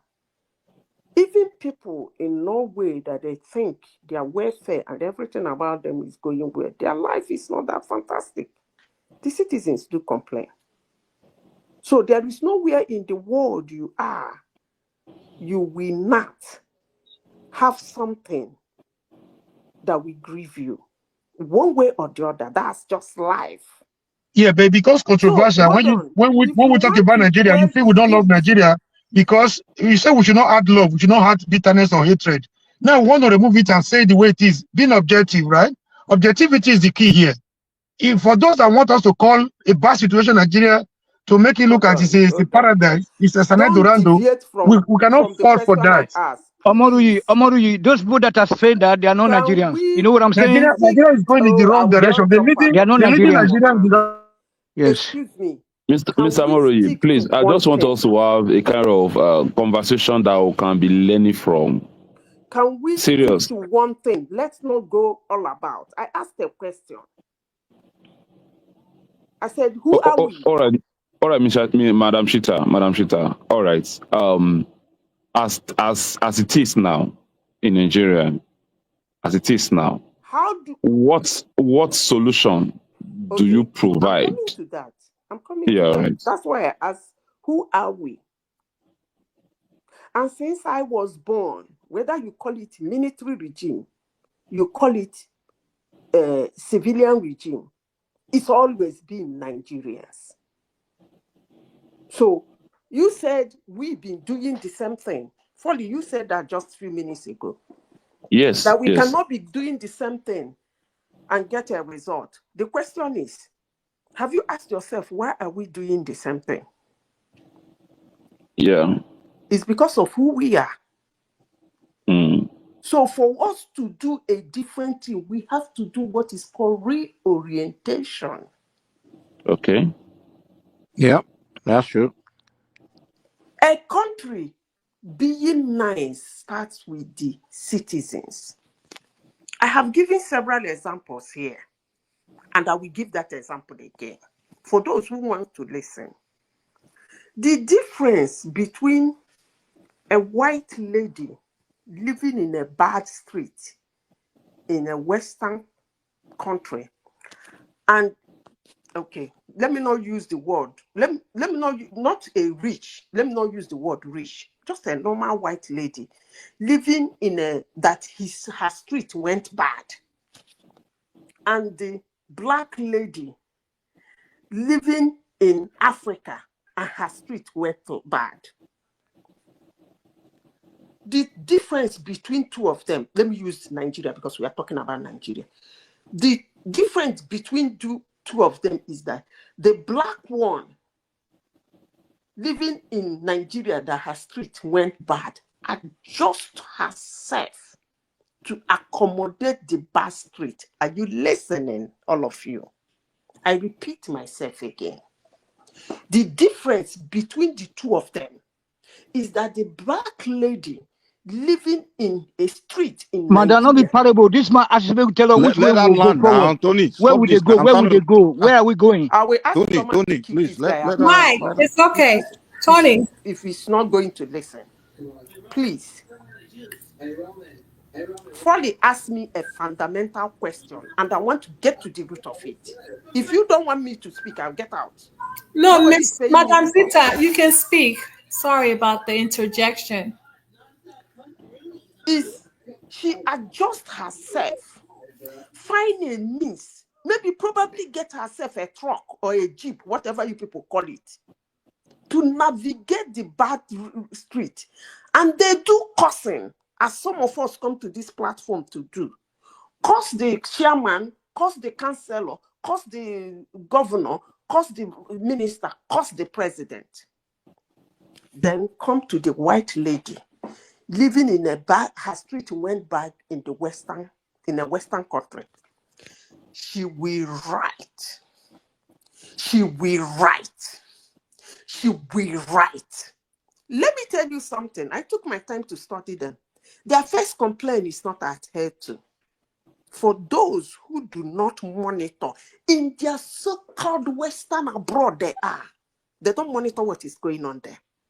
The first time they set out the complaint, they don't get an answer. I promise you that. But they're not letting go. Because why? They have raised their standard of living. She cannot, the bar is high. She cannot stand that road. She wants to know who is. Where is the money for the road? Before you know it, she will start connecting all the people in the street. She's taking her time and her comfort to do this. With She's the hope not that going they to will be listening adjust. here. With the Now, hope that I somebody go will back listen. to the question. Who are we as Nigerians? Are we people who actually fight for what we believe in? When it comes to asking for change, We only you cry for stand in food. the street. We don't Hold on, fight for I'm it. We going to give cry. you an example. Come 2027, some people are going to sell their feeding, their food. They're going to sell it.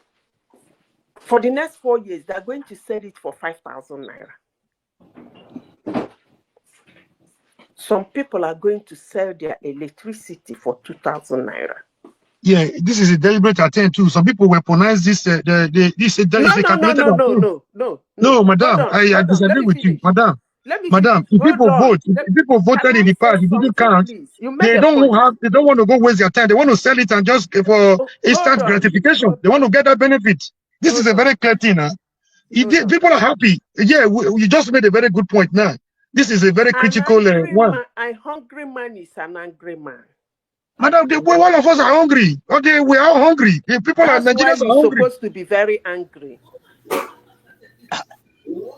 If you are really hungry. Are they elected people with vote in Nigeria? The vote Does doesn't it count count? now. It's Does it money. count? Does it Madam count? Sister, Madam You just Sister, made a in very Nigerian valid point. situation, It's an court. hungry They You man say just election, is answered the not election, and being. question. court. It's okay. You answered the Everyone, questions. hello. Sorry. It's okay. Sorry. No, Mr. Foley, no. No more back and forth. Mike, can you come in and No, I give just your want to. Let Sorry, me I let me just no, say want this. to say something. Mr. Foley. Mike, give me your opinion on this matter, please. You Yeah, just answered see, the question. I think where Madam Sita is trying to go is, if you have a problem, you can't rely on another man to solve it for you. You have to strategically solve it. Even if another man is in it, it's another man's hand that will solve it. You have to figure out to use that man's hand, force his hand to solve it. For example, you gave an example of you vote and someone is rigging it. Okay, that's not where the battle ends. Then you go and study how that person is rigging it, and you go and fight that battle where that person is rigging it. That's where you take that battle. Now, she gave an example of road is not fixed in one country. In another country, the road is not fixed. A woman in one country will just adopt or sit down and just cry, while the other woman take an action, figure what the process, whether through the law or whatever, because you know there's somebody responsible for this. Now you're going to figure a way to go after that individual. There are many ways. If whether you're a group of people or whatever, letters, you have to. That's the way to fight battles. Sitting around crying, nobody feels sorry for victim. The person that's stealing from you, it's like me. I'm breaking into your house, and I'm stealing from you every day. You can crowd the moral crowd you want. Saying stealing is bad, condemn me, shout all day. Me that I'm coming to steal from your house. There's a reason why I'm coming to steal from your house. It's because I see your house as a source of my survival. Maybe whatever I have in our food, I need to eat it to survive. Whatever feed my whole family. I don't care about you. So for you to stop it, it's not by you crying to me that I'm stealing from your house.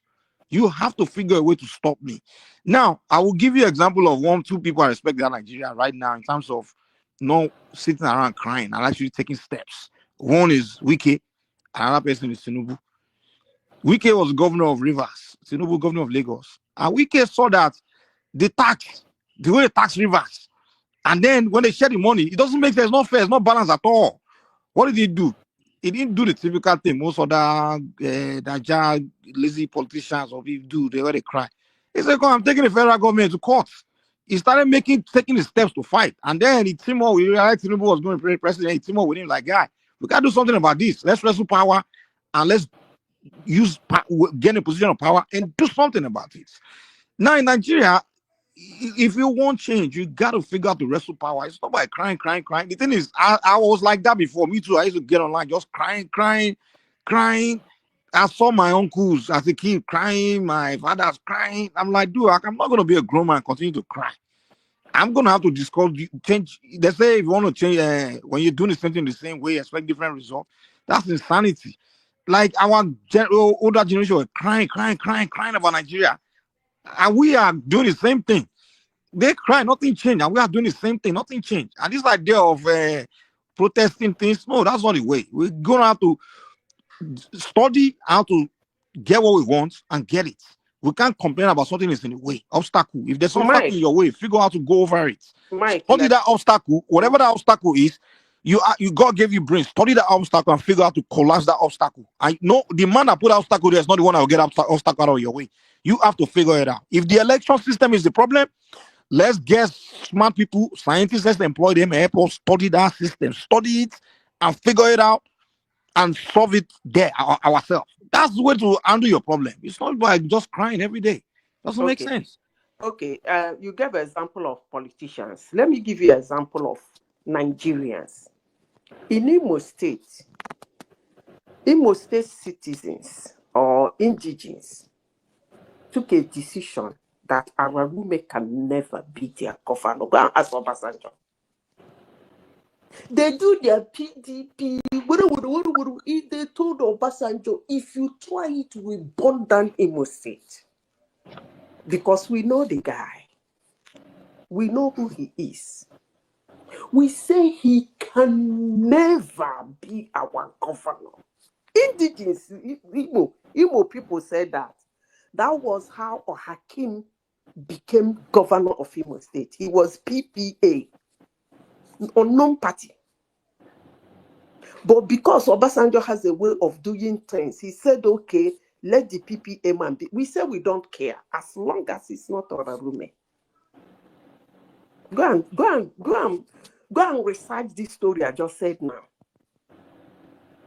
PDP come with the president Obasanjo. Imo State said, not here. We will burn down this. That man will never be the governor of Imo State. With the rigging and everything, we took a decision. That was how Hakim became the governor of Imo State. With their rigging machine, Hakim was PPA. Imo State people don't even know what PPA is as a party. It was Ojo Carlos party.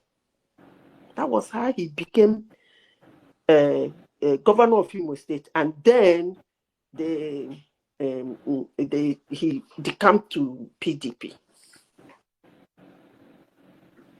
We took that decision. So politicians are just a handful of people, and they are Nigerians.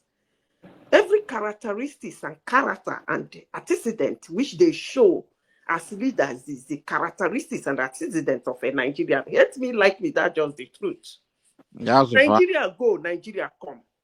Nigeria go, Nigeria come. How do we change it? We have to be reoriented. So that when a Nigeria goes there with a reoriented mind, he's going to do something different.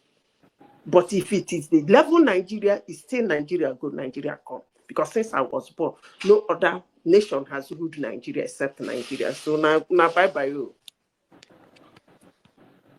Yeah, even me going after some time, I begin to ask myself that question, like, it is we've had different leaders, like just go and come, and it's the same complaint, it's the same thing we complain about leader. I'm like, maybe it's high time we start thinking differently, start thinking like just differently. Let's really address what's causing this so-called body that we are complaining about.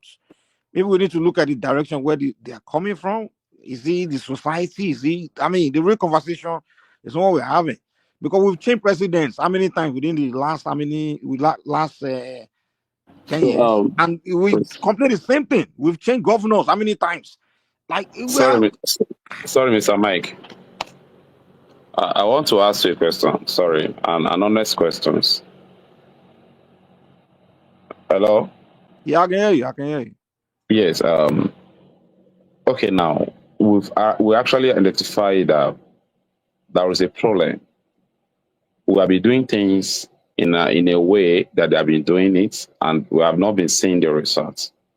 But please, if you want to measure what Sowore is doing on that same topic we are talking about, redirecting the people's mind towards another way of getting it done.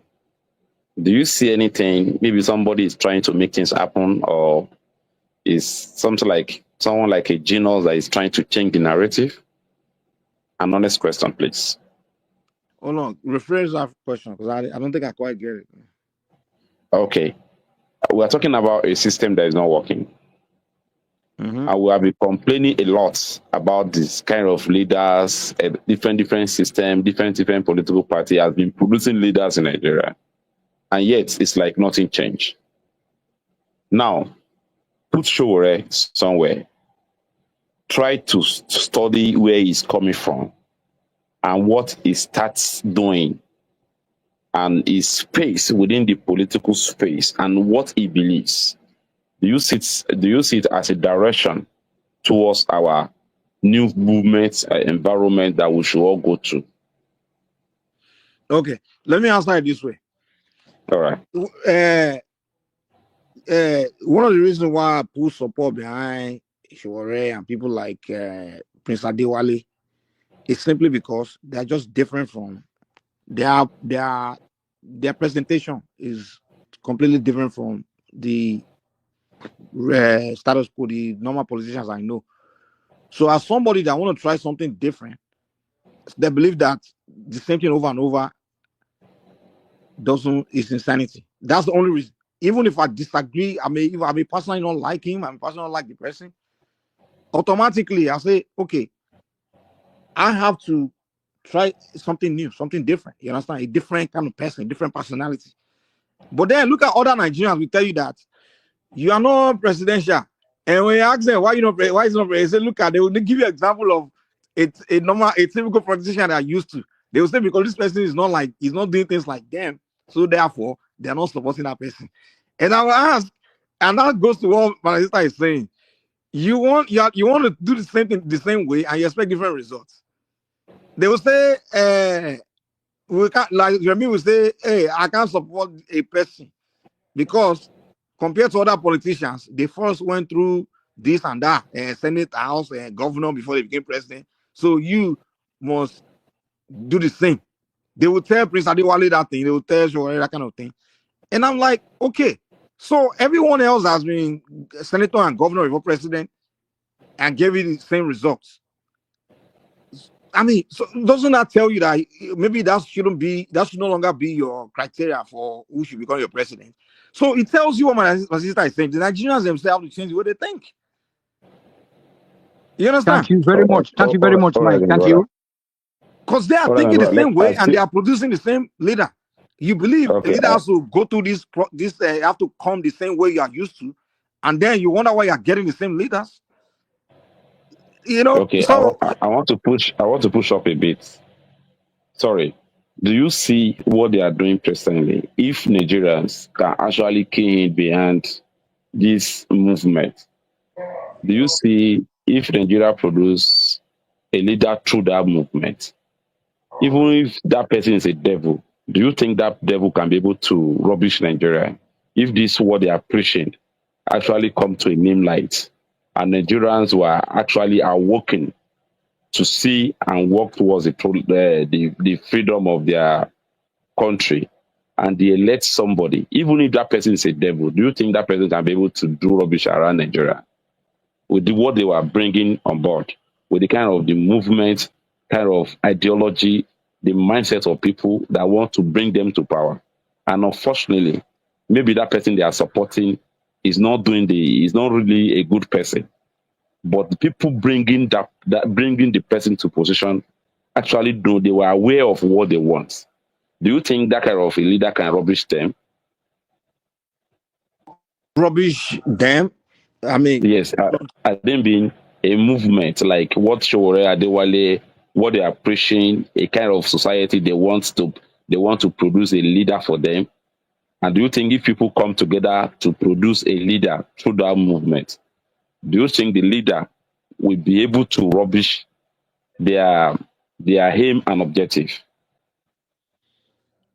so if they produce a leader through the movement Movement, of Mr. yes, Adewale or Sowore this cannot. awareness, this consciousness that Okay, so they but are would that trying to leader bring be a about. good leader or bad leader? Is that what you're asking me? Yes, if that leader is even if the leader is a bad leader, can he rubbish their goals? Because I believe at that particular period, they will have a pushback towards anybody that want to govern them. Oh, I see what you're saying. You see people have opportunity to engage them because those kind of people are coming to you to talk to you, right? Before they get Yes. there. Is the one of the main reasons why, like, I'll be honest with you. Let me first, before I answer your question, I will tell you number one reason why Nigerians usually turn against.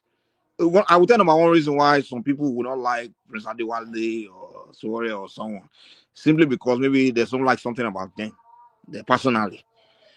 Like there's something personally I don't like about Sowore, and that's why I will call him to talk about it when he was there.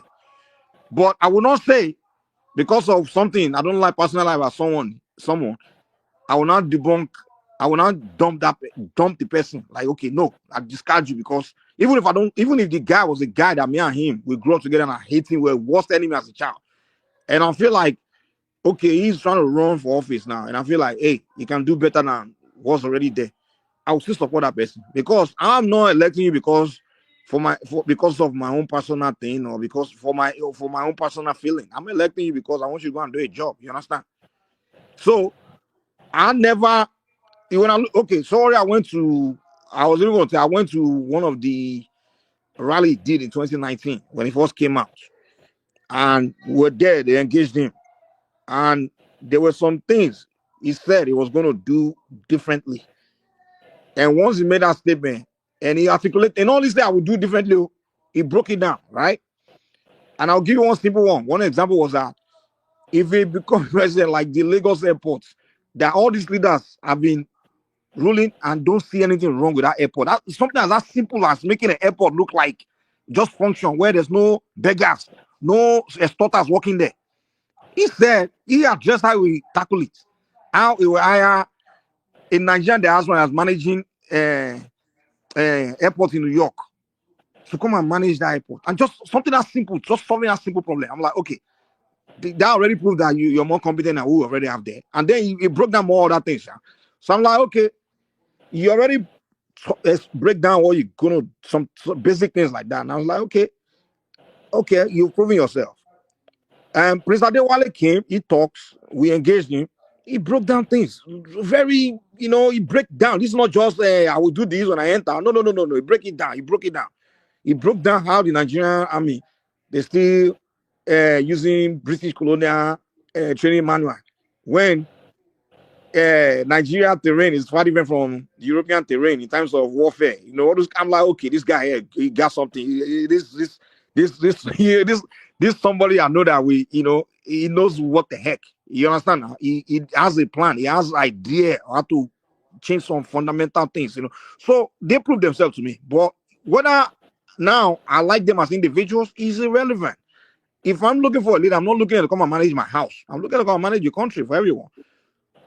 So to answer your question, one of the advantage that can convince us that maybe when they go there, it will be difficult for them to rubbish us like the other people are rubbishing us is the fact that they are coming to talk to us one-on-one before they get there. So we have the opportunity actually to make them what we want them to be. So these are, I will tell you that why I agree with my sister that Nigerians are the problem. We are our own problem. Literally, these people that want to be president are coming to us. So we have opportunity to make them, to make the leader that we want. You understand?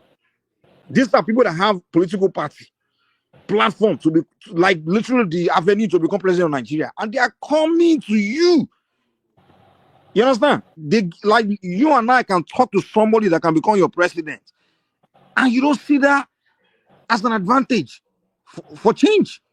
Literally everything you have or you want President Adewale Sowore or whoever other person that's running, that's coming here to talk to you, any kind of change that you want, you have the opportunity to pour that change, even if they don't have it, the idea. You have the opportunity to pour the idea in their heads right now. Things that you want and this idea, strategies you have opportunity one-on-one to show him the formula right now. Give him all the formula, the solution to Nigeria's problem, hand it to him, and then say, now let me make you the president. This is the opportunity these guys are giving you. And guess what Nigerians are doing? They are just squandering it. And they will wait till a typical politician will come next. They can't pursue the people that will never that will never come here to talk to you. They wait for them to run next election, and you're gonna say, "Oh, they are more presidential, and they have more chance to win. Let's just vote for them." And then you come back and cry again. It just tells you that people are just as good as the leader they produce, or should I say, the leader is just as good as the people they produce. So, a leader of people is a reflection. The leader is a reflection of the people. So the Nigerian people themselves are the problem. And that's what Madam Sita is trying to say. So why are we crying? If we want to change our situation, we just have to change the way we think, the way we do things. And it's very clear by what we seen display. Somebody is coming to you, say he wants to be your president. Even if you don't like, that's an opportunity for you to give that person all the formula to what you want. And say, I have an opportunity to make my own president. Give him the formula. And just make him the president, make him go there and change things. But you just say, nah, go to hell, man. I don't like your face. I don't like the way you do things. What are you talking about, man? The issue with Sowore is there. I was ready to discuss it with him. Like, guy, I don't like this about you. What's up with that, you know? But hey, that I may suspect it may affect you and it may affect my desire when you become president too. So here's my formula. Can you that's why I was here to discuss. I'm not gonna say because I didn't like that thing. I'll just or what it did hurt my feeling now. I would throw him away, throw him in the trash. That's the difference between me and some people, you know. Yeah, Mike, you did look, you did a great job there. I know that you are, as you're always, objective. Very good. Thank you very much, sir. Only that one thing that you forgot to note there is that it is a monetized system, money politics, and then a court election. Nobody say they will vote now like we did for Europe and America that we can be sure that our vote will be counted. But votes don't count in Nigeria. Look at the primaries also, that's where mine. But the way you just talk, man, you just talk about it. So that means we are now 4 people in the house tonight that have the interest of the common man of the country at heart. I really thank you. The rest people, you can just forget them. Omoruyi, thank you. Mike, thank you. Foley, thank you. And I thank myself. You know what I'm saying? Because whatever we're doing, so we shouldn't forget that factor, that money factor, okay? Monetized factor, okay? Thank you very much, 4 of us. Mike, Thank you are my brother you. now. Thank you, everyone. Thank you, everyone. I want to close in 10 minutes. I would like to hear final submission if anyone has any. Oh, Thank all right, all right. I think I've been here since almost. I think I started the program with one man, and I'm still here. So I actually always want to use this platform to be able to speak to Nigerians who believe in Nigeria causes, that we can change our narrative, we can change the story, but we cannot change it by repeating the same mistake that we have been making. We have to rearrange and redirect our plan towards our electioneering system. And I'm urging all the Nigerians that is listening here today that the race is just a marathon race. It's not a race that we believe we can actually achieve within a seconds or an hour. And I will urge every one of us to keep pushing till we get a Nigeria of our dream. Thank you very much. Thank you, Mr. Foley. I appreciate your time here and for bringing awareness on Sowore's politics. So I would like to hear from Mr. Adewale. Hey, I'm back again. How's everybody doing? Good evening, sir. Good evening. How you doing? You're doing a good job, my sister. You're doing an excellent job. Thank you so much. I appreciate you. Thank So you. you trying to round up early today? You know, we started at I think 2 p.m. or 1 p.m. Oh wow. Yeah, 1 p.m. I started with well, I was watching in the background. I wasn't on the panel, but yeah. Yeah. Oh It's wow. because it's also like 8 hours and 29 minutes. So I wanted Hmm. to shut it down at least before the 9 o'clock, Oh, nine, okay. I mean, 9 hours. Yeah. That's awesome. Um um what else am I gonna talk about? Uh let me I forgot my line of thought. No, it's What no can your round up. It's round up in 10 minutes. Say your round up. I know. Tony, No, your there's own. no rush. Take your time. I Take your mean, I've listened to so many people talk about. Hey, I've listened to so many people's uh analysis, everything today. It's good to talk. It means we have everything in common. And what I've seen is that the way Nigerians are so passionate about discussing the Nigerian issue is so. I find it very fascinating because maybe people do not realize that we have a lot of things in common in a way that make us to, go a different path. We achieve things in our own ways, but I think we have a bright future ahead if we can just be patient and at the same time listen to one another. Maybe we'll make a great headway in the nearest future. I like to. I love listening to people. I like to, tap from people's knowledge and the way they see things differently. And I think that's one good quality about myself because sometimes I just be in the background listening to others and watch us disagreed to agree sometimes. And I think that's a unique part of who we are as a Nigeria. But that's what I got. Thank you very much. Thank you, Mr. Adewale. I appreciate that. So, Mr. Tony or Mike, who would like to go? Okay, I can go. You know, so Mike is one of the Ogas now. Thank you so much. Yeah. Me and Mike we always align, because Mike cares about once upon a time when I talk about it, say that this man a good man. When I say that I'm from a good mother and Mike is from a good mother, remember? So because you can see the way he just addressed this just now. You said that it's unfortunate that things are like that. So and the one thing we all have to agree that our country is not moving like a normal human society. It's moving like in the jungle, bush, Africa, forest, Congo gorilla forest. And then that's what we all should be saying. We should be hammering on that so that those people that are in charge, that occupy those government offices will be making the change. You know what I'm saying? So know that why some of us already see what is on ground, and then you see it, and then you are not living in Nigeria. People that are living in Nigeria, like Foley, like some other guys, when they are speaking, these people will have it that useless audacity to come and be challenging them. Now they verse me, because things are not okay. A country no benzene, I say, sometimes they use German, no petrol, no light, no water, no security, no food. What the hell? That country is working.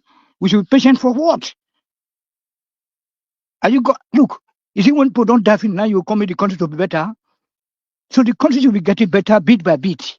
You know what I'm saying? It should be getting better. So 2 years is enough, or 1.5 years. Okay, bit by bit. So people will be patiently. So now this will be like this. Not everything just going down, and then people are coming here to say that no, you just come and talk down on Nigerians, Nigeria abroad. Is that the fact that you are in abroad? It signifies that the Nigeria is a bad place. I hope fall is still there. Fall is still there. Take this man and say to your Oga. Tell him say we support him. Mike support him. Mike support him. I support him, and then Omori support him, including yourself. So we are 4 tonight. And then I know that Chioma, as a moderator, she will not take any stand, but she's very kind in her heart. Also, she wants to see our country working. Not coming here to try to be politically correct, and then be talking boo, and then they are abusing for the comment section. I don't care. I'm ready to take any insult. At least if I know that that insult will make Nigeria to work, and by extension, Black Africans, because that's the same problem. You go to Haiti, the same thing. You go to Mongolia, then the same thing. Anyway, black people they are useless. So why can't we make that change? Let's make the correction. Let's be call it spade a spade, so that people can be able to see the realities on ground and then try to make the change. Not be say you can't say, yeah, we they would. Okay, by the way, who is going to adjust those constitution? You see, these thief people went there for all these so-called legislators that they call honorable excellency. What is excellency? Is it rabbit? Rabbit? I mean, a rat? Excellency? Honorable rats? That say that the snake swallow money? Then now they call excellency. Hey, the governor of this. No governor in Nigeria, no president, no minister, no commissioner. Thank you, sir.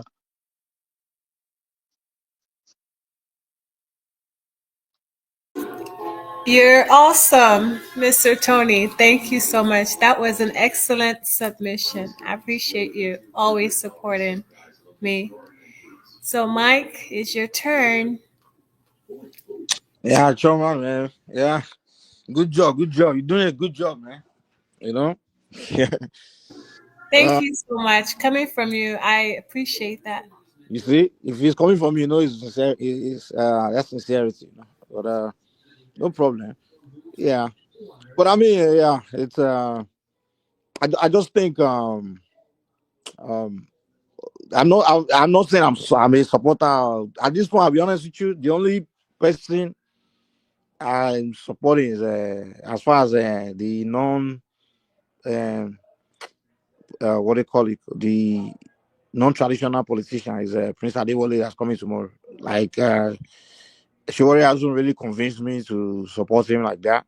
But what I do appreciate is the fact that he's presenting himself to engage people. So I have to give him that respect. I have to take that, give him the respect that hey, you're engaging people and any whatever issue or idea or um vision, desire, whatever you want, he's giving you opportunity to say, hey, look, present it to me, let's work together and things like that. So I have to give him that respect. I don't know why people are just dismissing that. Anyone that does that, even with one of the worst politicians in Nigeria, decide to come and start engaging me one-on-one to say, I will begin to give him respect because you give me opportunity to see what's wrong with you and change you or change it or mold you or something. So we have to give the guy that respect that he's able to just come and engage people, giving you opportunity to create your own president. So him coming to talk to you is basically telling you, hey, create your own president. I'm here. Make what? Let's discuss. Like, what do you want me to become? What do you want me to do? What am I doing wrong? What am I doing right? So that's what he's doing. So we should give him that respect. Him and Prince Adewale that's coming tomorrow. And I don't know any other politician that's doing it. I may not be aware of. Anyone that's doing that, we should give them that respect that they are coming, and we should, in fact, see them as opportunity to wrestle power. They're giving us your chance to use our power. They're giving us the power to use they're giving us the chance to use our power to wrestle power. That's what they are doing. So let's give those guys respect for doing that. Again, there's some issue I have with Sowore, but I haven't had a chance to bring it out in front of him. Maybe he can he can change my mind. But there's a particular issue I have with him. But I didn't get a chance to ask him today because one man didn't want me to. I don't know why. Or maybe he claimed he wanted to leave. But like I said, Nigerians should understand that if you want change, it's not by crying like babies. That's old. By now, you should already get that. I don't know. Don't we people get tired of doing the same thing? Even in your own personal life, you're doing the same. You have to be re-examining yourself every 5 years to see something you've been doing over and over and reshape your life, reshape yourself, reshape your thinking. It's like for decades I've been in Nigeria the same way, just crying every day, crying and condemning. Oh, the country is useless. Nigeria is useless. Oh, is it bad. Dude, is that way to solve problem? You don't solve problem like that, man. What is it that's bad? Bring it to the table. Start studying it. The why I respect. I think we need to start learning from advanced countries. When Europeans, Asians, Chinese people, they see obstacle, they start studying that obstacle and figuring out how to go over it. These people are advancing technologically. They will look at the moon and say, okay, this is a big obstacle. How can we land a robot there within this amount of time? And they begin to study the obstacle it take, to go over to get there. But Africans, little obstacle of getting leadership right. We can't even solve it. We are crying instead of solving it. I can't cry and solve your problem. I can be a victim. Who respect? First of all, nobody respect the victim. If you're playing victim, nobody respect you. People respect fighters, respect intelligent, ideologies, visionaries, thinkers.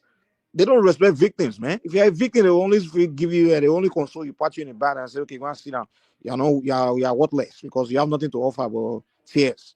So nobody respect victims, man. That's why your leaders don't respect you because you are just a bunch of crybabies, man. And Nigeria needs to stop doing that. They look ridiculous, man. Always crying. Oh, country bad. Oh, that country, it's finished. It's bad. Oh, leaders are bad. Oh, look, we are babies. How can you be beaten and expect you to cry? Why you cry? Are you kidding me? You're a grown man, dude. Man, you guys are. How can you be a man and be crying? Come on, man. The way is not to be crying. Stop calling on platform to cry. Come on platform to present ideas, man. We don't create platform to come together and be crying. We create a platform to come educate each other. If you have ideas on how to solve one problem, bring it to the platform and present it. Maybe the leaders can hear and learn from your ideas. In fact, the leaders are watching us. Do you think leaders get anything from hearing you cry? They get something from what when they tune in. Maybe you can give them idea that they don't know. If your leaders are dummies, then come here and present ideas to them now so they can hear you and say, oh, wow, I didn't know this. I didn't know I can solve the problem like this. And then they can be solving it. Let's come together and be putting ideas together, solutions. Not come here together and be crying like kids, man. After you don't cry, then you go home and do what? Come on, man. Yeah, thank you, Chama. That's all I have to say, man. Thank you, Mike. So I would like to hear, since Babati was here, I'd like to hear his final submission, and then after that, I will give Mr. Ola 5 minutes to give us his overall thoughts about Showare's visit to our platform today. So Babati, the floor is yours, sir. All right, thank you. Yeah, I came in earlier.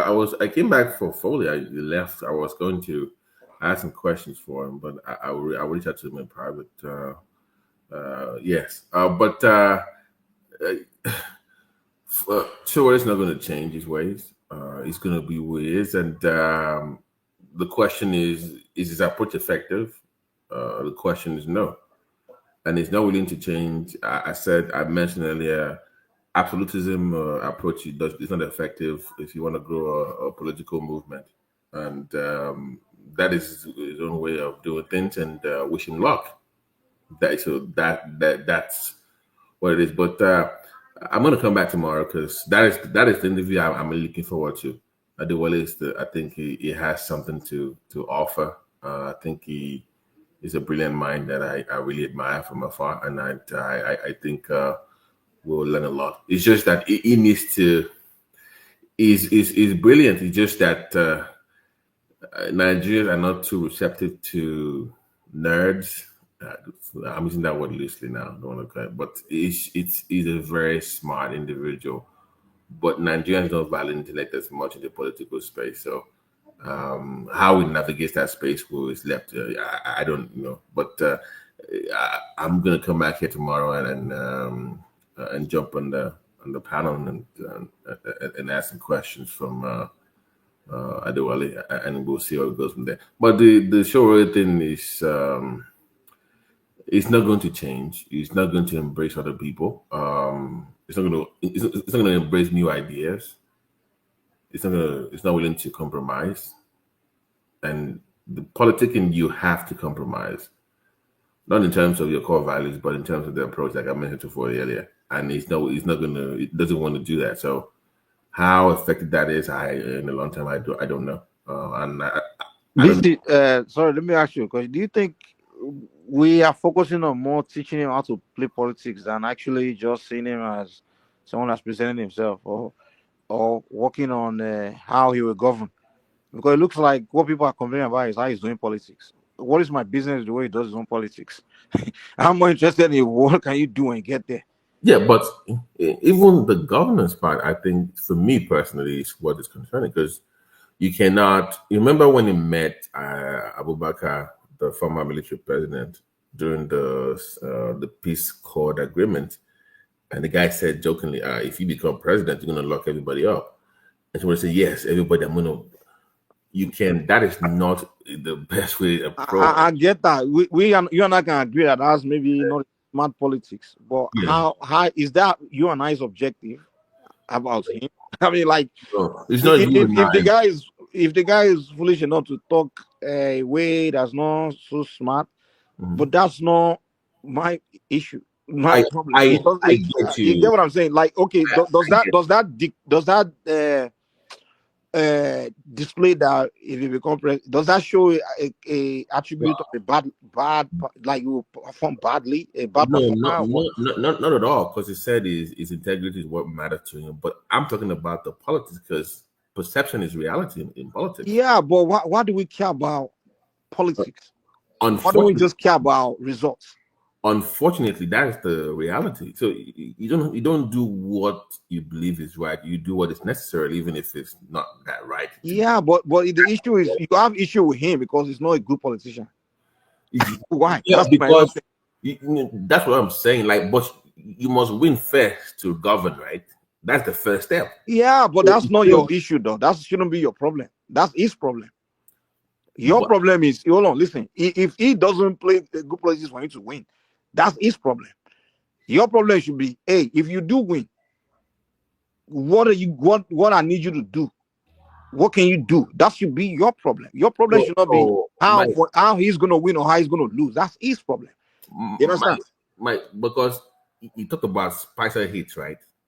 You remember in 19 when he ran for office, actually contributed to his campaign. So I'm not too worried about him governing as much. I know he has to tweak some few things there, but you need to win first. I'm not. Yeah, is not. But why do you care about he needs to win first? That's his duty. That's his job, not your job. It's his job to go and win. It's not your job.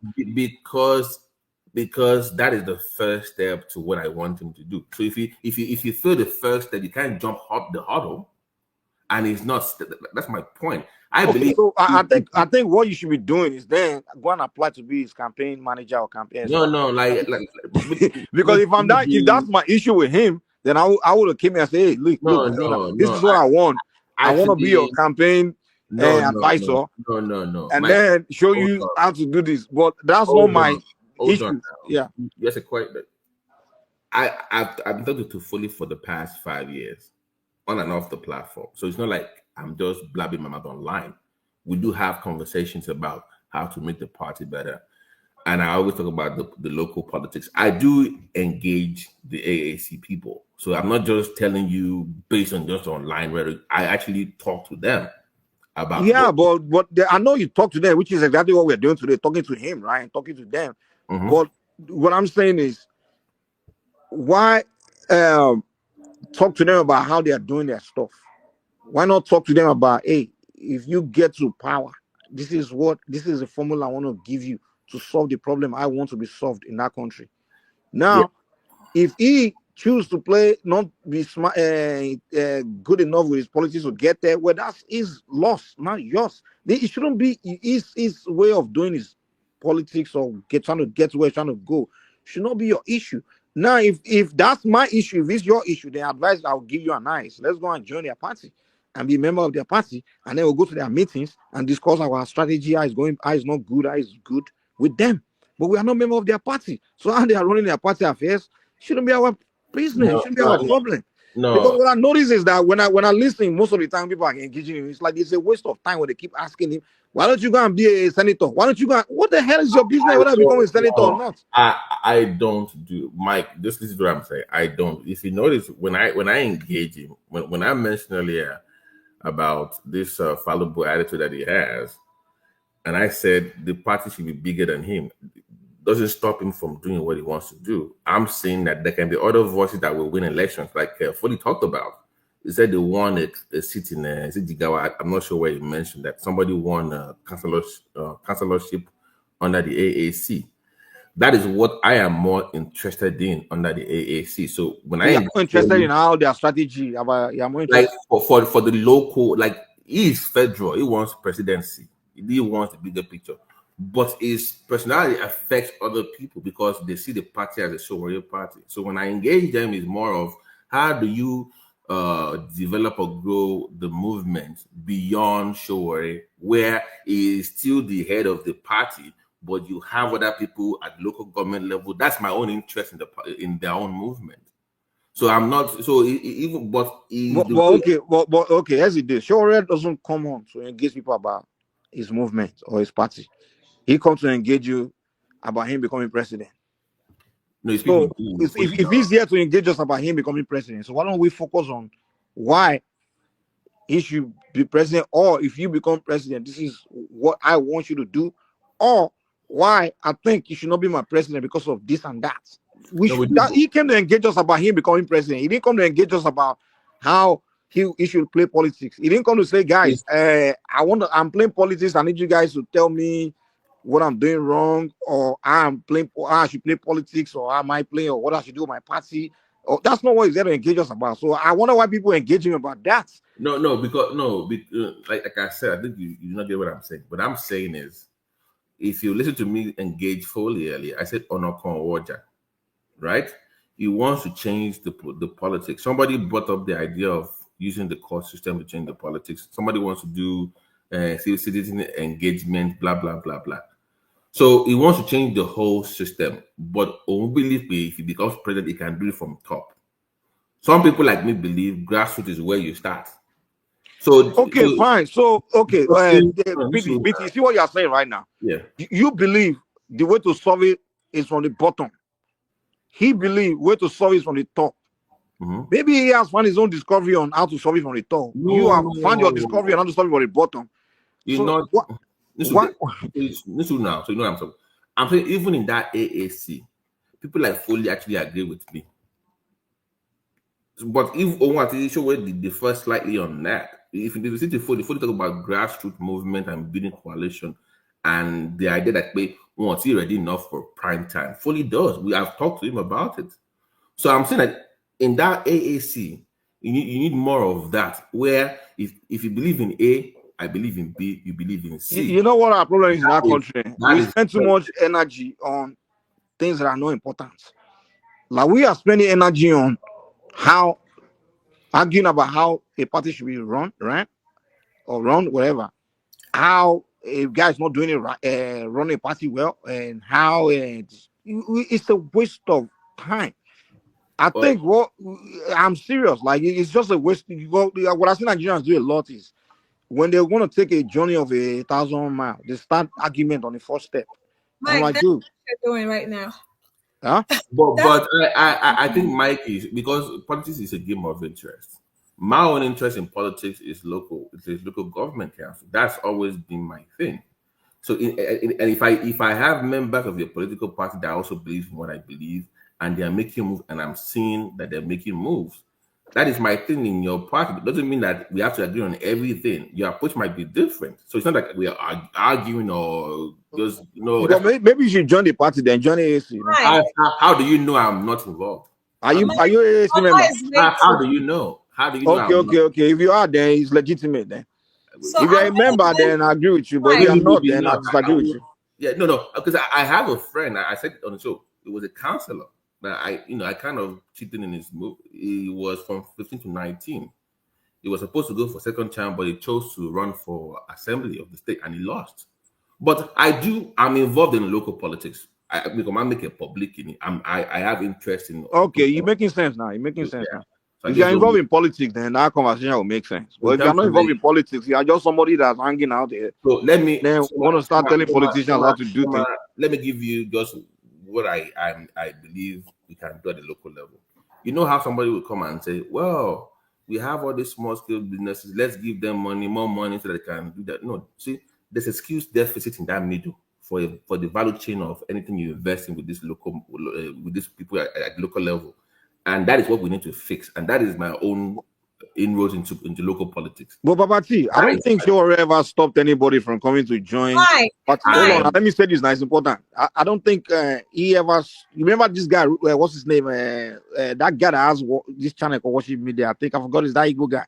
You know the guy used AAC party to run for governorship in Enugu State in 2019. You know that, right? You mean a So I don't. Chidi? Yeah, Chidi. Yeah, Yeah. he ran for as a governor of Enugu State Yes. under AAC when Sowore was running for president in 2019. That was when I was really supporting Sowore. I remember very well. So he's not stopping anyone to come and use his party to run for local offices. The only thing is maybe he's not recruiting. Maybe can accuse him of that. But it's not stopping anyone from coming to use their party platform to run for local distance. So if we want to do that, I think No, people do. Like, don't let me make some things public. People will run, people fund everything like that. What I'm saying is, for local, the approach to federal is different from state. Okay, but it's I said earlier, the way people perceive you might be reality. Doesn't mean it's the fact. But unfortunately, in our political space, the way you perceive, even the guy so worried today said it, that he knows that unfortunately is still seen as being bigger than the party, where it tends to overshadow the way people see AAC. And he said it himself that they need to do a better job of making AAC the brand where it falls under, as opposed to him being too bigger than the party. And he agreed with me on that position. So that's what I was talking about in terms of local politics, where if I say AAC, let's follow a belief system that you agree with, not show what it necessarily, but they believe in whatever it believes. So it's not like we are too far off from what we are fighting. Yeah, but BT probably is trying to set a record because he knows exactly what he stands for, and he knows exactly what he want to do. Probably want to do like a Awolowo because that is what you will be accusing Awolowo of. Also because the leader let me that doesn't want to give power to others is because because he's coming to take over and make the rapid change. Okay. Okay, Tony. But thank you guys. I'll see you guys tomorrow for Adewale's thing. Yes. So, Mr. Ola, I know this is your first time coming in. Do you have anything you would like to say on Sowore joining our platform today as our guest? Well, hi everyone. But yeah, the thing is, Sowore has not changed, and yeah, he appears to have some nice programs on paper, but the thing is, how visible are all those programs? Because we have to be practical in our approach. You see, everything is presenting. It make if you are not taking an approach that will take you to that position for you to be able to execute it, then it doesn't make sense. So whatever we are doing, whatever we are saying, is just some kind of exercise. We are just doing some kind of verbal exercises and just to keep ourselves busy. You know, I'm one of those people that believe that if Sowore really need power, you have to compromise. Because assuming we are 200 million, you are dealing with 200 million people. And how many people are just perfectionists or purists like you are, that you think that, okay, everything have to be perfect. It's impossible. So you have to realize that you have to work with everyone. What you want to do is to be in a situation whereby you can guide everybody. So the way it's going to me, that's why I don't personally, it's good, I need to sensitize some people.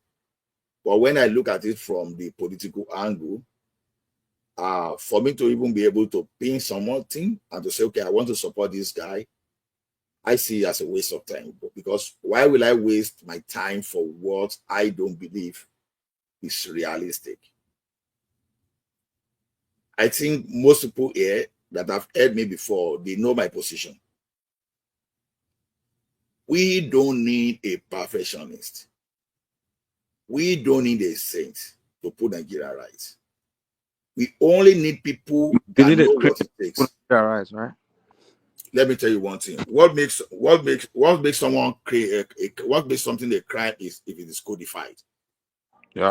So there are something you do, people will say, oh, this is immoral, but not necessarily a crime. But if you put that immoral thing in the code, then it become codified. Like many things you do now, if you practice Sharia now, many things, immoral things we do now immediately become illegal. So it's not a matter whether criminal or whatever. If you say someone is a criminal, the person must be convicted. If the person has never been convicted, as far as I'm concerned, the person is legally qualified. So the way Sowore is going, that perfect person you cannot see, because even if you were a military officer, you were not likely to even achieve that in a complex society like Nigeria. Well, when you say you don't need a saint, what do you mean? Now, I don't need someone that is absolute, a sinless.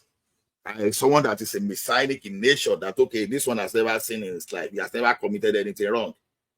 So I don't So if want... I give you two options, hold on. If I give you two options to pick as your president, I bring one person that's never committed sin in his life, never stolen money in his life, and I bring another person that has stolen, but it's also good. Who will you pick? I will choose competence over the offense you've committed. The only thing is, No. Hold on. They are equally competent. Let's say that they're equally competent, but one has stolen before. That's another thing entirely. If you've It's never the same stolen thing. before, No. It's the same thing. Chama, are you with me? No. You say you don't hold on. You said it. You say you don't want someone that's wait. We have to talk within a context, so we don't just need to expand unnecessarily. You are saying if you bring, okay, let's say we have a version of Tinubu that has never stolen money before and has never been accused of any crime, and another version of Tinubu that we know that he has stolen, he has been convicted before. So two different things. The two are equally competent and will be tested. Then I will go for someone that has never been accused. But I will accuse the version has never stolen before, has never been accused before. That's the logical choice. No, see, the thing now is this. I'm drawing this thing. See, you can easily see from the way Sowore presents some of his cases that whether he's doing that thing intentionally, just knowing the consequence will be that he will not get to that place, or he's doing that ignorantly. Look, the way he's talked sometimes, let me think, make me uncomfortable. Let me believe that this guy does not really understand the problem of this country. How do you think he will perform if he wins?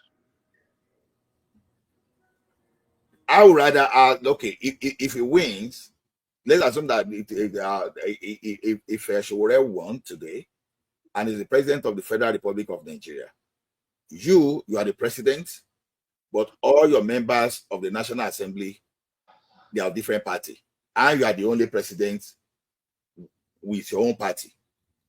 How are you going to control the National Assembly? How are you going to deal with the complexity in our ethnic structure in that country? So look at what Jonathan tried to do to convince everyone. Hola, that's not what I ask you. Hola. How will he perform in the area where he has absolutely power to perform? That question you are asking, the answer you want me to give is not realistic. Can't you get? We must get there before you can even start saying that. I told you, No, and no, even no. those people Based that on impression is given. That's what I'm asking. there's no impression you want to give to me that will be more than that of Buhari Diagbo, or that be more than that of Murtala Mohammed. And we know what happened to those people. Even good Lord Jonathan with good intention, we know I was But the way frustrated. we have to pick our leader has to be based on impression they give us now. Yeah, the impression he gave me now, I say, okay, I cannot pick him as a president. That's exactly what I'm saying. Because the way Because the it's way not he's presenting he's it, playing too much saint. It's too much of a saint. you know, it doesn't sound like someone that is competent, because when you are competent, you will know the complicity in the and how corrupt the society is. So he And you doesn't know. He cannot doesn't know how corrupt Nigeria is. no now wait now, because the way it is providing solution, you understand, you may know someone from the source, something from somewhere. This country is corrupt and I'm going to deal with that corruption, but you don't really know the task you are even going to face fighting that corruption. So You you don't even know more that, than Sowore that's been fighting corruption with Sahara Reporter, that's been exposing things. So you know more than him. You see know Nigerian corruption more than Sowore. Is that what you're telling me? this one is not a matter of whether I know more than him or not. I will use it from the experience. But you say he doesn't know. For you to say what someone I doesn't know, said that that means he must know more than the person. it appears to me that he doesn't know. Mike, let He me appears finish to the me. submission so I can close the show. All right, let me get out there because I'll just go all night with these kind of people, man. The way Nigerians, the way people talk here, I'm telling you. No. Let me leave you guys, man. Let me just bounce, man. Thank you for coming. So it appears to me that he is very good with words, but he does not really have the tactics to solve the problem. The other one thing is for you to say something, but when you get there, you start complaining. We heard that, okay, when we were promoting Buhari, we were promoting him based on he has done it before, that's when they did. He would just go to that place, everything will clear. Under 2 months, we started hearing story. Yeah, it's not his fault. It's the people that he appointed. Who cares? Who cares? You are still going to work with the people. So if Sowore is getting to that place, he's still going to work with the people. So if you don't really understand how corruption works and how corruption can consume you or can empower, can overpower you, can overtake you, then why should I trust you? I would rather trust a thief that knows that knows how to catch another thief. Because to me, when you call yourself a politician, the first thing that comes to my mind is this guy is a potential corrupt person. But I want to see your template, how you push other corrupt politicians out, how you force them not to be able to be as corrupt as you. Because my own ideology is this: among 100 corrupt people, one person want to be at the top and want to be the absolute corrupt person while pushing another person out. That is the way I see others. If you ask me for Tinubu whether it's corrupt today, I say, yeah, Tinubu is corrupt. At least in comma, because that's my perception of him. Whether I'm correct or not correct is immaterial. But I've been able to see how he eliminated some petty corrupt people. Petty corrupt people without necessarily sending police after them. What we want to do, we want to trace everything you do.